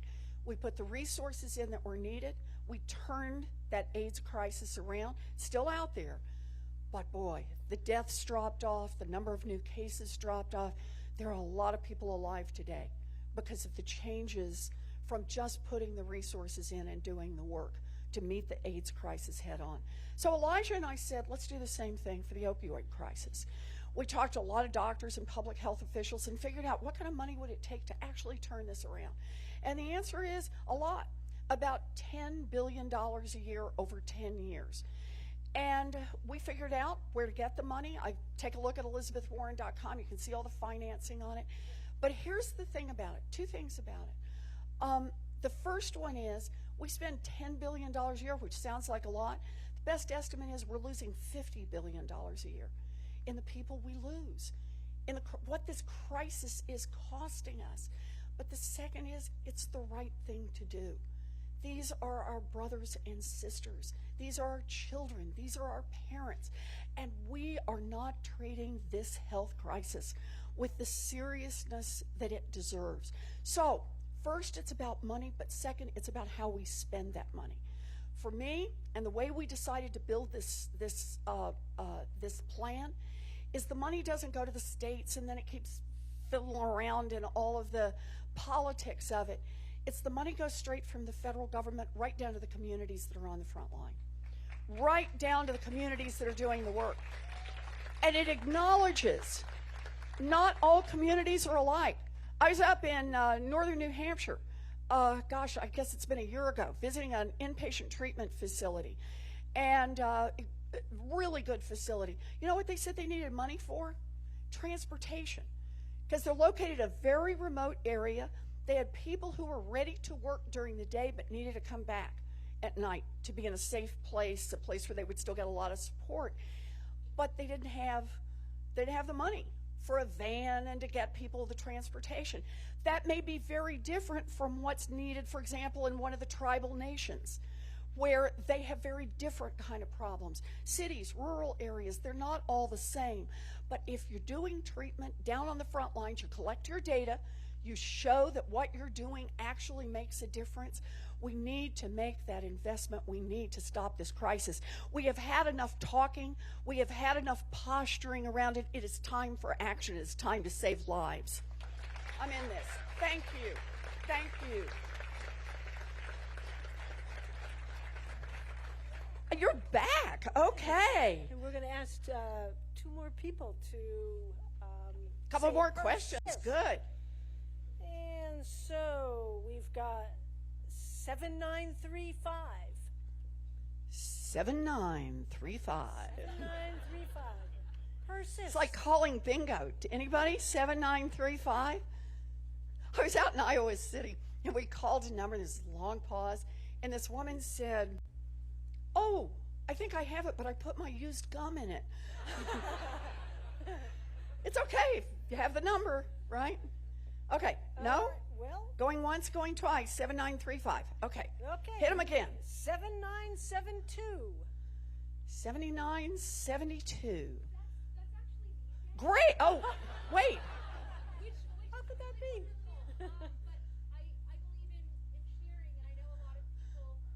How about we'll draw another one then? Okay. Thank you.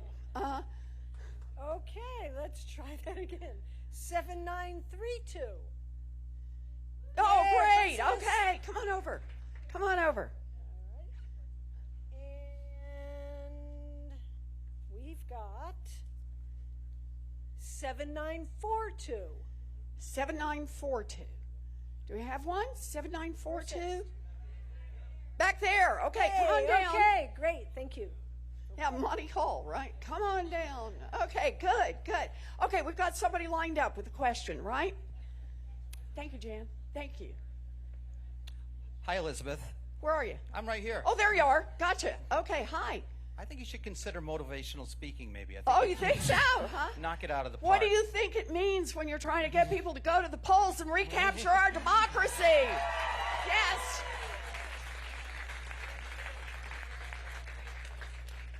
I'm motivated. Well, my name is Bill Pelton. Hi, Bill. And my question is this. As you know, at this very minute, Mitch McConnell is polluting our federal bench with right-wing, incompetent judges poised to take away our rights and promulgate the rights of corporations and the rich. Yep. When you are elected president, I'm liking this question. what are you going to do about that? Okay. So I actually just want to take your point and say it's worse than you described it. No, I mean this. The people who are being confirmed to the federal bench right now, it's shocking. People who are unqualified, I mean, just unqualified. I'm going to talk about kind of your opinion versus unqualified. American Bar Association says so.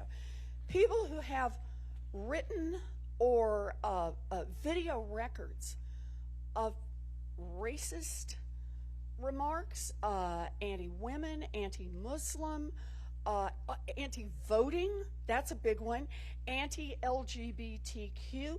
These are people, I get it, Republicans and Democrats may want somewhat different judges, but these are people who would have been unthinkable in the George W. Bush administration.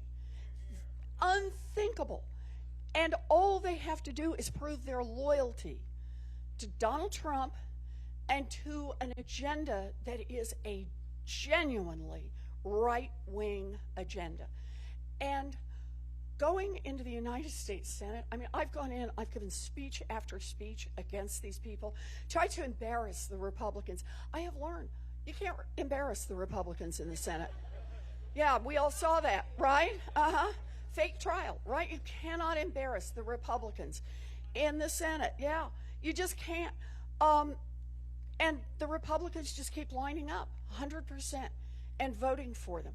So what are we going to do about this? Well, we tried that. What we're going to do, the judges, yeah, I got your point. What we're going to do is we need a new president of the United States.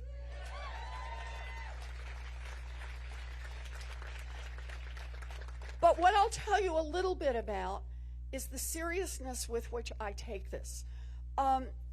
I will make sure that we have judges, but I want to be clear on this. I don't want judges that somehow are way out of the mainstream somewhere else. I'm not sure there is an equivalent on the left, but my point is, we don't want a politicized judiciary. There is a reason we give them lifetime appointments, and the reason is to remove them from politics, so that they make, as best they can, independent judgments. So the people I will be looking for as judges are people, first of all, who owe a loyalty to the rule of law and believe in the rule of law. And then secondly, people who come from different backgrounds. And I truly mean diversity here in the full meaning of the word.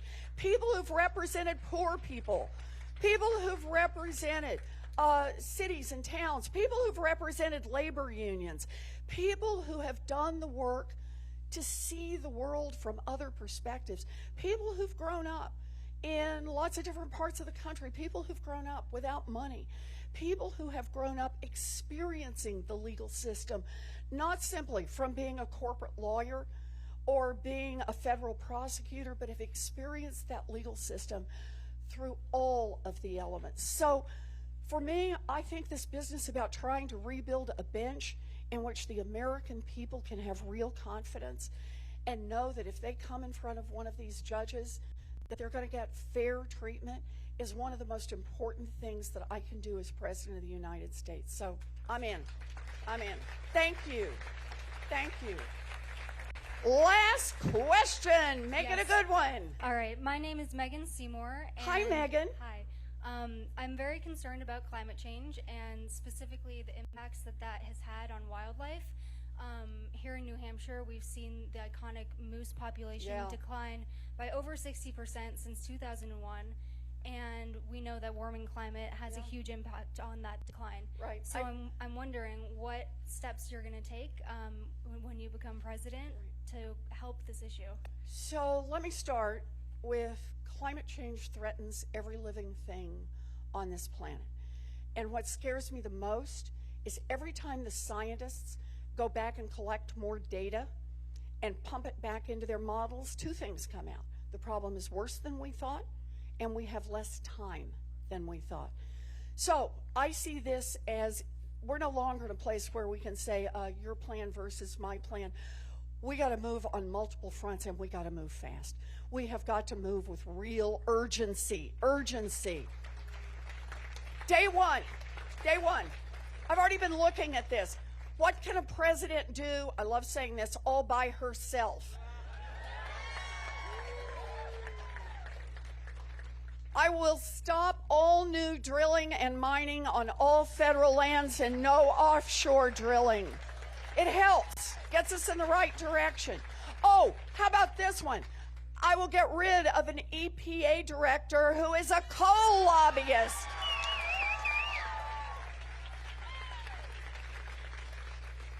So how are we going to think about this problem? There are a lot of pieces on what we can do. Let me tell you the very first part for me.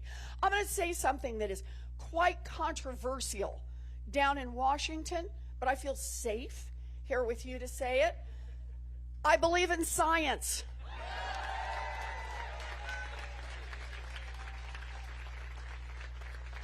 I believe this is our best hope, is to scale up tenfold our investment in science, in research, in development, in basic science, in applied science, in agricultural science, in animal science.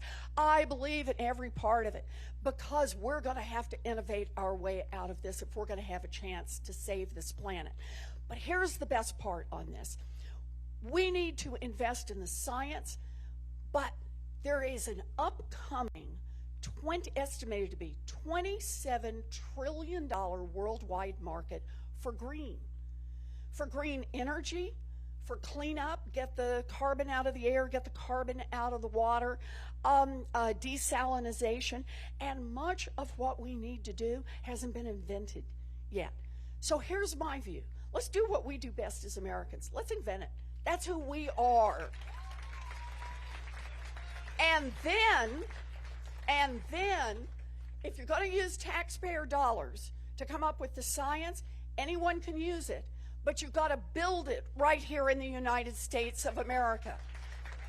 That's about 1 million new manufacturing jobs, good union manufacturing jobs.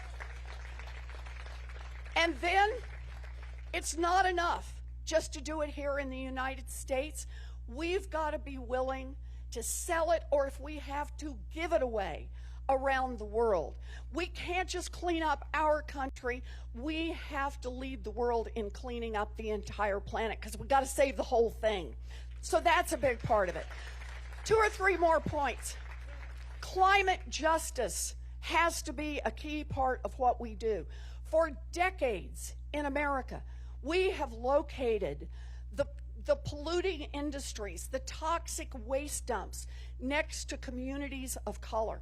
And now we have begun to document the effects on the health of children, the effects on the health of seniors and other vulnerable populations, how it has destroyed property values. Who wants to move into a place that's next to a toxic waste dump?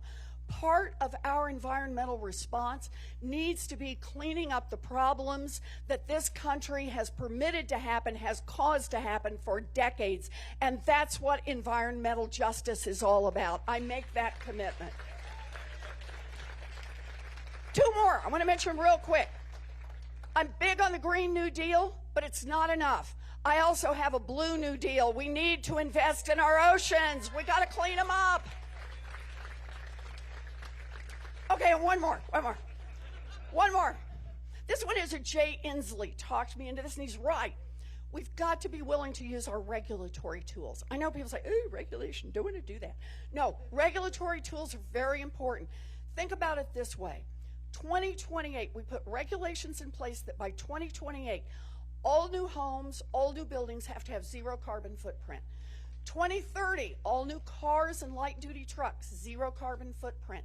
2035, all new electric production, zero carbon footprint. Those three industries produce 70% of our carbon output in the United States. We use our regulatory tools. We're a long way toward getting towards zero carbon emission. We can do this. We need to respect our native tribes and let them be the husbands of the land in the way that they want to preserve it. One of my commitments is not only will the tribal nations determine what happens on tribal nation lands, there will be no pipelines or drilling adjacent to those tribal lands unless the tribes themselves agree to it.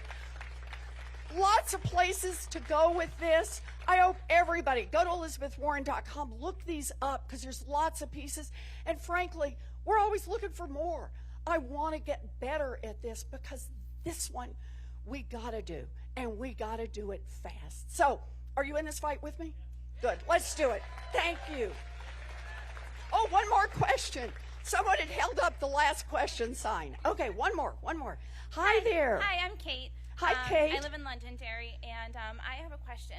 We're all for big structural change, and I completely agree we need that. But if the Senate stays Republican, how do you plan to bring them to your side if you are elected? Okay, great question. So, you know I'm required to do a disclaimer. We're going to take back the Senate and put Mitch McConnell out of a job.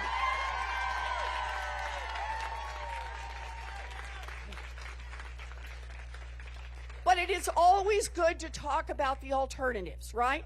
So part one, and that's why I hope you heard this as I talked about it. Keep in mind, there's a lot we can do without having to go through Congress. And I was talking about those things a president can do all by herself on the first day, and that's what I will do. There's a second part to it. Understand the power in our federal agencies. Let me just give you one idea. I'm going to have a Secretary of Education who has been a public school teacher. A Secretary of Education who believes in public education. A Secretary of Education who believes that public money should stay in public schools. And I'll do that throughout our agency, an environmental protection agency that actually runs on science and is there to protect the air and the water. A Department of Labor that is on the side of workers. I know, shocking notions. But I want you to remember it because it is a part of the functioning of this government. And that it's not all about what happens in Congress, but let's talk for 1 minute about what will happen in Congress. I want to tell you what the first bill I want to bring up is, and that's my anti-corruption plan. And I want to tell you exactly why. I want to come straight out of the gate with the anti-corruption plan because it has widespread support across the country. It's not just Democrats. This isn't just a Democrat issue. Democrats, Republicans, Independents get it. They are getting the short end of the stick. Those three brothers I was talking about, it's one Democrat and two Republicans, right? But they are all three furious when Amazon reports billions in profits and pays nothing in taxes. They say, hey, look, somebody's got to keep this government going, keep the roads paved, keep the defense up. I pay my fair share. Why aren't they required to pay their fair share? They get it that it's corruption. In fact, many of the parts of this corruption plan, go take a look at it, are things a lot of people think is already the law. So here's the deal. The first thing I will lead from the White House is the anti-corruption plan. And I'm going to ask all of you to lead from the outside. I'll lead from the inside, you lead from the outside, and we dare Mitch McConnell not to give us a vote on this. We hold every senator accountable. We demand a government that works for us. I will take this fight to every state, to every city, to every county. I will take this fight to everybody who resists it, because this is about our government. It is about our democracy. It is about making this country work, not just for rich people who keep the lobbyists well fed and keep making big campaign contributions. This is about making this country work for the rest of us. We're all in this fight. We'll break up the influence of money. That's where we'll start. And then once we do that, we're going to do a 2-cent wealth tax. And cancel student loan debt for 43 million Americans. Oh, and expand Social Security payments, $200 a month. We are going to make this country work, but it starts by disrupting the influence of money. Just knock them back on their heels.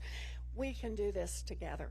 So let's wrap this up. You guys have been wonderful. You've been terrific. I'm so glad you're here. I want to finish by telling you a story about a toaster. You were totally into this, right? Toaster story, sure, gal. When I was a young mom, toasters could cause house fires. And the way that worked is that those little toaster ovens did not have automatic shutoff switches. So you could put 4 pieces of bread on that little tray, slide it in, flick the thing open, hear the baby cry, run down to the other end of the house, be gone a little longer than you thought, and when you came back, the flames would be leaping off the toast, 6 to 8 inches. Catch the curtains on fire and the cabinets. Ask me how I know.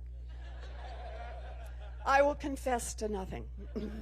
But I will say my daddy was so upset about this that one year he bought me a fire extinguisher for Christmas. Now, along came a federal agency and they said, enough, we're done. You can't sell toasters in America that can burn down people's houses. So they put little safety switches on them, and that was it. Toaster fires stopped. By the early 2000s in America, mortgages, home mortgages, had become so dangerous and so complex, they had a 1 in 5 chance of costing a family their home through foreclosure. Think about that, 1 in 5. Only this time, the federal government was not on the side of the people. It was deep in the pocket of the banks. And so it said, keep on selling those babies, because they were making profits. And it worked right up until they crashed the entire economy and had to be bailed out by the taxpayers. So after this happened, that was the crash of 2008, I had this idea for an agency like the Toaster Agency. And the basic idea was you shouldn't be able to boost your profits by cheating people on mortgages, credit cards, payday loans, student loans. And there ought to be an agency just to kind of keep track of that, to make sure it doesn't happen. Now, I'm not in elected office. I'm not thinking anything about elected office, but I'm trying to get this idea out there. So I just go down to Washington and knock on doors in Congress. Democrat, Republican, I didn't care. I pitched my idea. And what I discovered pretty quickly was that I was getting the same 2 answers from people, from almost everybody. The first part of the answer would be, that's a good idea. That's actually a good idea. You could actually make a difference, structural change. And the second was, don't even try.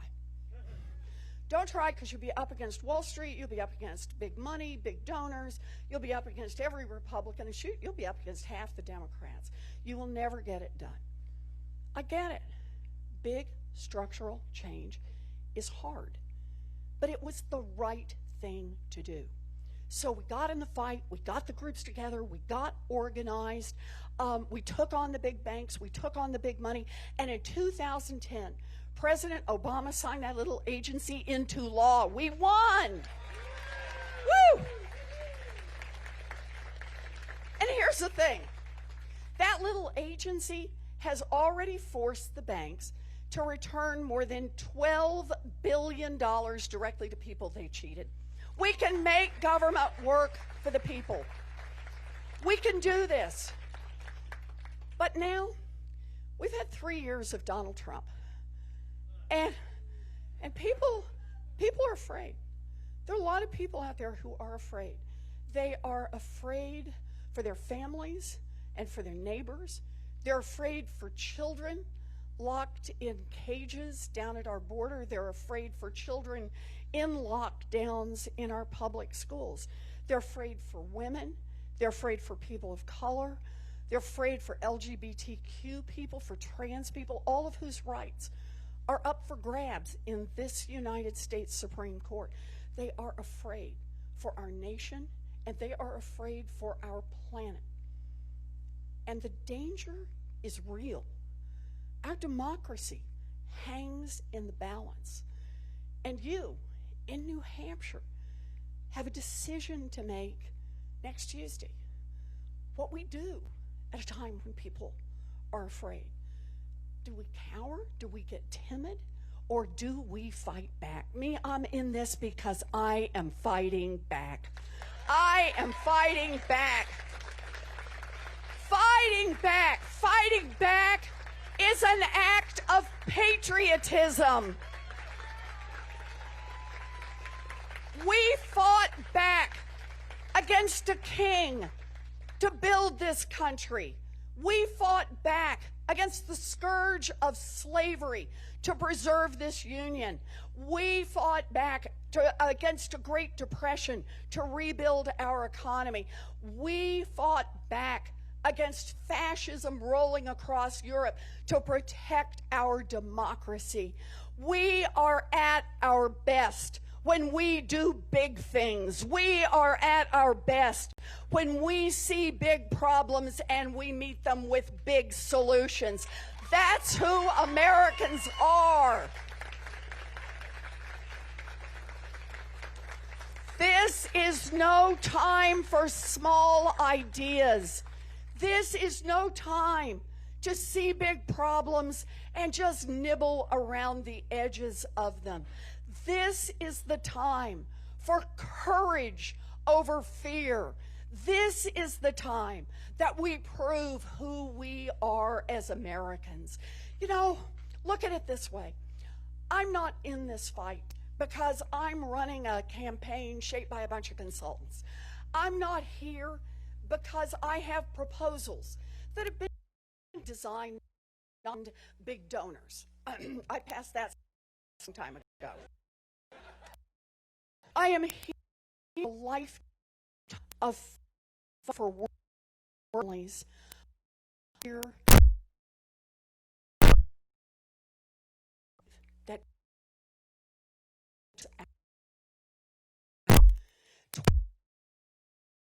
our moment when the door has opened just a little. Not our moment to go backwards, but our moment to build the America best values. Our moment to build the America where we invest in every one of our children. Our moment to build the America where we respect each other. Our moment to build the America where we have a democracy, where people are more important than money. Our moment to be in this fight and to change the course of history. If you believe that this is an extraordinary moment in history, if you believe that it's all on the line here, not just for the next 4 years or the next 8 years, but the direction our country takes for generations to come, then I'm asking you, get in this fight with me. Vote for me on, go to ElizabethWarren.com, pitch in $5, volunteer to knock on doors, make phone calls, talk to the person in front of you in line at the grocery store, but most of all, get in this fight. This moment in history will not come our way again. And this is the moment to dream big, fight hard, and win. From one Democratic candidate in New Hampshire to another, but first, Times Square with what I'm assuming is a Valentine's Day art piece, artwork. Anyway, it's been what appears to be a rainy day in the Big Apple. But again, I'm going to take you out. Andrew Yang is holding another event right now in New Hampshire. It's currently happening live, but I've been recording pretty much since it started. Gonna head there now on Fox News Now. The smart among them said, what does it mean if I say yes? I said at least $10,000. So we raised a couple $100,000 that grew to the millions, helped create several thousand jobs in the Midwest and the South over the next 7 years. I was honored by the Obama administration multiple times, so I got to bring my wife Evelyn to meet the president. My in-laws were very excited about me that week. But unfortunately, while I was working in the Midwest and the South, I felt like the water level was going down, not up, in so many parts of our country. How many of you are actually from the Midwest or the South? So you might have a sense of what I experienced, where I felt like when you flew between Michigan and Manhattan or St. Louis and San Francisco, you were crossing dimensions or decades or ways of life and not just a few time zones. But I was still stunned when Donald Trump became our president in 2016. I know you remember that night well. How did you all react when Donald Trump won? Tears, shock, despair. At another event in New Hampshire, someone said bourbon. I mean, to me, this was a clear red flag that tens of millions of our fellow Americans decided to take a bet on the narcissist reality TV star. This was not a normal occurrence. And we've been presented a series of explanations, essentially every night since 2016 till now, why Donald Trump is our president. I'm sure you've seen the reasons being offered. Go ahead and shout out one of the explanations we've been offered as to why Donald Trump's our president today. Russia, that's definitely on the list. Racism's on the list. Economic uncertainty. Sexism. Facebook. Anti-elite. Hillary Rodham Clinton. Science. Emails. DNC. Russia again. Persuasion. Money. Voter suppression. Electoral college. We all know the explanations pretty well, all been presented in this sort of strange cocktail. But Exeter, I'm a numbers guy, and the numbers tell a very clear and direct story as to why Donald Trump is our president today. Over the last number of years, we eliminated 4 million manufacturing jobs in this country. And where were those jobs primarily located? Michigan, Ohio, Pennsylvania, Wisconsin, Missouri, Iowa, all of the swing states that Donald Trump needed to win and did win. And there's a straight line up between the adoption of industrial automation in a voting area and the movement towards Trump in that area. This happened in New Hampshire. It just happened a little bit earlier. You all lost 12,000 manufacturing jobs, primarily in the northern part of the state, a bit earlier than the Rust Belt. And after that plant or mill closed in that town in New Hampshire, then the shopping district closed, people left, the schools shrank, and that town has never recovered. I saw the same thing play out in Missouri, Ohio, Michigan, Pennsylvania. And what happened to those manufacturing jobs is now shifting to other parts of the economy. How many of you have noticed stores closing around where you live here in New Hampshire? And why are those stores closing? Amazon, that's right. Amazon's like a giant spaceship hovering over the economy, sucking up $20 billion in business a year, closing 30% of America's stores and malls. The most common job in the economy is retail clerk. Average retail clerk is a 39-year-old woman making between $8 and $12 an hour. What is her next job going to be when the store closes? We're not sure. Someone said she could go ask Amazon for a job. She could go to the Amazon fulfillment warehouse. And if you are fortunate enough to get a job at one of those fulfillment centers, you're working alongside rows and rows of robots and machines, and they put a bracelet on you that monitors your work activity. So if you don't work hard enough, it starts beeping at you and chirping at you. So that's a possibility, but we're really not sure what that retail clerk is going to do. These are changes that we can see around us, and you don't associate them with automation and technology, but you know it is because Amazon is soaking up this business. And if you go to Amazon's operations, you see that the majority of it is automated and mechanized. And the changes are more pervasive than most of us realize. When you all call the customer service line of a big company and you get the bot or software on the other end, I bet you do the same thing I do, which is you dial 000, say human, representative, human, until you get someone on the line. Raise your hand if that's what you do. Oh yeah, we all do that. Because that software is terrible. We're all like, a person still works at this company somewhere, and I am now going to find that person. But in 2 or 3 short years, Exeter, the software is going to sound like this. Hello, Andrew, how are you? What can I do for you? It'll be fast, seamless, efficient. What will that mean for the 2.5 million Americans who work at call centers right now making $10 to $14 an hour? Maybe they also can go work at Amazon. It's true. How many of you all know a truck driver here in New Hampshire? It's the most common job in 29 states, 3.5 million truckers in this country. My friends in California, including some of my classmates from Exeter, are working on robot trucks that can drive themselves. They tell me they are 98% of the way there. A robot truck just transported 20 tons of butter from California to Pennsylvania last month with no human intervention. Why did they choose butter for this maiden voyage? I have no idea.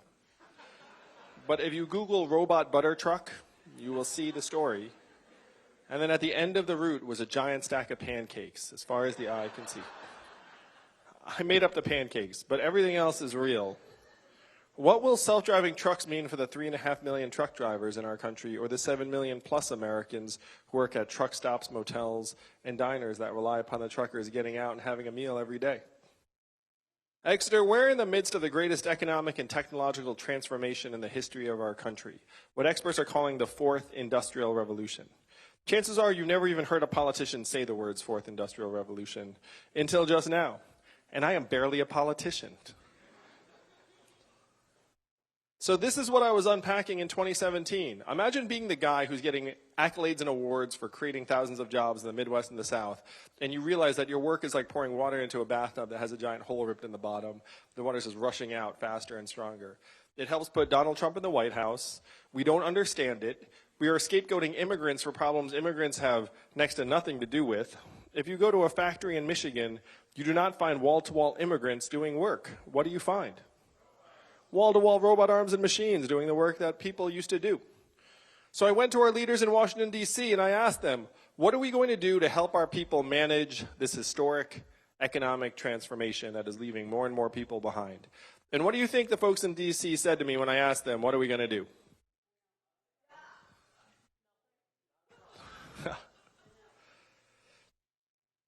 I want to digress here for just a moment. One of my friends from Exeter worked on Capitol Hill for years. And he told me that he would never become a lobbyist. What is he today? A lobbyist. I mean, I could tell so many Exeter stories.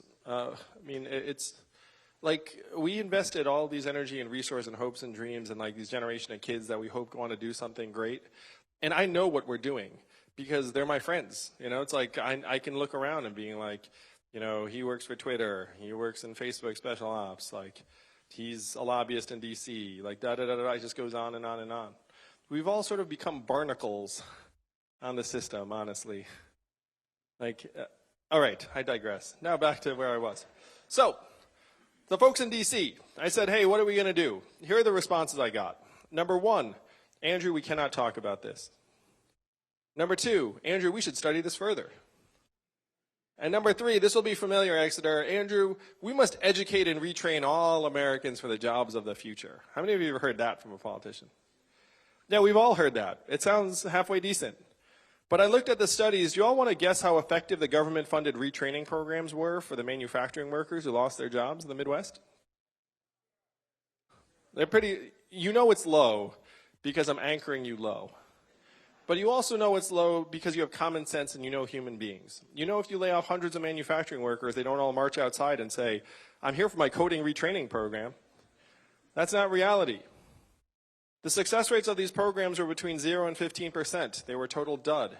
The reality is that almost half of the manufacturing workers who lost their jobs in the Midwest left the workforce and did not work again. Of that group, almost half filed for disability. We then saw surges in suicides and drug overdoses in these communities to the point where America's life expectancy declined for 3 years in a row. You know the last time America's life expectancy declined 3 years in a row? The Spanish flu of 1918, a global pandemic that killed millions 100 years ago.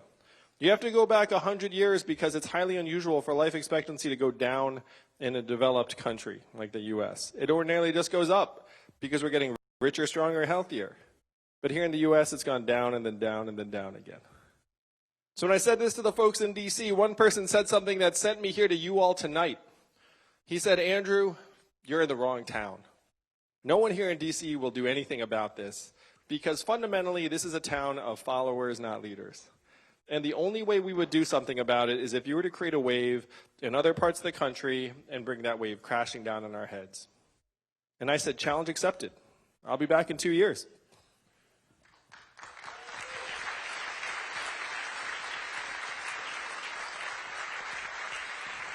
And I can't tell you what a thrill it is to be here with you all tonight because the wave is right here, right now, on Tuesday, February 11th in New Hampshire.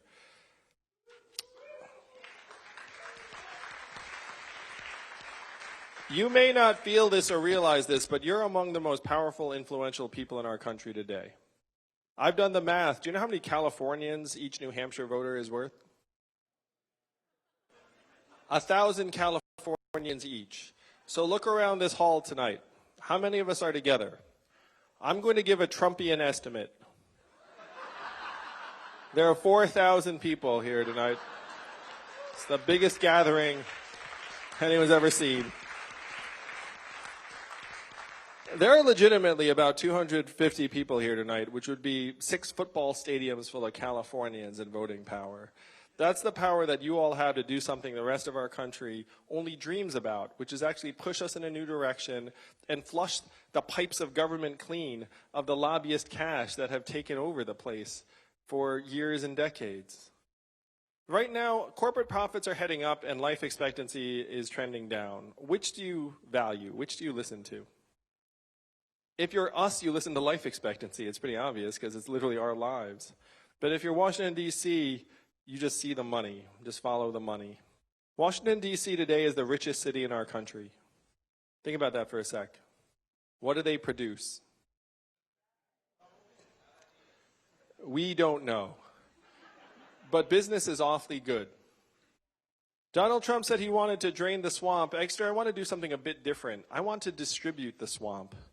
Why would you employ hundreds of thousands of government workers in the most expensive city in your country? Why wouldn't you employ some of those people in Ohio, Michigan, Wisconsin, Missouri? You would save billions of dollars immediately, transfer economic activity to places that would really love it. And I would argue that those government agencies would make better decisions because they were living someplace normal and not in the DC bubble where they just talk to each other all the time. I'm for term limits for members of Congress.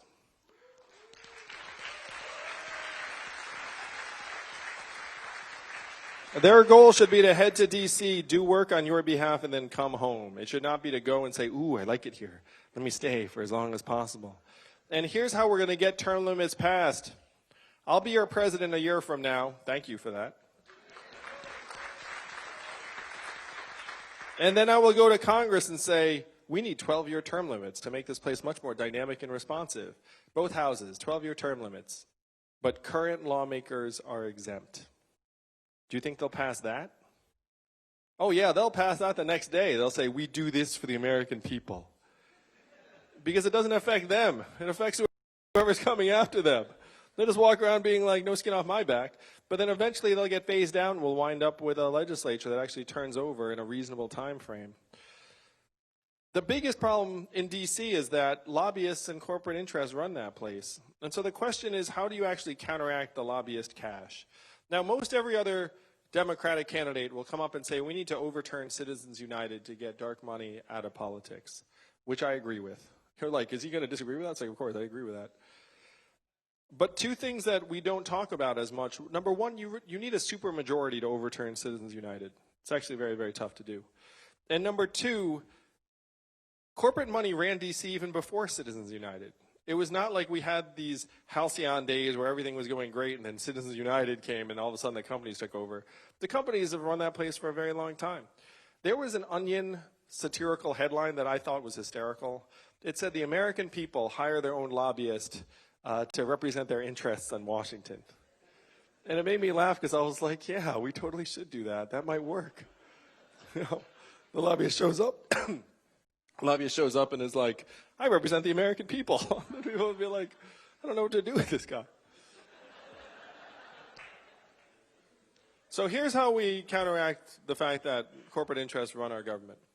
Right now, only 5% of Americans donate to political candidates or campaigns. So if you're in that 5%, pat yourself on the back. You're one of the most highly politically engaged people in the country. Double credit if you donated to me. Oh, thank you. Look at that. Extra classes did that. All right, so how do we get the political participation up and wash out the lobbyist cash? My plan is to give every American voter 100 democracy dollars that you can give to any candidate or campaign you want, use it or lose it. It's like a stealth way to publicly finance elections, but actually wed it to the popular will. So what percentage of Americans do you think would donate to a political candidate or campaign if you literally had 100 free dollars a year? Not everyone. Americans are pretty lazy. There'd be someone somewhere, it's like, I don't like it. Like, I don't trust this coupon code. But you could get it up to, let's call it 50%, reasonable. And if you had 50% of Americans donating their democracy dollars, you would wash out the lobbyist cash by a factor of 4 or 5 to 1. Because if you can imagine getting 10,000 Americans behind you giving 100 democracy dollars each, that's $1 million. And then when the lobbyist comes and says, hey, I've got $80,000 for you, the legislator's like, I don't want to touch your $80,000 because I'm getting $1 million from the people and they're going to notice and it's not going to be good. So right now in America, if money's on one side and people are on the other, who's going to win? The money. We all know that. The money wins everything nowadays. So the only way we can take our government back is actually unify the money and the people through something like this Democracy Dollars program. Can you sense the Exeter education at work?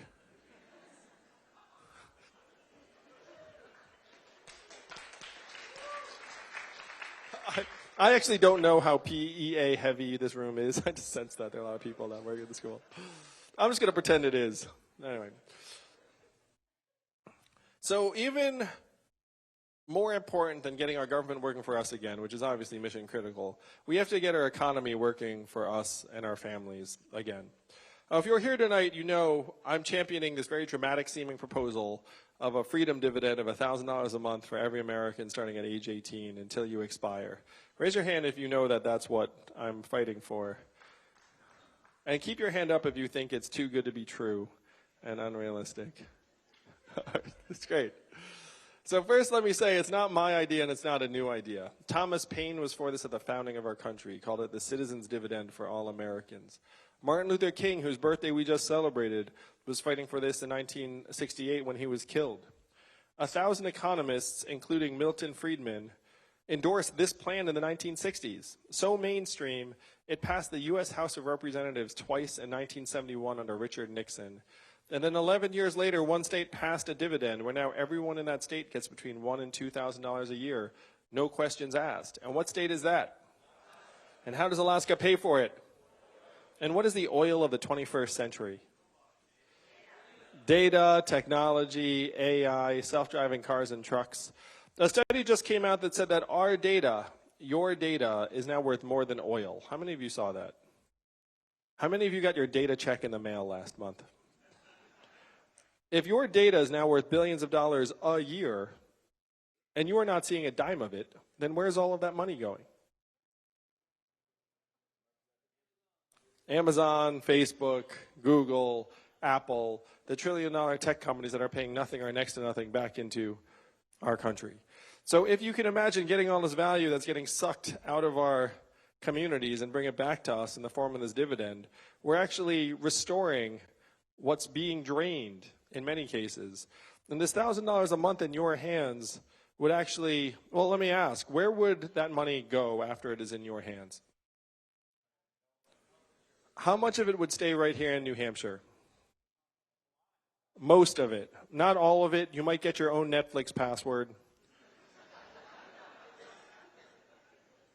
But most of it would go to car repairs you've been putting off and daycare expenses and Little League signups, local nonprofits, religious organizations. This is the trickle-up economy from our people, our families, and our communities up. This would help balance the most extreme winner-take-all economy in the history of the world, which we're in the midst of right now. That's only going to get much more extreme as this technology leaves the lab. In the simplest terms, technology, AI, software, robots, it's all getting smarter, more powerful, more capable over time. And we are not. as humans, as adults, I'm not going to speak for the young people. So the young people, you're still getting smarter. But for the adults in the room, we feel lucky if we don't get dumber on any given day. We still feel good if we can just find our keys. We're like, ooh, I found my keys again today. I'm still functioning. This is good. It's something to look forward to, kids. But the technology is getting smarter and stronger in unprecedented ways.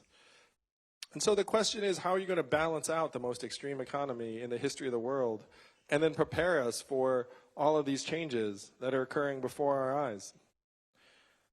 In this context, this freedom dividend of $1,000 a month actually is this massive transition fund that enables us all to actually more effectively find the work that we want to do during this time of historic change. And we're being told all the time that our economy is doing great. Record high corporate profits, record high GDP, record low unemployment. But many Americans do not feel like it is going great where you work and live. And you are right. Raise your hand if you're a parent like me and my wife Evelyn. If you're a parent, you have had this sinking feeling that we are leaving our kids a future that is less bright, less prosperous, and less secure than the lives that we have led. And you think about that as climate change, but it's actually more profound than that. If you grew up, or if you were born in the United States of America in the 1940s, there was a 93% chance you were going to do better than your parents did. That's the American dream. That's what brought my family here. That's what we aspire to leave for our kids. But if you were born in the 1990s, the United States of America, you're down to a 50-50 shot, and it's declining fast. That is why the parents feel the way that we do. That is why young people feel the way that you do, that the deck is stacked against you in ways it was not for previous generations. We're both right. This is happening. We have record high corporate profits right now in the United States of America. What else are at record highs right now?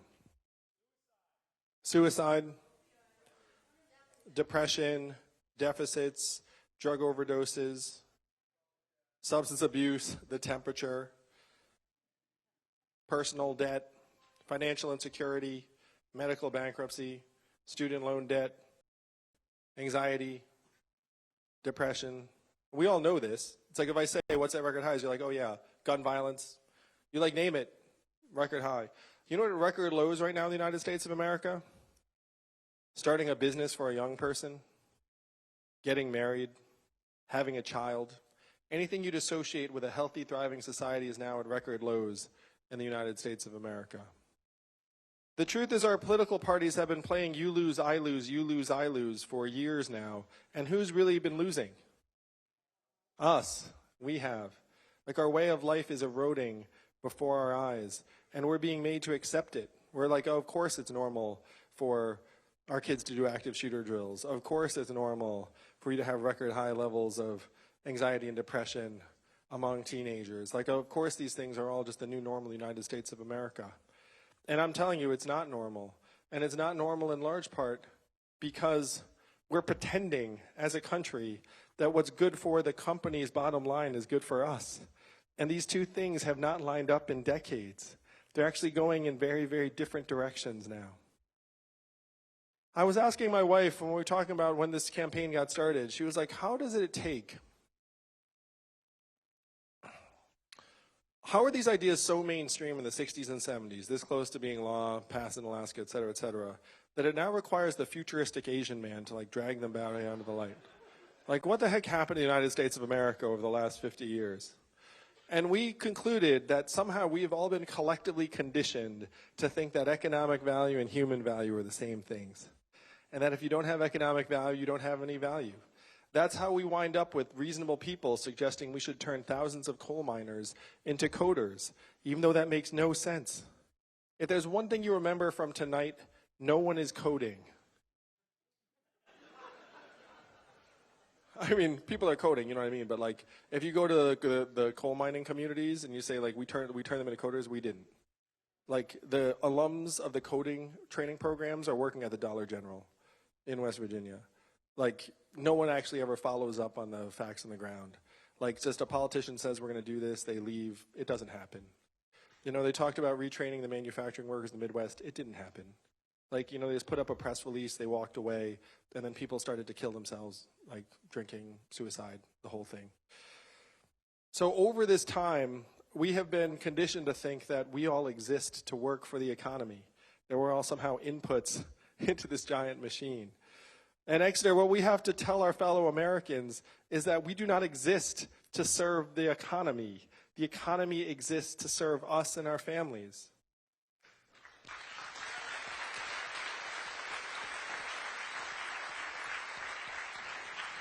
It is not that the market tells us how valuable we are. We each have intrinsic value as Americans, as citizens, and as shareholders of the richest country in the history of the world. I know how wrong the economic measurements are because of my own family. My wife Evelyn is at home with our 2 boys every day, one of whom is autistic. How much is her work valued at in our economic measurements?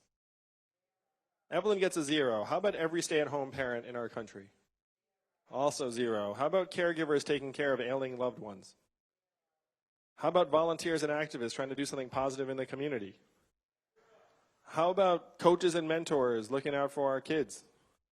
Often a 0. How about 95% of artists? Sorry, artists. It's a 0. One thing we don't talk about a lot, but it's really crucial, how about local journalists? We have put almost 2,000 local newspapers out of business over the last number of years because all their advertising revenue went up to the cloud, and you can't run a newspaper on that.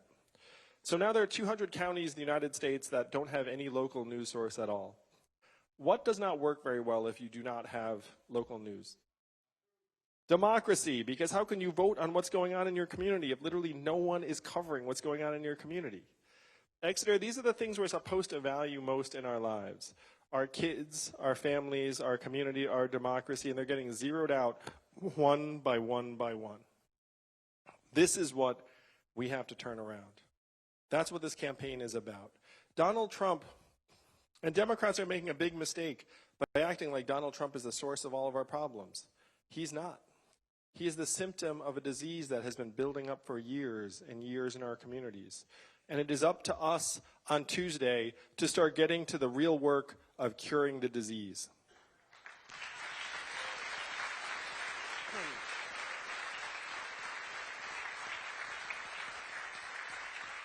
It's impossible to solve a problem if you don't know what it is. As your president, I would look up and say, hey, GDP, this measurement we made up almost 100 years ago. Even the inventor said a century ago, this is a terrible measurement for national well-being, and we should not use it as that. And here we are riding it off a cliff 100 years later. People are looking above me. What's going on?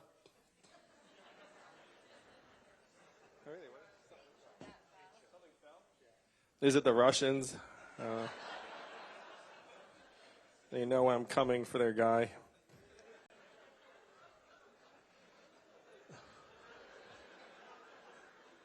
It's not the first attempt they've made.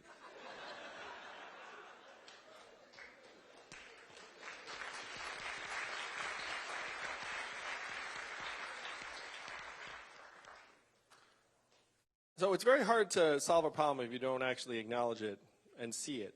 So as your president, instead of following corporate bottom lines and GDP off a cliff, I would begin to measure our progress by how we are doing, our health, our life expectancy, our mental health, our freedom from substance abuse, how many of us can retire in quality circumstances, our clean air and clean water, our kids' success rates.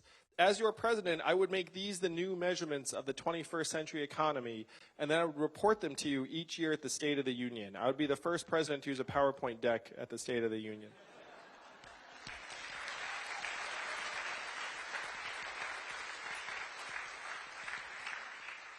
I am not running for president because I dreamt about being president of the United States. Those were not the conversations in the Yang household. My parents were not like, you're going to be president someday. They were more like, you're terrible, clean your room. I'm running for president because, like many of you here tonight, I'm a parent who has seen the future that lies ahead for our kids, and it is not something I'm willing to accept. They deserve better. We must give them better, and we can give them better if we get out and fight for it next Tuesday on February 11th.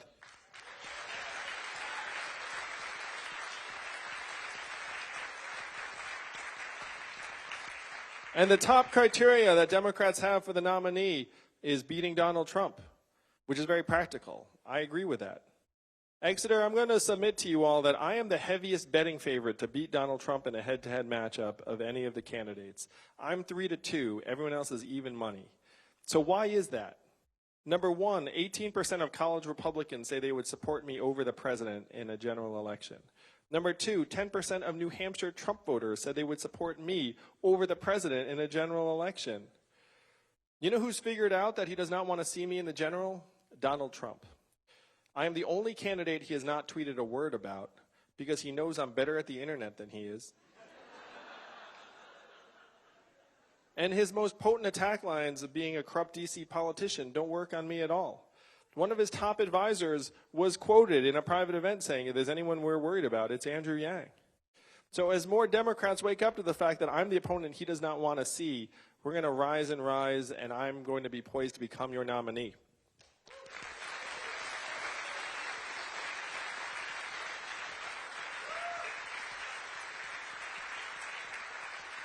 And I hope you can feel like I am like something of the product of this environment. Like I'm the son of immigrants.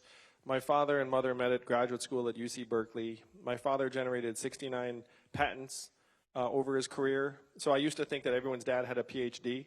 I would go and say, what's your dad's PhD in? And then one kid eventually was like, this is what his PhD was in. I was like, oh no. But I'm the son of immigrants. My parents just said, hey, do well, do well in school, get a good job, have a good career. I came here to Exeter. I became, I suppose something of an adult here in the sense that, I don't know, what's the official adulthood, 18? Sure, I became an adult here. And I did my best. I went out, I did some work, and then as I did work, I saw that our country was going in like the wrong direction in many, many respects, and I've tried to do my best to help it. And what's wild is that, like, as I've climbed, like, there was like a point, I started this organization, Venture for America, that got all these awards and accolades, and they bring you together in rooms of people that are doing wholesome, positive stuff. And I have to say, Exeter, it was both an inspiring and invigorating room to be in and a terrifying room to be in. Because you're in this room and you're like, this is it? Like, these are all the people who are trying to fix it? Because I know half these people already. You know what I mean? It's actually both invigorating and terrifying when you actually get in the room with the folks that are supposed to be fixing things for our kids. And if there's one reason why Exeter prepared me for this, is that after you go to Exeter, you actually are connected to the folks who are at the top of so many of our institutions. And you realize in this case that our institutions are not up for these challenges. We're in an era of institutional failure, frankly. And it's going south in a very, very big way.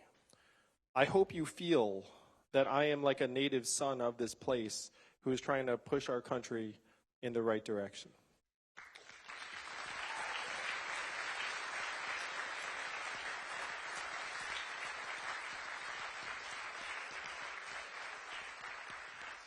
Donald Trump is our president today because he had a very simple, powerful, compelling message for America. He said he was going to make America great again. What did Hillary Clinton say in response? America is already great. You remember that, Exeter? It's been a long 3 years, I know. But it's now coming to an end.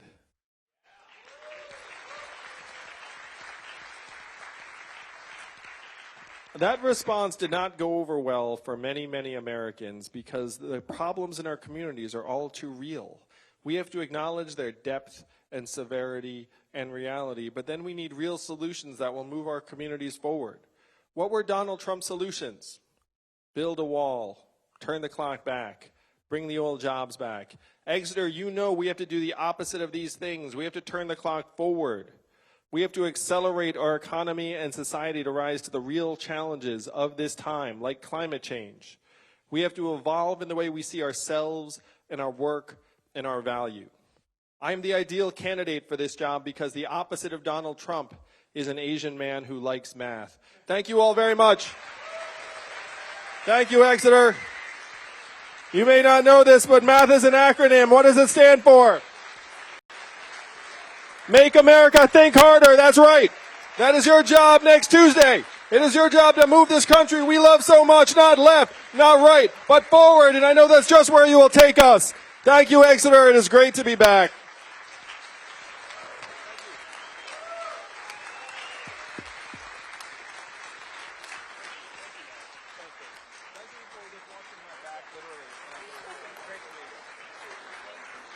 We do have time for a few questions.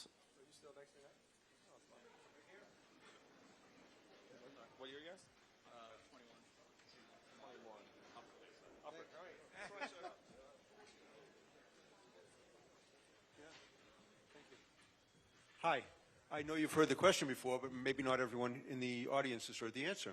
So what would you do about reducing the cost of prescription drugs, and what would you do about holding Big Pharma accountable for charging America more money for drugs than people from other parts of the world? Thank you for the question. I've talked to seniors around the country who've told me heartbreaking stories about rationing drugs and choosing between drugs and groceries and fuel. If we all protested outside of a drug company saying, do the right thing, what impact would that have? None. They don't care. They're just trying to make as much money as possible. So to get drug prices down, you have to actually work on the wallet. So here's the 5-part plan I would adopt to get the prices down on prescription drugs. Number one, the U.S. government has to negotiate for lower prices on our behalf. Sounds common sense, but the drug lobby is so powerful that they actually get to set their own prices. Can you believe that? Like taxpayer dollars is going like, what do you want to charge? Okay, and then you just pay them. Number two, they can't charge us 2, 3, 4 times as much as they're charging citizens of other countries. Especially as we subsidize the drug development a lot of the time. Just set international standard reference pricing and say you cannot charge us any more than 10% more than you're charging the average of other countries. Number three, if they fail at number two, then we have the right to publicly appropriate the license of that drug. And then number four, we have a public manufacturing facility that we can actually produce it and then start dispensing it to Americans at cost. And number five, we have the right to import competitive drugs from other markets. Do you think that this plan would work? This is the only plan that would work. There is no language that the drug companies understand except just straight dollars and cents. So you have to make it in their financial interest not to gouge us. And I had a brilliant friend who told me that she went through the numbers, the financials of these drug companies, and she said she has never seen profiteering and price gouging at this level in her life. She was like, it is crazy. She thought it was so extreme that she then started betting against those companies, and then she donated to my campaign and said to me, fix it, and I will fix it.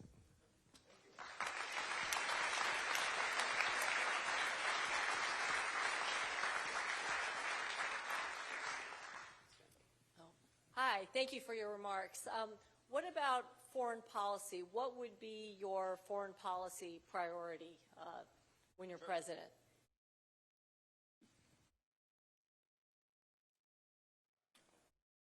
I was so struck by the fact that we were at the brink of war with Iran like a number of days and weeks ago, because 75% of Americans are on the record saying we want nothing to do with war with Iran. So how the heck are we at the brink of a conflict that the vast majority of us want nothing to do with? It's because Congress has ceded its constitutional authority to declare war to the executive branch for the last 19 years and counting, and so we've been in a constant state of armed conflict ever since. As president, I would tear up the AUMF and say, look, our Constitution says it should be for Congress to declare war. That's where the power should lie. I would then reinvest in our alliances and partnerships around the world.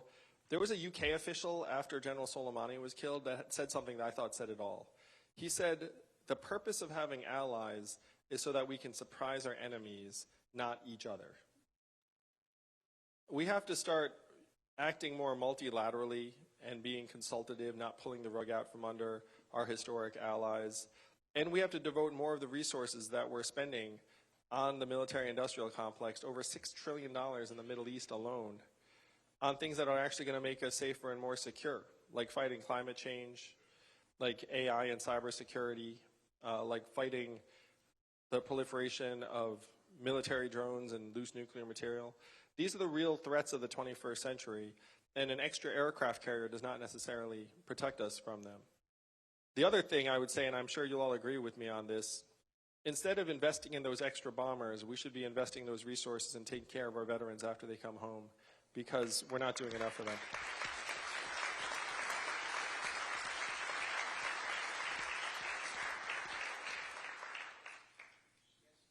Oh, hey, man. Yes, just as a follow-up question, how do you handle the relationship with China? Mr. Trump is so proud about what he has accomplished, but what is your opinion? There are a lot of issues with the U.S.-China relationship that we need to address. But to me, the number one priority for the U.S. vis-a-vis China is to make sure that we continue to remain the global leader in artificial intelligence and eventually 5G. Because right now, China is poised to leapfrog us in both of those technologies, and they are both key to our competitiveness over time. I'm actually going to do a fun AI thought exercise with you all, but it's true. First, a joke. There was a running joke for a long time that said, how far behind is China behind the U.S. in artificial intelligence? And the answer was 12 hours, because they would wake up and see what we did the previous day. So that was a joke for a long time in AI. But now the joke is on us, because China is now poised to leapfrog us in AI for two reasons. Number one, they have more access to more data than we do. And data is like food for these algorithms. It makes them smarter. Number two, they have more computing infrastructure resources than we do. I have sat with the foremost technologists in our country. I'm friendly with a bunch of them. And one of them said to me, we'll invest $1 billion, $2 billion, $3 billion in computing infrastructure, but we cannot match the Chinese who are investing $20 billion, $25 billion, $30 billion, that they have server farms on islands as far as the eye can see, something like right out of The Matrix or a science fiction movie. And so I said to that technology leader, I said, as your president, I will make you a deal. The U.S. government will match Chinese computing infrastructure resources. In return, we have to have someone from the government who is in the room with you, making sure you do not do something disastrous, because there is the potential to do something disastrous. And one of these technologists even said to me, he said, Andrew, we could use some government guardrails on artificial intelligence, because right now all of our incentives are to go as fast as possible, because we're competing with each other and the Chinese. So imagine this technologist actually saying they want some government guardrails. I don't know about you, but I take that very seriously, right?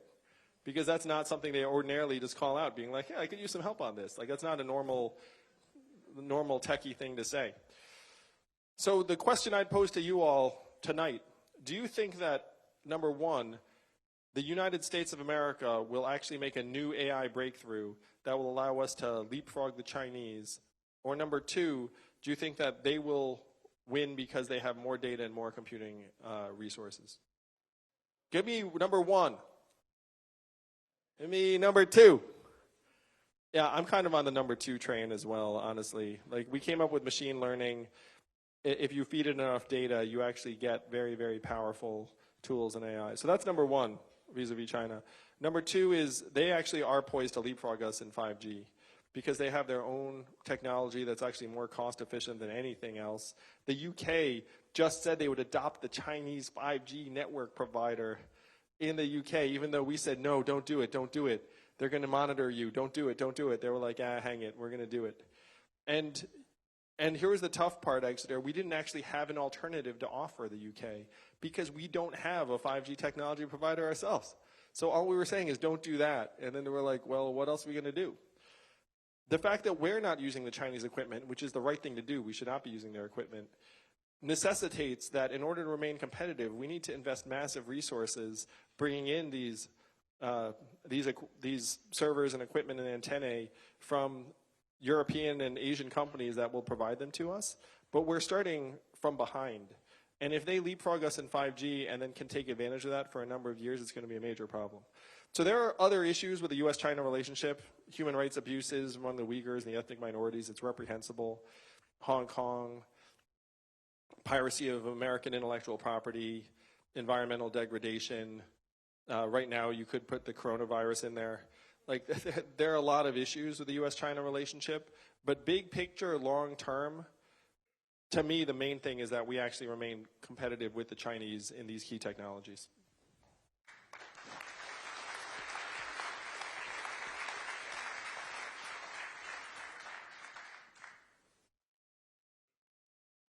Hi.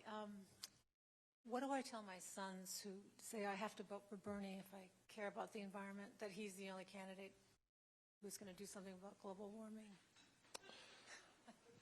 I think that most of the top candidates in the field agree that climate change is a massive threat and problem and that we need to move as quickly as possible in the right direction.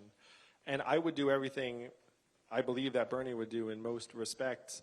And one thing I'm for, I don't think Bernie's for, I think we should put a price on carbon emissions immediately to actually get that revenue and then put it to work helping transition us. I'm for zeroing out fossil fuel subsidies. I'm for a lot of the things that Bernie's for. If there's one thing I think I'm a little bit different from some of the other candidates on, is I want to internalize the cost of climate change into our operations really at every part of the economy, from packaging waste to emissions to land use. And so one of the things I ask people is, how much do you think climate change is going to cost us? The economy is $21 trillion a year, so someone says pretty much the whole thing. So if you look at that context, you realize that doing nothing is actually incredibly expensive. And investing hundreds of billions of dollars to move us in the right direction is cheaper than just waiting for a disaster to keep befalling us. Here's the toughest part that I also differ with Bernie on, is that the United States of America is only 15% of global emissions. So even if we were to go to zero, the Earth would continue to warm in the coming years, unless you get the other 85% down too. When someone talks about preventing climate change, it strikes me as somewhat dishonest, because climate change is here already. There's no like preventing the thing that's already been with us. Like we're already on the 4 warmest years in recorded history of the last 4 years. The photos from Australia, the wildfire. It's like a science fiction apocalyptic movie come to life. Did you see the estimates that 1 billion animals were killed? Can you imagine how much carbon got emitted just from that set of wildfires? So we're on the curve, and the rest of the world is 85% of global emissions. Right now, China is going to African governments and saying, we've got a coal-burning power plant for you. And then what does the African government say in response? We'll take it, thank you, because they just want energy. That's really cheap. So what would we have to do if we want to try and get those emissions down? We'd have to be at that table with the African government and say, do not take the coal-burning power plant, take these solar panels instead, and we will subsidize them, so it's a no-brainer for you. This is the only way we're going to make progress, but even if we make progress, we have to just start facing the reality that we should invest hundreds of billions of dollars in making our communities stronger, safer, more adaptive, more resilient, because the curve is here. Here in New Hampshire, buildings flooding, multi-million-dollar shrimping businesses go to zero, floods in the Midwest, wildfires out west. We have to stop leaving our people high and dry and pretending we can prevent this thing that is already devastating communities. We have to start saying this is an us problem, not a you problem.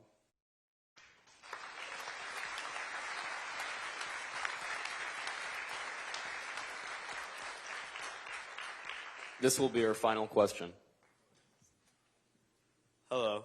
Given your Taiwanese background, how would you handle American relations with China in the context of Taiwan?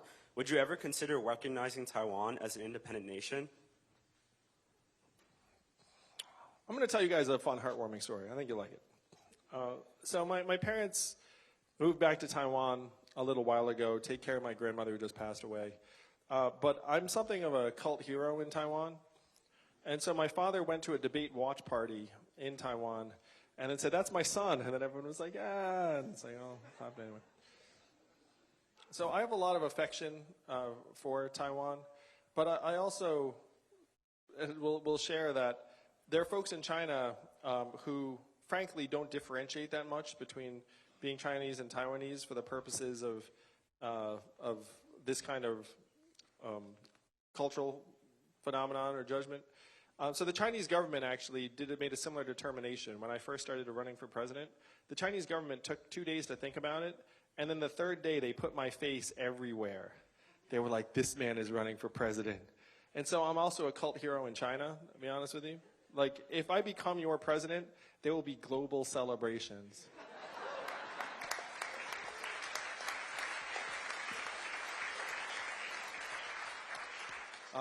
So to your question, I think the status quo between China and Taiwan should be maintained. Like, there's no reason to change it. The U.S. has very serious commitments to Taiwan, and I would honor those commitments.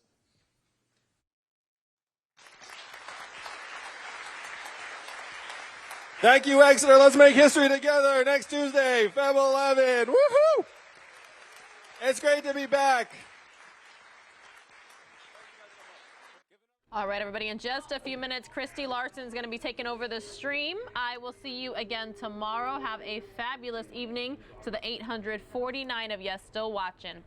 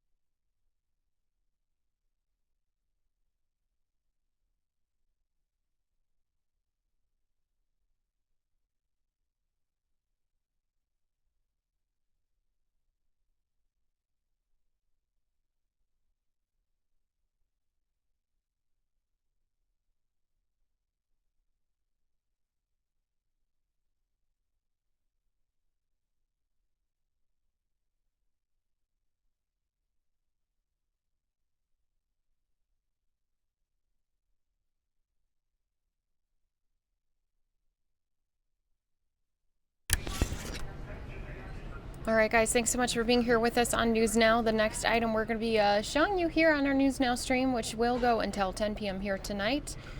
is Mark Esper. He is the U.S. Secretary of Defense, and he was speaking in Washington, D.C. today on national defense strategy. That's happening for you right here on News Now.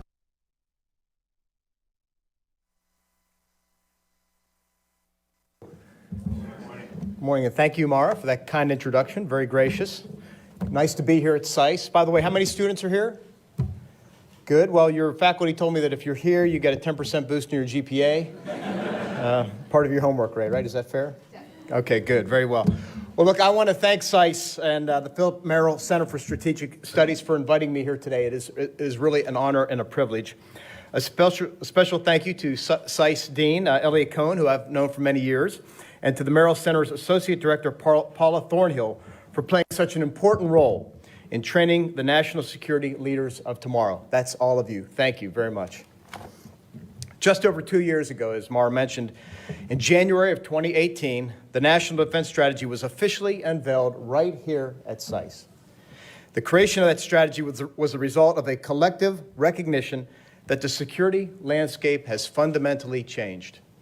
Effectively preparing for the future would require a new approach to how we equip, posture, and deploy military forces around the world. The NDS outlined the United States' plan to maintain competitive advantage in a new era of great power competition, where revisionist powers seek to rewrite the international's rules-based order and the norms of good behavior. Take China and Russia. Both countries have violated the sovereignty of their neighbors and routinely used coercive strategies against smaller states to gain strategic advantages. Beijing continues to perpetuate intellectual property theft while attempting to control the economic and security decisions of other nations through its Belt and Road investments. Meanwhile, Moscow has turned to hybrid warfare as a means to expand regional influence at the expense of law-abiding nations, while also breaking treaty obligations and engaging in malicious cyber operations. We also face continued threats from rogue states like Iran and North Korea that require our constant vigilance. Our recent actions against the Iranian regime, for example, restored deterrence in the region and sent the message that the United States will not stand idly by when our troops and interests are threatened.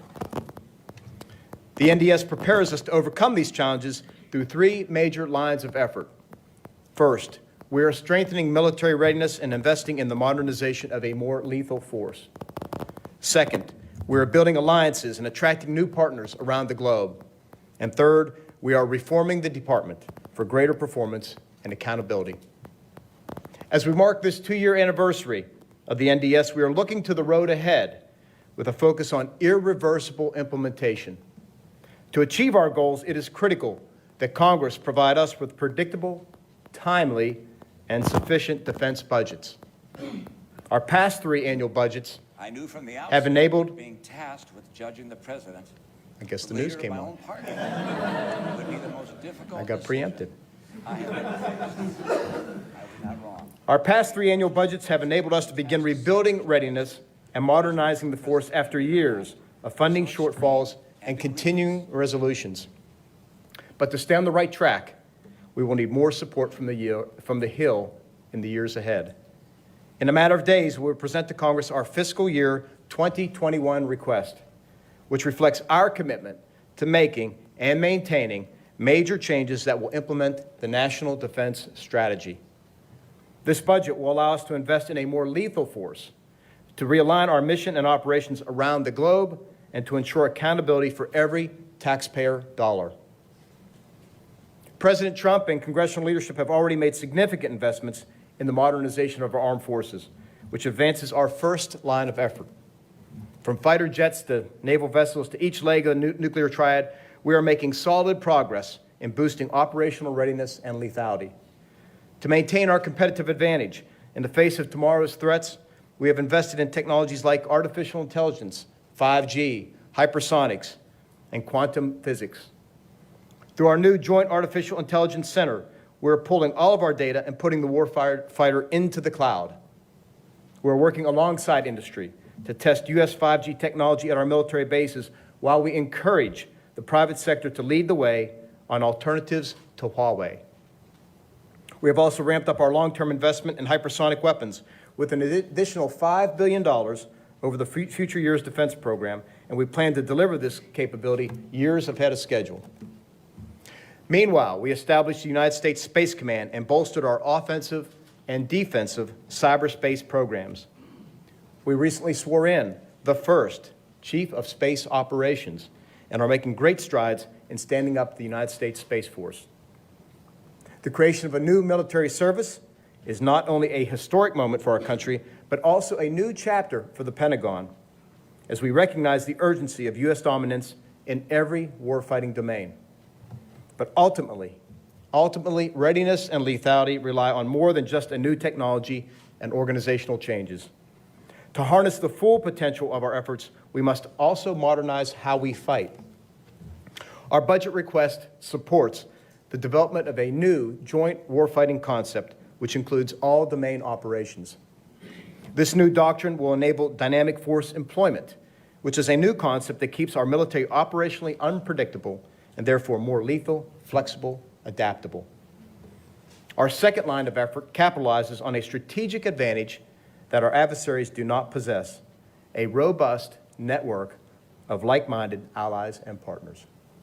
Across the world, we are strengthening our relationships with our traditional allies while growing new partnerships to help smaller states stand up to Chinese coercion. I personally have traveled to the Indo-Pacific region twice now as Defense Secretary and continue to build upon our relationships there with countries of all sizes. They recognize better than anyone the threats posed by a rising China, and they share our desire to uphold international norms and values.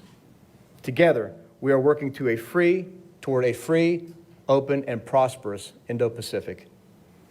We will continue to work by, with, and through our partners in other parts of the world as well, as we strengthen our transatlantic bonds with our European allies.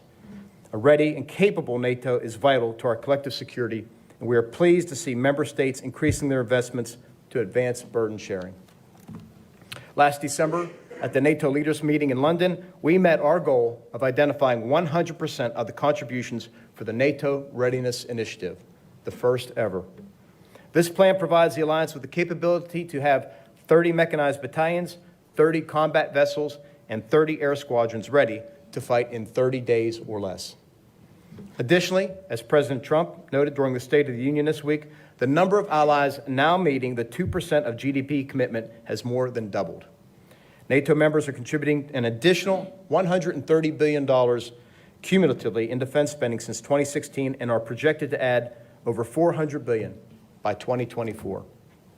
Their investments are especially important as the alliance considers expanding its train, advise, and assist mission in the Middle East, helping to ensure the enduring defeat of ISIS, which is a priority for all of us. Our ability to invest in these relationships and build our readiness relies on the success of our third major line of effort, that is reforming the Department for greater performance and accountability. At the end of last year, we completed our second department-wide audit, which was no small feat for the nation's largest employer. Nearly 3 million military and civilian personnel work for the DoD, operating on every continent, flying roughly 14,000 aircraft, and maintaining over 570,000 facilities around the world.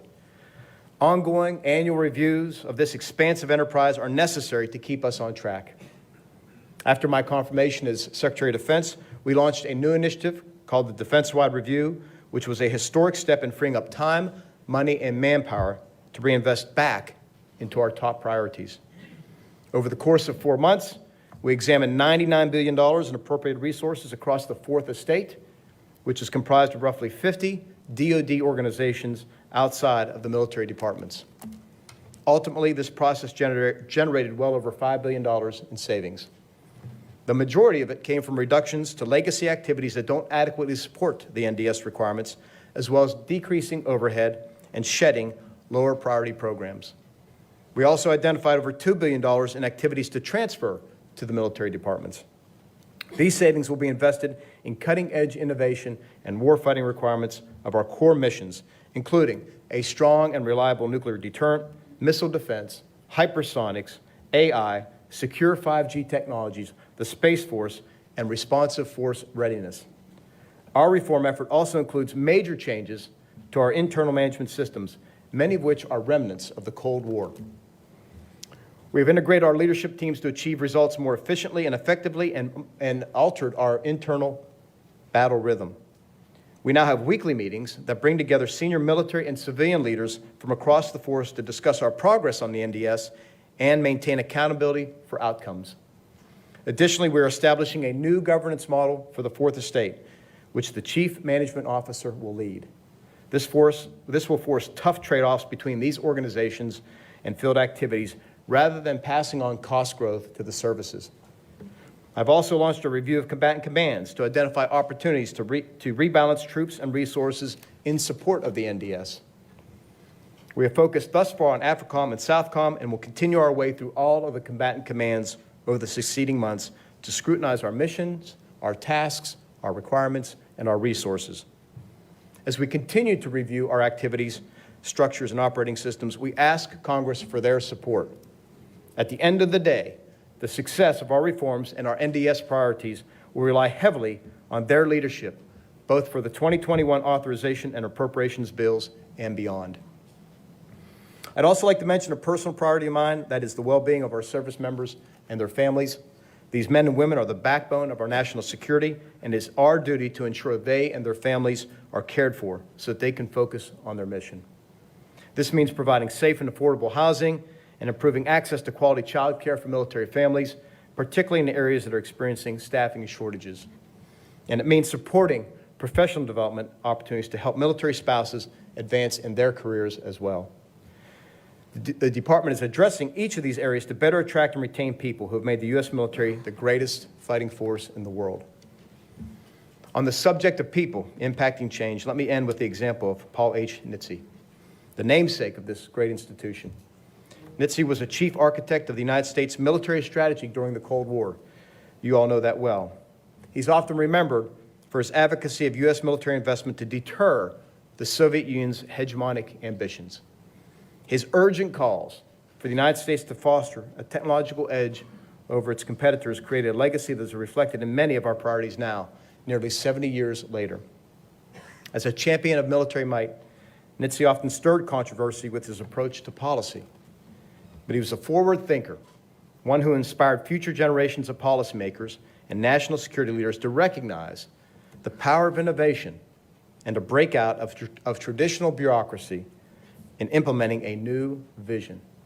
This is the kind of spirit that is fostered here at this school, at SAIS, and that I encourage across all of DoD. It is the kind of spirit that has prepared us for great power competition, for the development and deployment of new technologies, and for making the National Defense Strategy truly irreversible and undoubtedly successful in the years ahead. I look forward to your questions. Thank you all very much.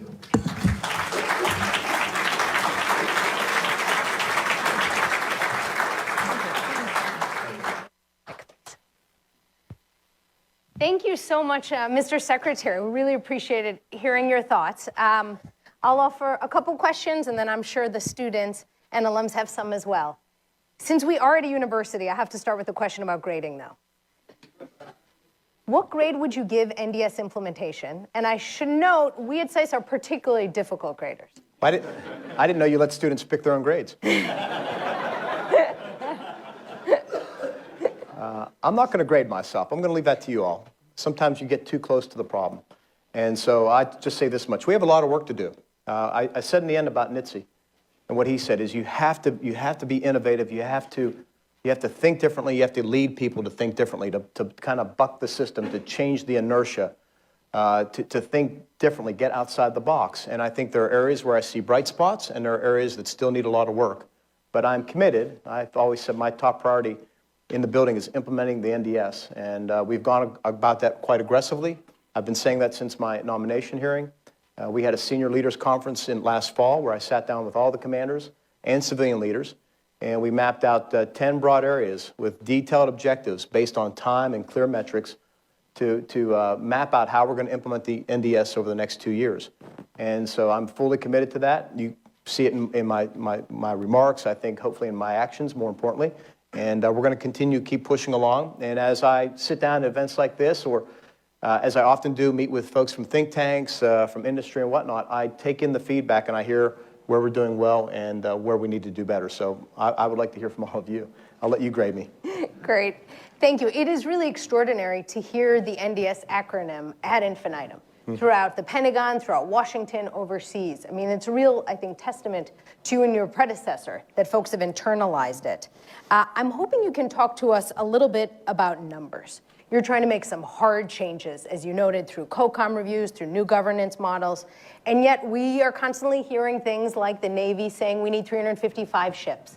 How are you going to be able to square those real challenges? Well, it is. There are a lot of challenges, and we need to meet them all. You know, what we need to do is get a solid budget. I think in the years ahead, we're going to need to get back on a trajectory of 3 to 5% real growth annually, and to make sure that we can sustain those changes, because we're going through this period now. We're getting rid of the legacy of the Cold War and the last 18 years of low-intensity conflict, whether it's doctrinally or whether it is, of course, equipment. We need to make this transition to the future force, and that takes time and money and change and leadership and support from Congress and from institutions like this.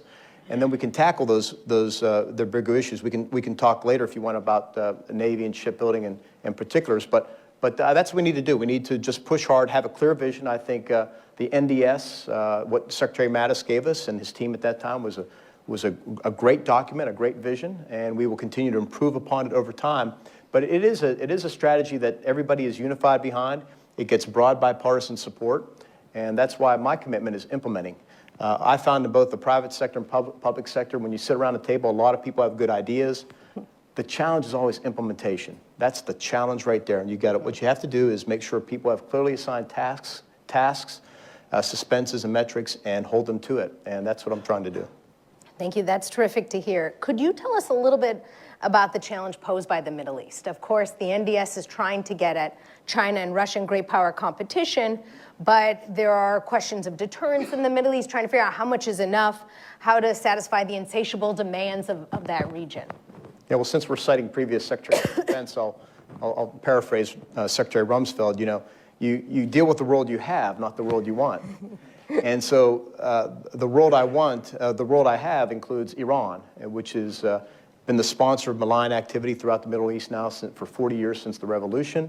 The IRGC and all their proxies are all the way from Africa through the Middle East into Afghanistan for sure, and you can find them in all parts of the world. So, and they are testing us, and they are very active, and they are causing turmoil throughout the Middle East. So my challenge there is to make sure that we reassure our friends and allies that we continue the enduring defeat of ISIS in Syria and elsewhere. And number 3, that we deter Iranian bad behavior. And so I have to do that. At the same time, I want to do that with the right size force while I continue to make all these other changes that will require us, that lead us toward implementing the NDS, which is put China number 1 as our top strategic competitor, and number 2, Russia. Now, I would be remiss if I didn't mention, too, that China and Russia are also in the Middle East. And so there's an element of competition there as well also that I have to pay close attention to. Indeed. So you mentioned the Space Force, and increasingly we're hearing calls for a new Goldwater-Nichols or a new Key West agreement. Folks are saying, look, there's more domains we have to worry about. We've got new services, changes in the security environment. Can you tell us a little bit about how you think organization is or is not working, roles and missions? Do we kind of need to rethink the system, or is it largely right? Those are good questions. Those are good questions for you all and many others to think about. At some time, it's worth me looking at, but I think right now things are working. I think any shortcomings are largely put on my plate. And again, I think we can get distracted by those. My focus is implement the NDS. Let's just get moving. I want to get to the point where we have, as I said, irreversible momentum, where just the whole wave of change sweeps over us, and everybody comes along for the ride. And we get to that point where we're facing the challenges we see in the future. I talk to people all the time, and I say, look, I know Iran is right here in front of us, and North Korea over here is right in front of us, and we have to deal with terrorists and all that. If we keep focusing on the near term, we will miss the long term, and we will fall irreversibly behind. Let's be clear, the Chinese have used, at least the last 18 years while we were involved in Iraq and Afghanistan, to make enormous strides with regard to the professionalization of their force, modernizing their doctrine, building new capabilities, going after us asymmetrically. And by the way, I'd say they started that before that. They started, my war was the Gulf War, 1990-91. They started then. They saw what we did, what the United States military did using precision-guided munitions, satellites, you name it, and they studied us. And they've made great strides. And we've got to start paying attention, or else we will find ourselves where we won't be able to sustain our overmatch. Absolutely. And obviously you're dealing with the challenges. And just to be, not because we're seeking war, but we want to deter war. It's peace through strength. Keep the balance right, maintain you have sufficient deterrence so that we can continue to compete economically and not let it spill over into the military realm. I'm sorry. Indeed. No, thank you. And as you're trying to do all of this, you had talked about this issue of the money. Right. And I'm curious to hear your thoughts where you see defense spending going over the coming years, and in particular, you have this compelling strategy, and I think an international security environment that is supporting it. How do you get Congress to actually take the steps necessary? Well, the message I've been sending now for 2 years since I became Army Secretary in 2017 was to just try and shake people and say, look, we have what we have. There's not going to be any moment like when President Reagan came into office and you'll see defense budgets go through the roof in a peacetime environment.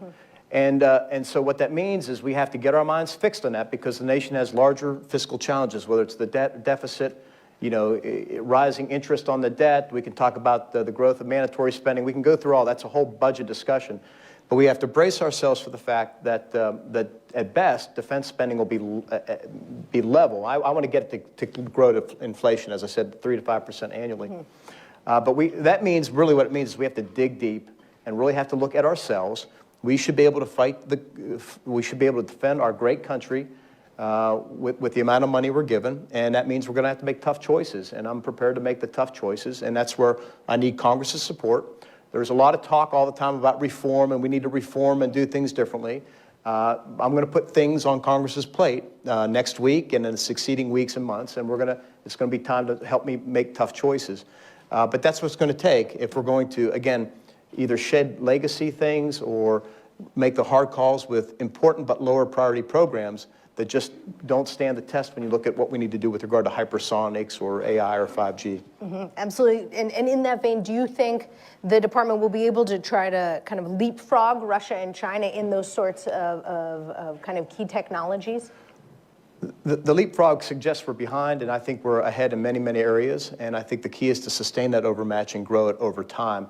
I've said, particularly with technologies like AI, I think whoever gets there first and can implement it, implementation is key, and get it throughout the force, I think you'll have you could likely change the character of war for some time to come for many years, and I think it's important to get there first.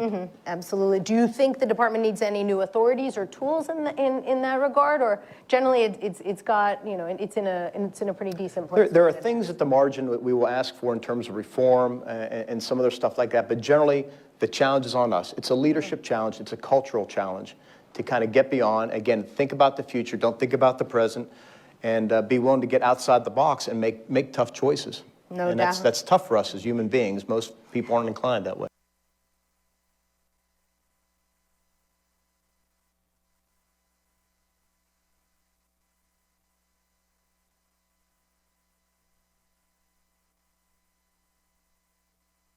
All right, guys, I had to pause that because we do have a chase happening right here in the Phoenix area. Right now, we are sending our chopper up in the air, but this is our Arizona DOT cameras. They were switching to try to follow this gray vehicle that they are in pursuit of. And so I'm going to work on getting more information, and hopefully our chopper is able to get itself up in the air here very shortly, and we'll be able to bring that to you right here on News Now.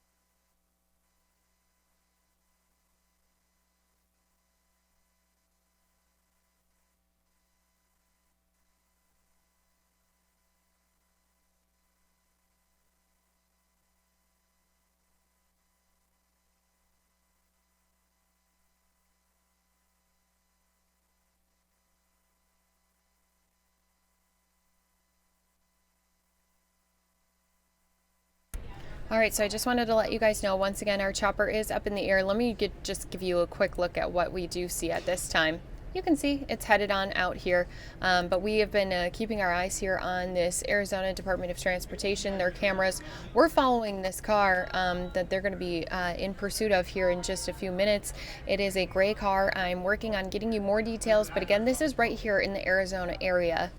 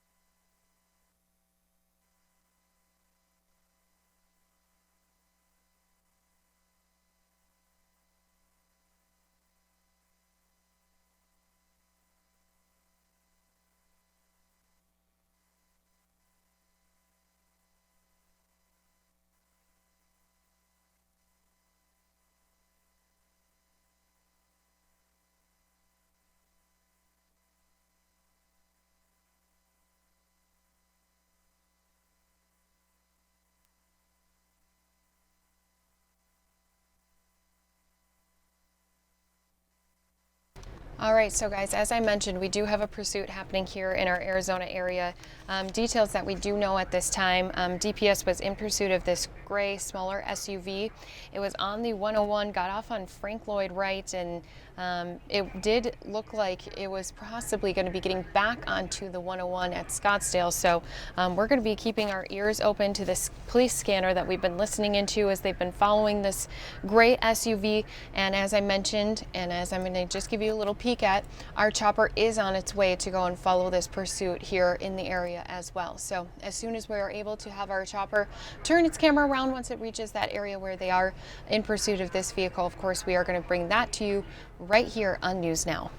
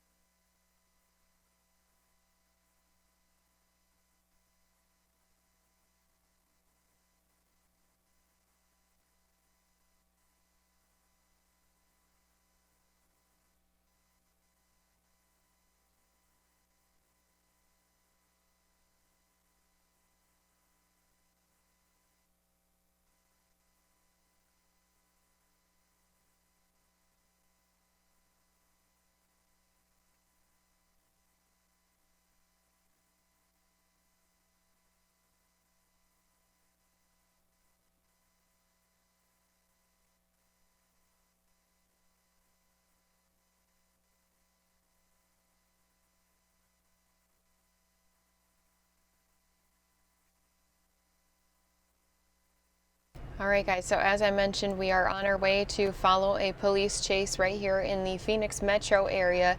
As you can see, we do have a shot up here of the Arizona DOT camera, which was at first following this car. Right now, this is a look at the 101 southbound at Frank Lloyd Wright Boulevard. Now, that is where he did get off, the individual did get off of the 101 loop and it is said to be he may be getting back onto the 101 loop here.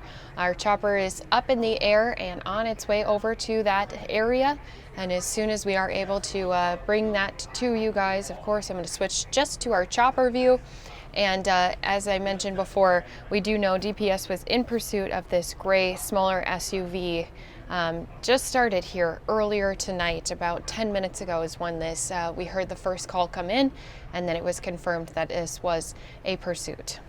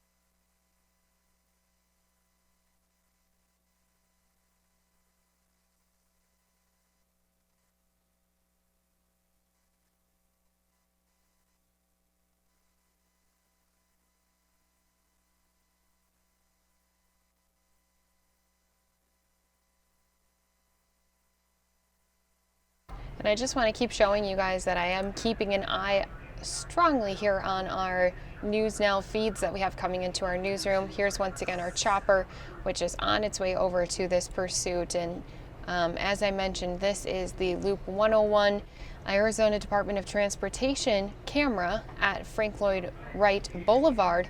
Now this is where they saw the gray SUV exit off of the 101 loop, and I was listening to some of my co-workers here who said they didn't see DPS get off, but we have been listening to the police scanners as they've been communicating with each other on where this car is located so that they can once again catch up with them and hopefully be able to pursue them and make a safe stop. That's of course what we always hope whenever we hear a police chase is happening. So as soon as our chopper gets to its destination, we're going to be bringing this chase to you right here on News Now.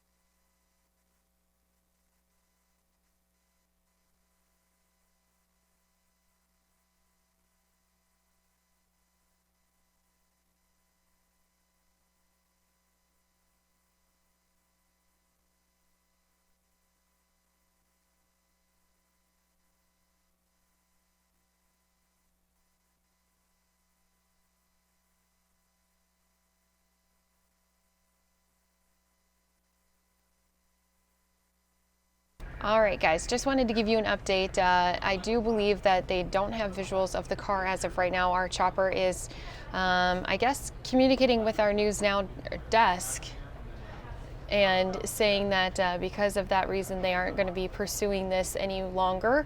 If I do get some updates, though, I will bring them to you guys right here on our News Now stream. Unfortunately, that is the way it goes sometimes. We get excited about something and then let right down. So hopefully, if this chase is still happening, if we aren't hearing anything else coming from our scanners about it, so they may have lost that gray vehicle.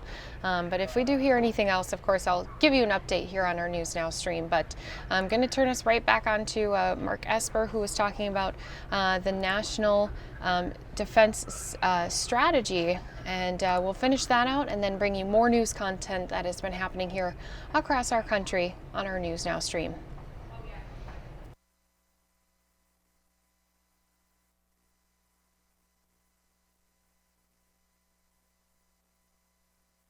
Indeed, and you have the headlines, of course, that make your job a whole lot harder, no doubt. Let me ask you one more question, and then I look forward to turning the folks in the audience. Could you tell us how you assess the civil-military balance in the Pentagon? How are things along those lines? How do you tell me how you define a civil-military balance? Because people define it different ways. Well, one could look at it obviously vis-a-vis Congress or vis-a-vis the White House, but I was just thinking inside the department. Yeah. So that's one way that I think about it, too. So what I've tried to do when I came in really is to integrate the civilian and military side of things. When I was Army Secretary, we'd have meetings just with the civilians, and then the uniformed guys would have their meetings, and the chiefs would have their meetings. And what I did on week one was to really say on Mondays, we're going to have two sets of meetings. We're all going to get together, and we're going to cover weekly priorities review. So what I do is go over a set of issues quarterly that are top of mind for me, whether it's development of or modernization of the force. I look at people issues. I look at other things like reform of Defense Health Agency. And on the afternoons, what we do is we look at NDS implementation. And we review war plan development, op plan development with regard to China, Russia, things like that. And we all sit together as a joint uniform and civilian team. That's number one. Number two, I've put policy, our policy folks, right in the middle of all those planning with regard to the joint staff. So we much better bonding between the joint staff. And I'm always very conscious when I'm in tough times to make sure that we have our civilian and military leadership at the table. So in the moments about a month ago when we were facing off with Iran, many times I sat nearly all the time with both my military and civilian leaders there to help provide advice and input and weigh things out. Because I think together, the more minds you put at the table, the better. And it also certainly improves coordination between whether it's the services and the commands, the joint staff and the OSD staff, or just the uniform side and the civilian side. I think it's important to keep building those relationships. Absolutely. That's tremendous to hear. You know, we've had alums like the former Deputy Secretary Bob Wark or the current Commandant of the Marine Corps, Dave Berger. So their successors are sitting in this audience, and I suspect they like hearing that. Right. Let me turn to the audience now for some questions. Please raise your hand. We have folks coming around with mics. There's one all the way in the back. And please introduce yourself.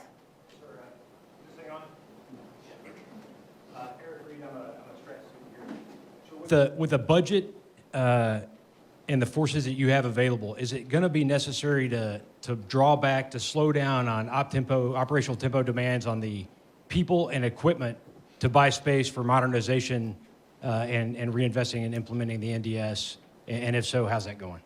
The short answer is yes, and not just for those reasons. I want to slow the op tempo down some so that we can make sure that we're not running our people into the ground. And not just our active duty forces, but maybe more importantly, our reserve component forces. So some of you may know from my bio, I served 21 years, 10 on active duty, but 11 in the Guard and Reserve. So I have a special appreciation for what it means for a guardsman or reservist to have to leave home, come back, leave your employer. And it's particularly tough on those what we call Compo 2 and Compo 3.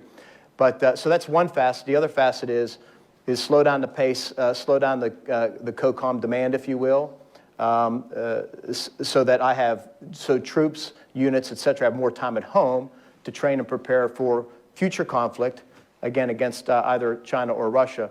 And then third is the whole budget piece of that. I mean, operations drive our O&M costs. So I'm very conscious of that, but I got to get it all back into a balance that is sustainable over the long term, again, for people, for equipment, for our own future modernization. Thank you. Next question. Yes, Ellie up in front. I can hear you. Yeah, I probably don't. My name is Aliyah Awdallah. Thank you so much for speaking with us today. So I wanted to ask, we hear a lot about great power competition in the Middle East and in the Asia Pacific with Russia and China. What I hear much less about is competing with them in other regions like Latin America, like Africa. I'm curious if you think that we should be paying more attention to those regions and why we don't discuss that as often in the Washington, D.C. and security space. Yeah, the short answer is yes, we should, and I will tell you we are. I'm paying very close attention to you. As I said in my opening remarks, I'm going to do reviews of all the combatant commands, not just the geographic but the functional, to make sure that we're thoroughly aligned with the National Defense Strategy.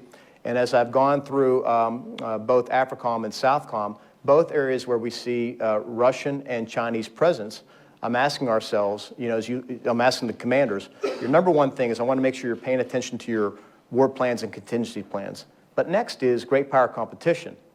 And so I'm trying to reorder that. People might say that in SOUTHCOM, number one is counter-drug, and in AFRICOM, it's counter-terrorism. What I'm trying to do is move up great power competition to make sure that we're competing at the right places with the right people against the Russians and Chinese to make sure that we're holding on to key terrain, if you will. Now, both those theaters in particular are places where it's not just a military. In fact, I would argue you need more of a whole government approach, particularly in Africa, we could leverage, I think we should leverage AID, a lot of State Department functions, a whole of government approach to really compete more effectively against the Russians and Chinese. I need to get my own house in order first. I mean, our folks there are doing a great job, but I want to fine-tune that so that I'm focused on the NDS, and if I can free up resources, I will do that to get back to that gentleman's question just before yours. And then we got to build it out so that we take a full interagency approach to this. It seems, if I could just add to Leah's great question, that the COCOM commanders often ask for so much because they feel the risk themselves, like it's on their shoulders. Is there anything you can do to help alleviate that? Well, sure. What we have to do is, and what we've begun, is scoping down the tasks and requirements. So one of the things that the Joint Staff has done very effectively is to look at what are the tasks required of these COCOMs and what has built up over 15, 20, 25 years. It is in the hundreds. And so we're going through those and trimming them down and making sure we ask ourselves, is this still relevant today? If it's relevant, is it still a high enough priority task? And that way I can scope that mission down to something that is far, far more appropriate. And then, of course, the tough choices, at the end of the day, I bear the risk. I own the risk. And that's how we're trying to calibrate. That's how the building works, and that's how the commands work, and we have to get that right. Thank you for stating that. Yes, Brendan. Sir, my name is Brandon Patrick. I'm a strat student here also.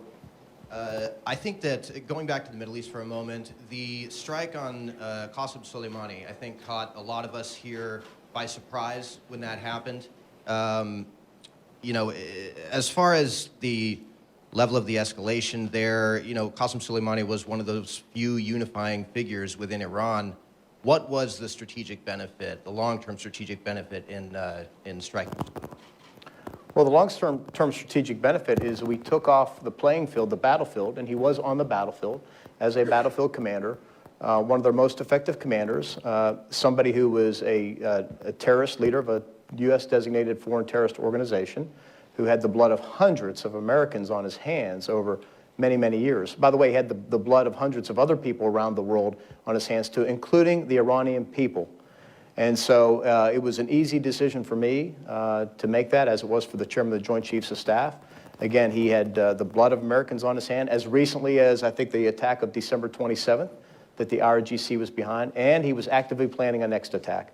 And so I think taking him off the field, a battlefield leader off the battlefield, was a good response to Iranian bad behavior and his personal actions over many, many years. Thank you. Yes. I have a loud voice. I can project it. That's fine. Sir, it's an honor to meet you. My name is Sandra Salvatore. I'm president of the inaugural DIA cohort, which is the Doctor of International Affairs. And my thesis happens to be... I was thinking of another DIA, sorry. Well, I happen to have experience in that area. Actually, my thesis happens to be trying to define the whole of government approach. So I appreciate the fact that you brought that up because I am also a reservist, and when I was deployed to Horn of Africa, that's where it really came up for me. Sure. And I was an AFRICOM, I helped stand up AFRICOM as well, so I appreciate that, and I hope thanks there's an for your opportunity service. to interview you as part of my dissertation. But my question is, my question is, the reality of trying to change and innovate the Department of Defense.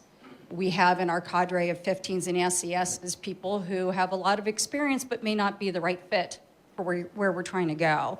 And I was curious what levers do you feel that you have available to you or that you feel like you need in order to get to where you want to go? Yeah, well, not everyone is an innovator. We're all built differently, and you have to be not only an innovator, but you have to be willing to be a disruptor. And so not all people are built that way. So I think you got to find those innovators and disruptors, and you got to empower them. You got to bring them up through the ranks, right? We got to do that in the military side. That was something I focused on as Secretary of the Army. You got to reward those people and kind of protect them. And then you get that group of people. Then you got the people who just won't get there, and you got to pull them along. And if you can't pull them along, then maybe they need to find another occupation. And then you get the fence sitters. And what you got to do is really win over the fence sitters and convince them that look at the benefits. And sometimes it's kind of deferred. It's a deferred benefit, right? It's something that takes time to see. It's putting money in a bank. And so you just have to bring those groups around as carefully as possible and as smartly as possible, but as quickly as possible, because otherwise the bureaucracy will just swallow you up. And the thing is, I tell folks, just keep moving forward. Just keep moving forward. I was an infantry officer. It's what we tell soldiers. Just keep moving forward. Don't stop. When you stop, you're dead. It's, get off the beach, right? Keep going. And so you just got to keep doing it. You got to be conscious of what's coming up. You can't let you can't let the naysayers drag you down, and so that's the challenge. Just keep pushing forward, and that's what I tell people. But you got to find the leaders out there, both the formal and informal leaders who can help get you there. And as we did the defense-wide review over 3.5 months, I sat through 20-some sessions. You could tell in a heartbeat the folks who came up and said, "This is my organization, this is my mission, but I can do it better. Here are the things I'm willing to do differently." And in a couple cases, I had folks say, "Look, I can find 8% in savings. I'm willing to give it to you now, Mr. Secretary, but what I'd like to really do is let you give me money back. Give me some of that back, and I'll put it here." And that's an easy decision for me. Go for it. And you got to reward those people too. Thank you. Yes, over here.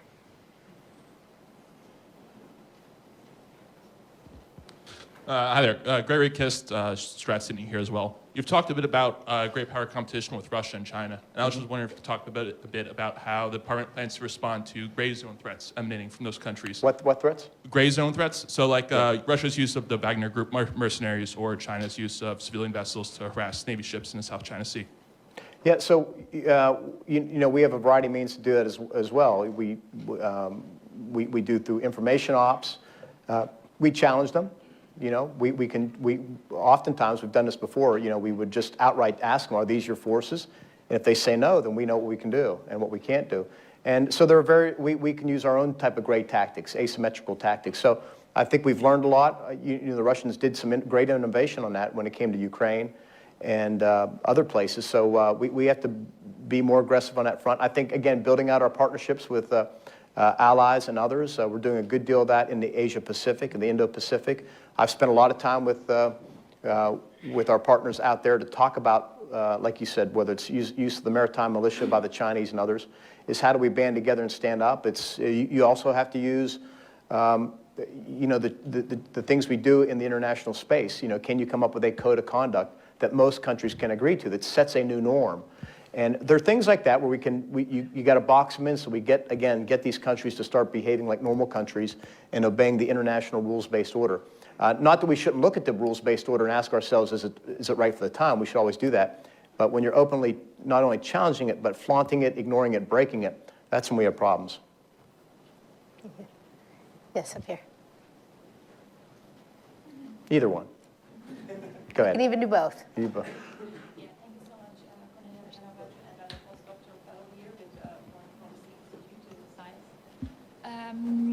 Mr. Secretary of Defense, you mentioned alliances and also the NATO leaders meeting. I was very lucky to participate at a NATO Engages conference in London, and I would say one area where the leaders managed to break the ground this year was on China. And indeed, China is, there is a reference in the NATO London Declaration on China. I was wondering from a US perspective, how would you assess or how should NATO adapt to China's strategic competition? And the second question, in the context of Brexit, how would you assess the UK global repositioning, particularly on the transatlantic dimension, and what kind of partnership is the US envisaging? Thank you. I'm not sure I understood all of the second question. I'll just say we continue our special relationship with the UK. It's very close. I've met many times with my counterpart. He's a good man and a very capable defense minister, and we just continue to build those ties between us, and I talk a lot to them. On the first question, with regard to NATO, you're right. We've come a long way. I've been to 3 or 4 NATO defense ministerials now. In my role, I go again next week, I think. And in each time we talk about China. It's something that many of us have come late to understanding, even in this country. I think it's only been the last few years that we've kind of all woken up and realized what's going on. And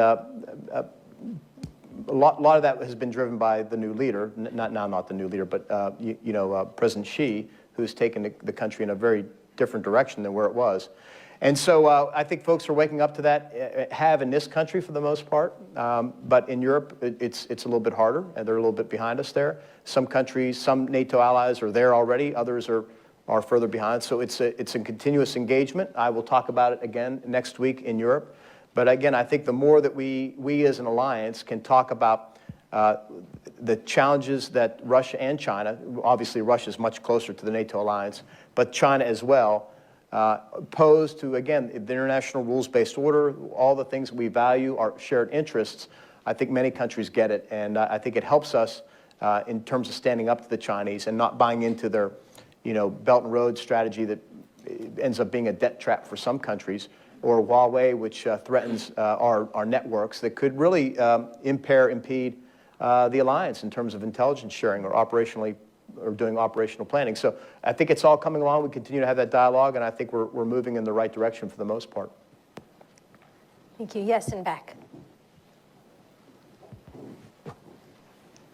Hi, Mr. Secretary. My name's Sean Gibbons, and you spoke a lot about today so far about efficiency and streamlining, and I was wondering, what are some, how do you combat sort of institutional and congressional constituencies for things like, say, the F-15 or other platforms that have sort of inbuilt pressures to kind of perpetuate themselves as opposed to moving on to newer platforms like the F-35? How do you kind of navigate those pressures? Well, I've yet to find a program that doesn't have a constituency somewhere in D.C. If you can find it, let me know, because I'll either boost it or kill it. But I try and be very clear as I can. I've been speaking about implementing the NDS for some time now. I did it in the Army, and very clear that I'm willing to make tough choices and cut programs or reduce programs. And I try and be transparent with members of Congress and be very forthright in what we're doing and why. That doesn't mean it doesn't guarantee you smooth sailing, but there are a core group of members up there, particularly on the defense committees, that recognize that we need to do better. We need to make changes. We need to be more efficient. And they are great supporters, great anchors. They also give us good advice. And so relying on them to help us is also critical. And that's a bipartisan group, by the way. So I think it's leaning on folks like that to help other members get over the humps, the hurdles as we put things up that may be important to them or that they feel strongly about. And many times they're getting bad information from others, or they're reading about things in the paper that's not accurate. And so again, it just has to be transparent, informational, provide the facts. I have a very clear agenda. I'm trying to implement the National Defense Strategy in a world where I have fixed, relatively fixed budget. I have fixed number of soldiers, sailors, airmen, Marines. I got a fixed number of platforms, etc. I can't do everything, and you got to make tough choices. You got to prioritize. Thank you. Yes, up here.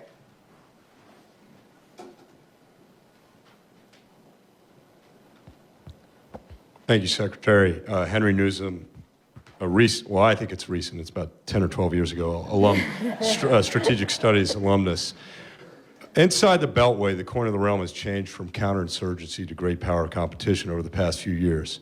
It is undoubtedly prudent to be prepared for a large-scale conflict with China or Russia, and the business that I run is invested in that challenge. Regardless, someday American forces will fight and suffer hundreds or thousands of casualties in a short period. Is that future conflict more likely to be against a great power or an insurgency? Well, I don't see conflict as inevitable. So I think what we're trying to do is avoid conflict. And I think, again, you avoid conflict by being strong enough to deter one. And I think it's in our interest, Russia's interest, China's interest. I don't think any of us are seeking conflict per se.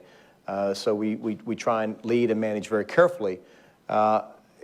When you pose it against on the counterterrorism side, I don't see a counterterrorism conflict resulting in hundreds of thousands. I think that's the number you gave. I think hundreds or thousands. Oh, okay, I'm sorry. I think terrorism is going to be with us for the rest of my natural life. It's going to be a generational conflict until we solve its roots, whether they are cultural, religious, economic, whatever the case may be. And that's where I think it requires a whole of government and a multilateral approach. So what the NDS says, the NDS is not exclusive with regard to Russia and China. It's very broad. It says your first priorities will be China, then Russia. Then second, you got to deal with the rogue states, if you will, Iran, North Korea, and others like them. And it says we have to continue to have a capability and to deal with violent extremist organizations.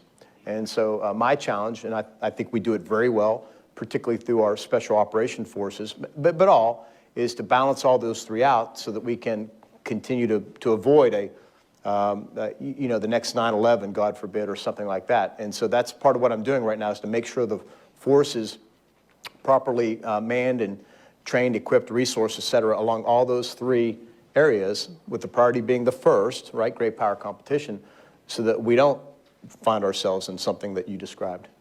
And would you say, Mr. Secretary, that China and Russia are largely deterred today? Well, I think so. I mean, none of us want conflict. I speak to my counterparts in China and Russia.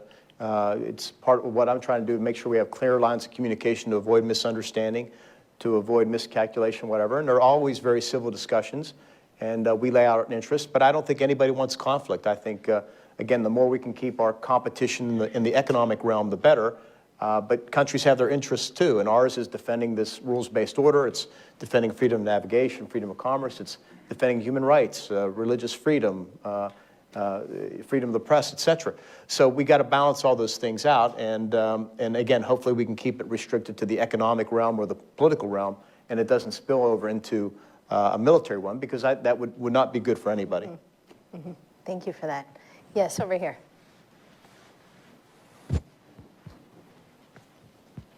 Good morning. My name is Lansdale Henderson. I'm a recent graduate of the Global History Program. Thank you, Mr. Secretary, for speaking this morning and for your service. My question has to do with European leadership related to her question in global power, great power competition.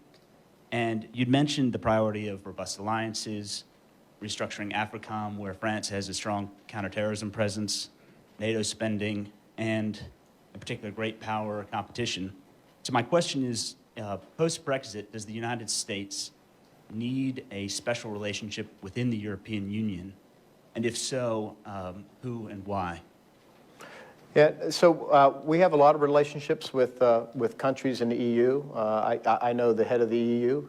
She's very capable. I've gotten to know her. And obviously many NATO allies and partners are in the EU as well. And what we also try to do at our NATO defense ministerials is we often have a dinner where we all get together with members of the EU as well, countries and the head of EU. So there's a very good dialogue going on. EU is obviously, with regard to the European countries, central to what they do. In many ways, we need the EU's help to improve the infrastructure in the countries of many of our NATO allies, because we need them to build help improve the road network, the rail network, bridges, et cetera, to facilitate our lines of communication, our movement of troops and flights and whatnot. So having that relationship and that communication with the EU is very important, and we work with them. And again, we have countries who are very close to us, who are either NATO allies and are in the EU that help. And we also have countries who are in the EU but not NATO allies who we do a lot of, we engage a lot with, who are very helpful as well. Thank you for that. Yes, there's a question over here. Shay?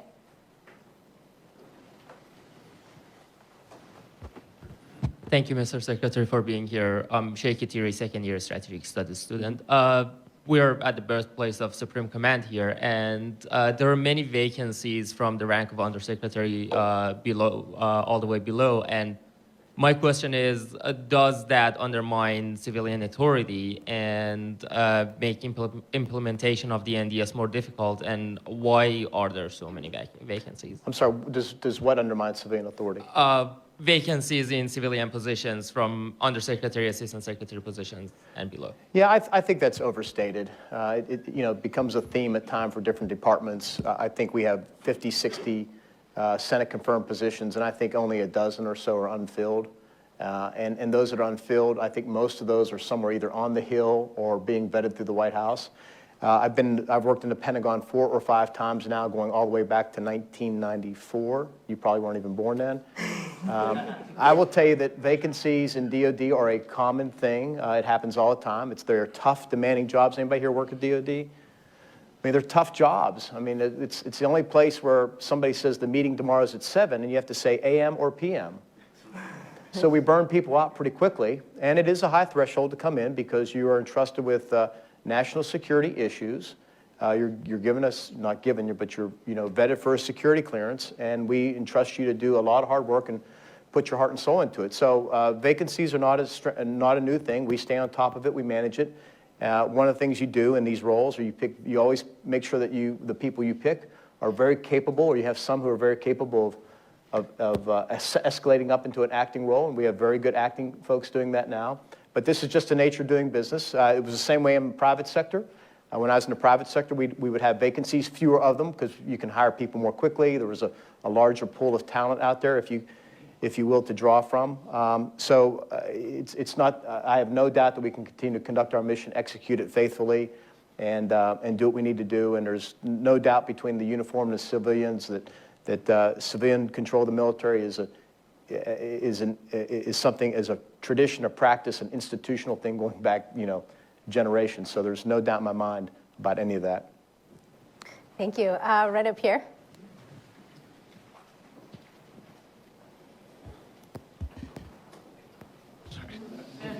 Thank you for being here, Mr. Secretary. My name is Rob Wilson. I'm a first-year American Foreign Policy student. And my question for you is regarding Afghanistan. I'm wondering if you could discuss where you see U.S. strategy in Afghanistan in the next 5-10 years. In Afghanistan? Afghanistan. I think it's very simple. Is we want to make sure that Afghanistan never again becomes a place from which terrorist groups can launch an attack against the United States. I mean, that's the end state I'm trying to achieve. And I think our military, our diplomatic corps, our other parts of government have done a great job. Knock wood, we haven't seen that since 9/11, and that's the mission for me, period. Thank you. There's a question right up here. Chris Grawl, current strat student. So you mentioned certain reforms the department is making, yet bureaucracies are notoriously resistant to change. I was wondering if you could share some of the examples of resistance that you've encountered to implementing the NDS and how you've overcome that resistance. Nice question. Yeah, I mean, I'm not going to call anybody out. It's fair to say that nearly any change requires some resistance, period. I mean, it's like every program has a constituency, and often the constituency begins with those who work on it. And so that's tough. And what you got to promise people, again, that this is the path forward, this is what we're trying to achieve. It's not going to affect, in most cases, nearly all cases, it's not going to affect your livelihood, but you got to get people off the dime to do things differently. And you can look, in the Army, we proposed to cut or reduce, I think, I'm forgetting the numbers now, maybe 186 programs. And we were able to pull off nearly 100, at least 185, and I think 186 is pending. So I think change is hard, but I think with the right commitment, the right leadership, you have to have a good leadership team. And we have that. We had that too. is critical. But look, everything, you couldn't bring 5 people together and get them all to agree on something without somebody saying they object or they, you just got to work your way through that. So it just requires leadership, and sometimes it's collective leadership, sometimes it's personal leadership, and oftentimes you just got to ignore the naysayers and just keep moving forward. Thank you. We'll take one final question in back. Hi, sir. Chris Bowen. I'm a SICE alum and former infantryman.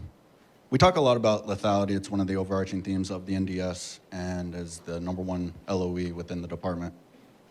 Technologically, increasing said lethality is kind of, we've pursued that through the modernization priorities. From an operational and a joint force perspective, one of the initiatives that you've pursued is the establishment of the Close Combat Lethality Task Force. Can you comment on the status of the task force and its future?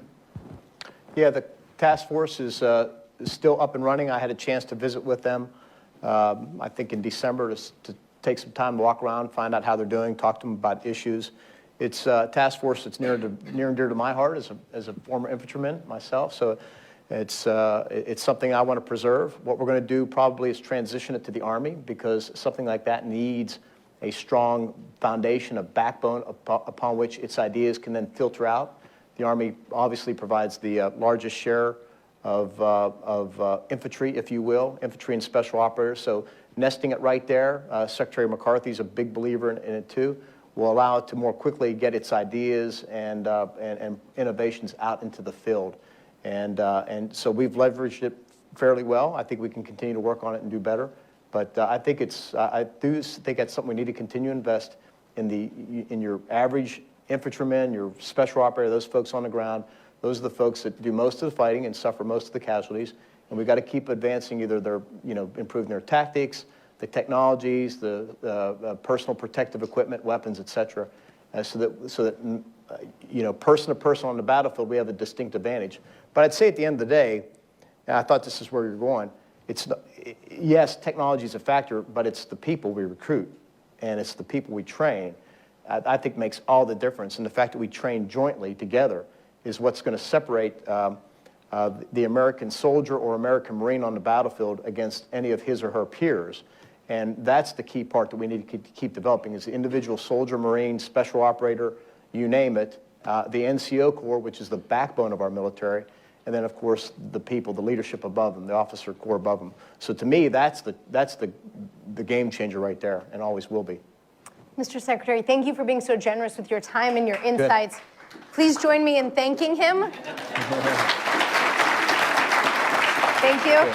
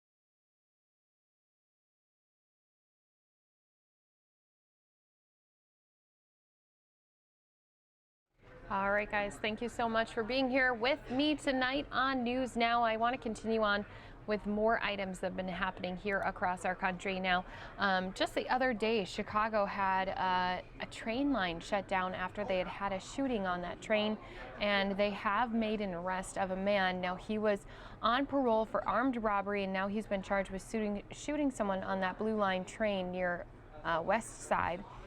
His name is Patrick Walden. He is 31. He's charged not only with aggravated battery, robbery, but also being an armed habitual criminal.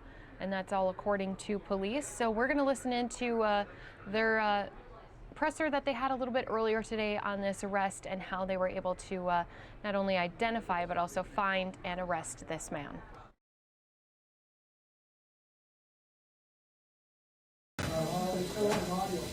All right. Let me know when you're good. All right. Good morning. I'm Charlie Beck, interim superintendent for the Chicago Police Department. I'm joined by the deputy superintendent, Tony Riccio, Fred Waller, our chief, and chief detectives, Brendan Dinahan. We're here today to discuss an incident that occurred yesterday, almost exactly 24 hours ago. There was a shooting on the Blue Line in the 12th district. Individual was shot, and thank God he is in stable condition at this point. Obviously, when a crime occurs on public transit, it affects everybody because 1.5 million folks in Chicago ride public transit every day. So today, just 24 hours later, we are here to announce the arrest and charging of the individual responsible for the shooting and the recovery of the weapon. I think it shows the commitment of not only the Chicago Police Department, but the public, because I think the key point in this arrest is this was public initiated. Yesterday we were able to put out still photos of the individual involved, and we got multiple calls from the public IDing this individual, and then we had great cooperation from witnesses at the scene who also identified him. This is the key to solving crime, particularly violent crime, and we're very proud of, I'm very proud of Central Area detectives for their tireless work in this, but I'm also proud of the people of Chicago for coming forward. So to give you some more intimate details of the investigation and the crime, I'm going to bring up Brendan Dinahan, who's our new chief of detective. Thank you, sir. My name is Brendan Dinahan, and first off, I'd like to thank all the officers involved, the detectives, CTA personnel, and as the soup mentioned, the community who helped bring this shooting incident to a quick closure. The basic facts are the CTA video shows the victim. He's on the CTA platform along with the offender and another unknown individual who's with the offender. The victim gets on the train, and the offender sits right next to the victim. There is no audio on the train, but you can see the offender display a handgun, and we now know that our offender is robbing the victim. The victim and offender eventually struggle over the victim's backpack, at which point the offender shoots the victim, and he flees the CTA train. Officers and emergency personnel immediately respond to the scene, and they transport the victim to the hospital. It's at this time that the detectives, along with the officers assigned to the 12th District and CTA personnel, they all begin working together and sharing video in order to track the offender. Detectives were able to track this offender to a Target store where he threw some of the items from the victim's backpack in a garbage. Those items were eventually recovered by the detectives. The offender then flees the Target location. The detectives immediately push out the best pictures of the offender through social media. The offender had a really distinguishing large tattoo on his neck, which you could see through some of this video. Once his picture is pushed out over social media, detectives received several anonymous tips identifying the name of the offender from the community, as the soup mentioned. At this time, the detectives were actually able to show a photo array to a very cooperative witness who was on the Blue Line when the incident occurred. This witness identifies the offender as the person who robbed and shot the victim. Our victim had surgery yesterday, but he recovered extremely well, and medical personnel stated he was coherent enough for an interview with the detectives also. So the Dicks were able to interview the victim last night, and he also identified this suspect in a photo array. It was at that time that our gang investigation officers started using their intelligence information, and they were able to arrest this offender, who was still armed with a handgun, without any other citizens or officers getting injured. So I want to thank all the officers, the detectives, CTA personnel, and the community who called the detectives who gave them the name of this offender. Everybody worked as a team to remove this dangerous offenders from the streets of Chicago. So I know you guys will have a couple of questions either myself or the soup could answer. So he was targeted as a robbery victim, but he was not targeted, specifically that the offender knew him. So he's targeted as a robbery victim. Does that make sense?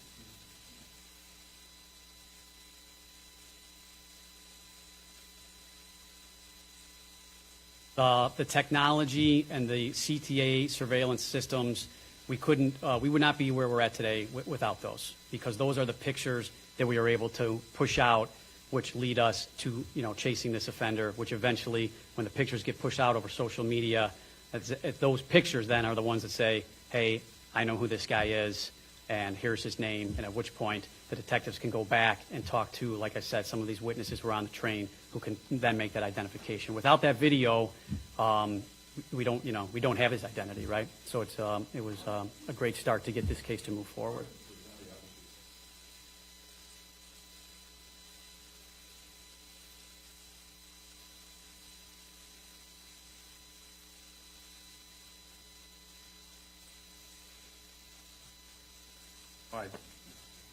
I would like to say that there are over 30,000 cameras on the CTA system.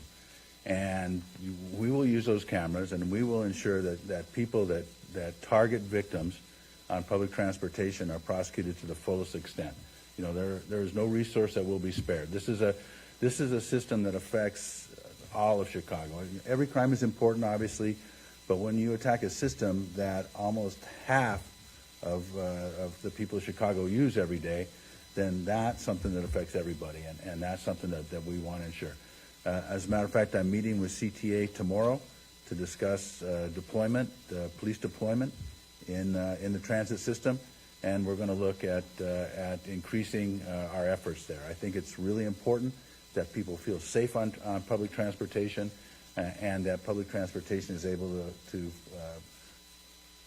function effectively because of that safety. Today is a particularly busy day for public transportation because of the weather, and even more people will use it today, which is one of the reasons why we wanted to push this information out. These are crimes that affect everybody, and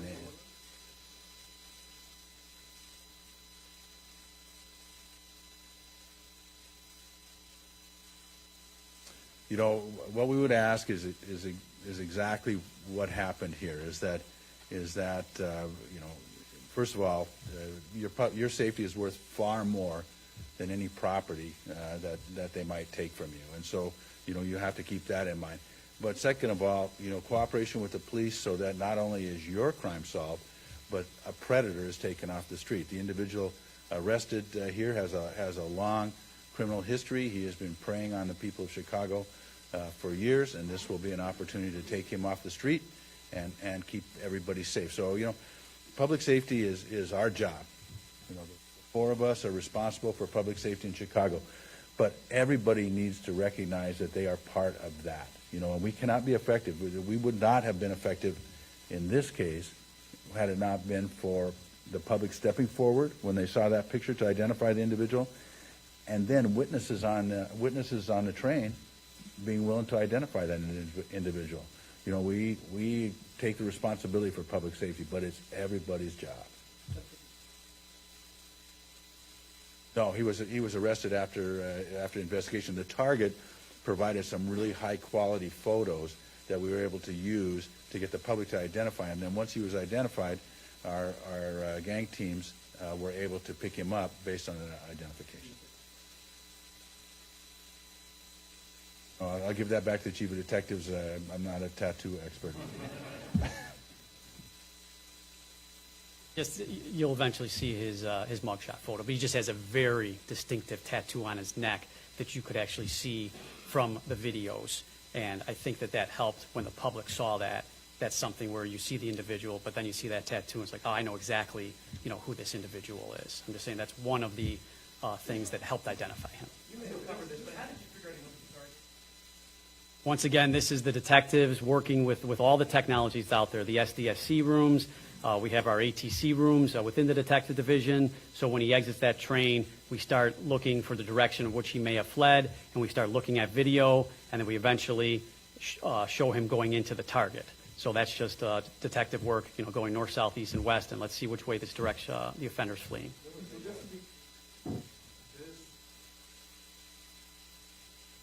Correct.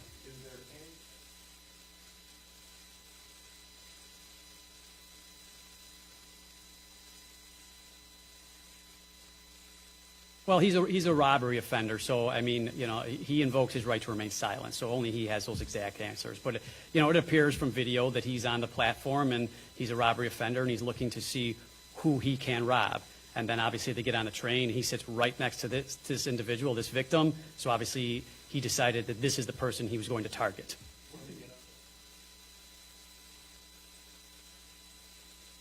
We're going to kind of leave the victim has kind of gone through a lot here, so some of those will come out. But I think he'd like to have a little privacy right now, and after being shot and this incident. But he was very cooperative and very coherent, and we're very fortunate, and he's very happy that he's alive today.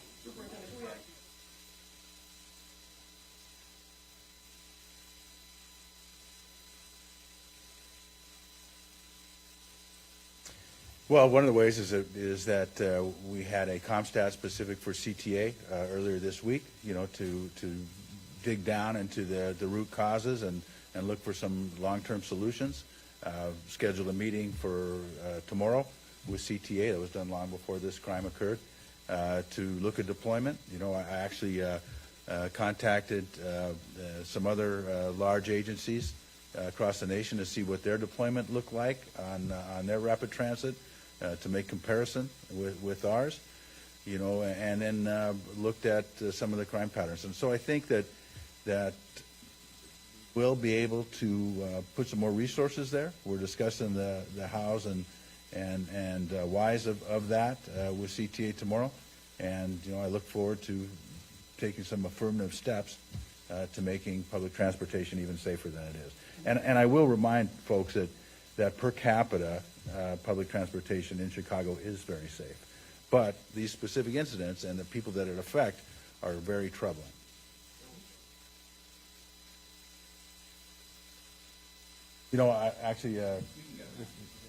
We'll get you the prior record.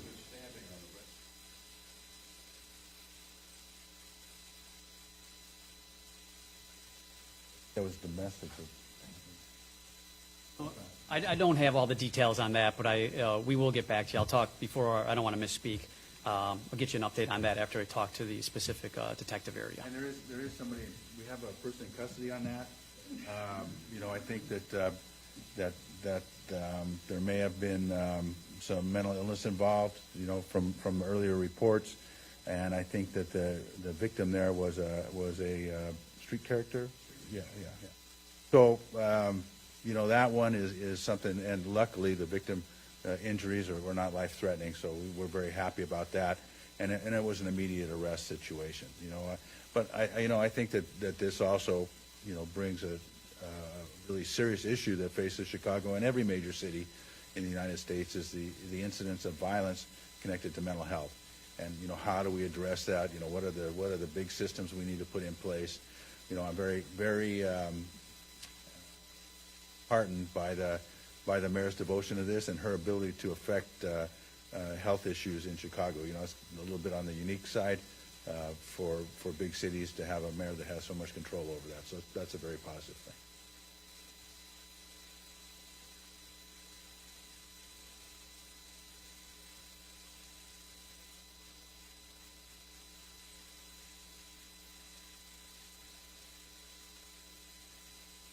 Well, we've looked at a lot of things, and part of the issue is there's a lot of folks that are potential victims on CTA. Public transportation, we have a lot of phone-related crime there. In other words, higher-end phones are stolen either by snatching them out of the hands of individuals or picking their pockets, or sometimes even through robbery by force.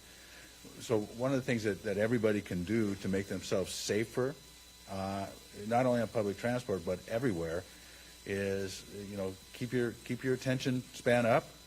keep your phones in your pocket. Unless it's important, I think that oftentimes, and this is not to blame the victims, because I don't blame victims. I'm guilty of looking at my phone in public many times also, just like everybody in this room are. But just be aware when you're doing it that you are advertising the fact that you have a readily available phone that somebody might want.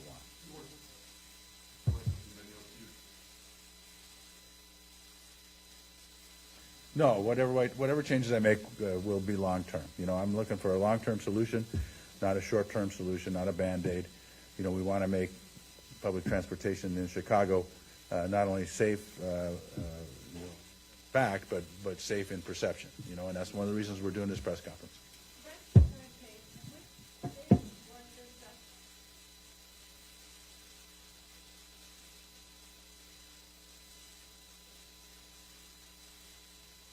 The target, I think, was the one right off Racine, and then the address of arrest was actually it was in Chicago. I think it was 3020 West Harrison. I'll get you the exact address of arrest.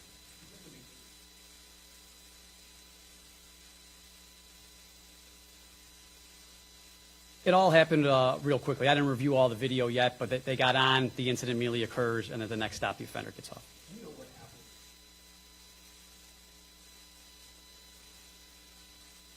I didn't actually review all the video. The detectives have all the video, and they're actually going to be putting like a compilation video together, which News Affairs will be sharing. But obviously, when something like that happens, yes, it's mass chaos. And but I know that there were people on the train that came to this victim's aid and stayed with them until emergency personnel came, and they stayed on the train, and then those are the same individuals that helped the detectives. So I mean, those people did a remarkable job, and instead of just running away, they stayed and helped this guy. And then, like I said, without their help, the case is not solved either. We need every single thing here to solve the case: the video, the witnesses, and thank goodness, a victim who can actually be interviewed and identify an offender. All right. Thank you all very much.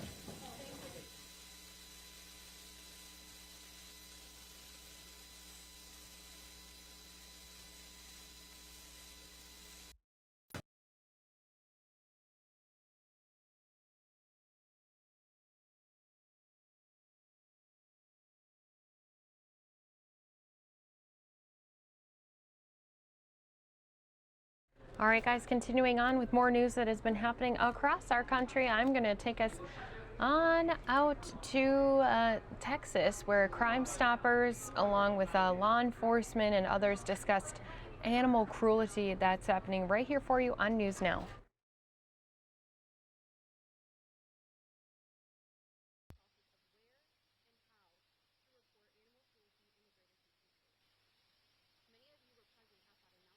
Thank you for being here again today. Animal cruelty is a crime and includes an array of things, including intentional harm to an animal. That can include failing to provide adequate food, shelter, socialization, or veterinary care, all the way to torturing, maiming, mutilating, or killing an animal. However, officers often report that the most cases they respond to are unintentional neglect. Alongside our partners here today, we will be pushing out strategic community engagement and collaborating to empower Houstonians to recognize the signs of animal cruelty and encourage them to take action. Here are some ways that the community can get involved. First, educate yourself. You can download our free animal cruelty safety tips on our website, crime-stoppers.org. Next, spread the word. Follow the Harris County Animal Cruelty Task Force and other relevant organizations on social media and share their programming with your community and with your network. Next, report suspected cruelty. If you believe you have witnessed an instance of animal cruelty, including neglect, dumping, abuse, hoarding, torturing, or dogfighting, please report that crime. The task force offers 2 ways to report suspected abuse and neglect. The preferred way is to fill out an intake form on the website 927pause.org, or you can call the hotline at 832-927-PAWS. If you would like to remain anonymous, you can always report any crimes to Crime Stoppers at 713-222-TIPS. Additionally, we encourage you to attend our free animal cruelty seminar on February 19th from 6 to 8 p.m. That will be hosted here at Crime Stoppers. This event will consist of a panel discussion with other Harris County Animal Cruelty Task Force members. You'll have an opportunity to meet task force members and also meet our mascot, Marvel. Marvel became the mascot for the task force following her miraculous recovery after being found on the side of the road in a black trash bag, suffering from severe gunshot wounds. Animals like Marvel are able to be saved and rescued because of diligent citizens that continue to report animal cruelty, abuse, neglect, and abandonment to the task force. In addition to raising awareness, Crime Stoppers will work with law enforcement to stop those who abuse animals. Since 1980, our anonymous tip line has remained focused on assisting law enforcement in solving serious crimes in the greater Houston area. Today, we will be announcing 10 wanted fugitives for animal cruelty crimes. At this time, I will hand it over to our Director of Victim Services, Andy Kahn, who will announce those fugitives. Thank you again for being with us and for fighting for the animals. Thanks, Sydney.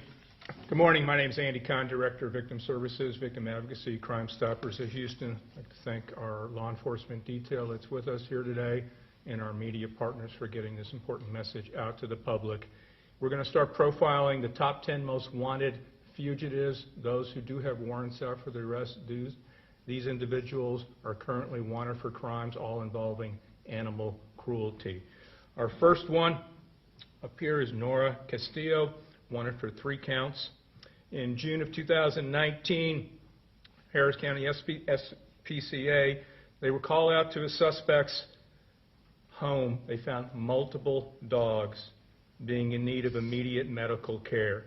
They did not have access to food, and the only water available was incredibly, extremely dirty, had green and brown substances in it. Given the situation, investigators removed the mother dog and 3 puppies, and sadly 1 deceased puppy, transported them for examination. She is currently wanted for 3 counts of animal cruelty. Our next one is Trishawn Garcia. Animal cruelty investigators were called out to her home in June of 2019 regarding a dog that was unable to use its back legs. When they arrived, they found the dog Prince under the trailer home. He would not come out and was whimpering. Prince had severe wounds from dragging his hind legs and was heartworm positive. Sadly, due to the severe wounds and the skin infection, Prince was euthanized. Henry Gonzalez, currently wanted for 3 counts of cruelty to animals. HSPCA, I'll do that nicely now. HSPCA investigators were called out to a home in relation to 6 puppies and a mother dog in need of medical care, gave the suspect notice to provide the medical care to the mother dog and the 6 puppies. After a follow-up a few weeks later, they were told that 3 of the puppies had passed away and the mother dog was given away. The investigator asked to see the remaining puppies, and the suspect went around outside and returned with a large plastic container with puppies in it. Unfortunately, once again, one of the puppies was so sick, a decision was made, had to have to euthanize. Our next one is Marta Henriquez, cruelty to animals. February of 2019, animal cruelty investigators were called out to a location regarding 2 horses that appeared to be malnourished. Enriquez surrendered them rather than providing the care that was needed and is currently wanted for animal cruelty. Our next one, Logan Lee Lockhart. May of 2019, investigators were made aware of 2 dogs who appeared to be abandoned at a private home. When they went to investigate, they found a German Shepherd puppy and a tan Chihuahua in the backyard without food, shelter, or water. Both dogs were emancipated and in extreme distress. It was later learned out that Lockhart moved out of the residence and left the dogs abandoned. Our next one is Rayon Lott. September 2019, investigators were called out to a private home regarding 3 dogs that were severely emancipated with their spinal structure visible through their hair coat. The dogs appear to have a serious skin condition that caused cracks so deep that their skin was bleeding. Property owner reported that the dogs belonged to his brother, and he had been taking care of them for 6 months. And he stated he occasionally threw food to the dogs every now and then, but had never taken them for any treatment. Our next fugitive is Michael Anthony Lucas. November of 2018, investigators were made to be aware that a dog appeared to have been abandoned at a private home. When they went to investigate, they spoke with multiple witnesses that the dog belonged to the suspect, and once again, the suspect had left behind the dog while moving out of the residence. Our next one is Victoria Lee Richards. May of 2019, investigators were made aware that 4 dogs and 4 cats were abandoned when she was evicted from her apartment. Suspect reported that someone was supposed to help, but as you can well guess, no one came up to feed, give water, or do anything for the 4 dogs and cats. Our next one is Carlicia Dolores Seagars. July of 2019, investigators were called about a dog locked in a car.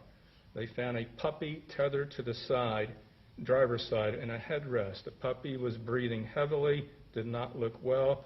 A heat temperature gun found the car was approximately 125 degrees inside. Investigators broke open a window to rescue the puppy. The owner of the puppy seemed totally oblivious when she reported that the dog had only been in the car for about 1 hour and had no idea why the puppy was removed. Our next one is Arvea Tolliver Robinson. April 2019, investigators were called out about a dog that was tethered and possibly dying at a private home. When they arrived, they found a deceased dog next to a vehicle. They transported the dog for an evaluation and medical exam, found out the dog had several severe disease processes, was emancipated, had lung disease, a ruptured mammary mass that was so badly infected it contained live maggots and a ruptured abscess. These are our top 10 fugitives that we are currently asking help from the public, who are our eyes and ears out there. We know somebody knows where these people are. We are asking them to get in touch with Crime Stoppers, 713-222-TIPS. You can submit a tip online, www.crime-stoppers.org. You can even use our mobile app. It's time for you to take a stand and send a message out that we as a society are not going to tolerate animal cruelty, and you will be prosecuted because animal cruelty is a crime. And at this time, I'd like to introduce our good friend, our partner, who has been with us hand in hand conducting animal cruelty seminars and has taken this issue really to his heart, Harris County Precinct 5 Constable Ted Heath.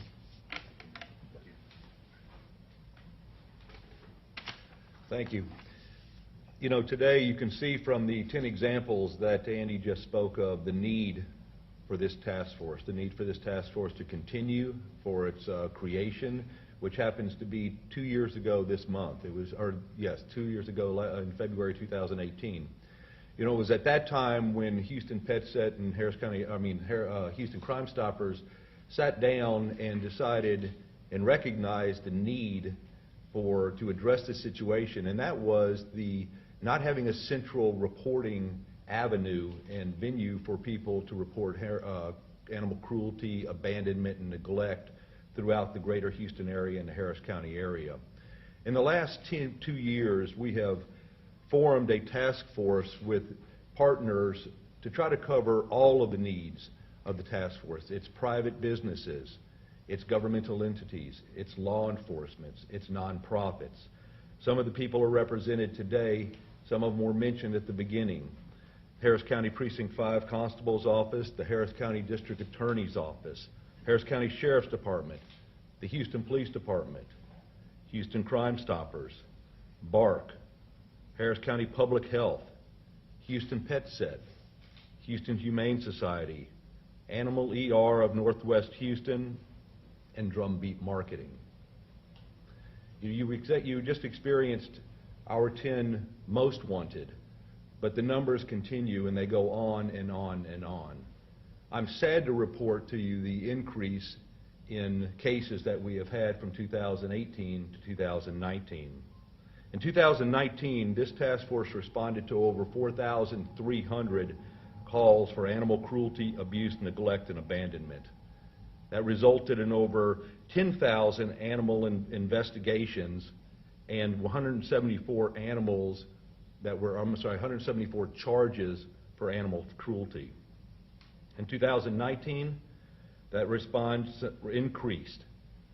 4,315 animal reports resulted in 7,000 written reports, over 670 animals that were seized and taken into the custody of the county, and 1,226 animals that were rescued from situations that in many of them would have resulted in their death. This task force operates as a whole. It operates almost, I describe it as a wheel. We cannot roll without everybody that is standing behind you today. And when we together, we roll quite well. The different portions of this, from the housing to the transportation to the fundraising to the enforcement, are all very important. One of the most important parts, or one of the parts that we have to continue to concentrate on, is the ability to shelter these animals. So what I would like to do is to turn this over to Dr. Tony Malone and let Dr. Tony kind of give you an idea of what happens when we do seize an animal and the needs and the challenges that we face as a task force. Doctor? Thank you. Hello, everyone. I'm Dr. Tony Malone, the Medical Director for the Houston Humane Society, and we have partnered with several organizations. Harris County Precinct 5 will give us a call, and then we'll assess the situation. We'll go out and remove or assist in removing several animals from a cruelty situation, whether it be a hoarding situation, whether it be an animal fighting situation, whether it be an abandonment. And then once they arrive at the Humane Society, we have the capabilities to do a full medical workup, also full diagnostics, whether it's blood work, radiology. Once that's done, heartworm testing, leukemia testing, vaccines, and then, of course, housing and treatment until we can find partners to help either foster, rescue, or adopt out. And so I'll have my veterinary technician supervisor, Gabby Lopez, can kind of go over a couple of things that we've done in the past few years in terms of housing and facilitating these animals. Hi, I am Gabriela Lopez. I am the licensed veterinary technician at the Houston Humane Society. I am a licensed veterinary technician at the Houston Humane Society, and I have been with them for some time now at the beginning of this task force. We do evaluate these animals as soon as they arrive, expedite their evaluation while still running a full-service clinic and shelter alongside that. It is very difficult on our staff. We never know what species is coming in, and we never know how many. Sometimes we are given a roundabout number, but sometimes that may increase or decrease depending on the situation. And then also the medical condition of these animals is not always the best. So we do have to triage and figure out which animals need to be taken care of immediately and which ones can wait a little bit longer. We do blood work, we do vaccines, just like Dr. Malone said. A lot of times these animals are not healthy, so we do have to treat sometimes wound repairs, and surgical intervention is needed. And like I said, different species do create a challenge for us as far as having a case of fighting roosters one day, 2 exotics a next day, and then equines a different day. It does create a challenge on handling, husbandry, providing the best appetite for them.